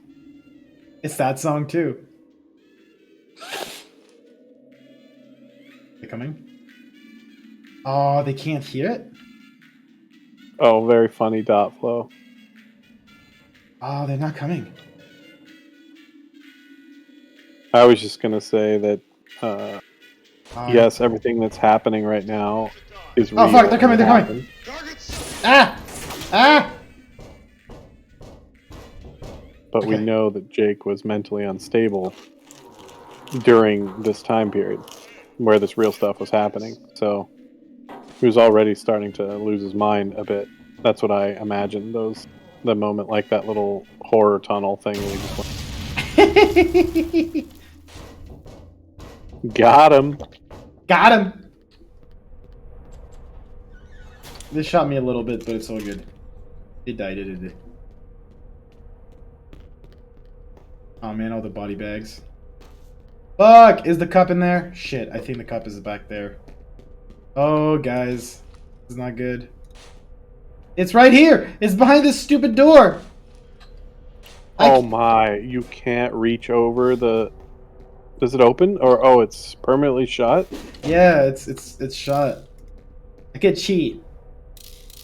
I could cheat. Nah, nobody's gonna care about it. I don't think if you cheat. Oh my god, I can't believe. Well, I mean, if it's like one of these things where you just pull it through the wall, I guess that's. But if you're gonna like spawn a whole new cup or something. Oh, this is not even. It's not even a door. Yeah, this thing never opens. It's not even a door. Oh. Let me see if I can do a kill for the picker. It's now a solid wall. Yeah, it's a solid wall. Means that I can't pick or kill it. I think this is it. I think this is as far as the cup goes. Freeman Freak is right about that. She does help to lead him to safety. Yeah, I think that's the beginner of chapter 2. These are not even. These are not even entities. They're like fun detail or something. They're just not. Can't mess with them. All right. Well. Oh man. One of the main reasons for staying on this stream is now gone. Yeah, I can't knuckle the cup with me. I think this is it. I think this is as far as the cup goes. Goodbye, cup. Oh man, that was fun. I mean, we took it all the way from the maintenance area. It is impressive, but it really is. Like, is there really nothing else I can do? This is it. Like, I can't cheat my way through this. The cup is just. Was it because you didn't throw it far enough, or would it have never gone through there? I think it would have just never gone through there. Like, as soon as you get to that area, there's that cutscene, and then you're sent back to the other side, and then like time has passed, right? Oh, hello. All right. Well, sorry, Cup. Sorry, Mikey. Sorry, everyone watching. Yeah, the show was gone. There's, I would say, like maybe 3 hours left in the game, so gotta. Can I play a sad song for the cup? Yeah, please. God,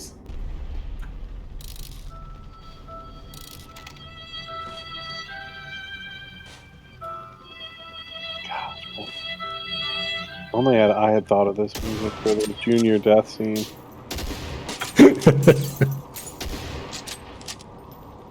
Someone said triage at cup. Is that like triage at dawn? Otherwise known as the most strikingly emotional Half-Life 2 song. Oh, nice. Oh, this is a song from the trailer, the teaser.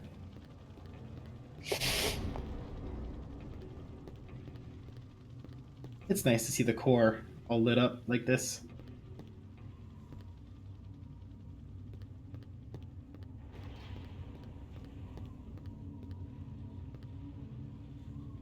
Oh, this spiky door. Ghosts574 asks, MXD, will you ever get back to developing Underhell? Never gotten a question before. I know, right? That's why I asked. Yeah. They might have just popped in. When the stars align. That's the best answer I got. Maybe I think it might take even more than that. I don't know.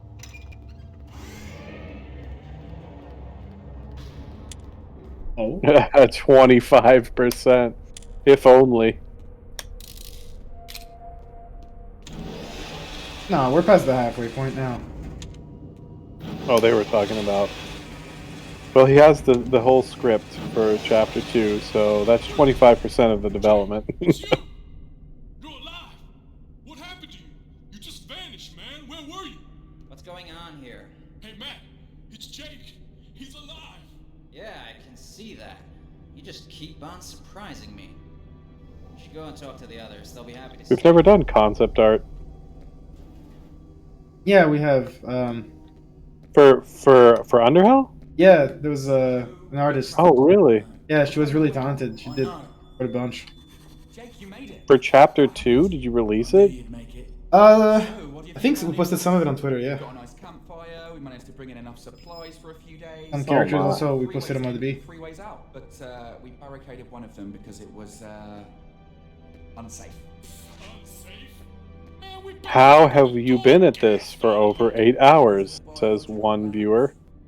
I have taken a few strategic breaks during some cutscenes.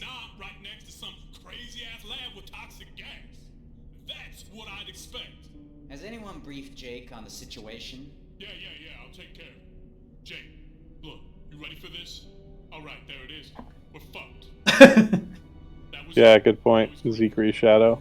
Personnel on our way to suppose you can't write the story without having an idea of how it's going to piece together from a design perspective. Reach this level and probably the other wings. But that's not the worst part. So sassy, They noticed Matthew, I so hacked the sassy. ciphers, and their response was to change the core access cipher codes. So basically, we're stuck on this wing. Well, these labs can take us to the south wing. So the Easter eggs are going to pop up on these screens, Jeremy. Even if we reach the south wing, then what? Is that? Oh, I guess that was an elevator. Servers for this level were located there. So if they change the cipher codes, that's where we'll find them. Hold on. So these motherfuckers changed the codes of the flying soda cans that open the big ass doors, so we can't access the core in the other wings, right? Right. And what you're saying is, the code is somewhere in the servers that are located in the south wing that is probably overrun by the soldiers sent here to kill us. And that can right now only be accessed by going through that lab filled with toxic gas. Right. Well, that's just fucking beautiful. Fucking beautiful. Wait, Jake has a gas mask. Oh, you do? Yeah, he picked it up in the maintenance area. You still have Jake has a gas mask. Neither I or Junior's gonna put on that mask and go in there. What the fuck, man? How can you decide what I do or I don't do without asking me? You wanna go in the motherfucking labs? No. Yeah. Shut the fuck up. But the lab access is under quarantine. Well, what? The only way to actually enter the lab. I remember watching a playthrough once where the person was legitimately angry at this part, by this point in the game.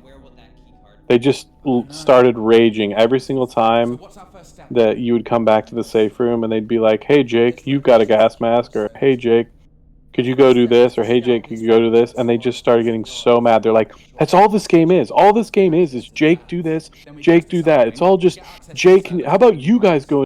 And I thought they were trolling it, but they were actually really serious. They're like, "This is horrible game design. I mean, what am I supposed to do?" Everything. I'm like thinking, well, like, you are Jake and you're playing the game. What do you want the game to be, sit around at the table while everybody else does everything? Like, what the heck are you talking about? Yeah, maybe he just didn't want to be bossed around. Or, I mean, they give you solutions, you just have to execute, right? What do you mean? Yeah. You remember I told you I managed to plug myself into the main security network earlier? That's how I Alright, I think I'm good to go. They're just gonna keep talking now. It's strange. You only get bits of data. Ghosts 574. We have had some discussions earlier about how it would be awesome to port, or not to port. It would be awesome to like redo Underhell in like the Unreal Engine or something like that, and just like release the prologue in Chapter 1 in a remade state. And then potentially stick with that same engine going on to Chapter 2, but who really knows? It's just kind of speculation, obviously.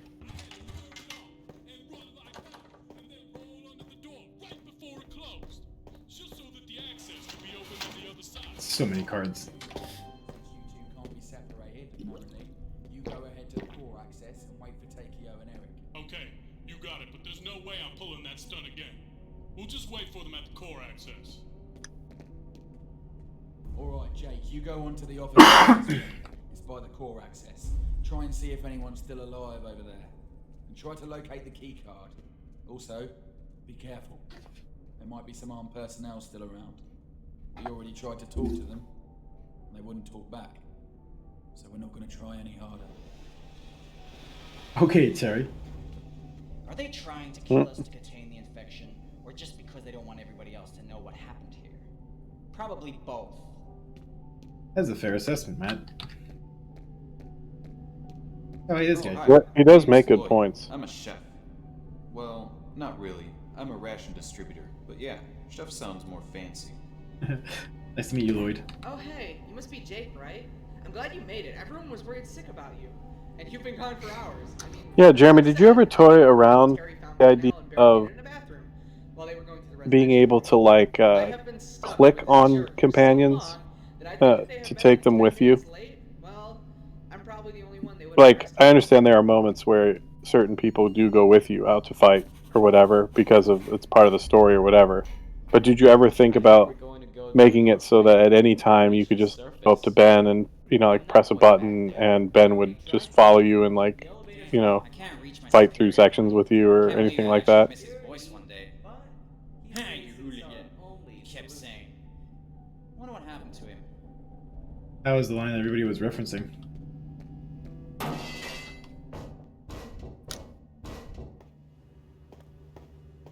Where is he? Oh, he's up there, right? Hello. Did you hear what Tom was asking, Jeremy? Or did I That's- miss your answer? Sorry, I was listening to the dialogue. It's Oh, okay. it's all good. You should drink with moderation. I don't know how much. My attention is like waning, so it's hard to focus on multiple things at a time. Oh, it's all good. It's all good. Yeah. I just wasn't gonna leave. Tom was asking if there was ever any consideration for a sex scene between the characters, because there was somebody in the chat earlier that was saying that was one of the requirements for investment. But go ahead, Tom. I'll let you elaborate on your question. It basically had to do with Yes. adding multiple companions in for various sexual acts and things like that. You But can romance them. Yeah, that's what the game needs. Yeah, a little bit of romance that will help It seems to be Jake very- get over his dead wife. seems to be Here it very is. popular, and yeah, something about Embracer and needing to have sex mini games. Yeah, which you know how you were talking about how the putting the pipe into the machine to stop it so you can get the keys felt natural as left click because that's how you swing the pipe and stuff. Oh my. What do you think the keys for the sex mini game will be? I think it's W and S. I think it's going to be basically the same thing, jamming pipes into things. Oh my god, you guys! So yeah, no time to rest. Just trying to Yo. keep you awake, buddy. I got 47 out of 52. We're gonna do this. So here's the deal. Are we really? You think you got them? Yeah. You think you've got all of them so far? Yeah. That's right. You heard me right. My favorite and most effective tool for hunting rats. We're gonna get the crossbow. People do seem to be very interested these days in romancing options in games, I guess. Well, not really.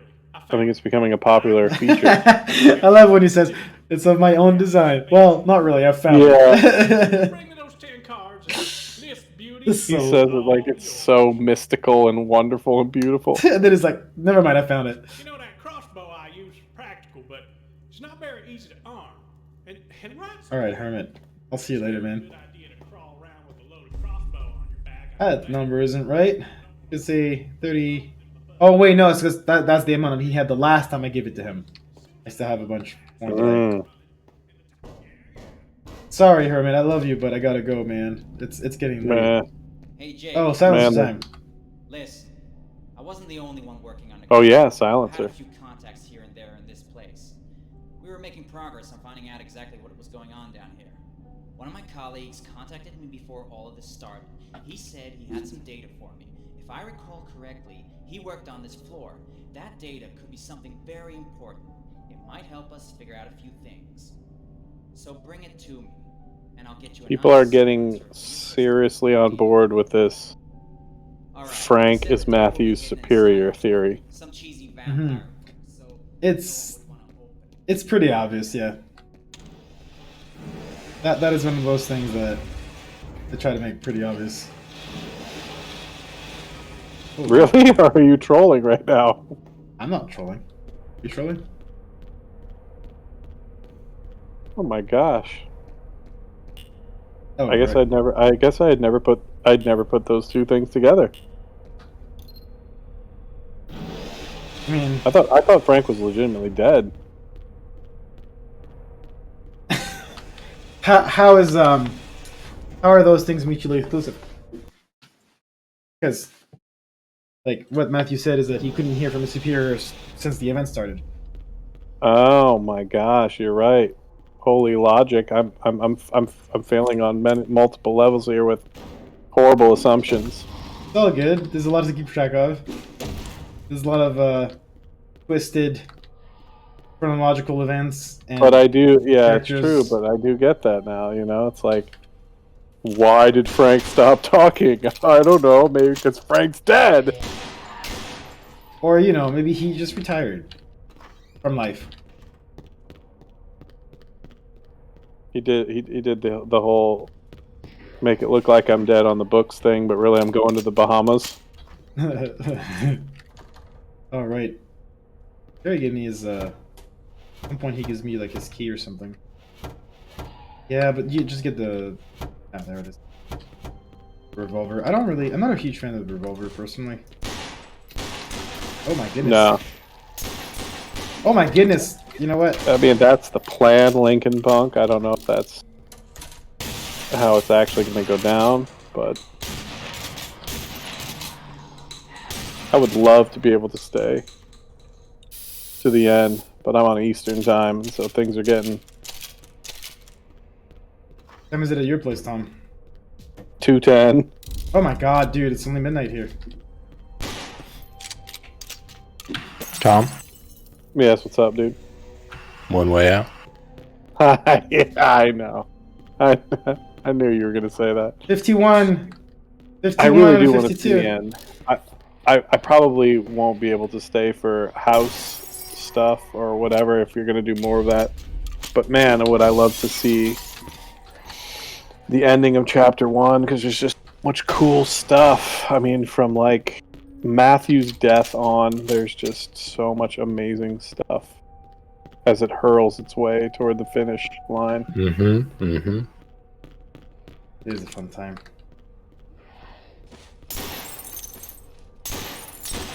Oh my goodness. My aim is turning to shit. Not that it was very good to begin with. Alright. Are you going after all the cheesy romance novels? Oh, I got the cheesy romance novel. Oh my god, my cat just tossed the chair. I don't know if you guys saw that in the back. Jumped off and it spun or something? Yeah, he just not. It's cats are crepuscular creatures, so around that time they kind of go crazy and their bodies are like, it's time to go hunt. But there's nothing to hunt because I give them the food. So yeah, so he's just going crazy. All right, Matt, take this book. Found it? Good job. This will sure come in handy. I'll be sure to send it to the right people once we get out of here. Thanks. I hear you on that, Zekri Shadow. All right, silencer time. Ooh, look at this. Pew pew pew. All right, get out of here, tables. Get out of my way. Oh, it's all good, Lincoln Punk. All right, so the last card I remember. Everybody's talking. The last card is behind this door, which I think is open now. Yes. And there it is. 52 out of 52. We did it, boys. Oh my, I can't believe it. You did it. Boys and girls. And yeah, the last card then is the Hermit card, which doesn't show up until a little later. However, we now have all the cards. Oh, Takey's just hanging out here. What's up, dude? The others were starting. Man, all I can say is that with all this chilling, Frank is Matthew's superior stuff. I mean, it would be a real dagger. It would be such a great thing. It would hurt me, but it would be so good to find out that Frank is really like some sort of evil string puller and running Matthew as a superior. And that's funny. That was one of the theories that I read online. Stuff. Hello, Mr. Hermit. Oh, you brought me the cards I asked for. Already? You're getting better at this. Wait a second. That means that 49, 42, 51, 52? You brought me the full deck. Oh, thank you so much. Oh man, he's excited. That magic trick. All right, look. Oh, Mikey, you had a typo, dude, in your subtitling. Shit. What was it? Now I can pull of this magic trick. Oh my god. Mikey, we have to patch it. We have to add it to the list of notes. Alright. Somebody in the chat, what's the running list? Top of the list, dogs are too quiet. The suitcase. Suitcase. After the dogs, yes. Then there's suitcase. Remove solid wall so Mug can come to the end. Alright, I'm gonna cut it 7 times. I have never seen this. 5, 6, 7. I have never seen this cutting the deck 7 times part. Always work. But when it does, Can you believe that? I've never seen it. I've only done the voice lines for it. I've never seen it. finally I made it. You can try it yourself at home too. It's really fun. These little side vignettes are so perfect for this game, man. It's the charm Sometimes a kind of this gesture game. might seem small to one person, but for someone else, it can mean the entire world. I know, Silent Observer. That's what's so hilarious about it. You remember it. So, my crossbow. Well, there it is, in the closet. It's not really locked. You just gotta pull really hard on it. Go ahead, open it up.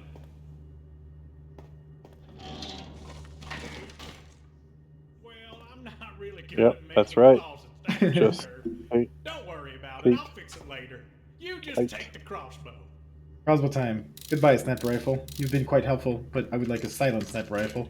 Now I'll take it to someone like you knows how to use a crossbow. OP. In true video game fashion. And press the trigger. There's really nothing to it. Now don't practice here. I wouldn't want you to pierce holes in my stuff. My stuff. Anyways, you should be able to find bolts for it here and there on this level. I placed some around so I wouldn't need to carry them everywhere. But in case you run out, just come on back here. I'll drop some in the closet from time to time. Alright, well, I think it's time for me to go. Back to my place.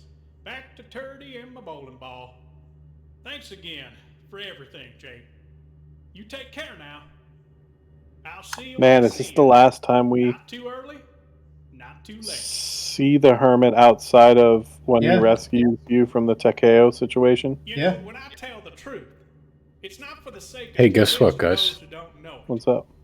There's 52 viewers right now. Oh, wow. Wow, that is special. Thanks, Mark Twain. What? No, sorry, I was responding to. I think that was a Mark Twain quote. Oh no! It was the other guy, Blake. What does he say? What's the quote? I'm gonna butcher. You mean the poet, Blake? Yeah, I'm gonna butcher the quote if I try to do it right now. Oh, I can't eat with the glass mask. I forgot about that. Oh, that's funny. Fuck. All right, let's do this. It's true. Box of tomatoes. Now, what did the hermit mean when he said, "Oh, even a small gesture can mean the world to someone"? You remember that, Jake? You remember it? Was he referring to what we learned about his family and how it was just meaningful to him, or was there more to it than that? Jeremy is he's in do- singular focus mode. Do you want? Yeah, it's really hard to pay attention to two things. Like my brain power. No, that's okay. I'm not looking for an answer. I'm just kind of just tossing it in thinking the wind. out loud. Yeah. Yeah. I mean, I thought you were looking for an answer. I mean, it seems like a good question. Yeah, I mean, my perspective, nobody really gives him like the time of day, right? Like, he doesn't have many friends. He's just working in events, and the fact that like the player can take the time to like bring in the cards and hang out with him and like talk to him, because like the only time that you're forced to see the hermit is like when you meet him, but after that, like you can easily miss him. A lot of people miss him in all the quests. Avoid him, yeah. Yeah, you could avoid him, but you could also just like miss him. Yeah, miss him, yeah. And so it's, yeah, like it almost has to be like intentional. I mean, it definitely has to be intentional to do all the things. And I think that he's just touched by that. I will say this. Oh, I might die here. Maybe it doesn't seem like it to him. But getting all those cards was not a small gesture. Yeah. That was a pretty big gesture. That was a significant time investment.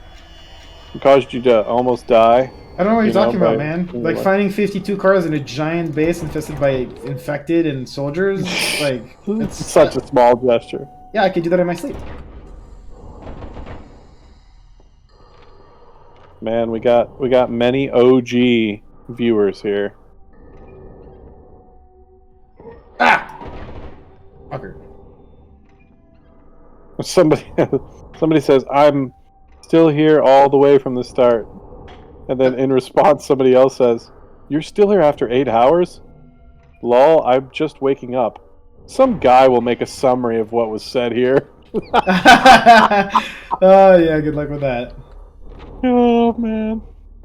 Yeah, I would be impressed if somebody could summarize all the bullshit that we've... If anyone could do it, Mikey could. Yeah, probably. Me? I don't know. I wasn't even fully tracking with the what's real and what's not conversation. Was that real? I was busy doing something.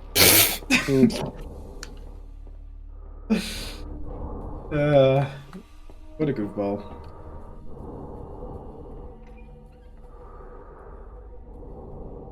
Man. Amazing. 8-hour warriors here. How are you feeling, Jeremy? Pretty good. Pretty good. It's 12:20 a.m. I believe there's like 3 hours if I rush. Maybe 2 hours if I rush. Yeah, I think I can be done before 3 a.m. Even Angelo? Probably not Angelo. I don't know if I'll have the energy to do Angelo, but we can try. We can try. I can kind of like rush the gameplay. Oh, the kennels. Yeah, well, now that you don't have to get the cards, yeah, you should definitely rush it. Yeah. Jeremy. Yeah, what's up? One way out? One way out. One way out. Alright. Where's the fucking... There it is. Filter room. Just, okay. I got a loophole for you.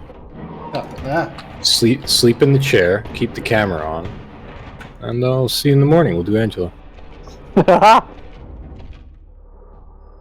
pretty good loophole. Oh, I can't eat. I keep forgetting. Alright, here's the thing. Alright, we're filtering the stuff. Then we have the south wing, which is the stuffy bits. Man, I'm just running through my head the remaining highlights that we still have in this game, dude. There's so many. It's just unbelievable about this game. We still have the fight with Marcus in the machine vents and all that stuff. We still have Mia and Takeo and all of that's going on with the gas.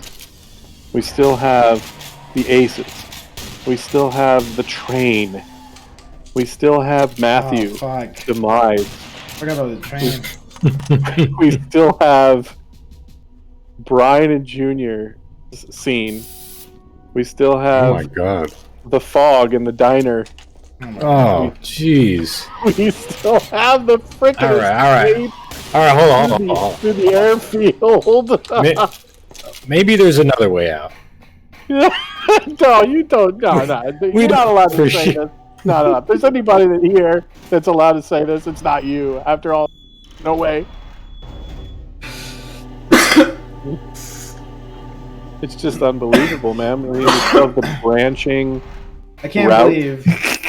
Jeremy's like sick, coughing through all of this. I can't believe that there's still 53 people in the fucking chat. That's what I can't believe. I mean, I know that two are like you guys, but still, that's impressive. I really appreciate that this. I have some diehard fans, dude. Yeah. Oh shit! Fuck. What were you saying, Tom? Before I started laughing. No, I was just saying that we still have the branching paths where you can either go with Brian and Junior, or you can go with Matthew. Okay. Or you can go with Terry and Ben. You can up one or the other way. Like, many cool things. There's still like falling down the hole and then witness those who have saved and those who have died. Oh my god. Yes, Tom. There's There's a lot of stuff. Alright, it's stealthy time. Jeremy's like, shut up, don't remind me. Shut up, don't remind me. Don't remind me. Whatever, man. You designed it.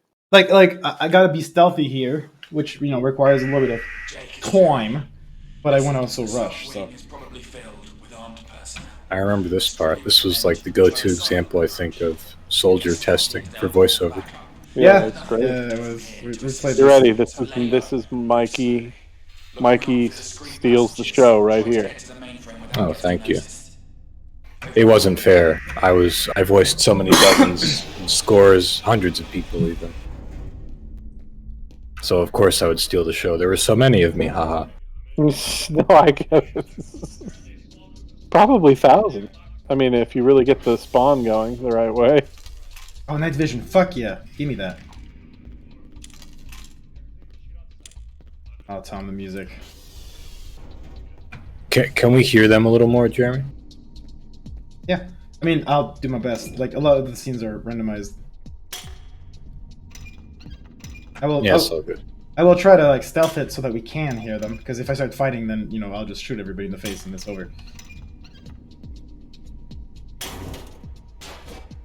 Yeah, good point. I should probably remove the cam light.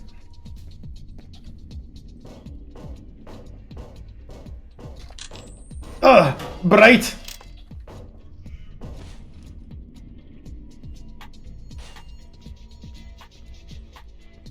I remember this music, Tom. Very Bond. Ah, fuck! It's on me! Oh man, yeah, Okay, it's okay. like the alert music. I'll disappear. I'll disappear. I think we're good. Oh, they might come in here. Oh, they're coming! Fuck!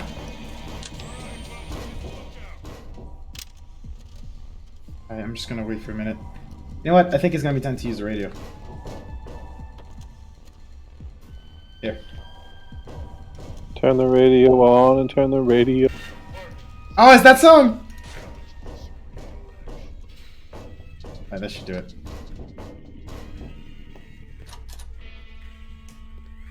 Maybe I should have removed the weapons here, because it's so much easier to just kill everyone, but it's so much more fun to, like, not.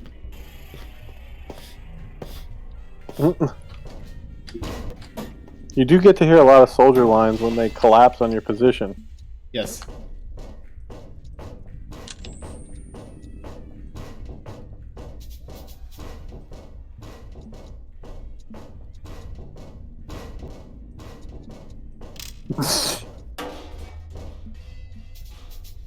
The Silent Observer really wants you to know, Jeremy, that you may have dedicated a big portion of your life to this and your heart. You may have worked, fought tooth and nail to do everything you absolutely could to make your creative dream a reality. Got people to work for you for free. Oh, don't do it. Well, you used it to wedge your way into the gaming industry and get a start. But he doesn't care about any of that shit. He just wants you to know that the stealth is ass. He does say it's good. He even says it's amazing, bro. The whole rest of the game is 10 out of 10. The stealth... Oh, he's walking it back. The stealth just doesn't work. Stealth is tricky. You have to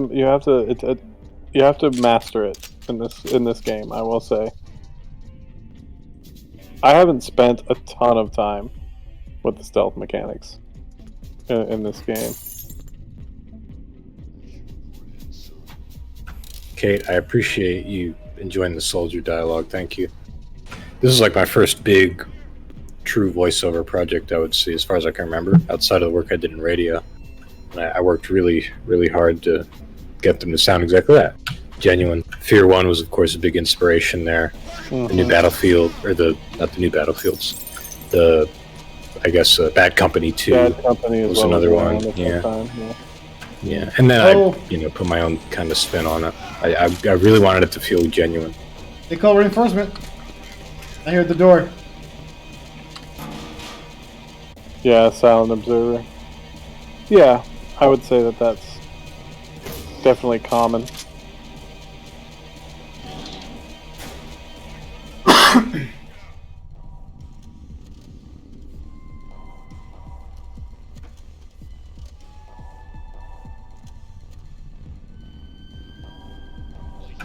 Zeke, what were some of your other mods? If I, because I only know you from the VO work you did in Hideous Destructor, which for those who don't know, it's a tactical shooter mod for Doom 1. Oh, that's pretty fascinating. How does that work? It's complex. it's the kind of mod where like improbable. You take a round and you start bleeding out, but you can't bandage yourself until you take your armor off. And if you don't do it quick enough, you die. Wow. Dang, that's hyper realistic. So like, I love it. Like similar settings, similar weapons and stuff, or like a whole overhaul. It's a fucking huge overhaul, but there's still like some Doom inspiration. Zeke Shadow, he'll explain more than I can because I only played it a little bit, but like it's pretty detailed and comprehensive. It's still grounded in the Doom world. Like some of the guns are either explicitly from Doom, I think, or they're like inspired by Doom, and then it's expanded. You have inventory management, you have like armor. You got to learn all the systems though. They're like very yeah. What's the mod called again? Hideous Destructor. Hideous Destructor. Kind of a confusing name, right? I mean, I love Doom mods and stuff like that. Oh yeah. Once we play GTFO, maybe we should try this. I can never get people to play my fucking weird mods. So if I can get you curious, maybe I can get you, Charlie, and Jeremy curious. Oh, it's co-op too? That's what, exactly, yeah. Up and stuff? Oh, I forgot about Badger Roger. Yeah, Badger Roger, dude. Oh my god, I forgot about Badger Roger. Video is from, dude. Mikey, go in the Discord. Charlie posted a video of Badger Roger with somebody that put a radio directly behind their butt, and then all the soldiers came, and the person is just talking to Badger Roger, and then limbs start raining down on top of the computer. Wait, before I look at that, I want to look at this conversation. He starts a video call. I forgot about this. This is like some straight up AOL chat stuff, dude. This is me. This is Roger, right? Yeah. Yeah.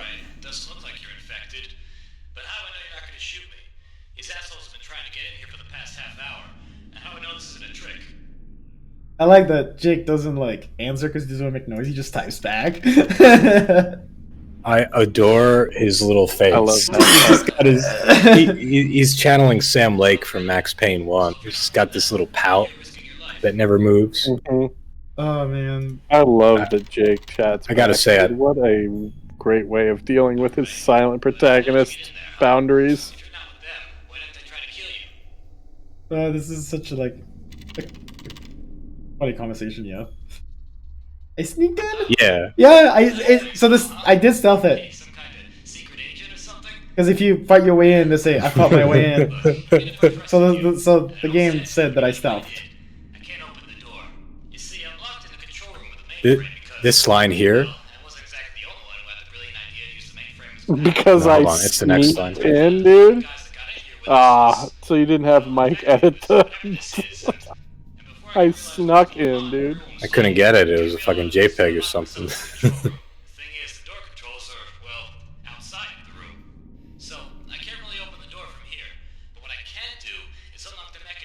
This line is in my demo reel. All you need to do is find a way into the security room on the other side of the door and open it from there. And be careful though, as soon as you open it, those freaks will come out. If you open that door for me and promise not to shoot me, I'll give you the Man, Silent Observer's got some hot takes here in the last 10 minutes.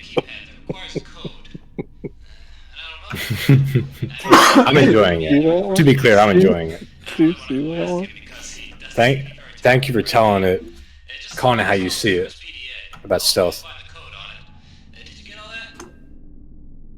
I'm not a fan of how I did Roger hearing it again. I don't like it. I think it's fantastic, dude. I think this dude is worried, and I think that he is scared, and I think that he's not wanting to really be that cooperative because he's just too panicked. I mean, I seem to remember about Roger that seems a little bit self-serving, and he's really just trying to. Fucking axes it. Did I make noise? I think I might have made noise. I think we're good. I mean, what were you thinking, Mikey, when you were like, what were you thinking about him when you made the character? You know, oh, like what was he thinking? He was nervous and breathy through his nervousness, but still in. But he's a thinker. He's a talker. He's a friggin' scientist, right? Like, so he's not an idiot. He's had a bunch of time. He's been locked in there, so he's had a good amount of time to calm down. He's excitable, but not that excitable, and he's finally talking to someone. So because he had all that time stuck in there to like plan, basically just to calm down, he's able to get it together, but there's still some nervousness. Yeah, I could definitely hear all that. He's not a fucking tough guy. He can't go out and kill everybody like Jake, but he's with it enough to communicate an escape plan to Jake and work with him. So he's not like a buffoon or a coward or something. He's just in a shitty circumstance. But I don't know. I guess I don't. Maybe it's the voice. I just didn't like the voice that I did. I seem to remember that once you get into the room, does he act kind of like a bit of a dick about the weapon or something? When you get in there with him? Guys, I'm gonna do this. Oh, and Tom, Zeke linked a nice. a video of Hideous Destructor. Yeah. Oh, it's coming. It's I'll coming. link it on Discord too. They're coming. They're coming. Sorry, go ahead. Oh, there's okay. I see it.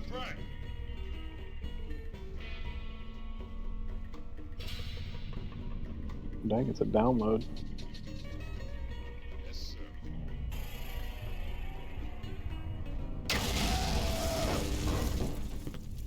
Love it. Is everyone okay? Wow, I forgot about how visceral some of the deaths were, like when they get their limbs blown off. I don't even know what the body is. Oh, it's on there. I was like, I don't even know what the body is. It just fucking exploded and disappeared. Oh no, I don't want the episode. I want the EOD. My gosh, dude, he's got leaning around. Here goes. Here goes. Mod, this is cool. Oh, they're fighting.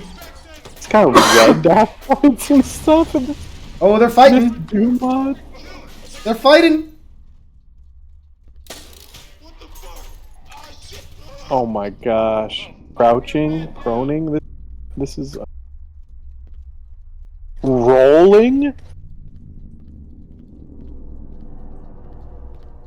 Alright. Oh my god, look at this fucking mess! You're... Oh my god. That's amazing. Like, they just came out and fucking... Dude, it is so cool to see such a reactive FPS inside of Doom. Yeah, you're watching the video? Yeah, dude, I mean, he's got wall peeking, he's got red dot sights, he's got rolling and crouching and... Mm-hmm. I mean, It's the gunplay is like really snappy too. What about Dr. Roger? The heck is that? A frickin' drone car or something? Alright, hold on a second. Let me open that. Is that like a little... Oh my gosh, it is. It's a little RC, like, bot turret? Good to see you aren't shooting me too. Okay, so, you want the cipher codes for the core, right? I got them right here. I loaded them up while you were making your way in here.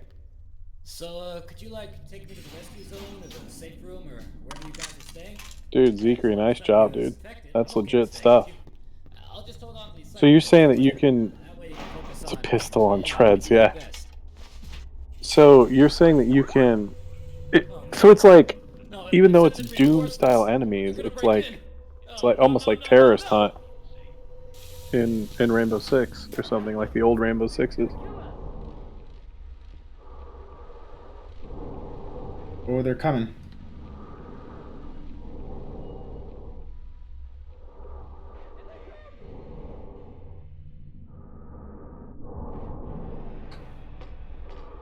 Oh, that was a fucked up grenade.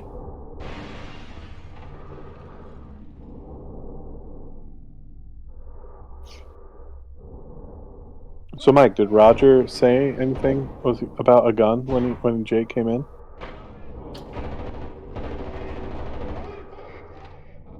Not that I heard, I don't think. I say, thanks for not shooting me. Oh my god! Ah! Wow, that was like last minute. Zeke, can you tell me what you did on Hideous Destructor? I know about the voiceover part. I don't know about if there were any other parts. Wait, so the video... So Zeke did voiceover in Hideous Destructor? Yes, he's in the tutorial, and maybe otherwise. But I'm not sure. I want to double check with him, because I only played a little bit of it. Okay, he didn't make the mod. I'm not sure, actually. I don't know. Can we take a second to like appreciate this mess here? Like, dude, it's the blood. You really did outdid yourself with all this fucking blood, dude. It's just so fucking chaotic. Oh, he's not done. Okay, there's more. Like, I just threw a few grenades, nice. and it's just fucking made a mayhem over here. I love if you back up and look at the... Oh, wow. It actually just... I mean, it looks horrible, but it looks good. you know what I mean? Like... I know what you mean. Alright, Roger, let's go. I see it there. Hideous Destructor. Go, Roger. That looks like a really cool mod, dude. Yeah. Like I said, it's added like several tactical elements. There's one more problem. And it kind of reminds me of Terrorist Hunt from the old Rainbow Sixes, only with Doom graphics and Doom enemies. Yeah. Maybe we should play it sometime after we do TFL. Because I can't find anyone else to play with me, and I feel like you guys can appreciate like the crazy difficulty of it. Yeah, I'm surprised at how snappy the gunplay looks. 100 Lucius. I was gone for about 3 hours. I didn't miss anything in particular. Lol. Yeah, we finished pre-production for Chapter 2. We hired a bunch of artists. We Mike, man, you are quick, dude. I'm just goofing on. Just trying to keep everybody awake, myself included. Come on, Roger, let's go. Go, man. Come on, let's go. The place to be, man. Let's go. We got hooked up with a ton of cash from Embracer, but there's just a couple stipulations. Zeke, I'm sorry to keep bugging you about it, but do you have a guide or anything for like hosting co-op? I think that might be useful. I got a crash. It's been a while. Oh. It has been a long while. Yeah. I think that's one. Good thing we didn't make a drinking game out of that. We would be fucking surly at this point. That's what Jeremy was saying at the beginning of the stream too. It's funny. Alright, good. It's saved. Wait, did it? Did it save after I killed? No, it didn't. Yeah, you really did do a good job with the blood, by the way, Jeremy. These guys are not moving! These guys are just not moving. How it can... fuck. Reinforcements. Oh, no. How it can create what seems like unique patterns based on how the bodies sort of explode and go against the wall and stuff.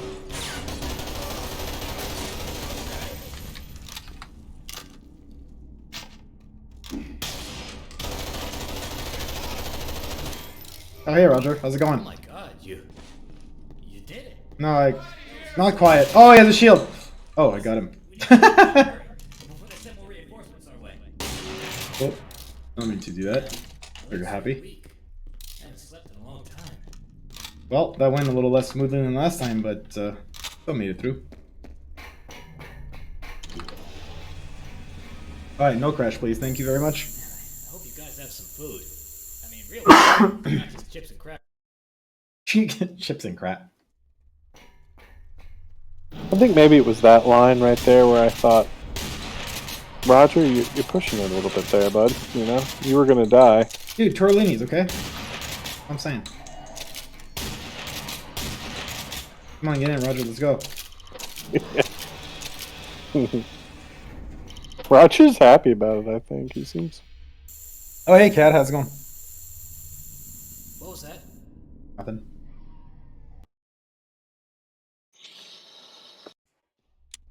Oh, hi, cat. And we're back. Oh, so this is your safe place, huh? I guess it'll do. Thanks a lot for taking me here. I really appreciate it.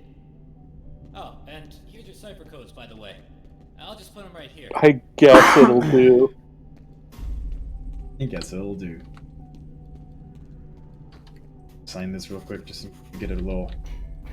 It's cutscene time here too, right? It's a Takeo craziness cutscene. There goes. All right. Terry, could you come here a second? Yeah, what's wrong, Ben? Well, remember when I was digging through the archives and I found out about Matthew's file not being there? Yeah, so? Well, after that happened, I just stopped looking, you know. I focused on the task at hand with all the ciphers and that.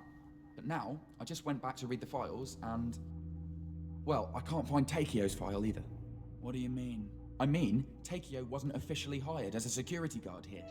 What? Well, I don't know for sure. Maybe the files are incomplete or something. It could be stored elsewhere. I don't know. What's going on, man?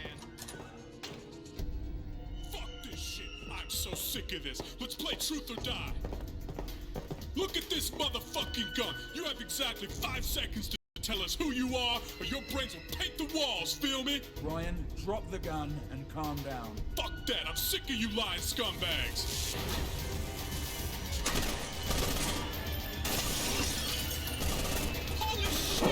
The fuck was that? That's what you get. Where's the cipher head? He took it. And the radio. Get the other lights on. I am sorry it had to come to this, but I just could not waste any more of my time waiting for you to find a solution. Forgive me for leaving you You now. son of a bitch. When I see you again, I'm gonna punch your butthole. Ryan, back off. Yo, how can you punch a hole, man? Takeo. Oh my gosh, most You classic tried to find a way line. out on your own. No, I am not looking for a way out. Then what? My sister.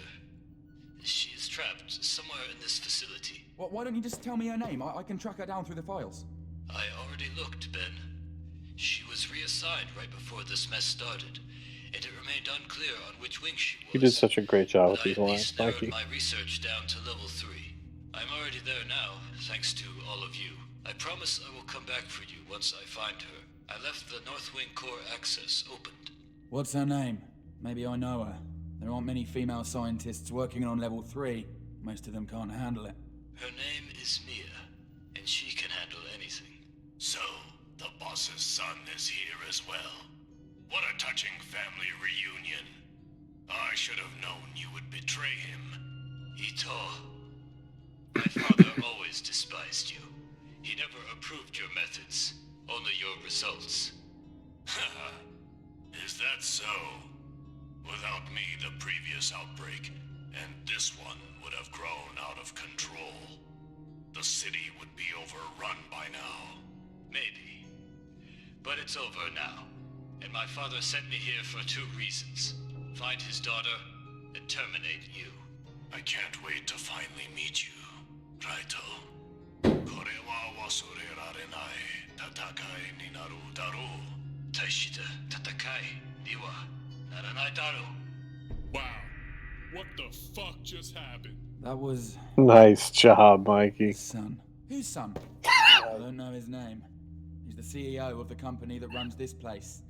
Only Janice knew him.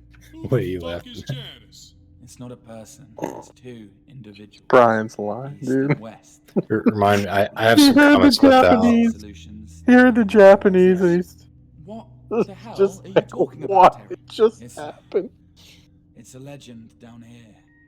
Yeah, because it's fucking insane what the hell's going on. Why are these 2 Japanese men yelling at each other on the radio? What? You know, like in those episodes of It's Always Sunny in Philadelphia, where a character goes, "What is happening right now?" Yes. It's that energy. It is. It There is. have been way too many incidents when they were both handled at the same location. No, I mean, what 2 projects?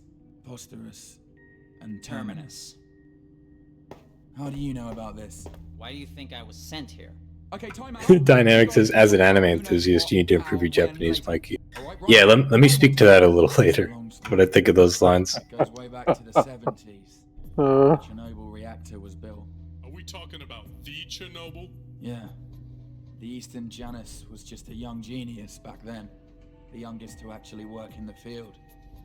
Raito's father unified Janus, East and West, working together for the first time. But even though the goal was the same, the methods were drastically different. I don't know all the details, but in theory, Terminus took over Posterus, and Posterus Things are was getting ultimately shut deep down. right here. That was over 3 years ago. And now the boss realized Terminus was a mistake and he sent his boy to rescue his daughter and clean up the mess? Yeah, pretty much. What about the creepy guy over the radio? That was Ito. I already told you about him. He's the commander of the PMCs that were brought here. Ito and his triad. Triad? His 3 lieutenants, each assigned to a specific task. Danko was in charge of cleaning the facility until he was killed in action. Marcus is leading the science You have team at so Compton much to game set up left, a cure, Jeremy. or a way to stop the infection. As for Roy, he's the one who's in charge of tracking No, it's all down good. runaways We're getting from close to the facility. end. They are highly It's not even 1 a.m. trained yet. professionals who've been used countless times by anyone with a problem and a large paycheck. They always get the job done, no matter the body count, and they are loyal only to Ito. With Danko dead, and with Royce tracking down runaways, it only leaves Marcus and Ito, and they are not a force to be reckoned with. As for Ito, from what we heard on the radio, he's not really on good terms with Ito. I've heard crazy stories about that kid, but I didn't believe any of it until now. Fucking hell, he's been working here for over 3 weeks, and I didn't realize who he was, or what he could do. His father had him trained since he was born, and he has access to some pretty nifty technology. That cloaking device is part of the weapons development side projects. I didn't even know it was operational. But if he has it, then so does Ito and his men. Oh, that can't be good. What? Like we don't have enough trouble as it is. Now cloaked people too? Fuck that, man. I'm gonna hide in the closet and wait till this shit's over. I don't think they could have gotten into mass production of this thing yet. If I haven't heard about it, it means it wasn't officially approved. Which means A, it's not fully operational, and B, there won't be too many of them around yet. Well, that's comforting. Instead of fighting invisible people, we'll fight blinking people. This guy. Alright, Raito said he left the North Wing access open. Yeah. But now, That's a great line as he walks out. Yeah. They're just done with it, dude. They're just done with all this bullshit. Seriously. I don't think I they've think- slept. Hmm? I don't think they've slept. Yeah, I think a lot of media tries to force that kind of attitude, and they don't. The writing's just not right, or they overdo it. I think some Marvel movies are guilty of that. They try to make characters crack jokes, but these guys have been like pretty serious, and now they're just at their wits' end. Yeah. So Jeremy, I it's guess not that just trying to force stupid jokes. yeah, I guess that suppressor's for both 9mm and 45, and has the correct threading for both pistols, huh? Oh man. Yeah. Use It the just, task, dude. It just changes itself automatically. It's kind of like I- Play-Doh at the tip. Yeah. Do you want to tell everybody what those 2 Japanese lines meant? Oh yeah, I remember. Something about do you want to get ramen for dinner? Or Oh my god. sushi? No, I think it meant it will be a memorable battle, and then Raito answers, it won't be much of a battle. I think that's what they meant. Oh, okay. I reversed it. I didn't know what Ito said, but I thought what Raito/Takeo said was, it will be a great battle. But you're saying Takeo's saying it won't be much of a battle? Yeah, I think Ito said it will be a great battle, and then Takeo Raito responded, it won't be much of a battle. As in, I'm gonna kick your ass. But Yeah. like, I have a small little story about that. I was getting Japanese food somewhere with some friends, and I guess I got on the topic of voiceover work I did. And I said, like, oh, I actually did a Japanese character once a long time ago. And they said, oh, did you say anything in Japanese? I said, yeah, I said this line. And my friend said, when our waiter comes back, say the line to her before you eat. Oh my! And I was like, I don't want to do that. No, And he's like, just do it. It'll be funny. And I'm like, I guess it's pretty harmless. Okay, I'll do it. So what I'm on, and I don't think I knew what it meant. So what I'm to understand is dangerous. That she put the bowl of food down. I held up my chopsticks. I looked up at her and I said, "It won't be much of a battle." and she just looked at me. Let's be honest. I don't think she understood. I don't think I did a good job with that line. Yeah, not at all. She probably didn't understand what you were trying to say. It's probably garbled. What she probably thought is he trying to speak Japanese? That was it. Yeah, exactly. I think that's probably it. That's how Jeremy felt. But one time I tried to speak French. This fucking guy just came out and didn't see me. This is great. Check your corners, dude. He wasn't well trained. It's because you have a suppressor. They don't see you if you have a suppressor on. Yeah. Oh. I'm glad you like my take on him, Tom. I don't know. I don't feel great about on Takeo. Yeah, I don't know what it is. Oh, dude, I thought you did great with his stoicism. I guess I don't know. Maybe because I feel weird having voiced a Japanese character. Like I just feel like everything I was doing was such an imitation. You know, I'm not Japanese. Yeah, I mean, maybe I just feel uncomfortable with that, or just not happy with it somehow. Well, pronouncing the Japanese line it's a mine. That's a minefield, right? You know, it's like how you'd have to practice forever with like a diction coach or something to actually like figure out how to do it complete 100% justice. So I get that, but aside from the one Japanese line, I do feel like you did a great job with Takeo's personality. I think you captured his personality really well.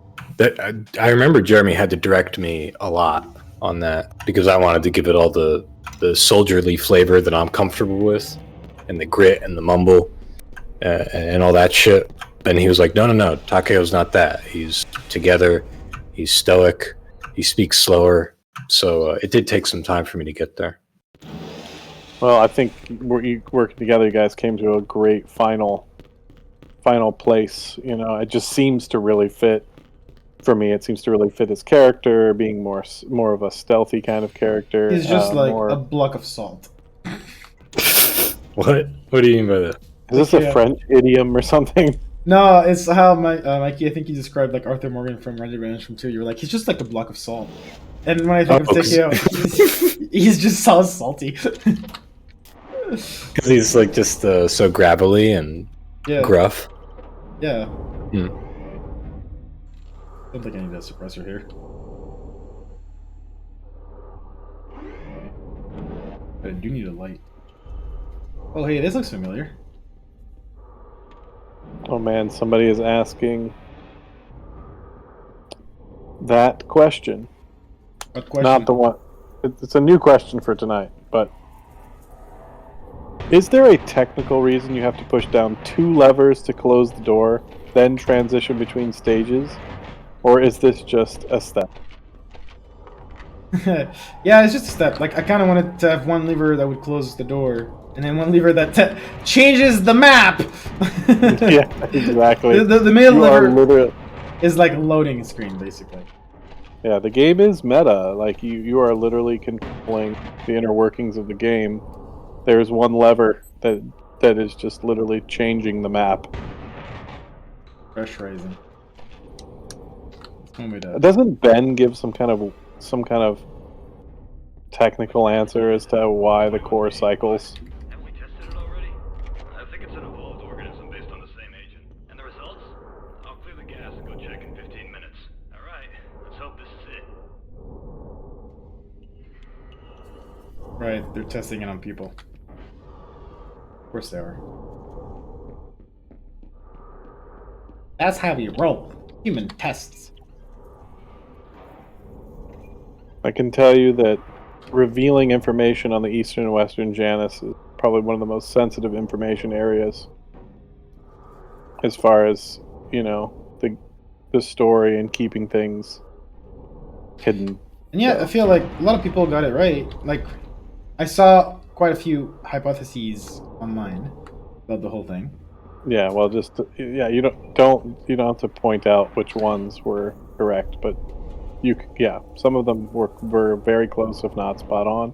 Yeah, like a lot of the information that is relevant to understand what the fuck's going on is explicit. Like there's a scientist from Russia that was working on a project who ended up taking over the project from another scientist from the US who is Jake's father.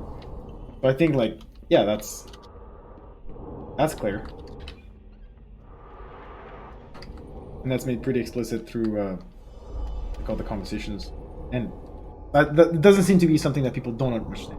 Like, from what I read, what I saw, like, there's no questions there. The question is what is the project about? Like, what were they working on? Like, and why are they mutually exclusive? And why don't they just get along? Those type of things. Yes. I keep trying to eat food with a gas mask. It doesn't work.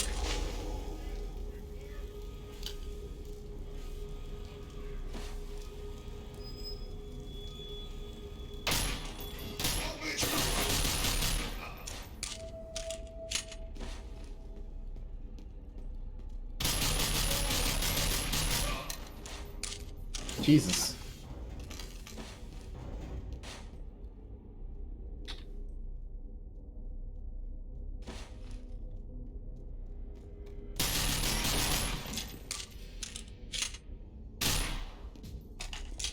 Alright, it's gonna be Lower Labs time.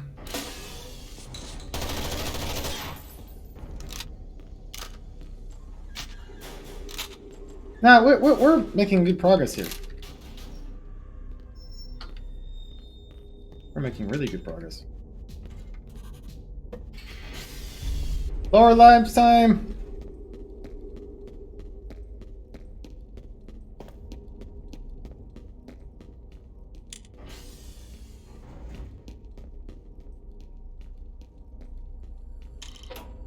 Wait, how do you get to the labs again? Yeah, through the warehouse. So, does Marcus come before or after Aces? Is this Aces right now? Yes. It's happening. I might die a few times. This fight is really fucking tough. A lot of data about the place, seeing cameras, accessing doors. Yeah. So, well, it just seemed way too easy. I mean, the firewalls just went down after a couple of tries, and since then, I've been periodically disconnected, and I haven't been really able to, well, go everywhere I wanted to. What's your point? Well, I've been monitoring these Be cameras clear, from Ben. and as I said, it took me a while to even get to view them. So when I saw they were turning off sometimes, I wasn't really paying attention. But then I started noticing the pattern. I looked on the map, and the cameras were getting turned off in a very specific way. It's marking a path. Be clear, Ben. Damn it, don't you get it? Someone let me in the network. They've been feeding me info and letting me see what they wanted me to see. And the cameras that have been turning off are probably just hiding something that they don't want us to see. Jake, the cameras of the North Wing access just went off now. Man. It's a trap! Jake, get out of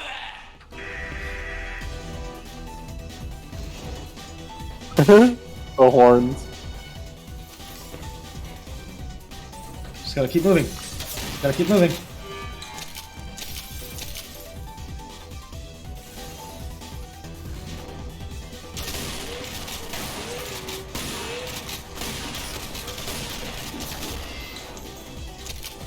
Fucking kick that guy. Kick him.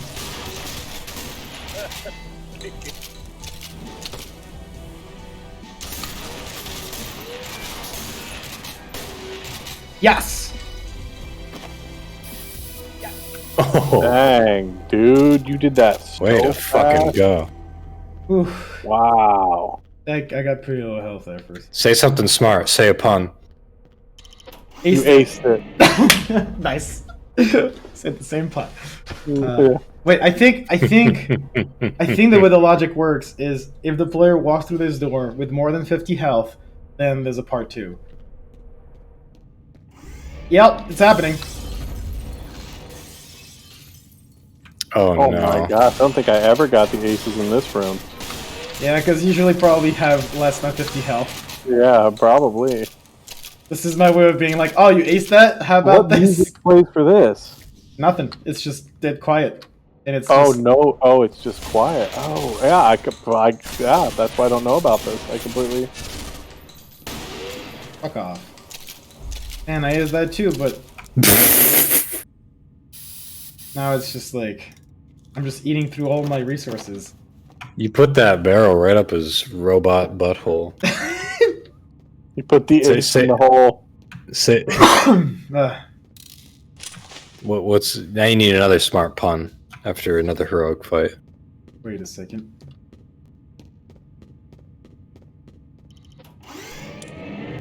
Oh man! You put the gun in the ace's hole. How about domo arigato, and then pump the shotgun and say Mr. Roboto. Oh my gosh, dude! That isn't even funny or clever on any. Oh, the ace is a robot. Okay, the ace is a robot. Yeah, he's a robot. I forgot he was a robot. They're Really? not Japanese, but the inspiration feels a little Japanese. I'm gonna say it works.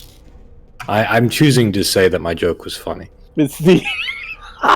I've thought about it, everyone, and I've decided that I'm funny. Love that. You guys don't need to worry about it because I'm funny. I You love don't that need to for you. think about it anymore. I love that for you. Yeah, that's what I thought too. Silent observer. He was silently observing. Yeah, he's correct. He came to a conclusion that maybe they were super soldiers and not just robots. They're not.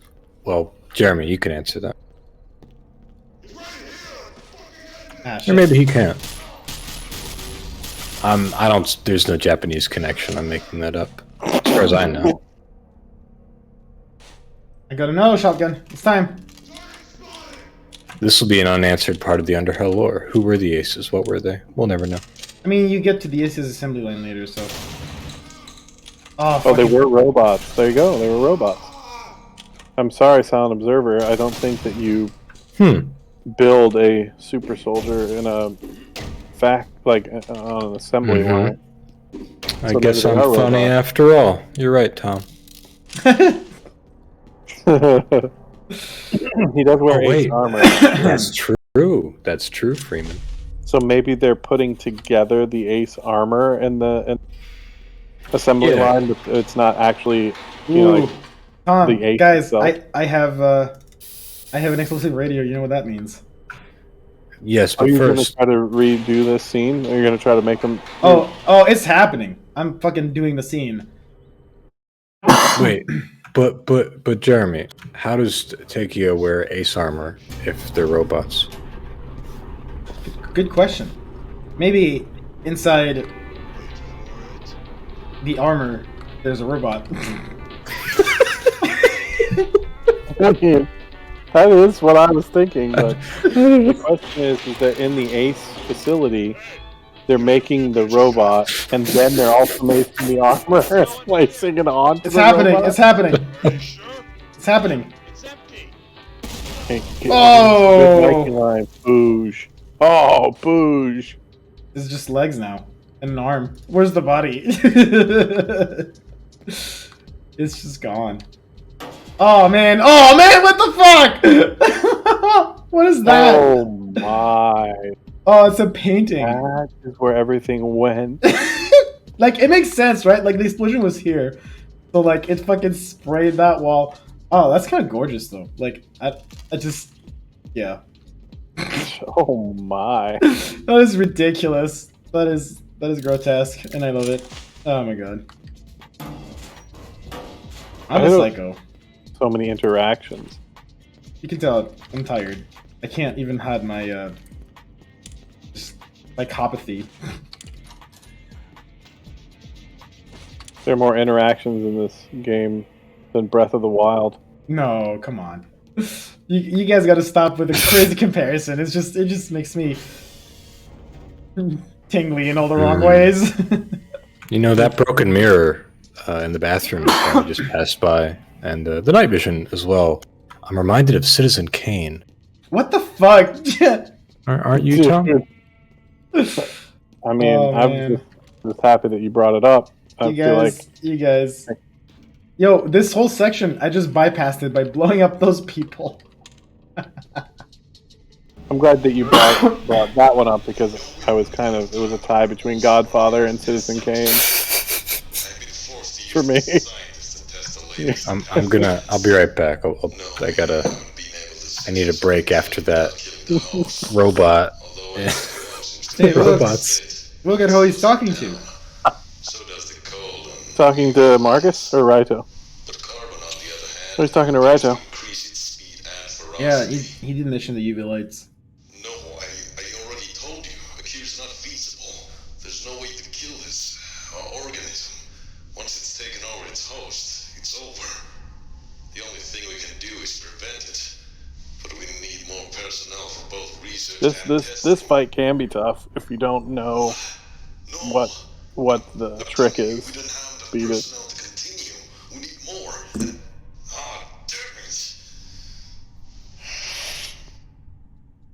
Prepare the rest of the scientists for testing. Yes, sir. We'll just have to wait and hope they'll set more captives soon.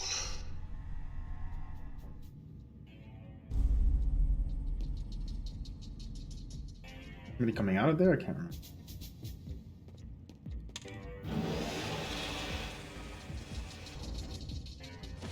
Oh, there's like a bunch of infected. Should I? No, right, okay. I shouldn't let them out. If I let them out, like, it's to, like, make a fight, it is still soldiers left. But I killed them all with a radio. So now I can just kind of go without releasing the containment. Like, I could easily see people just opening that door. Yeah, they're getting excited in there.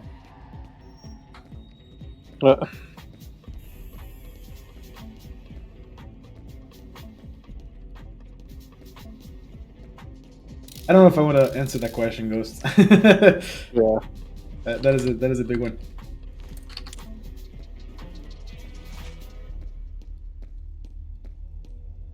All right, man, the timing of the music was perfect. Oh, hey, people. Help us! The switches on the walls. Hurry! What if I just like opened one of them? Oh no, it opens all of them. Okay, it's just like you get to go, but you stay. Yeah. You're not one of them. You're Hey, don't run in my face. Thank God. Am I dead? What happened? Oh, but you could be. Is this really happening? All right, listen. Jeremy, what was the number one greatest influence on this story before you had ever written anything down? Man, I don't know. I don't know if there's one influence. Just a lot of movies, a lot of games. You have to take him out. If you do that, we will get back to work. The Godfather, yeah, that's the one. Yeah. Contacted some colleagues that made it on the higher levels. Once we can prove to them that it's safe, they might come down. No, I think it was really inspired by Titanic.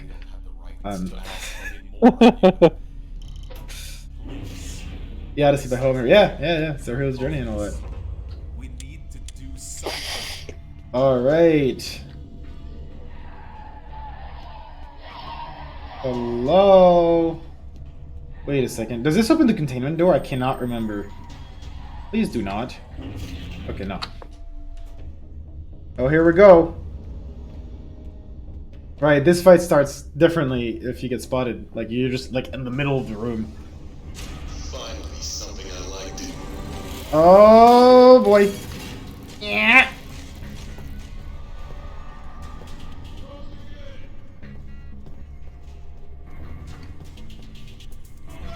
Dude, the music is so awesome up top, but you don't really ever hear much of it because the majority of the fight is down here on this level, which is fine. It's up to how players play. Ah. It's true. It depends on how you play it. Oh, there's aces too? Jesus.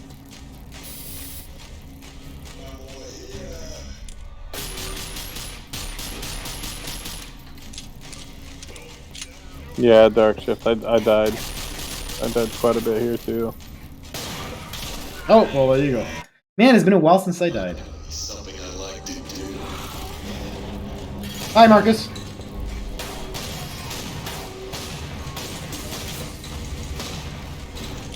Yeah, I forgot that you can just end him that fast. I mean, if you got an auto shotgun, a lot of things are possible. Auto shotgun really opens up some possibilities. What the fuck? Open your mind, Quaid.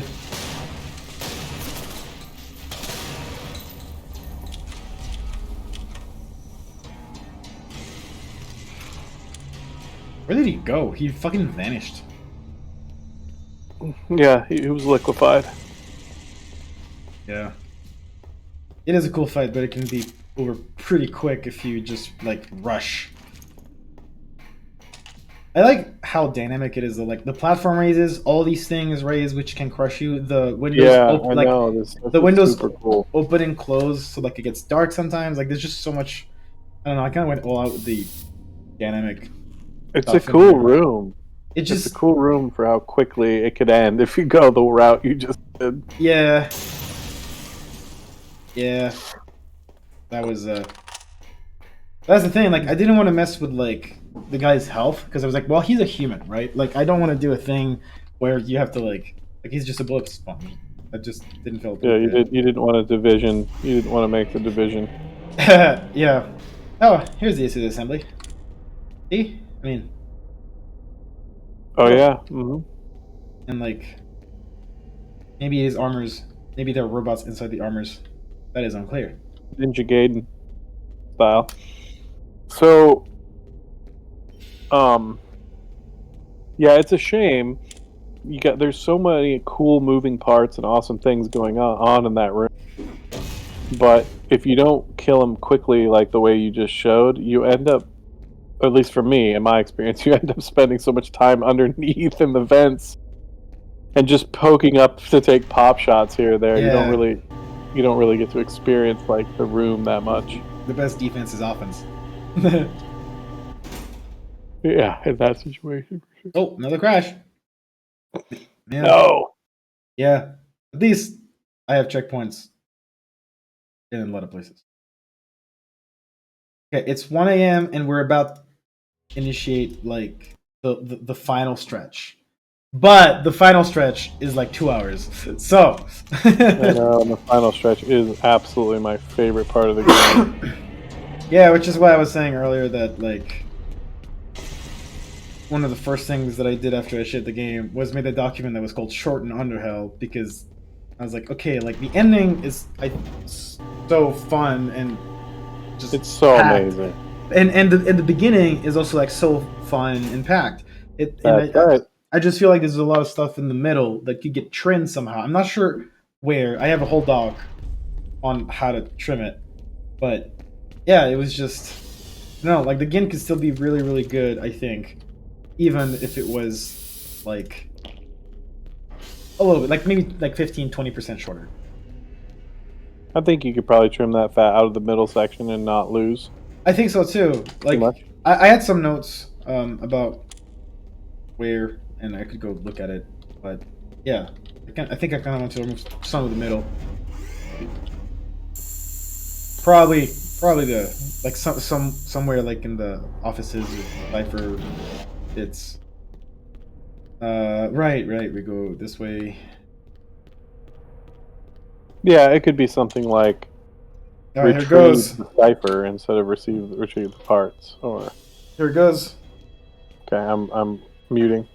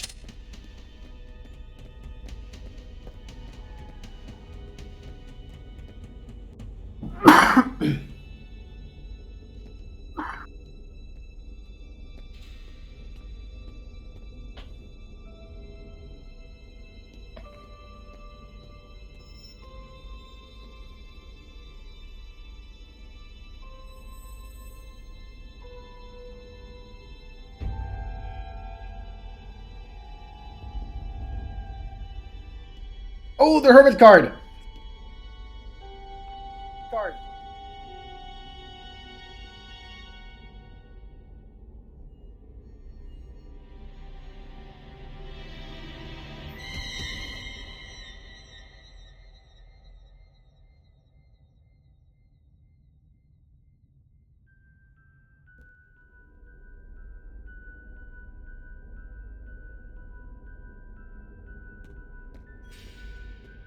Some of my favorite music right here. Yeah, same. It's the hermit. And so is she. Looks like I caught 2 fish with the same net. Does this remind you of anything? Yes, you remember now. The last time you were exposed, it was not under my command. But the outcome was so wonderful, I just had to see it with my own eyes.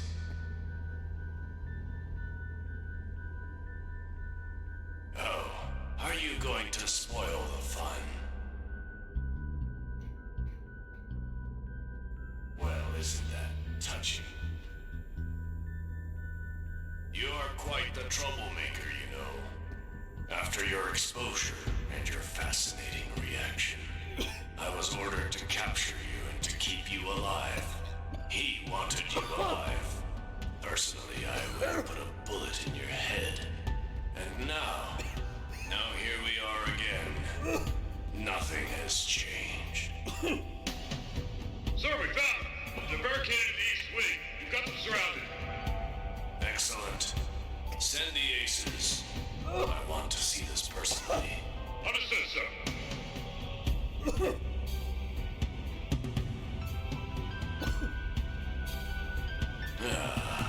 Well, this is disappointing. He thought you were special.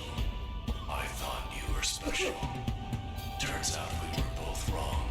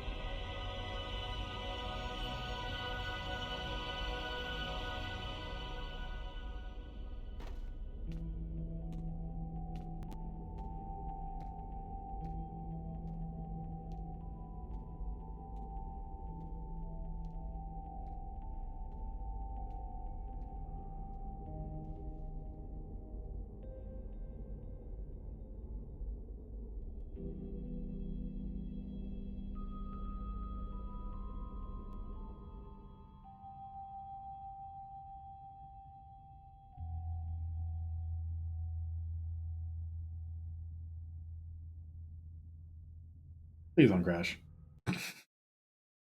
Hell yeah. It made it. We have made it. Oh, we're gonna get the scene. Oh man, like I'm muting again. Poor lost soul with no other purpose than to guide other lost souls with my light. But I don't even see myself. I wasn't always like that. I was a person once. I was a brother once, a husband, father, a grandfather. No level of dirt or metal can make me forget that. No place deep enough or dark enough. I thought I could find my way here by guiding others through dark times and places, but I just ended up losing myself more than I already was. No man is made to live alone. But I'm not alone. Not anymore. I've got my family with me. It's always been with me. I just thought I lost them there for a while. But they were here. They were here. Thank you, Jake. Thank you for this. For helping me find my way. I know what I have to do now. I'll see you when I see you. Not too early. Not too late.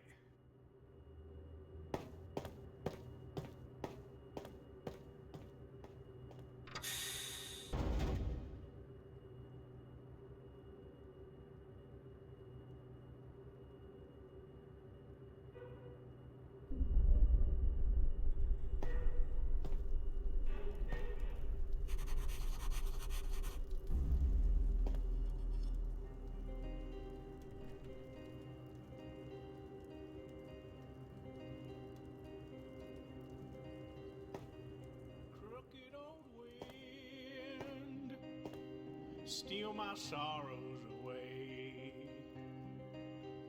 Keep the memories with me for another day. Humble prayers and hopeful trust. I won't forget. I won't pretend. Been many years since I seen the moon. The smoke will clear. I'll see you soon. Ashes to ashes and dust to dust. What was in the beginning will be in the end.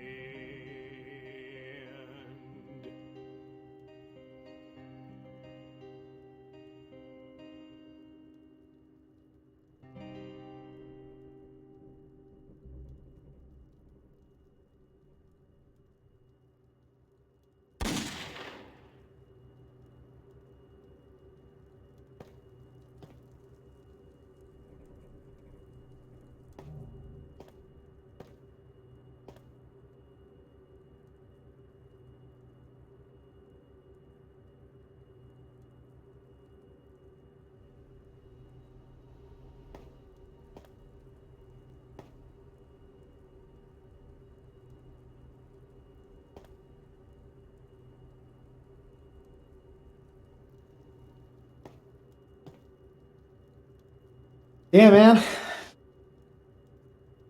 10 years later. Dang. Still.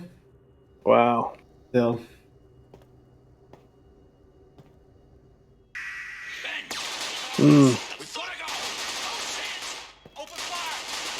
How do you both feel seeing that scene again? A lot of feelings. Yeah, I mean, still got chills after all this time.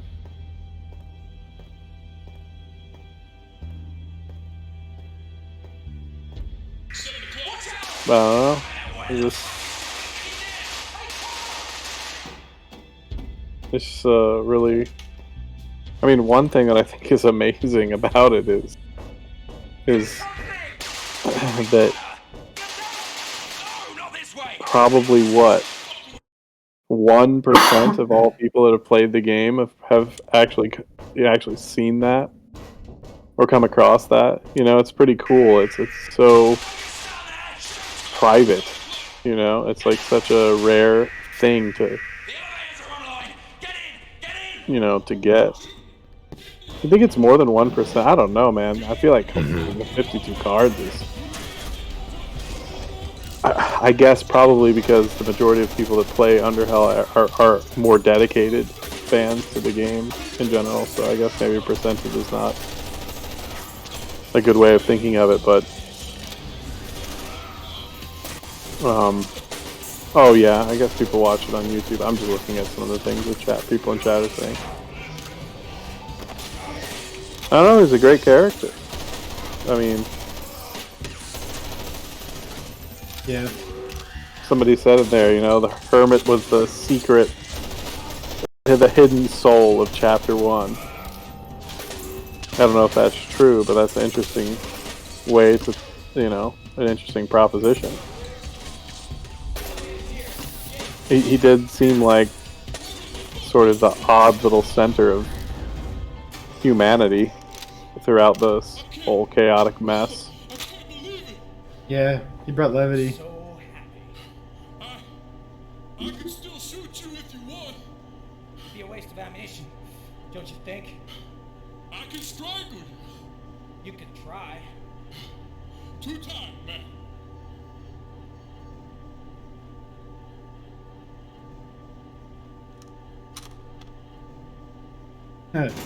The reloading there was just the gameplay. That's funny. That's not even scripted. Like the NPC was just reloading. The framing of that was pretty. Sorry, go ahead. Oh, nothing. I was just agreeing with Jeremy that it was just a good coincidence. Yeah. Yeah. I was just gonna say I like the framing of that shot too, of like the different way they were being exhausted physically. Matthew was just squatting, and Brian was like leaning over. Good banter, good stuff. And yeah, I also hear what you're saying, Tom, and other people in the chat. That's who the hermit was. He was a very warm figure, and it's like you kind of rely on him for the warmth and the comic relief, and you invest more time into talking to him more and getting all that, and your reward is to see that he is a very sad person that's in just as much misery as everybody else around here. Yeah, that's the kicker, isn't it? Wait, let me check. That he seems so jolly and he provides so much happiness, and then to come to find out the tragedy that he's dealing with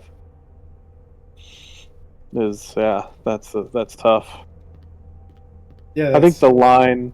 Oh, go ahead, Jeremy. Sorry. No, like that's the like it's not really a twist, but it puts everything into perspective.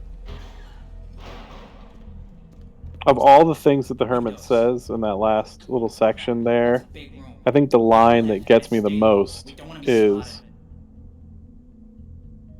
I think it's something to the extent of like, no man can live alone for that long or something like that. Yeah. I don't want to peek. What happens if I peek? Oh, bad things happen if you peek.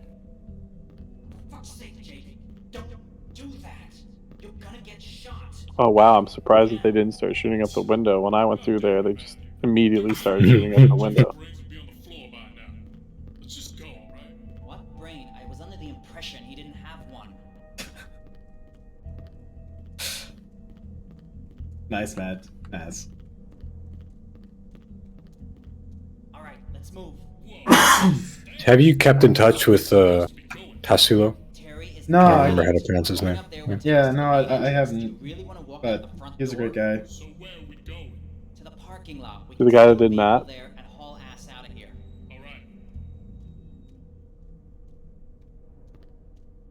Yeah, the area here is starting to look a lot like the end of the prologue. Like this floor, I mean. Oh, interesting. Like just these like offices and getting pretty damn close. Yeah. I got him friended on Steam, Jeremy. He's around. He's been playing video games. Nice. I'm glad. What? Without backup? Are you serious? There's only 2 of us. Oh, well, you're afraid of a few zookeepers? A few zookeepers who killed a couple dozen of our guys? Yeah. That was the SWAT guy. That's kind of an interesting question. Is there an explanation why Hermit wouldn't show up in the safe room to interact with other characters other than Jake? I mean, it's in his name. Yeah, I thought you were going to say that. knew you'd make it. Brian! What? Nothing, man. I'm just happy to see you. Yeah? Well, the next time that I tell you to get in the elevator, you get in the fucking elevator without saying a goddamn word. Take it easy, Brian. We're all right. Jake, where the hell were you? We could have used your help out there. Hey, back off, Eric. He's the one that activated the elevators. Without him, we'd be dead meat. What about Lloyd, Joseph, Daniels? What about them? It's not Jake's fault, and it's not your fault. You're supposed to be the chief of security, Terry. Oh yeah? In case you didn't notice, the people I work for are trying to kill me, and they are trying very hard. Trying to kill us. Yeah, so we better stop talking and figure out a plan to I like how Matthew's glasses are so reflective all the time. Before storming the parking lot. The plan is simple. Yeah. We go out there, clear the room, get a couple of jeeps, and drive home. Just like that? Just like that. Everyone ready? Yeah, we're ready. Hey guys, we should talk. Should I go with Ben and Terry or Brandon Jr.? Jake, get to the other door. Vote, chat. Vote. Type what you want. It's Type gonna happen so fast. I think we should talk about it now, because otherwise I'll just go in a direction. 1 for Brian, 2 for Brian. Oh 1 for boy, Terry. I'm biased. Oh boy, so many votes. I remember at the time that we'd gotten to this point in the development. I'll take a look. I remember when this happened. Yeah. That the music, for me, the music was almost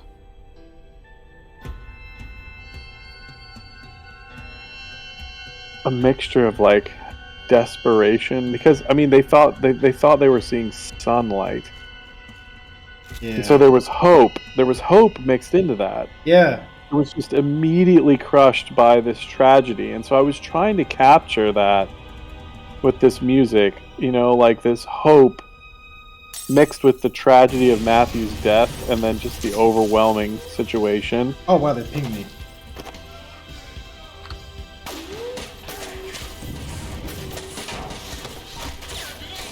I think that's conveyed, Tom, especially with the turn the music takes. Yeah, thank you. I say go with Ben and Terry, but guys, keep voting. What I did. Okay, another vote for Ben and Terry. Oh, it's gonna be a close one. Okay, we're going with Ben. Here's the third one. Ben. Okay. Okay, another one for Terry. Oh man.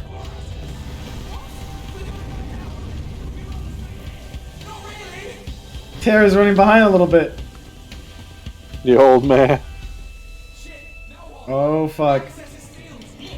I love the slowdown here. Oh fuck. It's Ben and Terry, bro. It's Ben and Terry.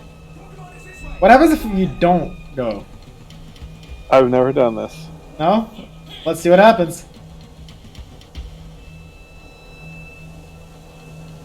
Oh, it's closing so fucking slow. I was like, oh my god, dude, I gotta get. I think it's like slow-mo basically. I give people so much time.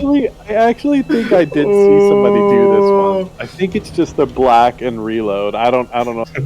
No, actually, yeah. No, something else happens. It's so slow. That's hilarious. Oh man. Come on, game. I it's feel like that scene in Austin Powers. Yeah. Yes, that's it. That's it. Yep. That's exactly it.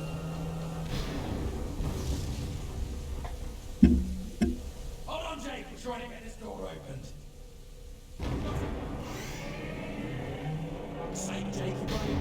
Oh wait, was it? You have to go to Ben and Terry.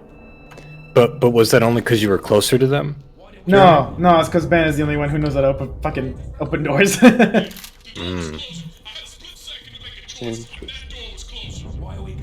Well, there you go. A little tidbit for the wiki. If you don't choose a side, you're forced to go with Ben and Terry.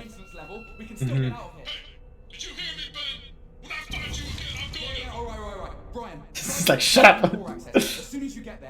Somebody puts in chat, quote unquote, split second to make a choice. Yeah. Split second. Yeah. 1 minute split second. Yeah. arguably that could have closed a little faster. Watch your corners. Man, I love the music in this part. It's so good. I can't remember what it is. It's similar to the scene, music in the scene with Nia.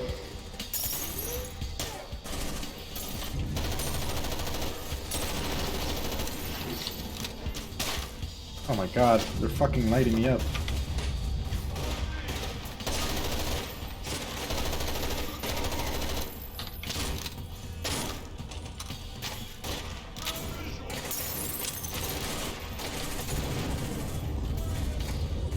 Oh yeah, they call this the desperation music.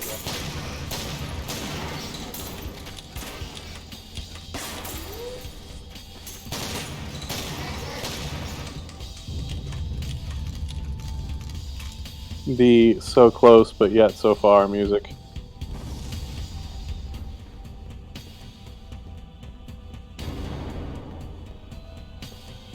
It's just so good. Silent Observer says, it's like nearly 4 a.m. I know, Silent Observer, because I'm in Eastern time too. Said I should go to bed, but I want to say, with all the jokes, this was one of my favorite games, not even a mod. It's genuinely a game, and the story is absolutely incredible, and I pray for a Chapter 2 update one day. I hope there's a full VOD saved of this for historic reasons, and that you get the time to make a full-fledged game out of this, MXD. You're an incredible creator. Oh man, I appreciate that. I appreciate all Thanks, the kind comments Silent everybody's been saying. Amen, Jeremy. You affected their lives as well as ours with whom you worked and invited onto this project of yours. Mm-hmm. No doubt. Also, could you blow off somebody's arm? I really want to hear it. Oh, Ooh. like while they're alive, you mean? Yeah, while they're alive. I will try, but I feel like with 8 HP, it's gonna be tight. Like I'm running. That's fine. I'm running. Oh, you're on 8 HP. We can't see your HP. That's crazy. Oh yeah, because my head is there, right? Yeah, I'm very low health right now. It's pretty bad. It's gonna be tight to finish the game with that much health. Don't worry about it. I'll do my best.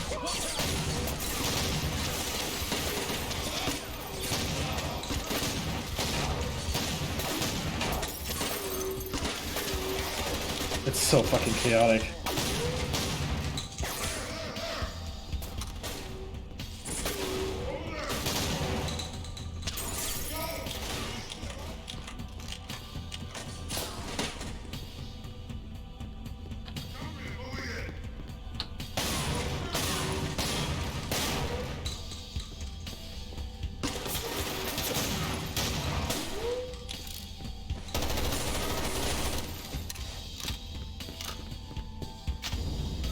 Nice, dude.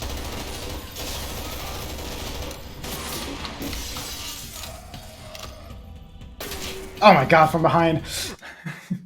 Yeah, I have like 10 HP. This whole fight is gonna be insane.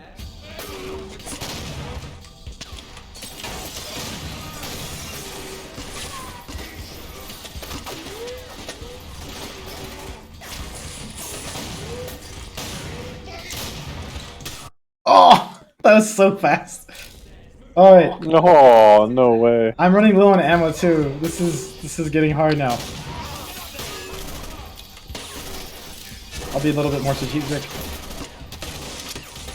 This is intense. My gosh, dude.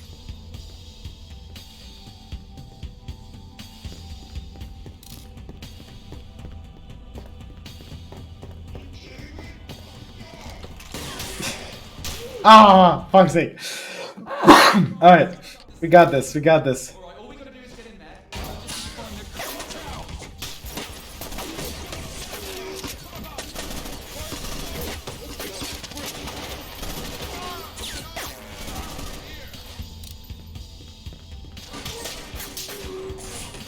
And it's like one hit and I'm dead.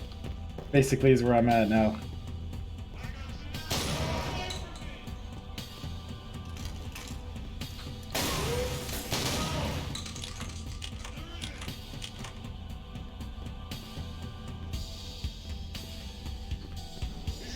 Oh, hello. Ah, god damn it. I switched weapons at the wrong time. Oh, no way. It's all good. It's all good. We got this.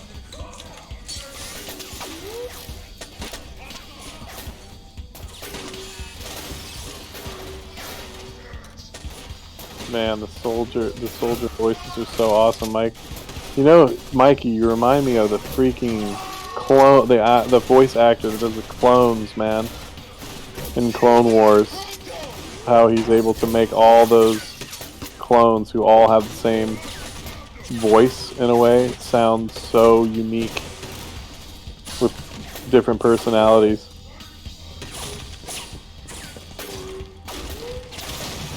Thanks, man. Yeah. Are you familiar with the Clone Wars? You know Jesus. what I'm talking about in the Star Wars Clone Wars? I know of it. I know Rebels. I played Republic Commando, but I think that was different actors. Okay. Yeah. Well, in the show, in the Clone Wars series or whatever, And my health is there's gone. this one actor that does basically, you know, all the clones, because all the clones have the same voice, you know, but I mean, he they're makes clones. them all seem so unique and with such unique personalities and everything, and how they act and stuff like that. Oh my god. And that's the sense that I get with all these soldiers. It's Alright. like hearing them all talking to each other and hearing them, you know, they're all so... I'm gonna try a different strategy here. They're also very distinct, even though you get voices for all of them. Thanks, man. Yeah, I did do some like pitch shifting myself to make it kind of sound like two voices, but also tried to just make every line. Honestly, the big approach to that was just a shitload of variety. 60 to 80 lines for a single category. But it does still, you know, sound like it's one or two people. Oh, fuck.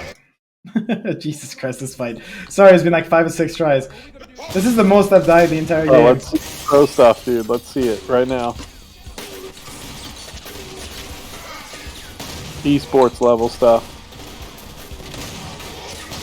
I do have very, very low health right now. I feel like it's appropriate because it's, you know, quote unquote the last level. I mean, dude, it's all working together. I mean, desperation is really happening. Yeah.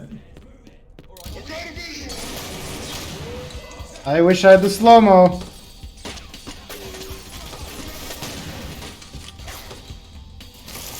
I saw some health. I saw it. Where did it go? Did I pick it up? No. I saw some health on the ground. Oh, it's over here. Ah. You picked a helmet up. Oh. Yeah. Okay. Let's see if I can snipe some people from up here.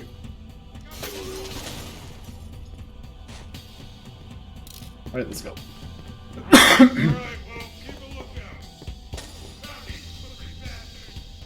Down, sleeper bastard!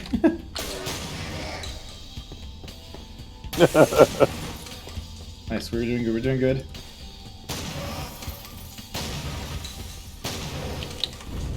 Alright, that's most of those. Man, oh man, Harrier jet time is coming. That's an arm. That's not a med kit. I love that I can say that. Oh, that's a lame. It's not a med kit. Yeah. Why don't you get that rifle? You probably passing some ARs there. Okay, we're clear. Holy shit. What rifle, sorry? Go back. Oh, shit, yeah. Oh, but it drops the fucking... You know what? It's time. Sorry, crossbow. I love you, but it's time to get an AR.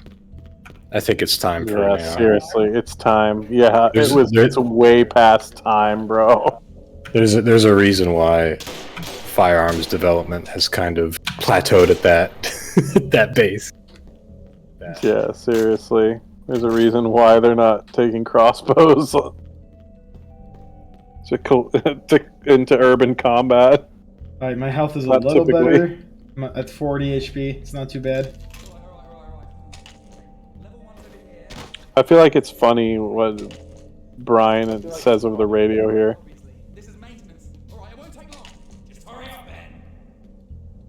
Train power. Power up the tracks. Generator. MGPS. Oh my god.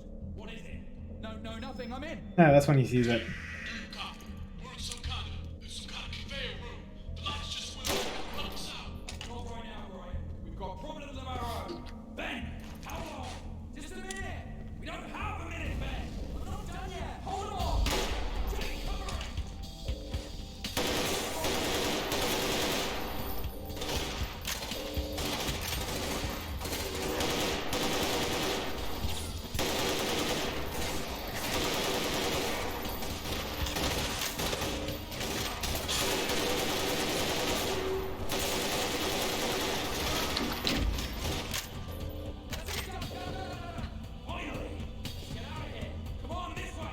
Terry's covered in blood.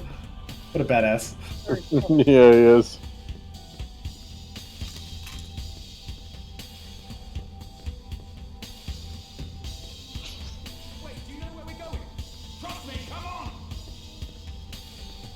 I think I agree, Zeke. The ADS firing is pretty aggressive.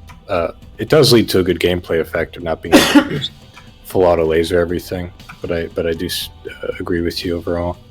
It's a lot of the view punch or whatever we called it.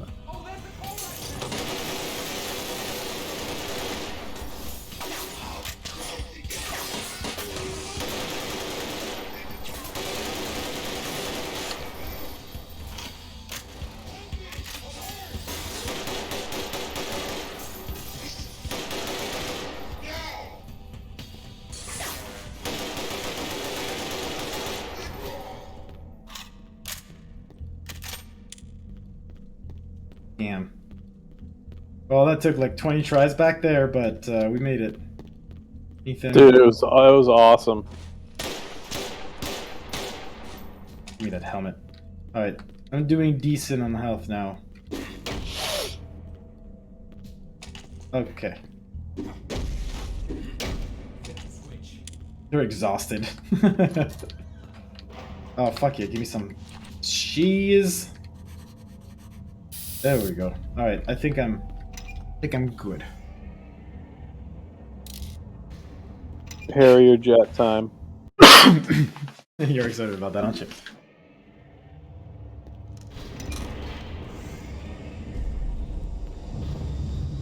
I just think the way that Brian deals with the whole situation is bizarre, and I want Mikey's take on it. Junior's like, hey guys! Oh shit, hello. Sorry, Tom, I just stood up. What did you say? I've been talking about the Harrier, and Jeremy's like, you're excited for that Harrier, aren't you? Well, I do like it, but I also think that the way Brian deals with the Harrier at the end is just kind of bizarre, and I want to know what Mikey's take is on it. I think I remember, but I'll wait and see.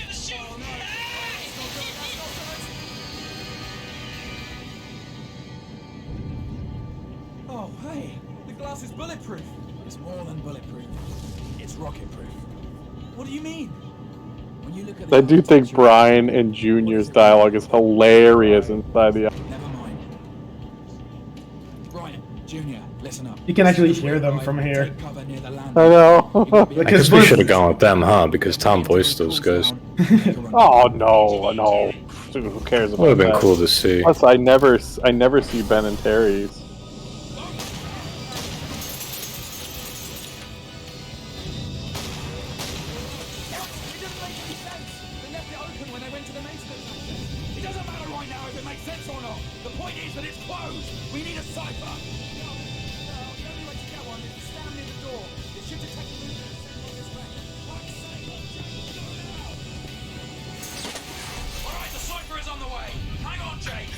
Terry, trying to keep everyone together. Yeah. Dude, you just took so many 50mm freaking bullets out of that area. Yeah, I probably have big holes in me now. Oh fuck, it got him.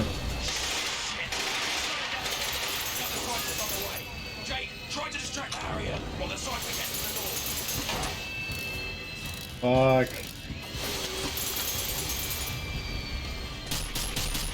Jake is built different, dude. Maybe you should let the PMCs have this one. Open, They have the open, resources open, and organization to field a Harrier jet.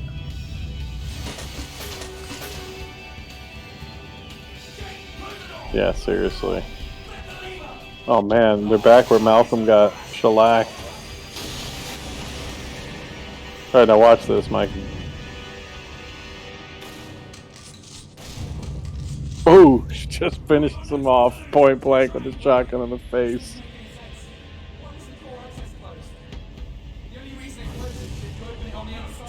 What did he call him? What did he say, Jeremy? Fucker or something? Jeremy is in the zone. What did Brian call the dude at the plane? Motherfucker? I can't remember. Now that Ben's But now the container is closed, and yeah, they, Alright, you guys just go in, I'll open the doors. I'll go with you. No, don't worry. Don't worry, I'll be fine. Look, it's right there. Nothing to worry about. You get in the train and I'll be with you in a second. Alright. Isn't there something too about the door, the corridors and stuff that people should notice? no, it's mostly like the whole reason why he's making a big deal of the core access is because yeah, Igor got through. Jake, what are you doing? I'm fine, I'll be right there. Just get in the train. Wah. Fuck you, Ben. Wah. Goodbye. Man, love this scene, dude. Just oh gosh, man. I don't know why. I just really felt it on this one. But I guess it was you know, Bracken's voice acting for these two guys in this scene. I don't know. Dang. Ben, get in here before the train starts. I can't do that, Terry. What are you talking about? Sorry. I have to stay here. What the? Ben, stop this nonsense right now and get in this train. You can't open those doors from the inside. I'm sorry, Terry. I'm not staying because I want to. I'm staying because I have to. What are you talking about? When we were at the core command to enable the train tracks, I came across the reading of the MGPS. The multi-generator power system? Yeah, the pressure is off the charts. It's starting to vibrate. If I don't go to stop it now, none of us are going to make it. Then we all go together. If we turn it off, we'll have to reboot it, which will reset the systems. We'll go back up and reset the train tracks again. You've said it yourself, we don't have much time before Ito realizes we're still alive and comes for us. This is the only way. Fucking hell, Ben, don't do this to me! I made a promise! Ben! Don't be an idiot, man! You'll die out there! I know. But this is my choice. I'm sorry.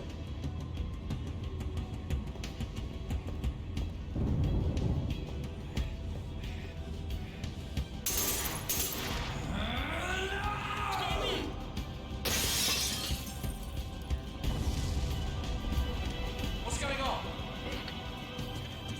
Jump down the freaking window! Oh man, the strings. Hey, what the fuck, Terry? Never again! Ben, do you hear me? Never again! Will I break a promise? Do you hear me? Terry, I'm sorry. It wasn't your fault. I wasn't there! It is my fault! If I'd been there, Then you'd be dead too. And now you will be. listen to me, boy. I made a promise to your dying father, my oldest and dearest friend. And I can tell you right now that I have no intention of breaking that promise. Okay, Terry. Okay. You win. Brian. Junior. Jake. Goodbye.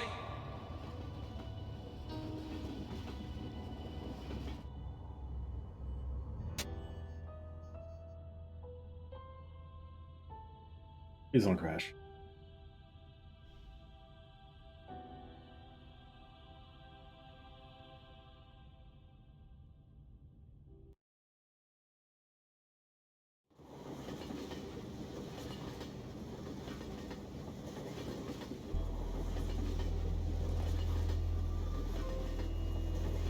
So, I guess it's just the three of us now.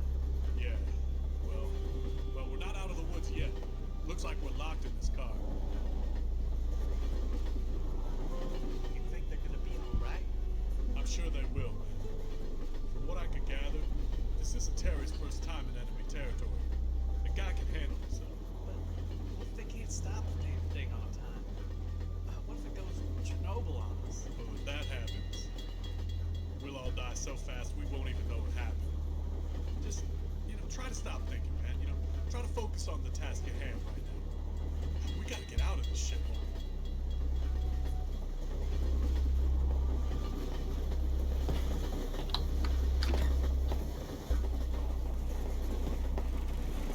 It's a nice contrast from the usual bickering. Yeah.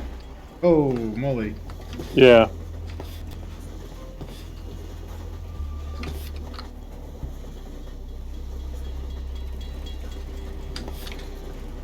Oh.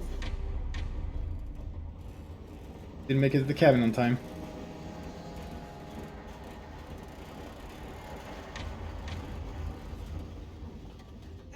What would that have given you? Not much. Just access to a few supplies, I think, in the front. But you can get that later. Strap number 07. You don't have clearance to go through. Prepare to be boarded and searched. Dude, I love the banter between Soldier and Brian when they're shooting each other out. Oh, great lines, Mikey. Soldier's getting so pissed off at Brian and they're yelling back at each other. Door's locked. Can someone get into the cabin and unlock it? I'm on it.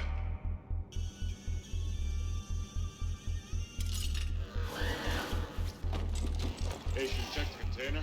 No, just put a few rounds into it if you want.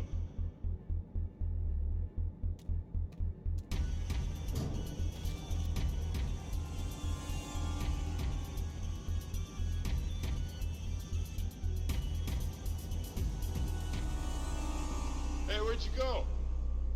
Through the window. Yeah.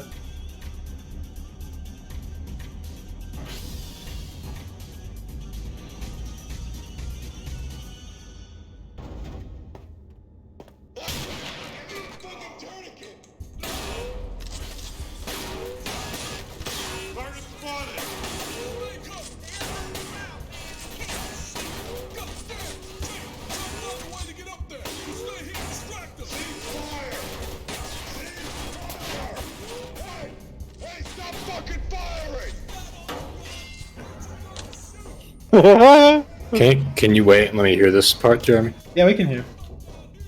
Okay.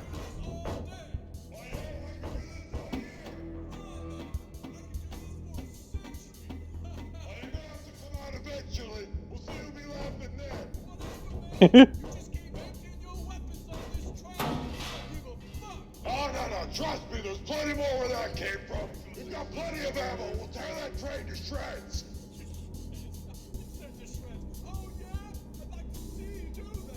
Oh, well, here you go. So good.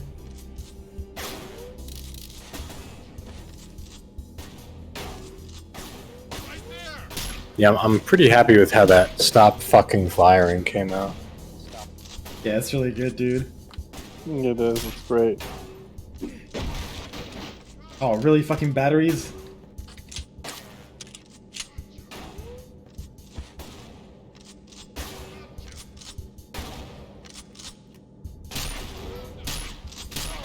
Yeah, seriously. Tear the train to shreds.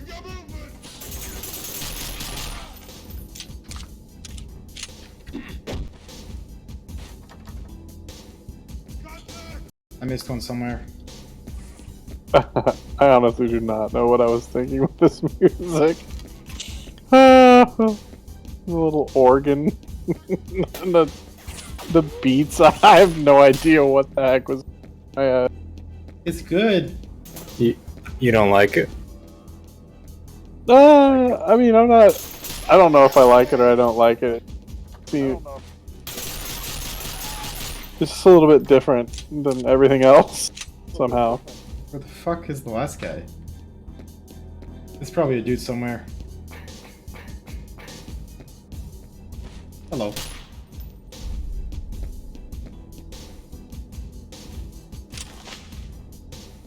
I want the health, thank you. Thanks, Just Kate. Appreciate it.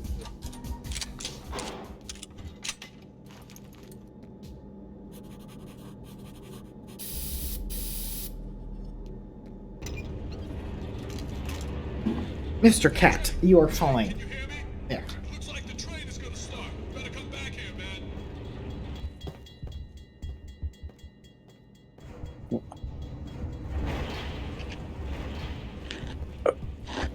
Thanks, guys. Hey, you made it. Good job, man. I hope there won't be any more checkpoints. That was my last shot. Yeah, I'm starting to think too. We'll have to figure something out. So, what's the plan once we reach the last stop? First, we'll need to find some ammo and supplies. Yeah. Then, figure out a way out. I have a vague memory of when I was doing the subs. it sounded, Tom, like you said, just stay cover, and that might have been what the original script said too. And I thought, you know what, I'm just going to put an in here because that sounds more natural. Sorry, Jeremy, it's been 10 years I've held on to that secret. Stop worrying. You're worrying me. Oh, my cats are being funny. Hello, boys. Chill. Everyone in the chat is wanting to know if you're gonna save this VOD and like upload it to your YouTube or something. I don't know yet. The recording is 10 hours long, so I'll have to see. It's 10 hours and going. And we're not done. Man. Well, how about this? It would be awesome Put for it it up. to be saved somehow. Yeah. Let it be up to them whether they want to watch something so long, right? What makes you hesitate? I've never uploaded a video that big before on YouTube. Nothing wrong with it. It's just a long video. Go do what you did last time. Yeah, there I were like some that. people. There were some people in chat. There were. Oh, it'd be awesome if you did upload it so that they could take sections from it, put stuff on the wiki. Somebody wanted to translate it.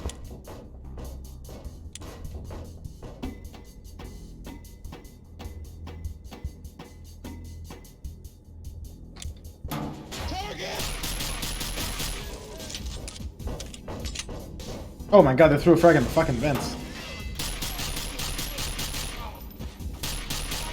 That sounds like a really smart idea if I was them.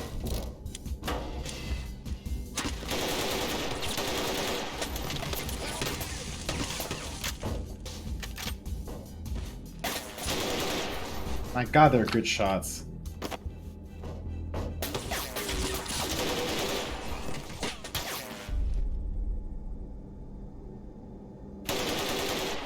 You cleared it, right?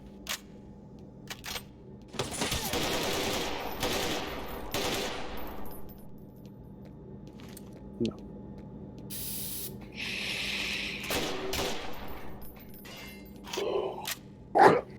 Yeah, thank you, Richie.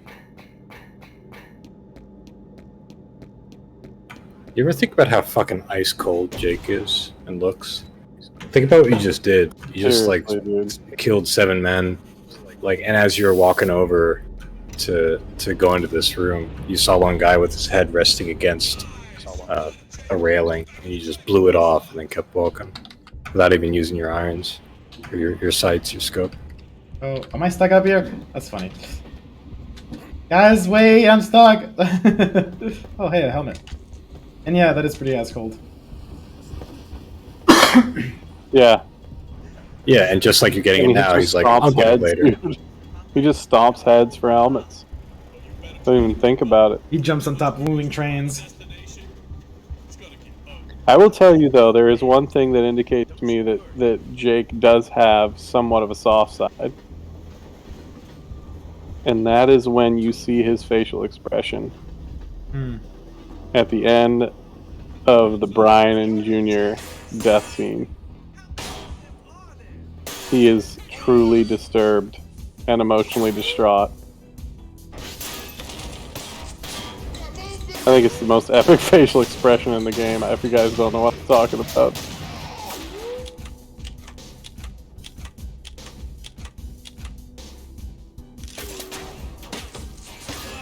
Oh, he went in the train. What a dick.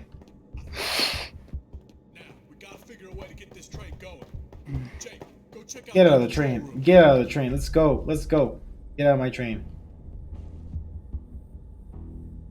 Oh, wait. Here. I like this song. Man, I just like all the songs, you know? Fuck that door.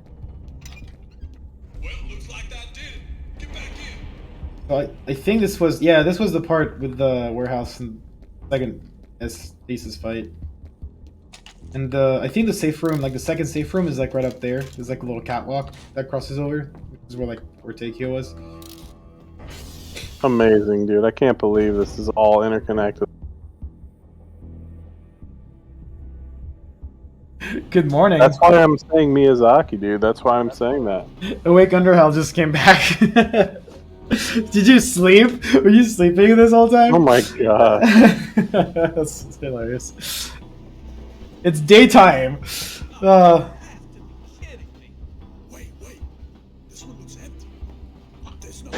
Yeah, That's what people do. That's what people say about Dark Souls, for example. How the way that the map is designed, that everything physically, spatially makes sense. Yeah, this is a second safe room actually. Like it's on the left, because like on the right where their office is, and on the left is a second safe room.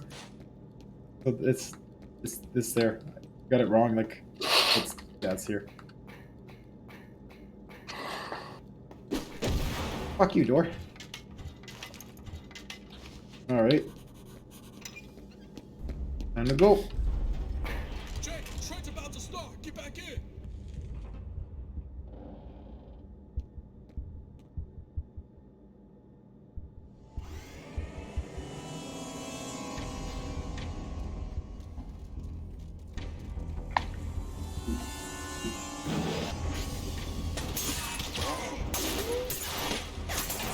Stay the fuck down.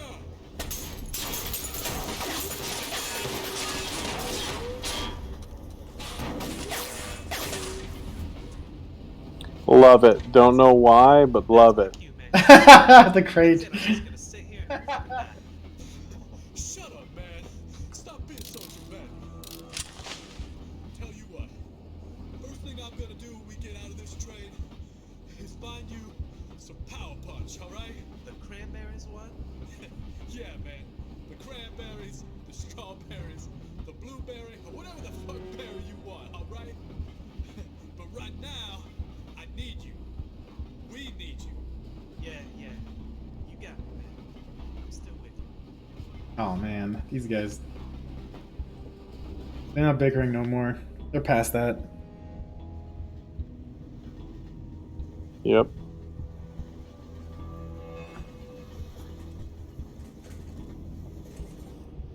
Is that? Sunlight? Yeah! That means we're getting close, man. Hey. Do you hear that? Oh, no way! Ha ha ha.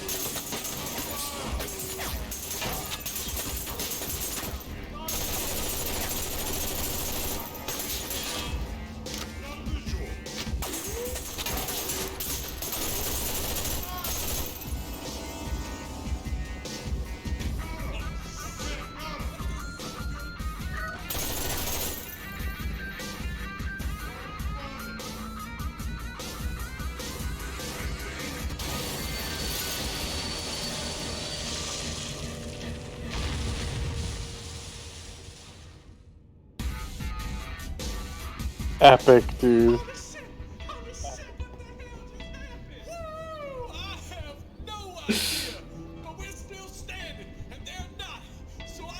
Man, this is some fucked up shit.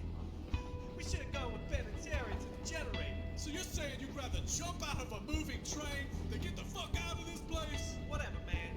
If I'm not outside in the next 10 minutes, I'm going back there. Oh man, that's funny.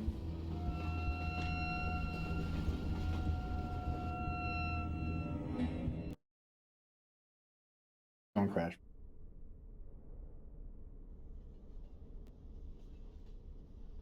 Oh man. This is it, man. This is it. Oh man, I might just like go quiet for this bit.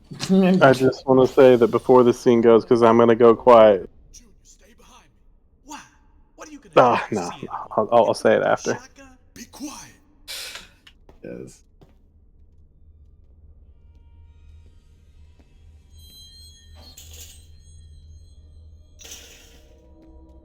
Looks like a warehouse out here. There's no one there. Really? Nobody? I don't like this, man. It could be a trap. Move from cover to cover. Check your corners. Stay down.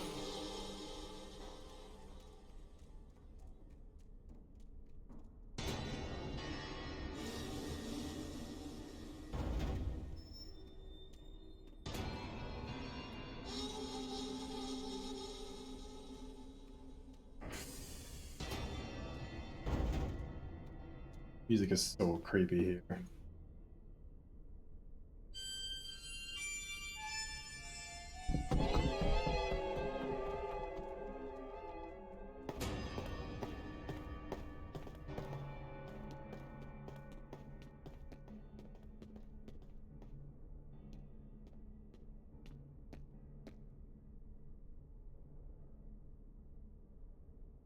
That speaking without speaking. Yeah, it did not need a line.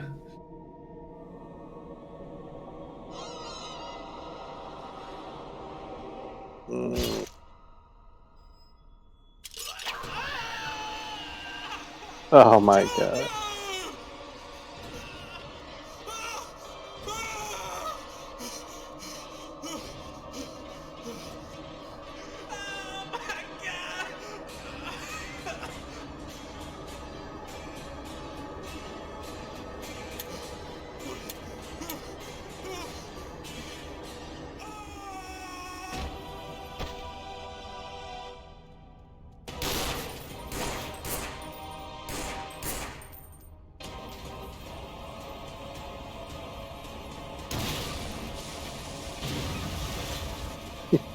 Hint.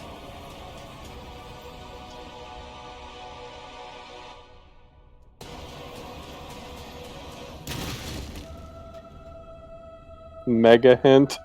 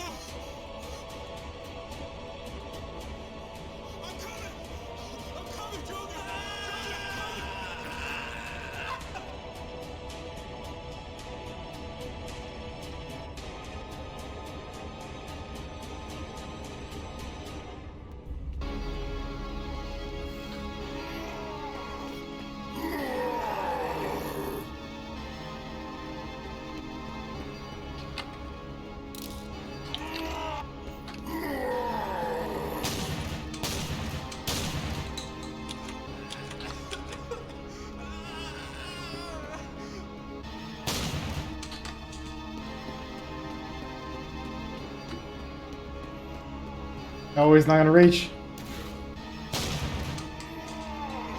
Oh shit.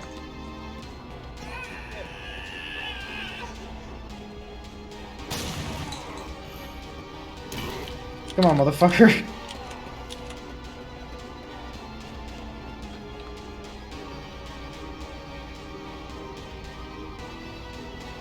Oh yeah, he coming.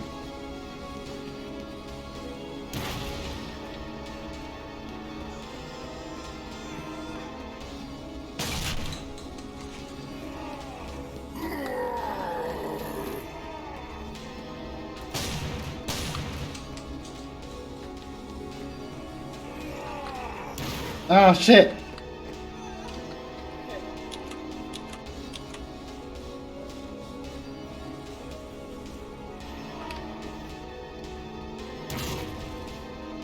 Do it! Do it! No!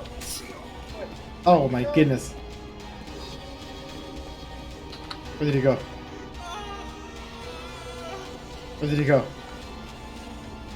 Where did he go? Oh, he's over here. Alright. Come at me, bro. He likes to hide.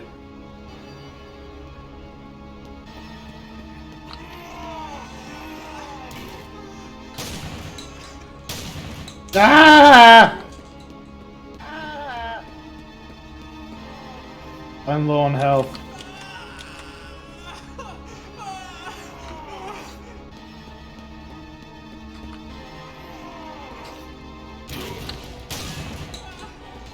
Oh my goodness. He actually killed me. Oh, God.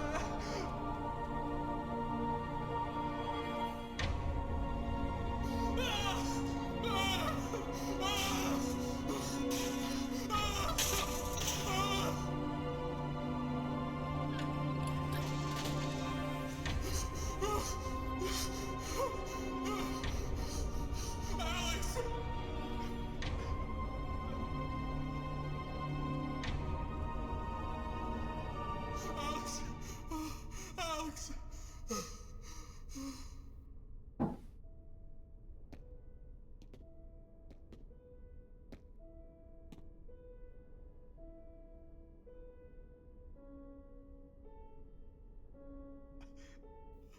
I'm here! Alex! I'm here!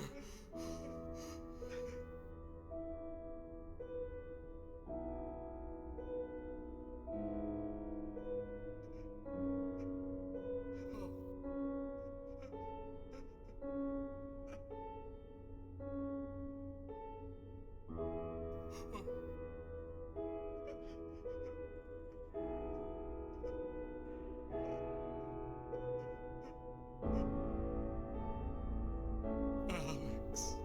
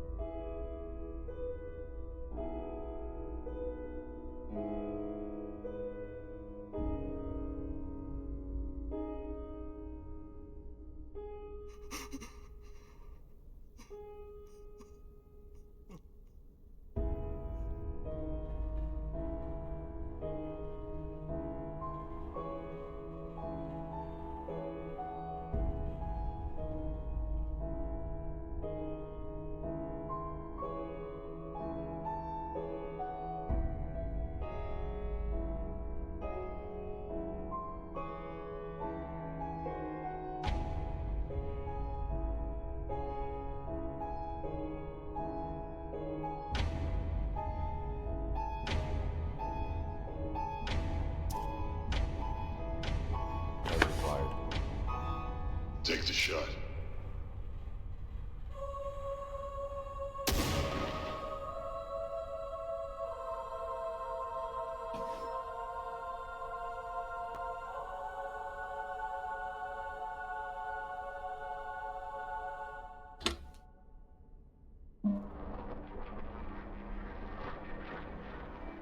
Posterous and Terminus.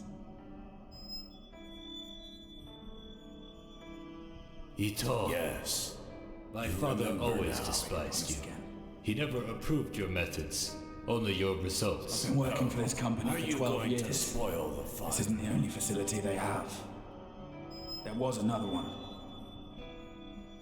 Why was Her the name code red is given Mia, at the other facility? and she can handle anything. So, Jake, tell me.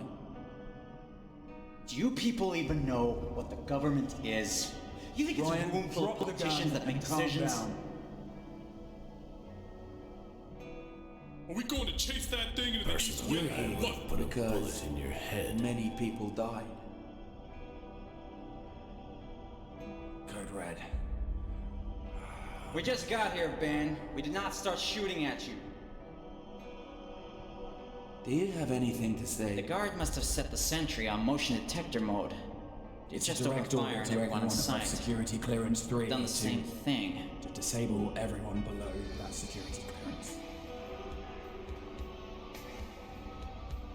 So, Jake, huh? I'm working My with name's my Mike. superior. Is You might Michael, have noticed I'm new and here, I am a just lawyer, like you. and much more. Do you know You why thought you're you here? were special. I thought you were special. It was a massacre. A war zone. Why do you think I'm I can't wait to finally meet you. fight if you're Kaito. next to me?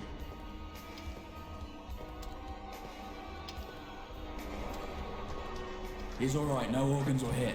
The bullet went in and out, he'll be fine. Everyone, take cover behind the counter. I'll take a look. Well, what about the creepy guy over the radio?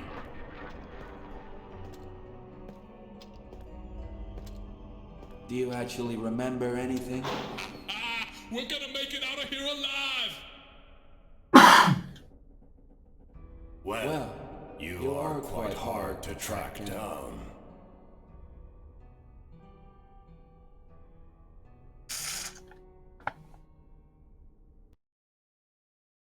Oh man, that is terrible. But I just got to crash.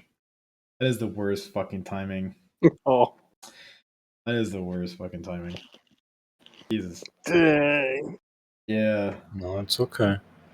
The mood's still here. We've still got it. Let me Just see. load it up. Oh. Thank you, me, for making a checkpoint right before the door opened.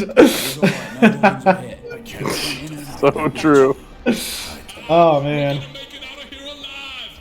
Checkpoints, I'm telling you. I thought you were dead. Do you actually remember anything? Jake, get in the train. The voices are different.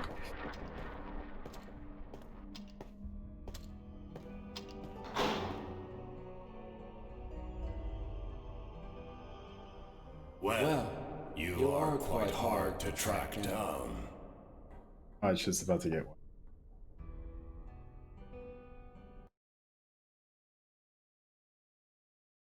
Oh. Way over here. When I wrote that music, it was apparent to me that this was getting very close to the end of our like journey writing music and project, and so I kind of saw that Junior dying there as sort of like the end of the of the project. It was really a lot emotional moment. Yeah, for me too, man.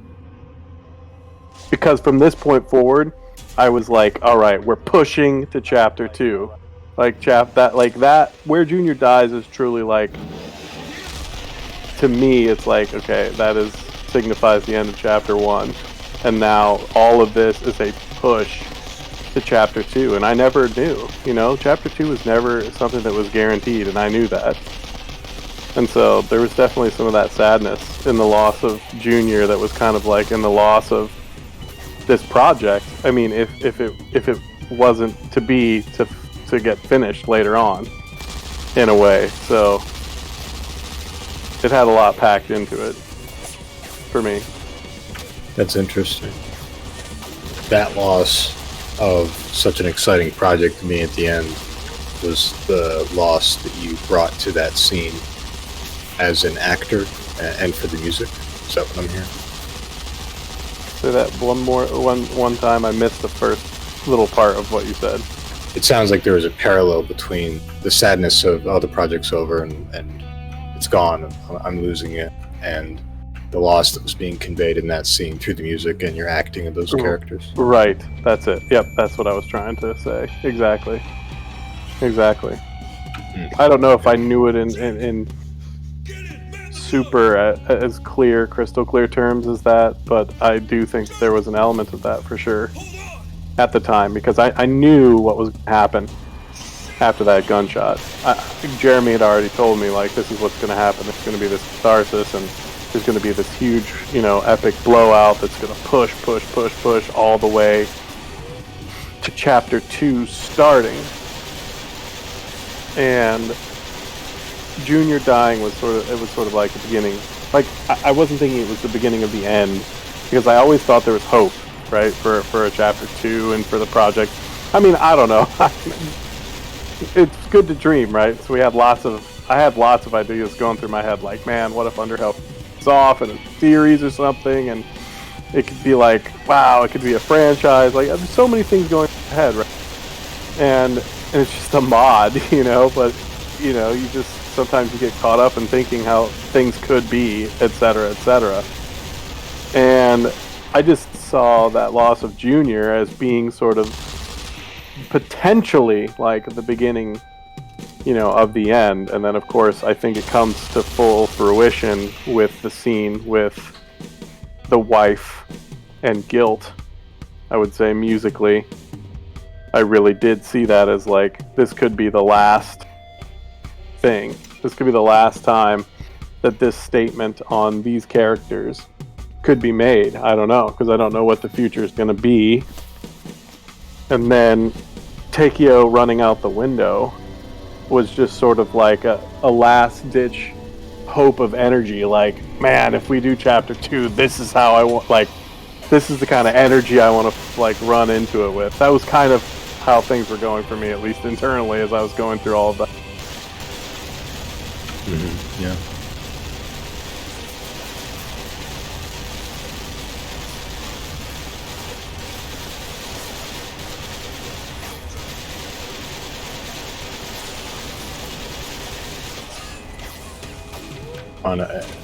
In a totally different tone, what I'm imagining now is Jake in that room explaining, and then I shot the Bradley with the rocket pods in the front of me, and then I turned to the left and I shot the LAV with the 20mm autocannon. No. Then I got out of the car and I brought the minigun with me, and then I shot at the window to the front right. I looked around for a bit. I checked the other window. There's nothing there, so I got back in the car and the gate opened. We drove through the gate. A missile flew at me very slowly. And then I saw there was a helicopter on the left, so I shot at that for a bit. and then we went into a tunnel. I flew down and many concrete barricades with a machine gun. Yeah. Oh, and I shot down a lot of concrete barriers, but that was before.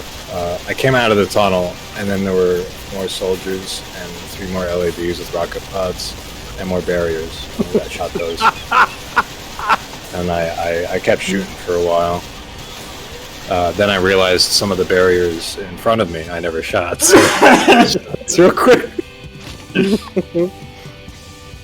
I learned later that Brian was waiting for me to shoot those barriers. Could you be more specific, please? The guy's writing everything down in the room. Did you say there were 5 missiles or 3 missiles over top?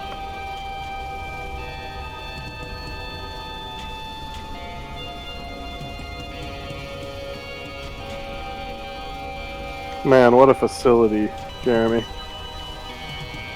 Like, so, is Jake fabricating the size of the facility at this point too, Jeremy, or does he have like an actual accurate understanding of how big the facility is? I think he's filling the gaps in a lot of things.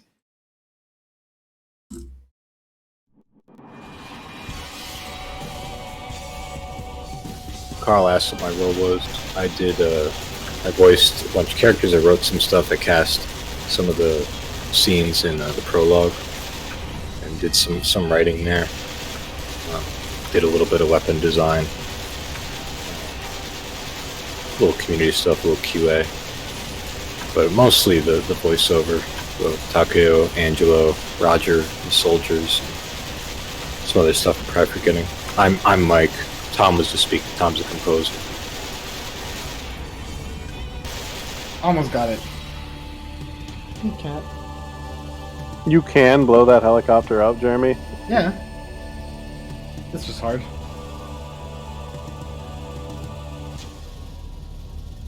Here it's like, everybody get ready for Silent Hill. And yes, thank you, Violent. Tom did more than just being the composer. He did a bunch of voiceover work. Alex Jr. and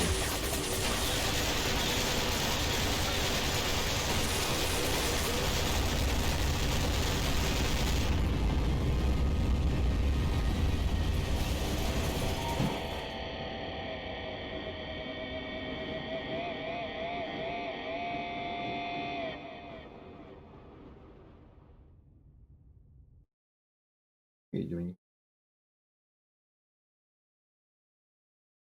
your cats are like, why don't you give us some attention?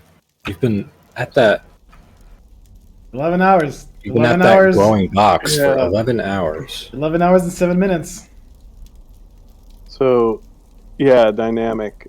I noticed some of your messages there. Yeah, there's definitely drive during the project, and it's not that the drive for me, died out or anything like that. I mean, I was still very passionate, and I had a lot of drive.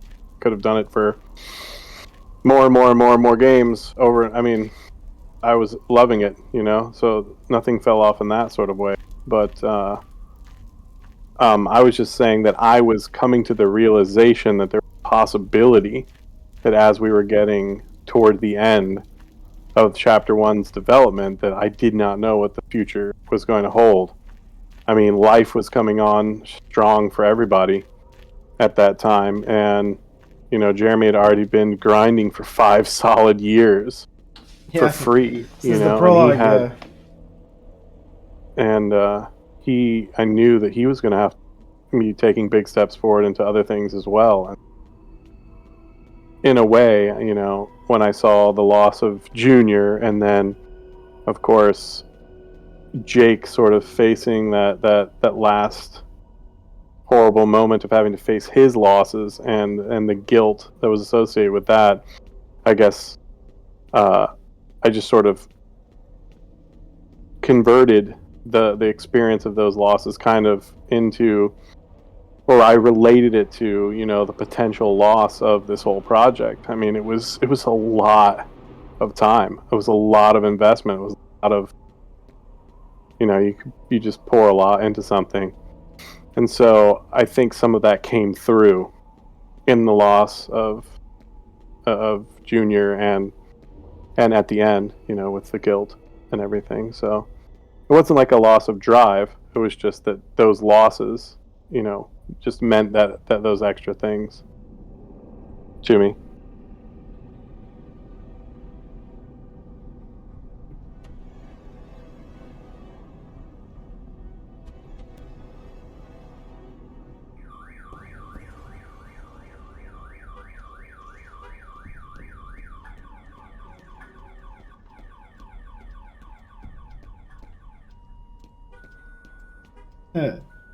I like the sound of the headlights. It's the same sound.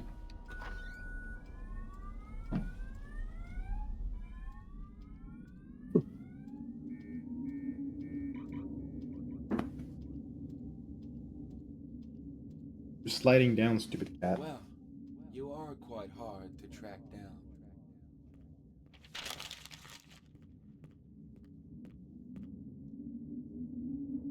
Does this place mean anything to you? You're not where you think you are. You got carried away. It's not your fault. It's hard to stay focused. I don't blame you. But now, it's time to come back. Confused? Don't be. It'll all make sense soon. I just had to wait for you to be ready. I'm gonna count to 10. And when I say 10, you will open your eyes. Nope, I'm gonna cough. 1, 2, 3, 4, 5, 6, 7, 8, 9, 10. This is insane. How do you expect us to believe any of that crap? You heard it yourself. You've been here the entire procedure. We all were. That doesn't mean what we witnessed made any sense. It did. You just have to pay attention to the details.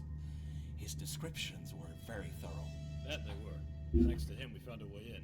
Our attack team was able to successfully enter the complex from where he came out. The details? Is that what matters now?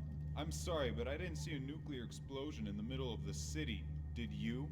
Don't be ridiculous. You have to learn to differentiate between memory and fantasy. This whole tale with the explosion and the ultimate destruction of the facility was an obvious stress release. Stress release? We don't have time for stress release. We need answers.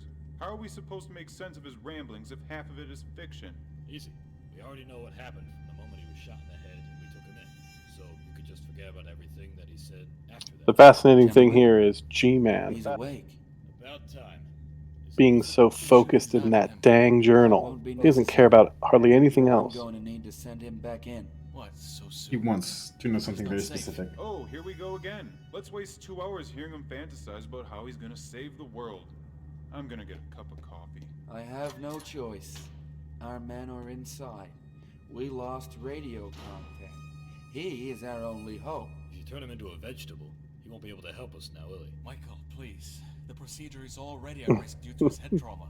If you That is great lines there, Mikey. He can take it. He must. Does he understand what we're doing? He'll connect the dots eventually. Won't you, Jake? Thanks. Maybe you should explain it to him. Having him confused isn't helping. Jake, look at me. My favorite line here is, Jake, read it. You should explain everything to him. The bullets I know, I love it. it's causing his short-term memory loss. The harder he will try to think, the worse it will get. Jake, do you know where you are now? Of course he doesn't know. He's been stuck in his head for the past 12 hours. Yeah, about 12 hours. That's correct. He was always in control. We were just guiding him. If we were controlling everything, he wouldn't have had these outbursts. Oh shit. Wild fantasy. Jake, everything that you just told us, all the events that you described, took place over the last week. That's right, Wacko. And you weren't sent to some underground place in Arizona. In fact, you haven't moved from this chair since 8 o'clock this morning. What is going on out there? You better go find out. Jake, look at the red light.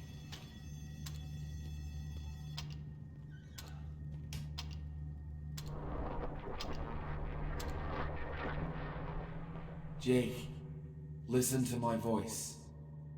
It is your guide. Whatever you do, keep following my voice. Cat, you gotta stop moving, man.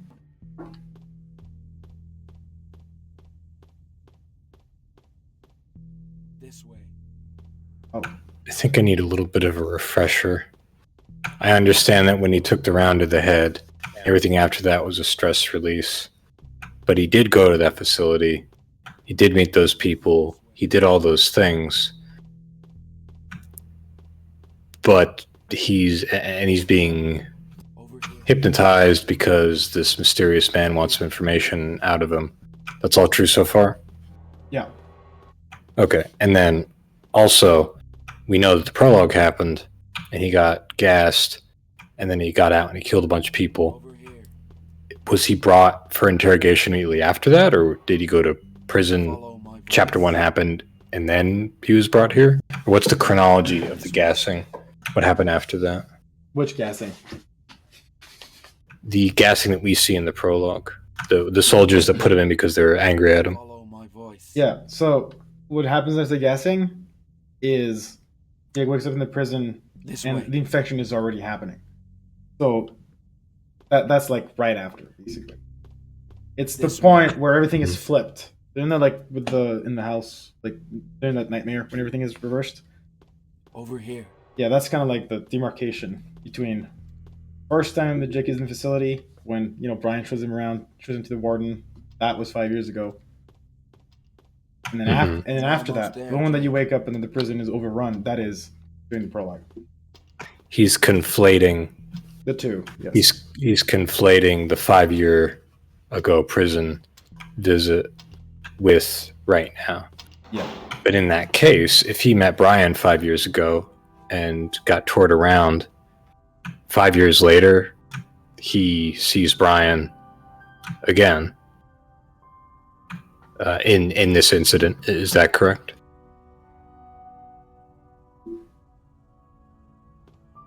Yes and no. This is where it gets. This is the part where I don't want to go too much into the details. Okay. Yeah, makes sense. But you don't want to tip your hand too much. You're getting there. My brain is going. Yeah, I don't want you to answer this, and don't emote either because you're on camera. Remember, but I'm not remembering when you bust open the door and everybody's standing there and Brian pushes you. I'm trying to remember if Brian like recognizes who you are and he's like, oh, it's that guy I was talking to 20 minutes ago or earlier today or whatever. I don't even know if you recognize. They just know he's an inmate. So that's interesting. Anyway, I will hush now. Yeah, I mean these questions are the $1 million questions. Everybody in chat's has been really wanting to know. It's an issue of chronology, and I think that understanding the chronology fully will give away a lot of the secrets and a lot of the mysteries as to why things are set up the way that they are and the nature of Jake is and what's going on with the whole Tom and the journal and Aposterus and Terminus and all of that. So I think everybody's going to have to, unfortunately, we're going to have to all just sort of be happy with the pieces of the chronology that we can put together so far, and then we'll have to just wait to see. And I know waiting is hard. So this is the room. Yeah, tell us about this room. Well, everybody on the left that is dead, and everybody on the right is alive. That's basically when you come through the door, right? Yeah, you haven't turned around. Yeah, and it changes based on who you actually saved. So there's definitely a lot of people who could be on the right, but there's also a lot of people that could be on the left. So wait, right is alive, or left is alive? Right is alive. You can kind of tell because there's people that for sure died, like Malcolm and Hector. They're right here. I see. Okay. And then if you keep going, you see Eric and Todd that we saw die, and then you go on the right, and it's Carl, who we didn't see. Okay, well let's go down the right side. Let's have official confirmation here on all the different people who lived. Roger, great. So this is the doctor and the nurse. No, this isn't Audra actually. Yeah. Oh, these are the survivors. Okay. Yeah, the survivors that you saved. Actually, yeah, I don't know if Roger's in there actually. Oh man, I might have forgotten Roger. This is Evan. Oh, and I guess this guy died. Yeah. Right, because I didn't bring him back. That was the guy in the residential area that was like, I'm too lazy to bring him back. Oh yeah. Yeah, I guess. Let's see which side everybody's on. Oh, so this is Gamer X makes a good point. So the survival room got raided. So I guess they all made it out somehow. Yeah, it's unclear what happened to them, but they weren't necessarily executed. Gamer X also made a good point. That's what Brian Matthew. does. Wait, is Matthew in there? Dude, Matthew is alive. I frickin' knew it. I was calling that. But you were talking for the past 11 hours about how Matthew was dead. No, I was saying I really, really hope that Matthew is alive, even though I it seems like he's dead, but maybe he's got like some CIA technology or something. But I hope he's alive because then we can find out more about the connections between who he was, the CIA, and what all happened. You know how some characters in fiction, they have plot armor. They're too important for the plot to die. Yeah, that's funny. That's funny. Matt doesn't have plot armor. He's too interesting to die. Agreed. What was it? Who was in the first chamber on the right side? All the way up toward the door. It was empty. The cells were empty. I know something Okay, so about did we see where were Ben and Terry? Did everybody see Ben and Terry somewhere? Yeah, they were on the right. Oh, wow. Let me go back and see them. Okay, Jeremy. So there you go. Okay, so Matthew's alive. Ben and Terry are alive. Yeah, I'm surprised that, like, people are surprised, because, like, this is right there for everyone to see. Like, you literally walk through this room, and... Like, I guess, yeah, it's not super clear, like, this doesn't mean, like, you know, death or life, but... I thought by putting people... Like, let me see, who's the first person on the left that you see? Because I'm pretty sure the first person that you see on the left... Yeah, it's Junior. Literally the last person you saw die. So, when you enter, you're like, okay, like, he's separated from Brian, who's alive. Oh man, like they're like across from each other. Oh wow. Who's in the next cell next to Brian? It's Ben and Terry. Oh my gosh, confirmed. Brian, Matthew, Ben, Terry. Can we trust this room? I don't know.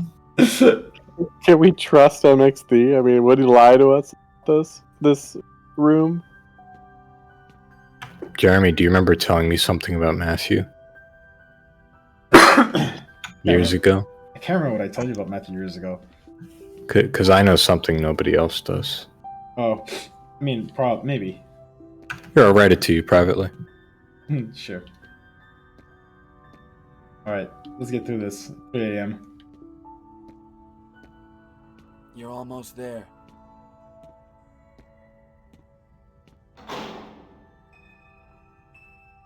Eric was on the left. He got whacked. Good. This is where everything's split. Now, go back. Before the train. Before the jet. Before level 5. Take me back to the North Wing on level 2. Take me back to the labs. Yeah, during that little scene, if you go with Brian Jr., when he says, take me back to level 5. Oh, another crash crate. It actually shows, like, a different scene. Like, the one that would have happened if you went with Brian Jr. Oh, that's cool. Just, I don't know. I just enjoy the whole idea of the game taking what you do when it happens into account and then, like, echoing to it, like, way back later. There. Alright. Yeah, the callbacks are awesome.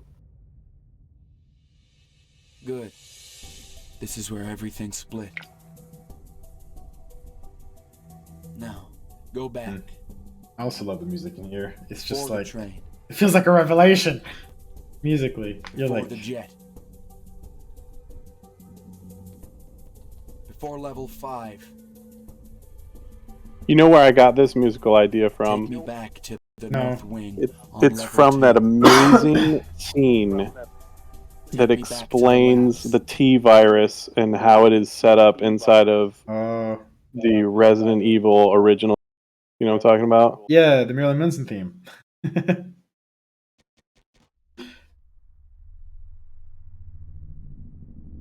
Yeah, that's actually composed by Manson. Oh, really? I didn't know that. Yeah. Good. Don't worry about the gas. There is no gas. You're not suffocating. You're alone. You are safe. I wish I could do that in real life whenever something's bothering. Don't worry about the back pain. There is no back Do pain. you see the journal? Go to it. Open it. Read it.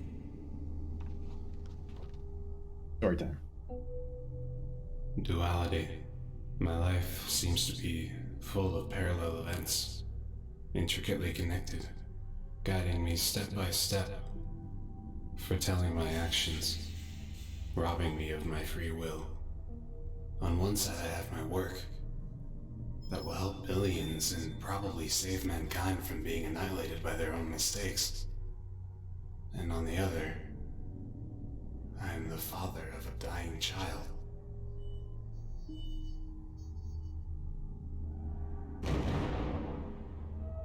The look on Jake's face.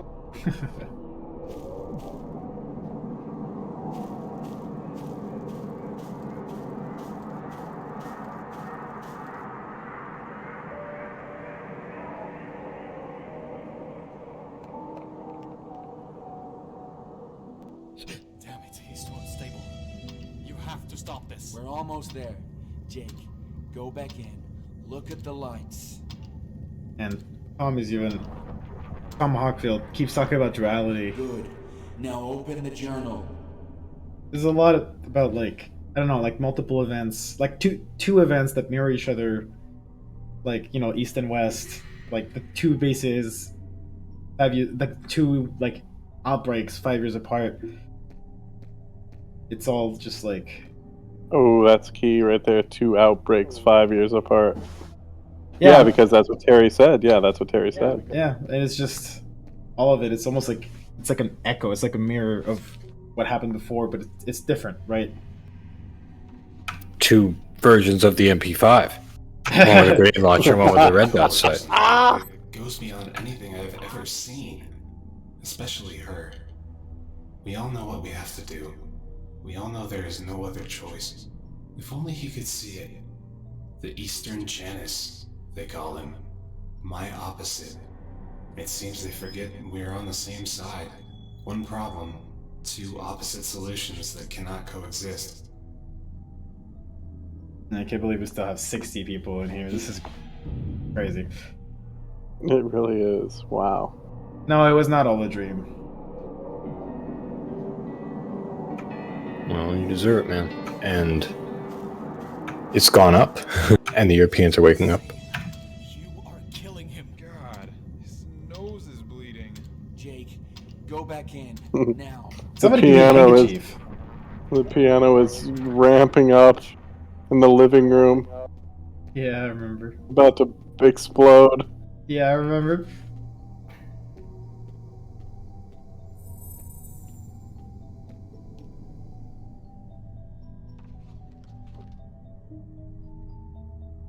With nearly unlimited resources and with the best minds working at my side, I still cannot save my own son. How could I possibly save the world? While postures could very well be his salvation, it may also seal his doom. I know what my theory is, but I'm not going to say it here. Because I don't know, because it may have been something you told me and brain is not remembering it.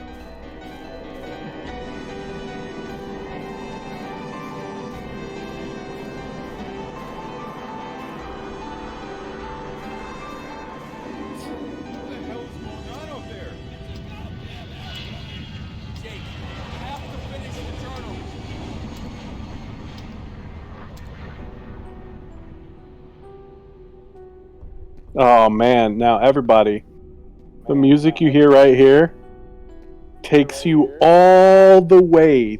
Jake sees the wife in guilt. This theme does not stop from here all the way to the end of the game. No, Jake, forget about that door. We don't have time for this. I remember this track, man.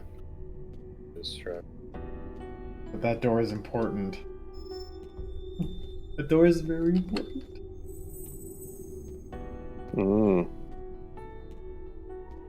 I've never touched that door. Yeah, I know. I never knew that thing came down. Like brothers, they go in pairs, as if they were attracted to each other by a bond of friendship. They just seem to Brothers. understand one another without having to speak. This bond can be very dangerous if one were to perish, as we had the misfortune to witness. Without having to speak, mute protagonist. It's killing me to do this to them. I couldn't handle it without her. I couldn't handle it without Mia.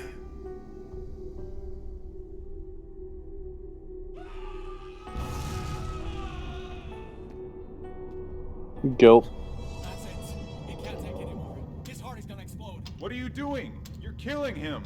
Jake, read it! Something in the room! All right, what are we supposed to see? What was Charlie talking about?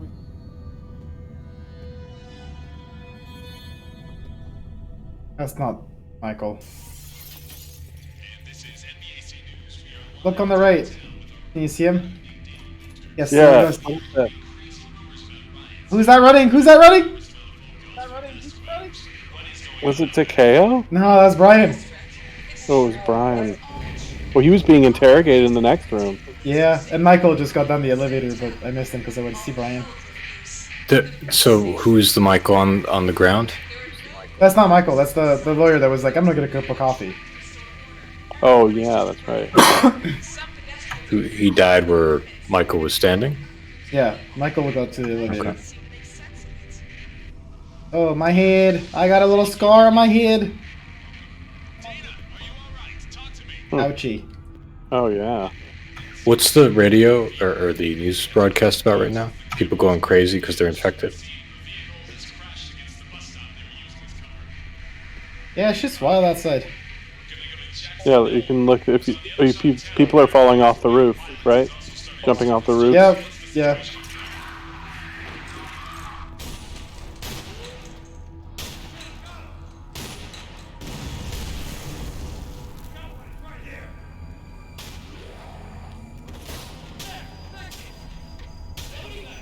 Oh my. Oh, another one fell off the roof. Oh, another one fell off the roof. Oh my god, the car. Oh, the car's just plowing people down. Jeez, I forgot how much shit happens outside.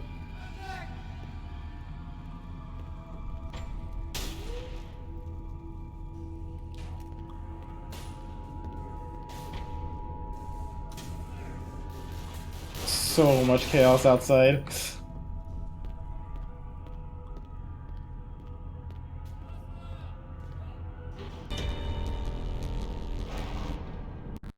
No! No, you gotta be kidding me. The game is just like fucking with us right now. I don't even understand what happened here. Like crashes typically only happen during loadings. That was a weird one. So anticlimactic. Oh, fuck off. Seriously? I'll just trigger it by hand. That's so stupid. Oh no, it's gonna like. Wait, I can't believe I didn't put any like saves. All right, I'm gonna first time go through this. Sorry guys.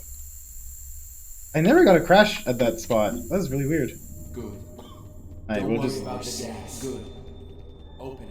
Oh, that's frustrating, but we'll get through it. My life. It's all good, dude. It's all good. It's intricately connected. Woo! Let's go! Wee! Woohoo! Let's go! Wee! Let's go! All right! Fucking Underhell on steroids, everyone! Let's go! Woo! Speed run. Oh! All right. Let's give the audio a second, and then we can see Michael. There's Michael. Hi. Bye.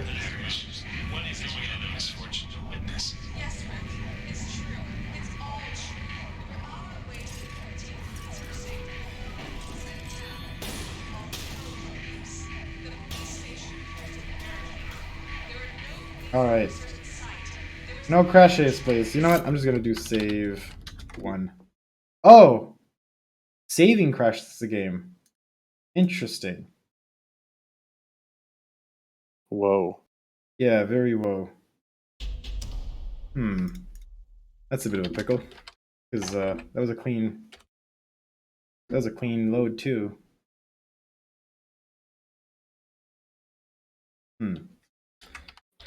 Well, we'll get through it one way or another. Good. There we go again. Sorry about that, everyone.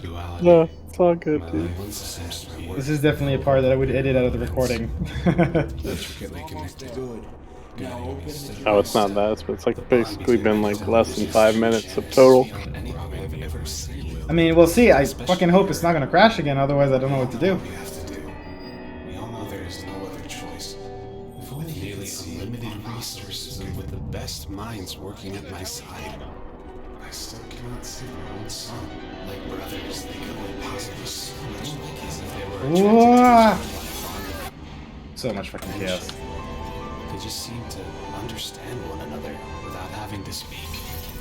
This bond can be very dangerous as we are alive in this town because we had the misfortune to witness data. We are hearing crazy rumors about. Alright, fingers crossed. Fingers fucking crossed.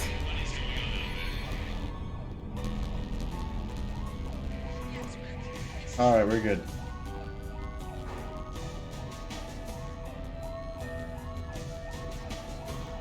There it is, the chapter 2 theme.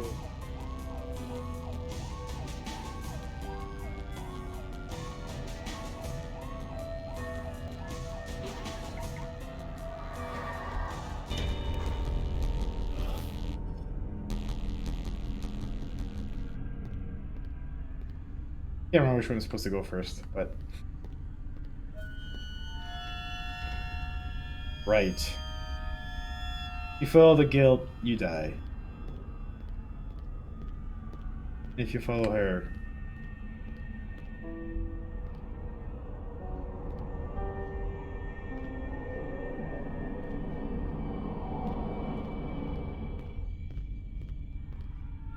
But he's here.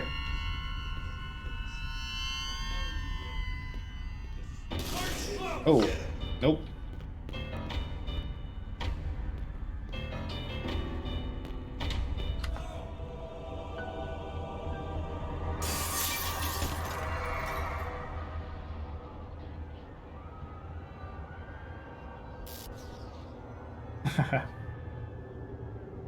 Ikio's up there.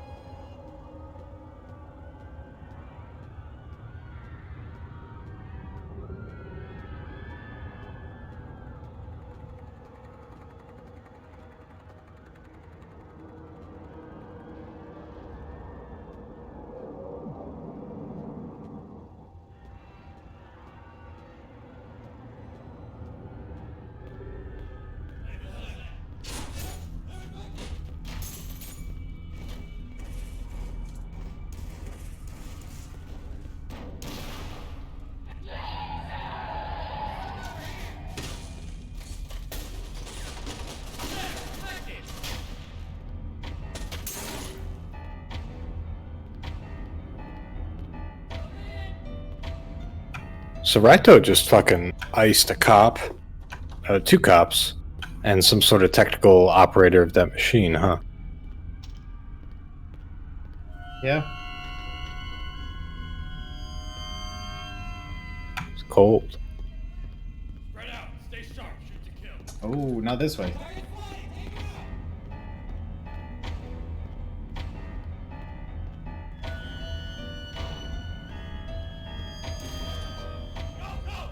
Nope.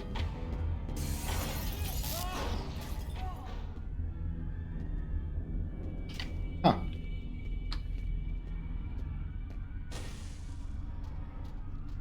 Oh my god, there's people on freaking rooftops getting killed.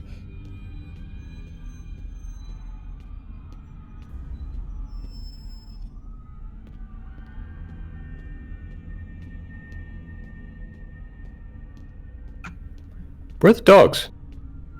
Where are the dogs?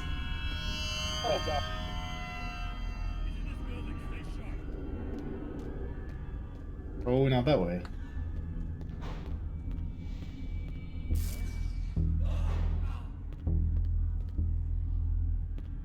There's already barricades up here.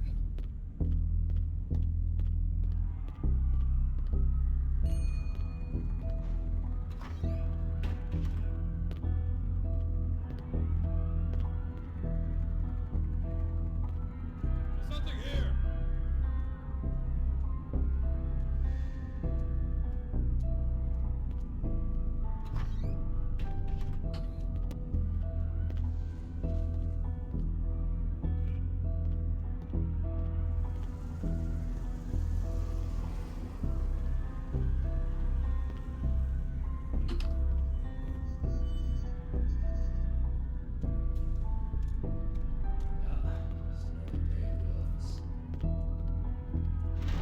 Ah, fuck off.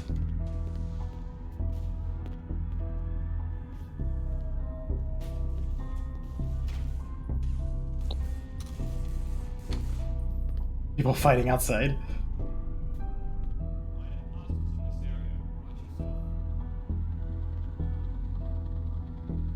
I could say that this track into the end where he's with the wife and killed was influenced a lot by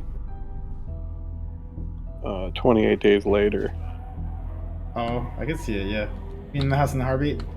Yep, that's it. That's Yeah. it. That's the name of it. Yeah. Yeah, John Murphy is great. I love John Murphy. He's awesome. He's amazing.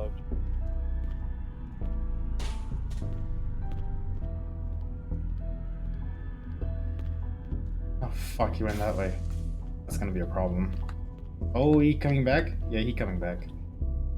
Yeah, I'm gonna get as close as I can. Okay, like, he's between me and the exit, so, oh, fuck, he's coming back. Okay.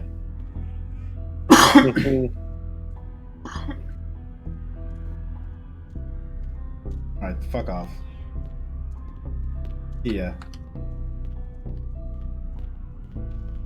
Oh my god, the fucking chaos outside still.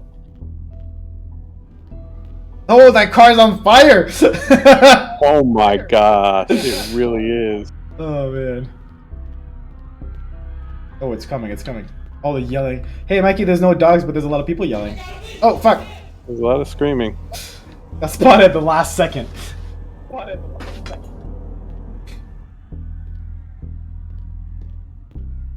Oh man, here it is.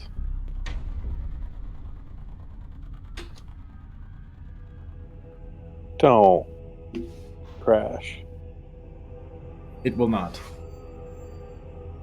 We will will it so.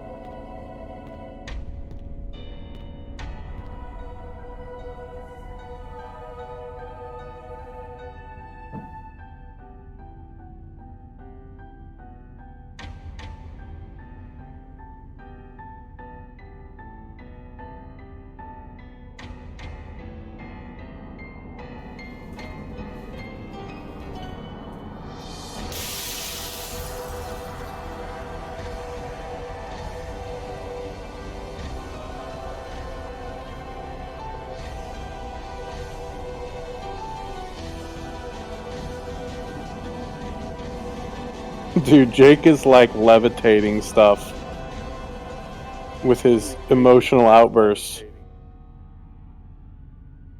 His world is upside down.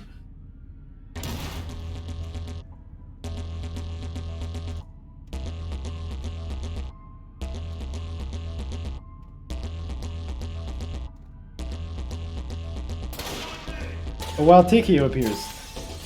Yeah.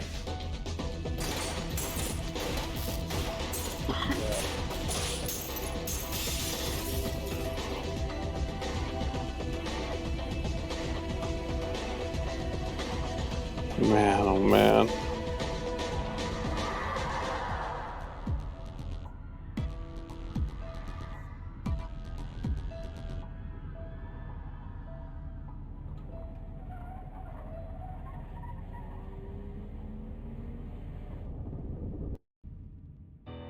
Yeah, is that true, Jeremy? Is that the Twin Towers still being up, like an alternate universe or something?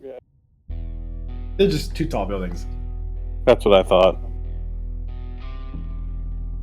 10 years. 10 years since Jake has been in a dumpster.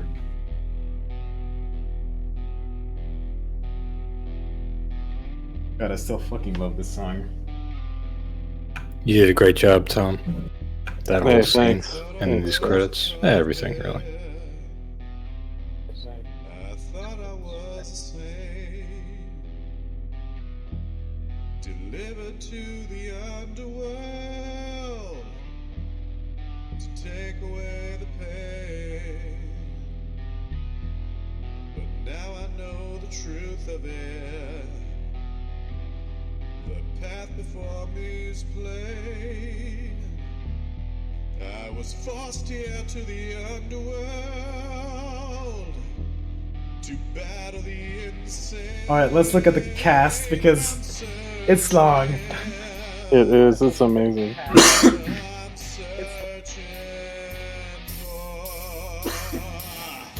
real sense of who I am. A real sense of what I'm doing. Escape from underneath this hell. Searching for a real sense of who's to blame. The real truth behind the guilt surrounding me. An escape from underneath this hell of tragedy.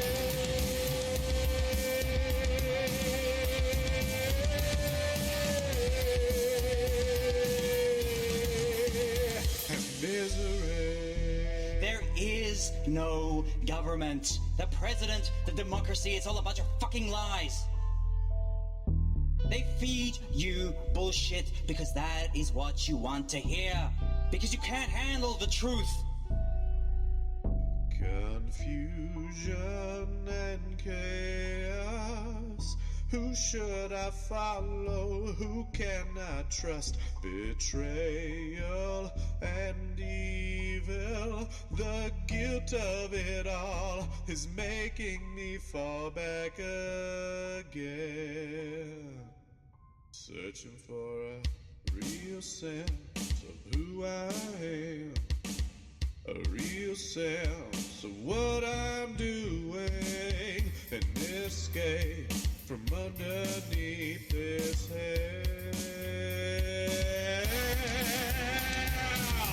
A real sense of who's to blame. The real truth behind the guilt surrounding me. An escape from underneath this hell of tragedy.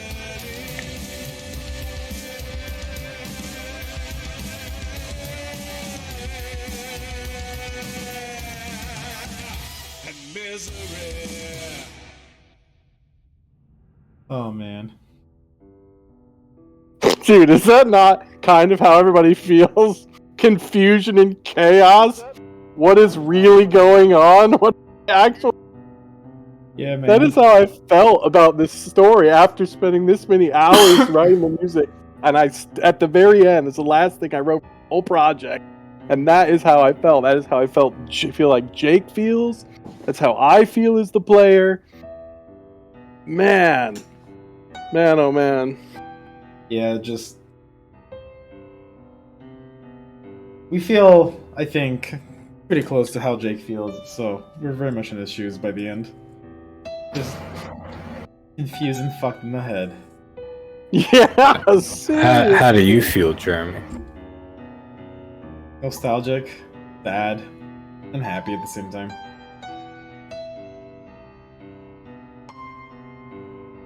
What do you feel? What are the parts you feel happy and sad about?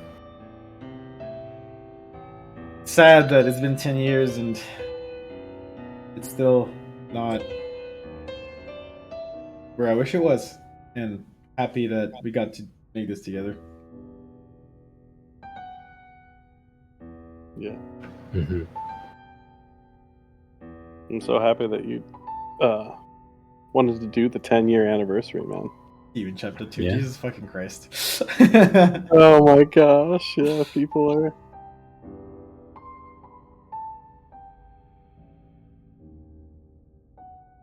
Oh man, it's just crazy to think where we were 10 years ago. It is crazy to think. When the credits rolled for us then, you know, and thinking, like what were you thinking at when the credits for chapter 1 rolled? Yeah. What were you thinking about as far as chapter 2? What was in what? I mean, you couldn't tell the future. I mean, I went to work on it pretty much immediately, and I started, and then I got the job at New World, and then I think we started like another project for a bit. That little 2D side scroller. What was it called? Cyber Yeah. Phantoms. Yeah, we worked on that for a little Yeah, bit. that was cool. That was cool. But That was pretty but cool. life just came in fast, didn't it, man? Yeah. It came in fast, you know. The work with New Oh. World and everything. Yeah, the post-end credit scene didn't happen because of all the crashes. Like the Hermit's supposed to show up at the end. I'm out. Yeah, sorry, it didn't work out. All the technical difficulties we had made it impossible for that to happen. I think most people here know what happened or will look it up. So Yeah, it's unfortunate, but the stability has been all over the place with this. Okay, Mikey, you know what how time high it is? did you count got? You know what time it is, You Mikey? ready for that? I mean, might as well. There's nothing else to do. One way out. One way out, man. Fucking one way out. We left that coffee mug back in the residential area, but There is one way out. I'm trying I got to some figure out. flares. I got one battery. The well is dug out. I've got my big boy pants on. Oh man, I don't know if I'm ready to hear Angela. All right, I should drop it in there. Let's fucking go, yo! Man, I gotta. It's a bit time for you, Tom. It's about 5:30 a.m. Dude, are you insane? You stayed up all night. I told you I was going to, dude.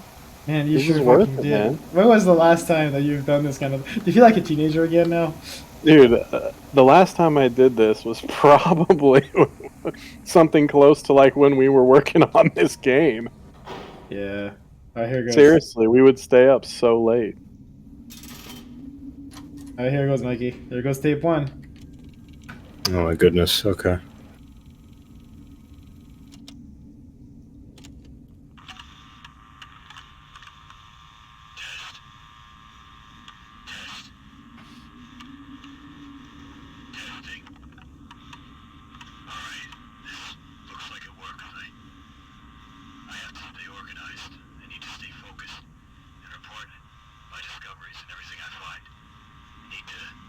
I need to keep a log, a journal, something to stay sane, something to think about and keep track of. All this can't be a coincidence. It has to mean something. If it doesn't mean anything, then why would I still be alive? What's the purpose of all this? What is this place? Where am I? We had one simple job. Everything was going according to plan, but then, did he do it? No. No, it couldn't have been him. It couldn't have been him. Why would he betray us? He need a scapegoat? Some tools to just use and throw away? Thompson. Jenkins. Those poor bastards. I wish things could have been different. I found some medical supplies around these old tunnels. I would have bled out without them. My nervous system must have shut down from all the wounds. I can't feel anything. I'm not sure if that's a good thing. But from what I can see on my body with the dim light in here, I don't think I want to feel. How am I even alive? I was shot and burned. But I feel good. Given the circumstances, I feel okay. I still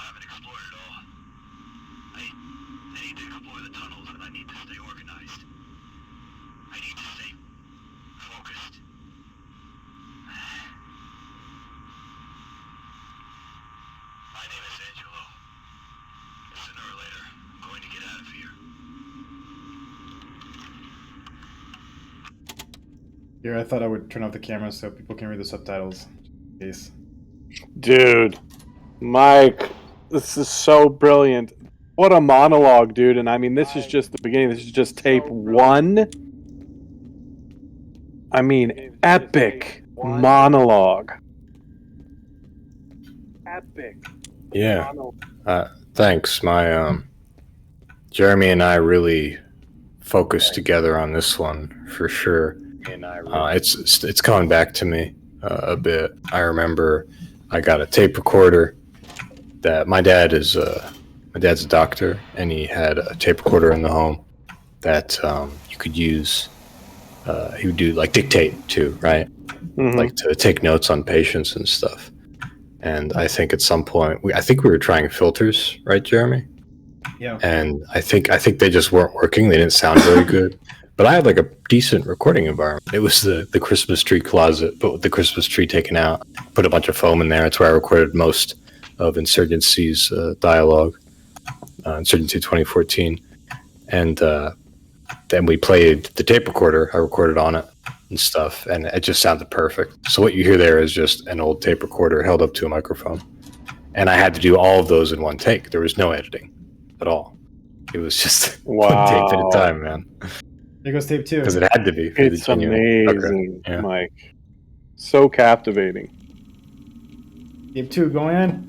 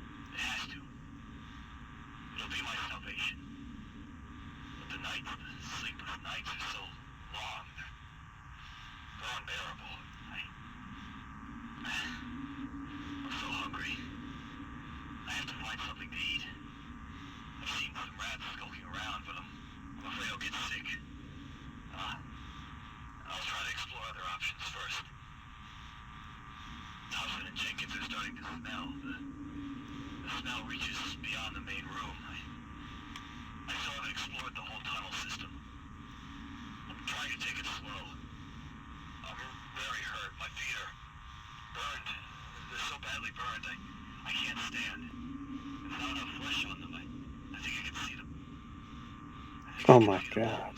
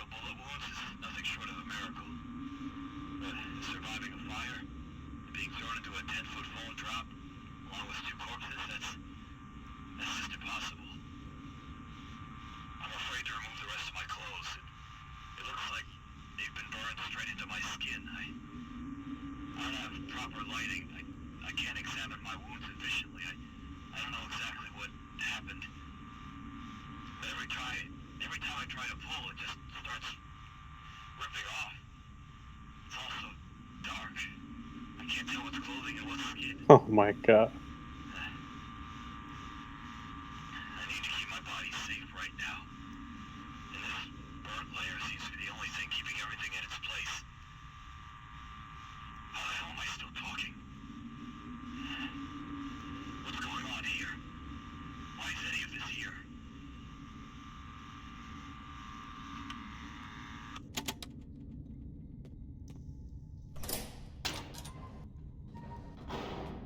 Jeremy, did you write this, or did you write this?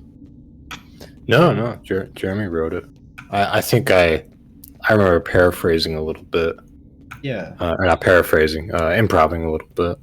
Yeah. A couple parts in particular. Dang, Jeremy, it's brilliant stuff, man. I don't think I've ever done this Downwell stuff. I don't think I've ever even done this. Oh, cool. Yeah, I'm actually glad that I can talk about the power plant then, because he literally said where we ran surveillance from. So I couldn't remember if I had mentioned this, but yeah, basically, that's what you'll find in the power plant is the surveillance equipment and what they were surveilling. Because the power plant has a pretty great look of your house. Like it's literally like a lookout for the house. It's on top of it.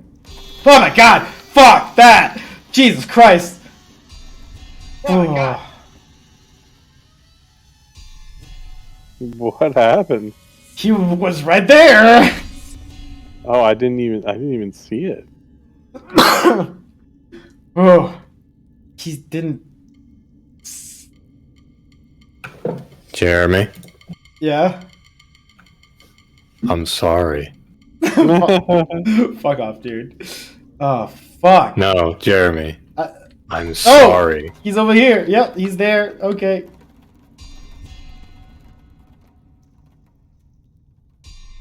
Oh, he's coming. I'm just gonna... Oh. Jeremy, listen.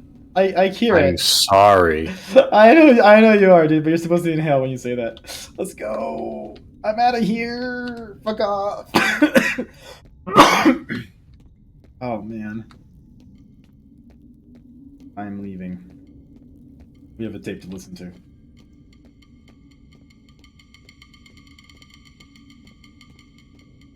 And Tom, you went crazy with those little sounds there. Huh? Oh, the audio, like Yeah, the I was just music. gonna say. Alright, here goes tape 3. Let's go. I didn't even hear. There's music down here? Yeah, like all the audio. Thanks, Kate. See ya. Appreciate you staying.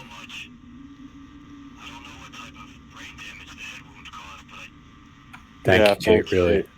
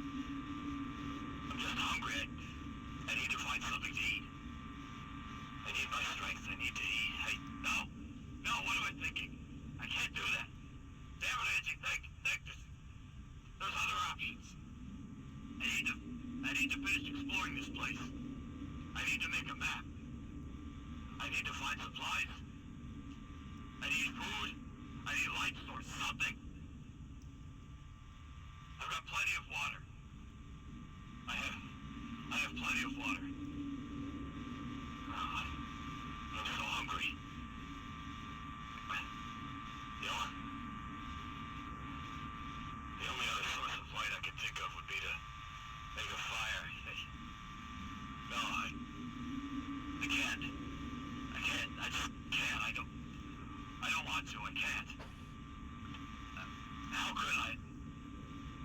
I'm having trouble just pressing the buttons of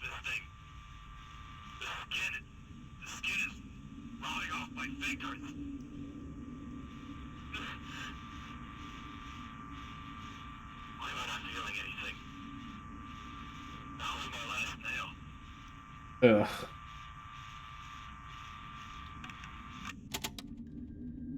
Ew. Man.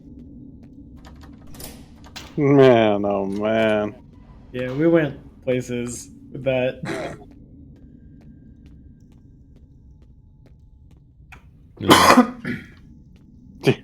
All I can say is that this monologue, if it was delivered by somebody that really was dedicated to truly understanding what somebody like this is going through, or at least attempting to, it would just be it could just be a nightmare. It could be such an embarrassment.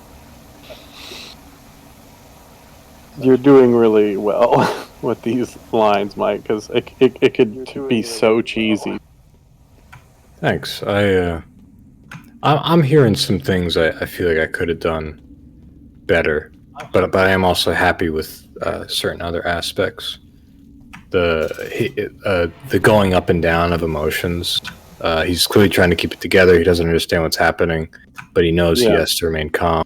He probably comes from a background, whatever it is, where he had to deal with high stress situations, and this is just one of them. Right. So he's bringing all of his usual stuff to bear, but you can hear him start to lose it here and there. Oh my god! And then when he comes, is that Trivy?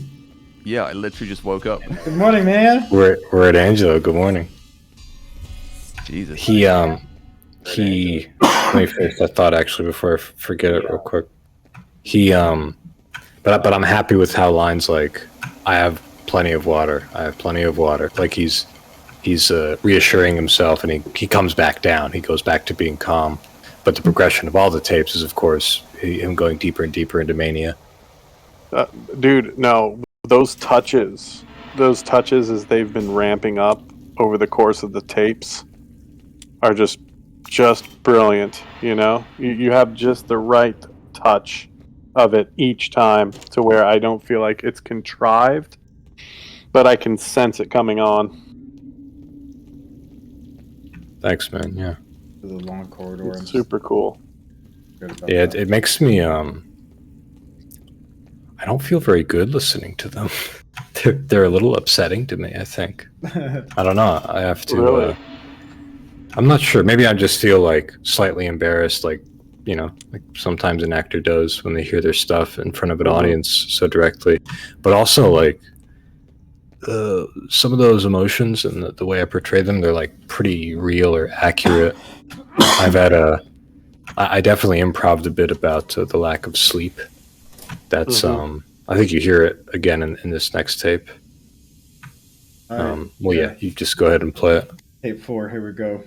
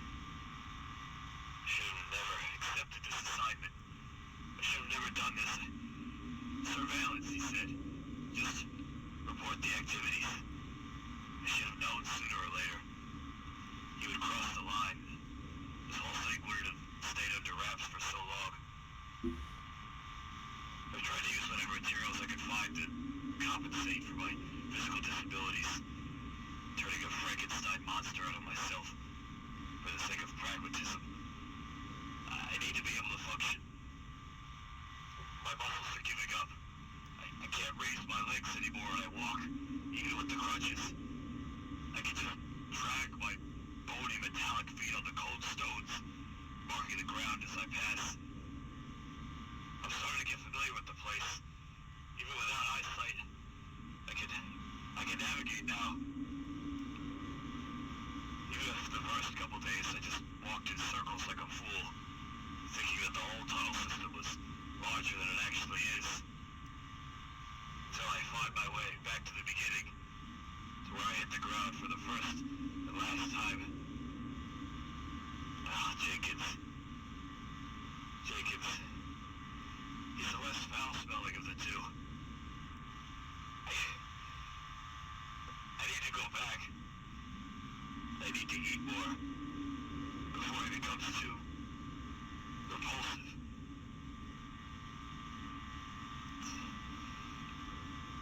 Oh. Oh man. Oh man. It's pretty bad. It's pretty gross. Alright, tape 5, here we go.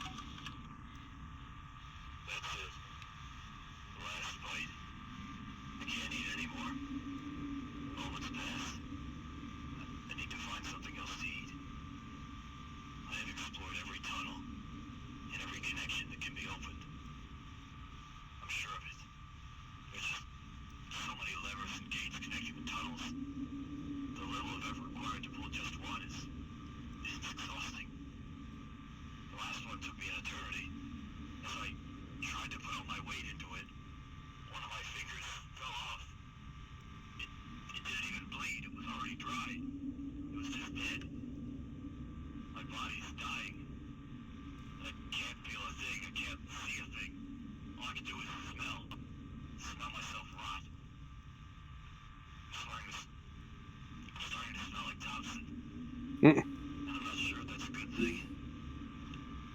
I wish I started eating on the first day. I wouldn't have been hungry for so long. Now it seems like such a waste, but back then,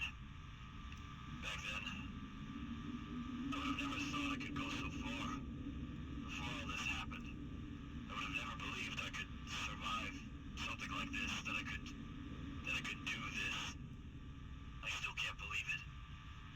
This defies any rule or law of nature that I've ever known. This is a riddle. It's not real, it's taunting me. The part of me is always thinking, trying to solve it, understand how and why. Sometimes things happen without a reason. It's chaos, chance, or randomness. It just happens, but one part Oh my gosh, the theme, man. Confusion and chaos. of me wants to believe that Theme, man. Chaos.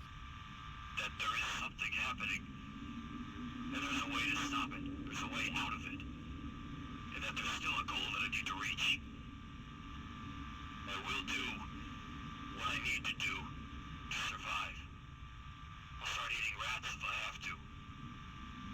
The sewer won't be where I die. The sewer won't be the end of me. This sewer, this well, it won't be my grave. It won't be my purgatory. Man, these are great. These are so good. Yeah. Like, I really want to do something that was disturbing and memorable. Well, I think you got it right there. Yeah, you As nailed it. I'm remembering like more of the improv that I did. I think a lot of the stuff about not being able to sleep, I feel like that was more improvisational because I remember. Well, that's something I remember bringing Oh, up fuck. because I. It's over here. Okay, let's go that way. Let's go that way. Sorry, keep going. That's okay. I've had issues with sleep my whole life, like yeah, even to this day. And I felt like that was a big part of what this character would be going through. The sleep, the always being on that line, and I just can't stop thinking, is definitely a thing that drives you a bit crazy when you can't sleep. Yeah. Oh gosh, I can't even imagine. Yeah, and that was just a piece that I thought, really worked for somebody in this kind of situation. So I tried to play that up a bit because it was personal to me, and also, like, of course, imagine being in this situation and not being able to sleep, but needing to lay down. Like, you can't just keep going, not understanding what's happening, and the compounding craziness of all that. Yeah, exactly. I mean, it definitely informed. You were definitely informed your performance and helped make it very believable. Got the last tape. Yeah, thanks. It's shit. Sucks.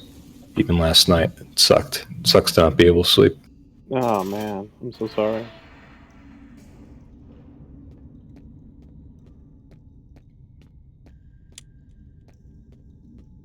And not being able to sleep fucking sucks. I fortunately have that very often, but there are some nights where it's just sleepless.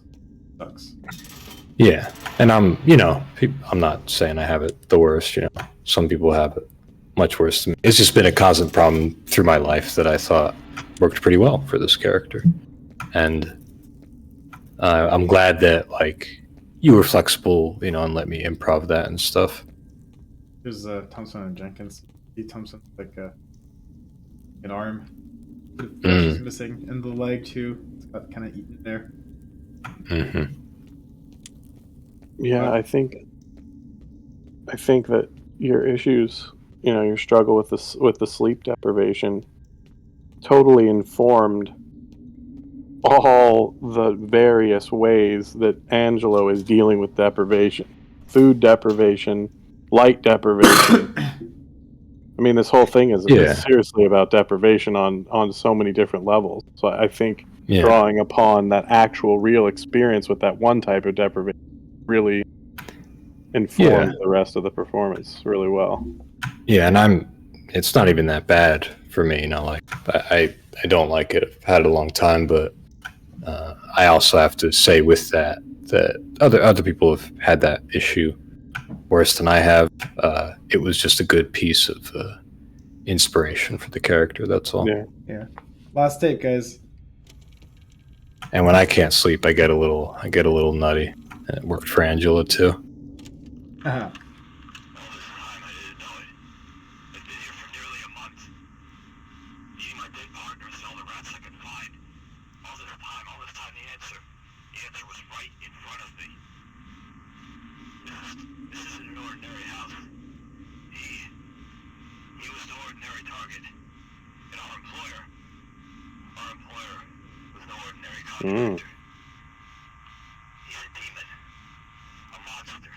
Oh my.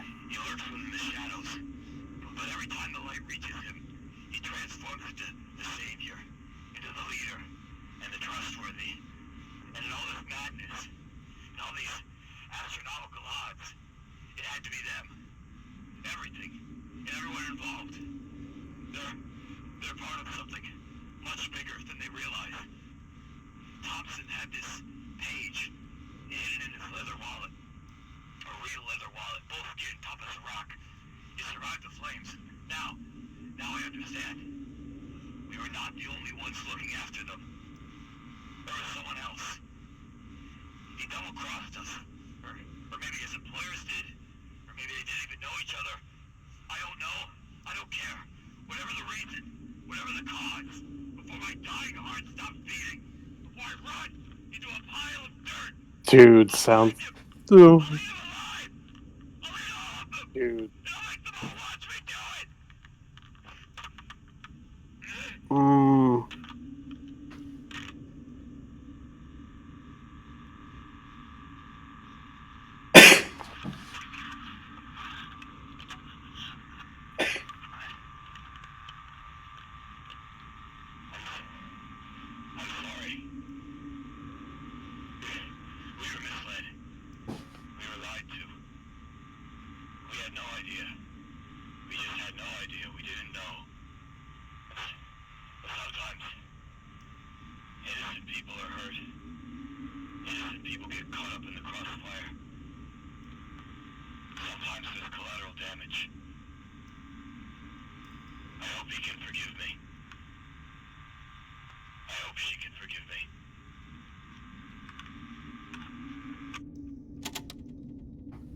Holy shit, man! I still get the goosebumps from that. Fuck. Dude. Mike, great job. That was tougher to listen to than I thought. That was definitely was made me get a little emotional. I remember that. I remember needing to max out. I liked how you wrote the penultimate tape, the second to last tape, Jeremy, of like he's a little more hopeful. He's like, you know what? No, I can do this. And then the next tape, he's just completely far gone. Like that's it. There's nothing. He loses it. But then he has like this little moment in the end where he goes, he can see again, and it's enough to just express guilt, basically, and that's that.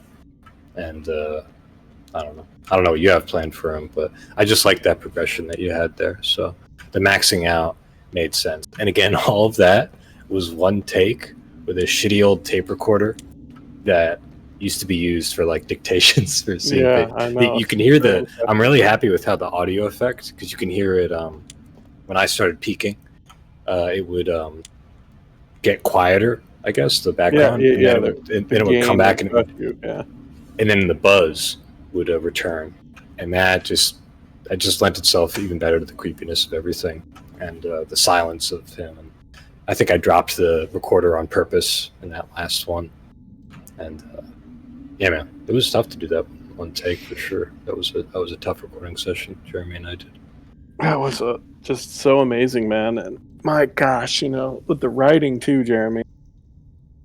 The fact that Angelo has become so deranged that the way he wants to exact his revenge by eating. Yeah. Like it's not like if I find you, I'm going to kill you. Or if I find you, I'm going to shoot you. Or if I find you, I'm going to, stab you or slice your throat. It's like, if I find you, I'm going to eat you. I mean, this man's hunger has consumed him. I know the hunger. I'll eat you alive. Like I know, and I'll make you watch. I'll make everyone watch. Eat you watch. I mean, it's a lot. Yeah, I think this is the page he's talking about.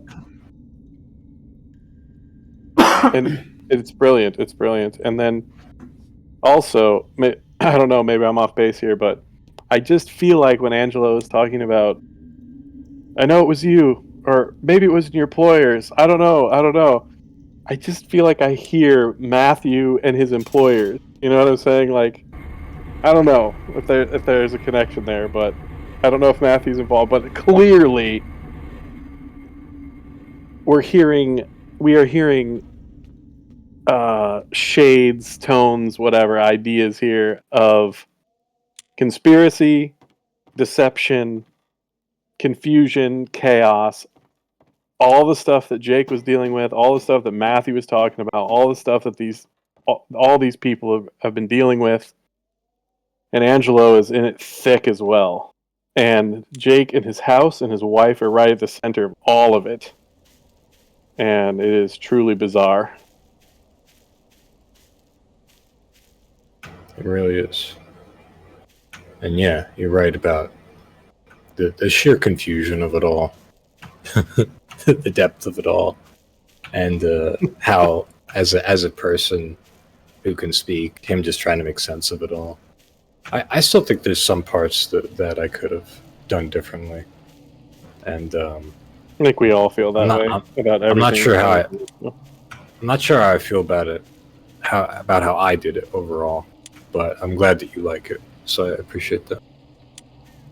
Okay. Somebody in Oh my god, I hear footsteps. Oh, what the fuck? Fuck. Forgot that was a thing. There it is. There it is, yeah. I heard footsteps behind me. That was... Perfectly crafted scare there. Well done. Was that a... Did you just get got by yourself 10 years ago? Outside, too. I wasn't aware of that one either. I don't think I've ever seen that one. I heard footsteps behind me and I turned around and there he fucking was. Is that random? I think so. It happens only at night in the woods. Alright, so... Hooked me. Alright, there's one last scene here. There it is.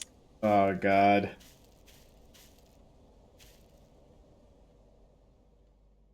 Oh Hmm. god. Footprints? Where do they lead? Where do you think? Clues now. Your flashlight's out there, buddy.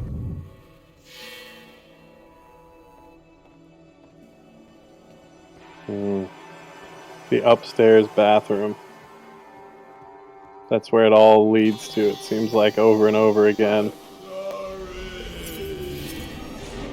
Something drove your wife.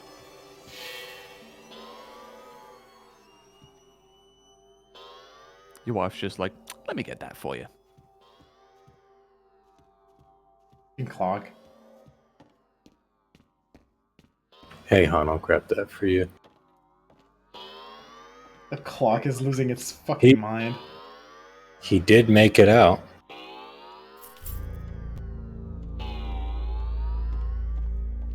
Made it out.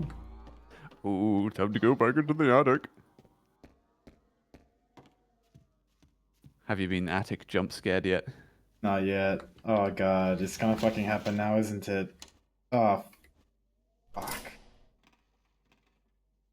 I don't even know. I'm gonna close what my this eyes. I've hated doing this so much during QA. Yeah, I still hate it. I still close my eyes. There it is. Hey. 2 years. Aw. Close.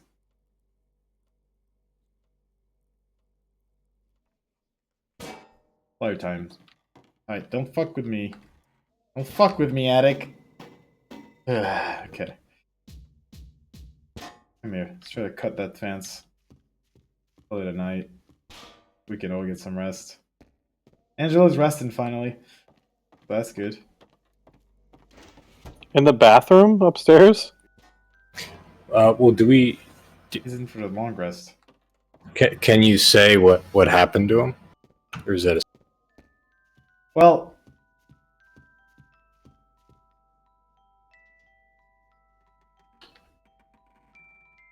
Well... Wow. Good timing for that to happen. Oh, and there's so many creaks in the attic. I am out of here. It's just fucking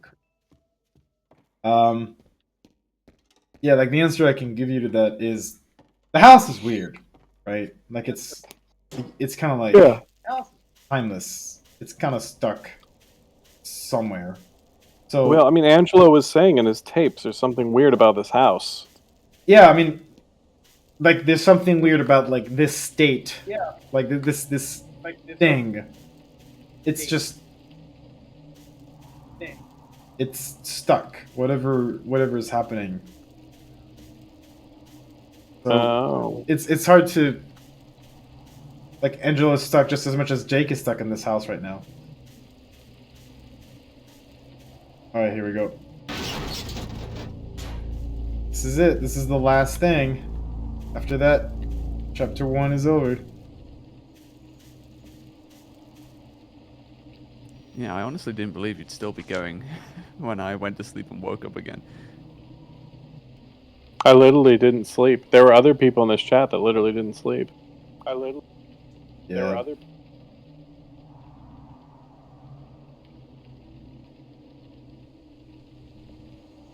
There's only one way out. So what is this one? What is this one?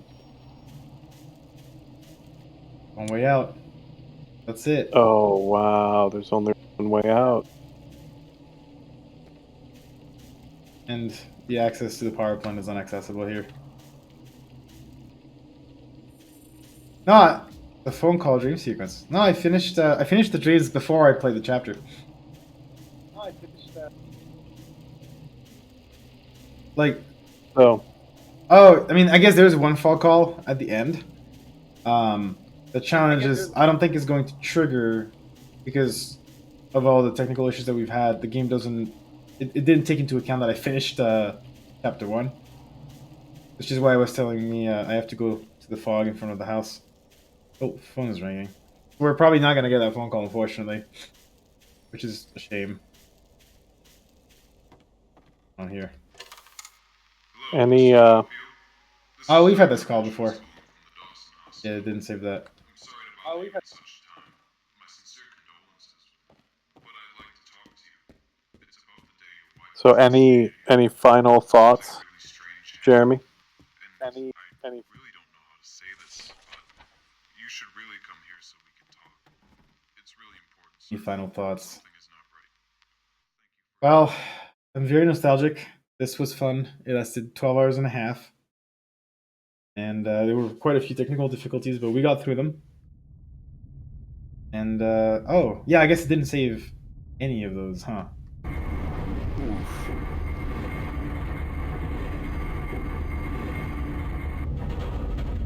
But that's okay. We've done those before.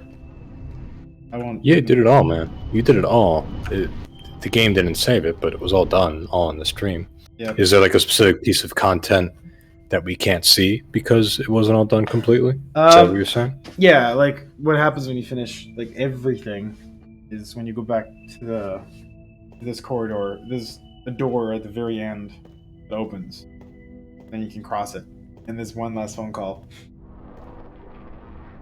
Even if they knew who you are, they wouldn't understand. They cannot understand. They haven't seen what I've seen. They don't know. You want to get to it? I would be of no help to them. Wouldn't know how to trigger it. Simply perish in the process.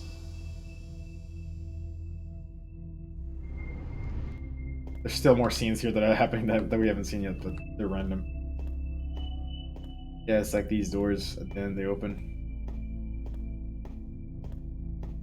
I could fiddle with the hacks to try to get it to work, but I don't know if I remember. Oh, wow! Look at that. Somebody and fire trigger dream door secret. Let's go with enable and and no click through them. Ah, fuck off, Kilt. Jesus. Gotta go hide. Sorry, y'all.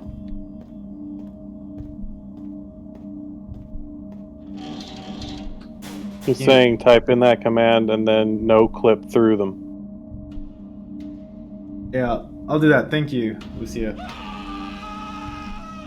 Let me just get yelled at for a second, and then we'll go.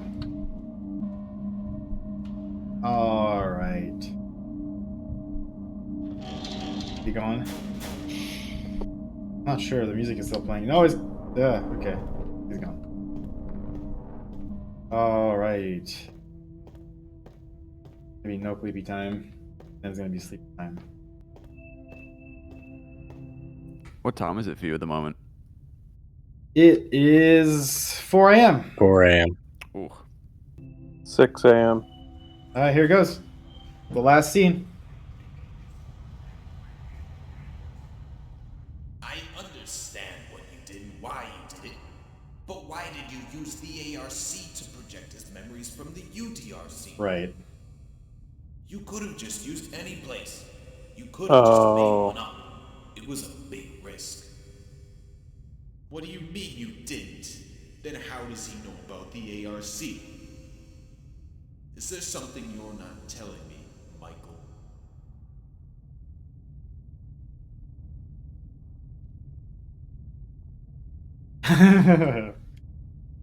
Dude, he's linked to some other entity that went into the ARC and they're sharing their experiences or something.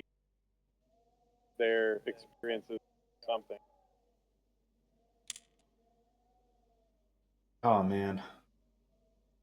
We've done it, everyone. Oh man, I'll have to remember to go back to those doors when the next chapter's out.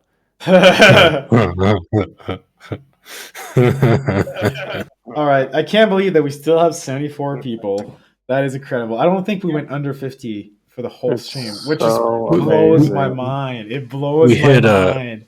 we hit 48 at one point. Certainly never went below 45. It is amazing. Yeah. Such dedication. And it was brief. Then it went back up to 52. Surprising amount of time, 52. And then over the past few hours, it went back right back up to the 70s. Yeah, it's incredible. Thank you everyone for joining us for this. Like, I don't know what else to say. Just thanks for spending the time. This was a long stream, but I feel like the fact that we did it all in like one sitting kind of makes it like special. I think. Mhm. And thank you also you guys on Discord, like you've kind of like jumped in and out here and there, and it's just been like a constant stream of like old friends. It just feels, I feel supported and loved. It's nice. Thank you. Well, it's because you are supported and loved. Of Yeah, course. absolutely, This is a man. huge deal. And it's exciting for us too, by the way. It's like I was saying before, like this project meant so much to each of us individually. It meant a lot to the people who are in the chat right now who played it. Whether that's like starting a career, which is what it was for me, an awesome creative pursuit, which is also what it was for me. Like lots of things for each one of us. So you should just go to sleep tonight and just always remember that, like, come what may of this and chapter 2 or whatever, you will always have affected those lives in those positive ways. Appreciate that, man. Sure, man. Yeah. I will go up this attic one last fucking time just to see what happens. And then For you, Jeremy, I'm going to open my eyes and get really close to the monitor. Oh, fuck off, dude. But you know what? Maybe nothing will happen. All right, let's see what happens. This is it. Turn that volume up. Oh, no. I'm watching. Okay, we're good. We're still safe. Okay, we're safe. Okay. Oh my god. Oh man. Of all the scares, this is the one that always gets me. I hate that fucking wheelchair. I fucking hate it. It's a stupid prop. I hate it. It is a stupid prop. I don't want it there anymore. It is a little relevant. I'm getting a weird flashback. I stayed in a fucking Airbnb in Paris years ago for a Focus event, probably Focus Home, our publisher on Sandstorm, and we like went down into this like basement area, and it was just this creepy old French building in Paris, and with a creepy basement, and then another door in the basement. And when you opened it, it was complete pitch fucking black, and it felt like that attic, dude. And it's fucking terrifying. When I look at that wheelchair, I think of that empty, dark space. Yeah. Ugh. Scary. Oh God, the fucking tutorial. No, I know. I didn't mean to do that, but it's so good. All right, I will be stopping the recording. Can you hear me? This Thank thing you, is everybody. It's gonna crash again for the 50th time. Yeah, let's fucking do it. No, let's just leave. Thank you for all of your amazing support, comments, dedication over all these years. Thanks for everything you've done at the beginning of it all, or if you've hopped on through it from whether it was at the prologue or chapter 1 or whatever. Thank you so much. Yeah, this project has meant so much to all of us, and thank you for sharing this 10-year anniversary with us. It's been special. It's been really special. Absolutely, yeah. I've had it on my calendar ever since you announced it. Yeah. Same. Thank you, Jeremy. Thank you to everyone who participated. It was a good time. All right. Does anybody want to say something to Jeremy before we go in the chat? I feel like we gotta at least ask that, right? Yeah. This was a passion project of his that took many years, and there's been a lot of really nice messages in the chat. I really appreciated all of them. Mm-hmm. I feel very heartfelt and very like genuine. I appreciate it, guys and gals. All right, I will now stop the recording. How do I do that, actually? There it is. Farewell. Load raw.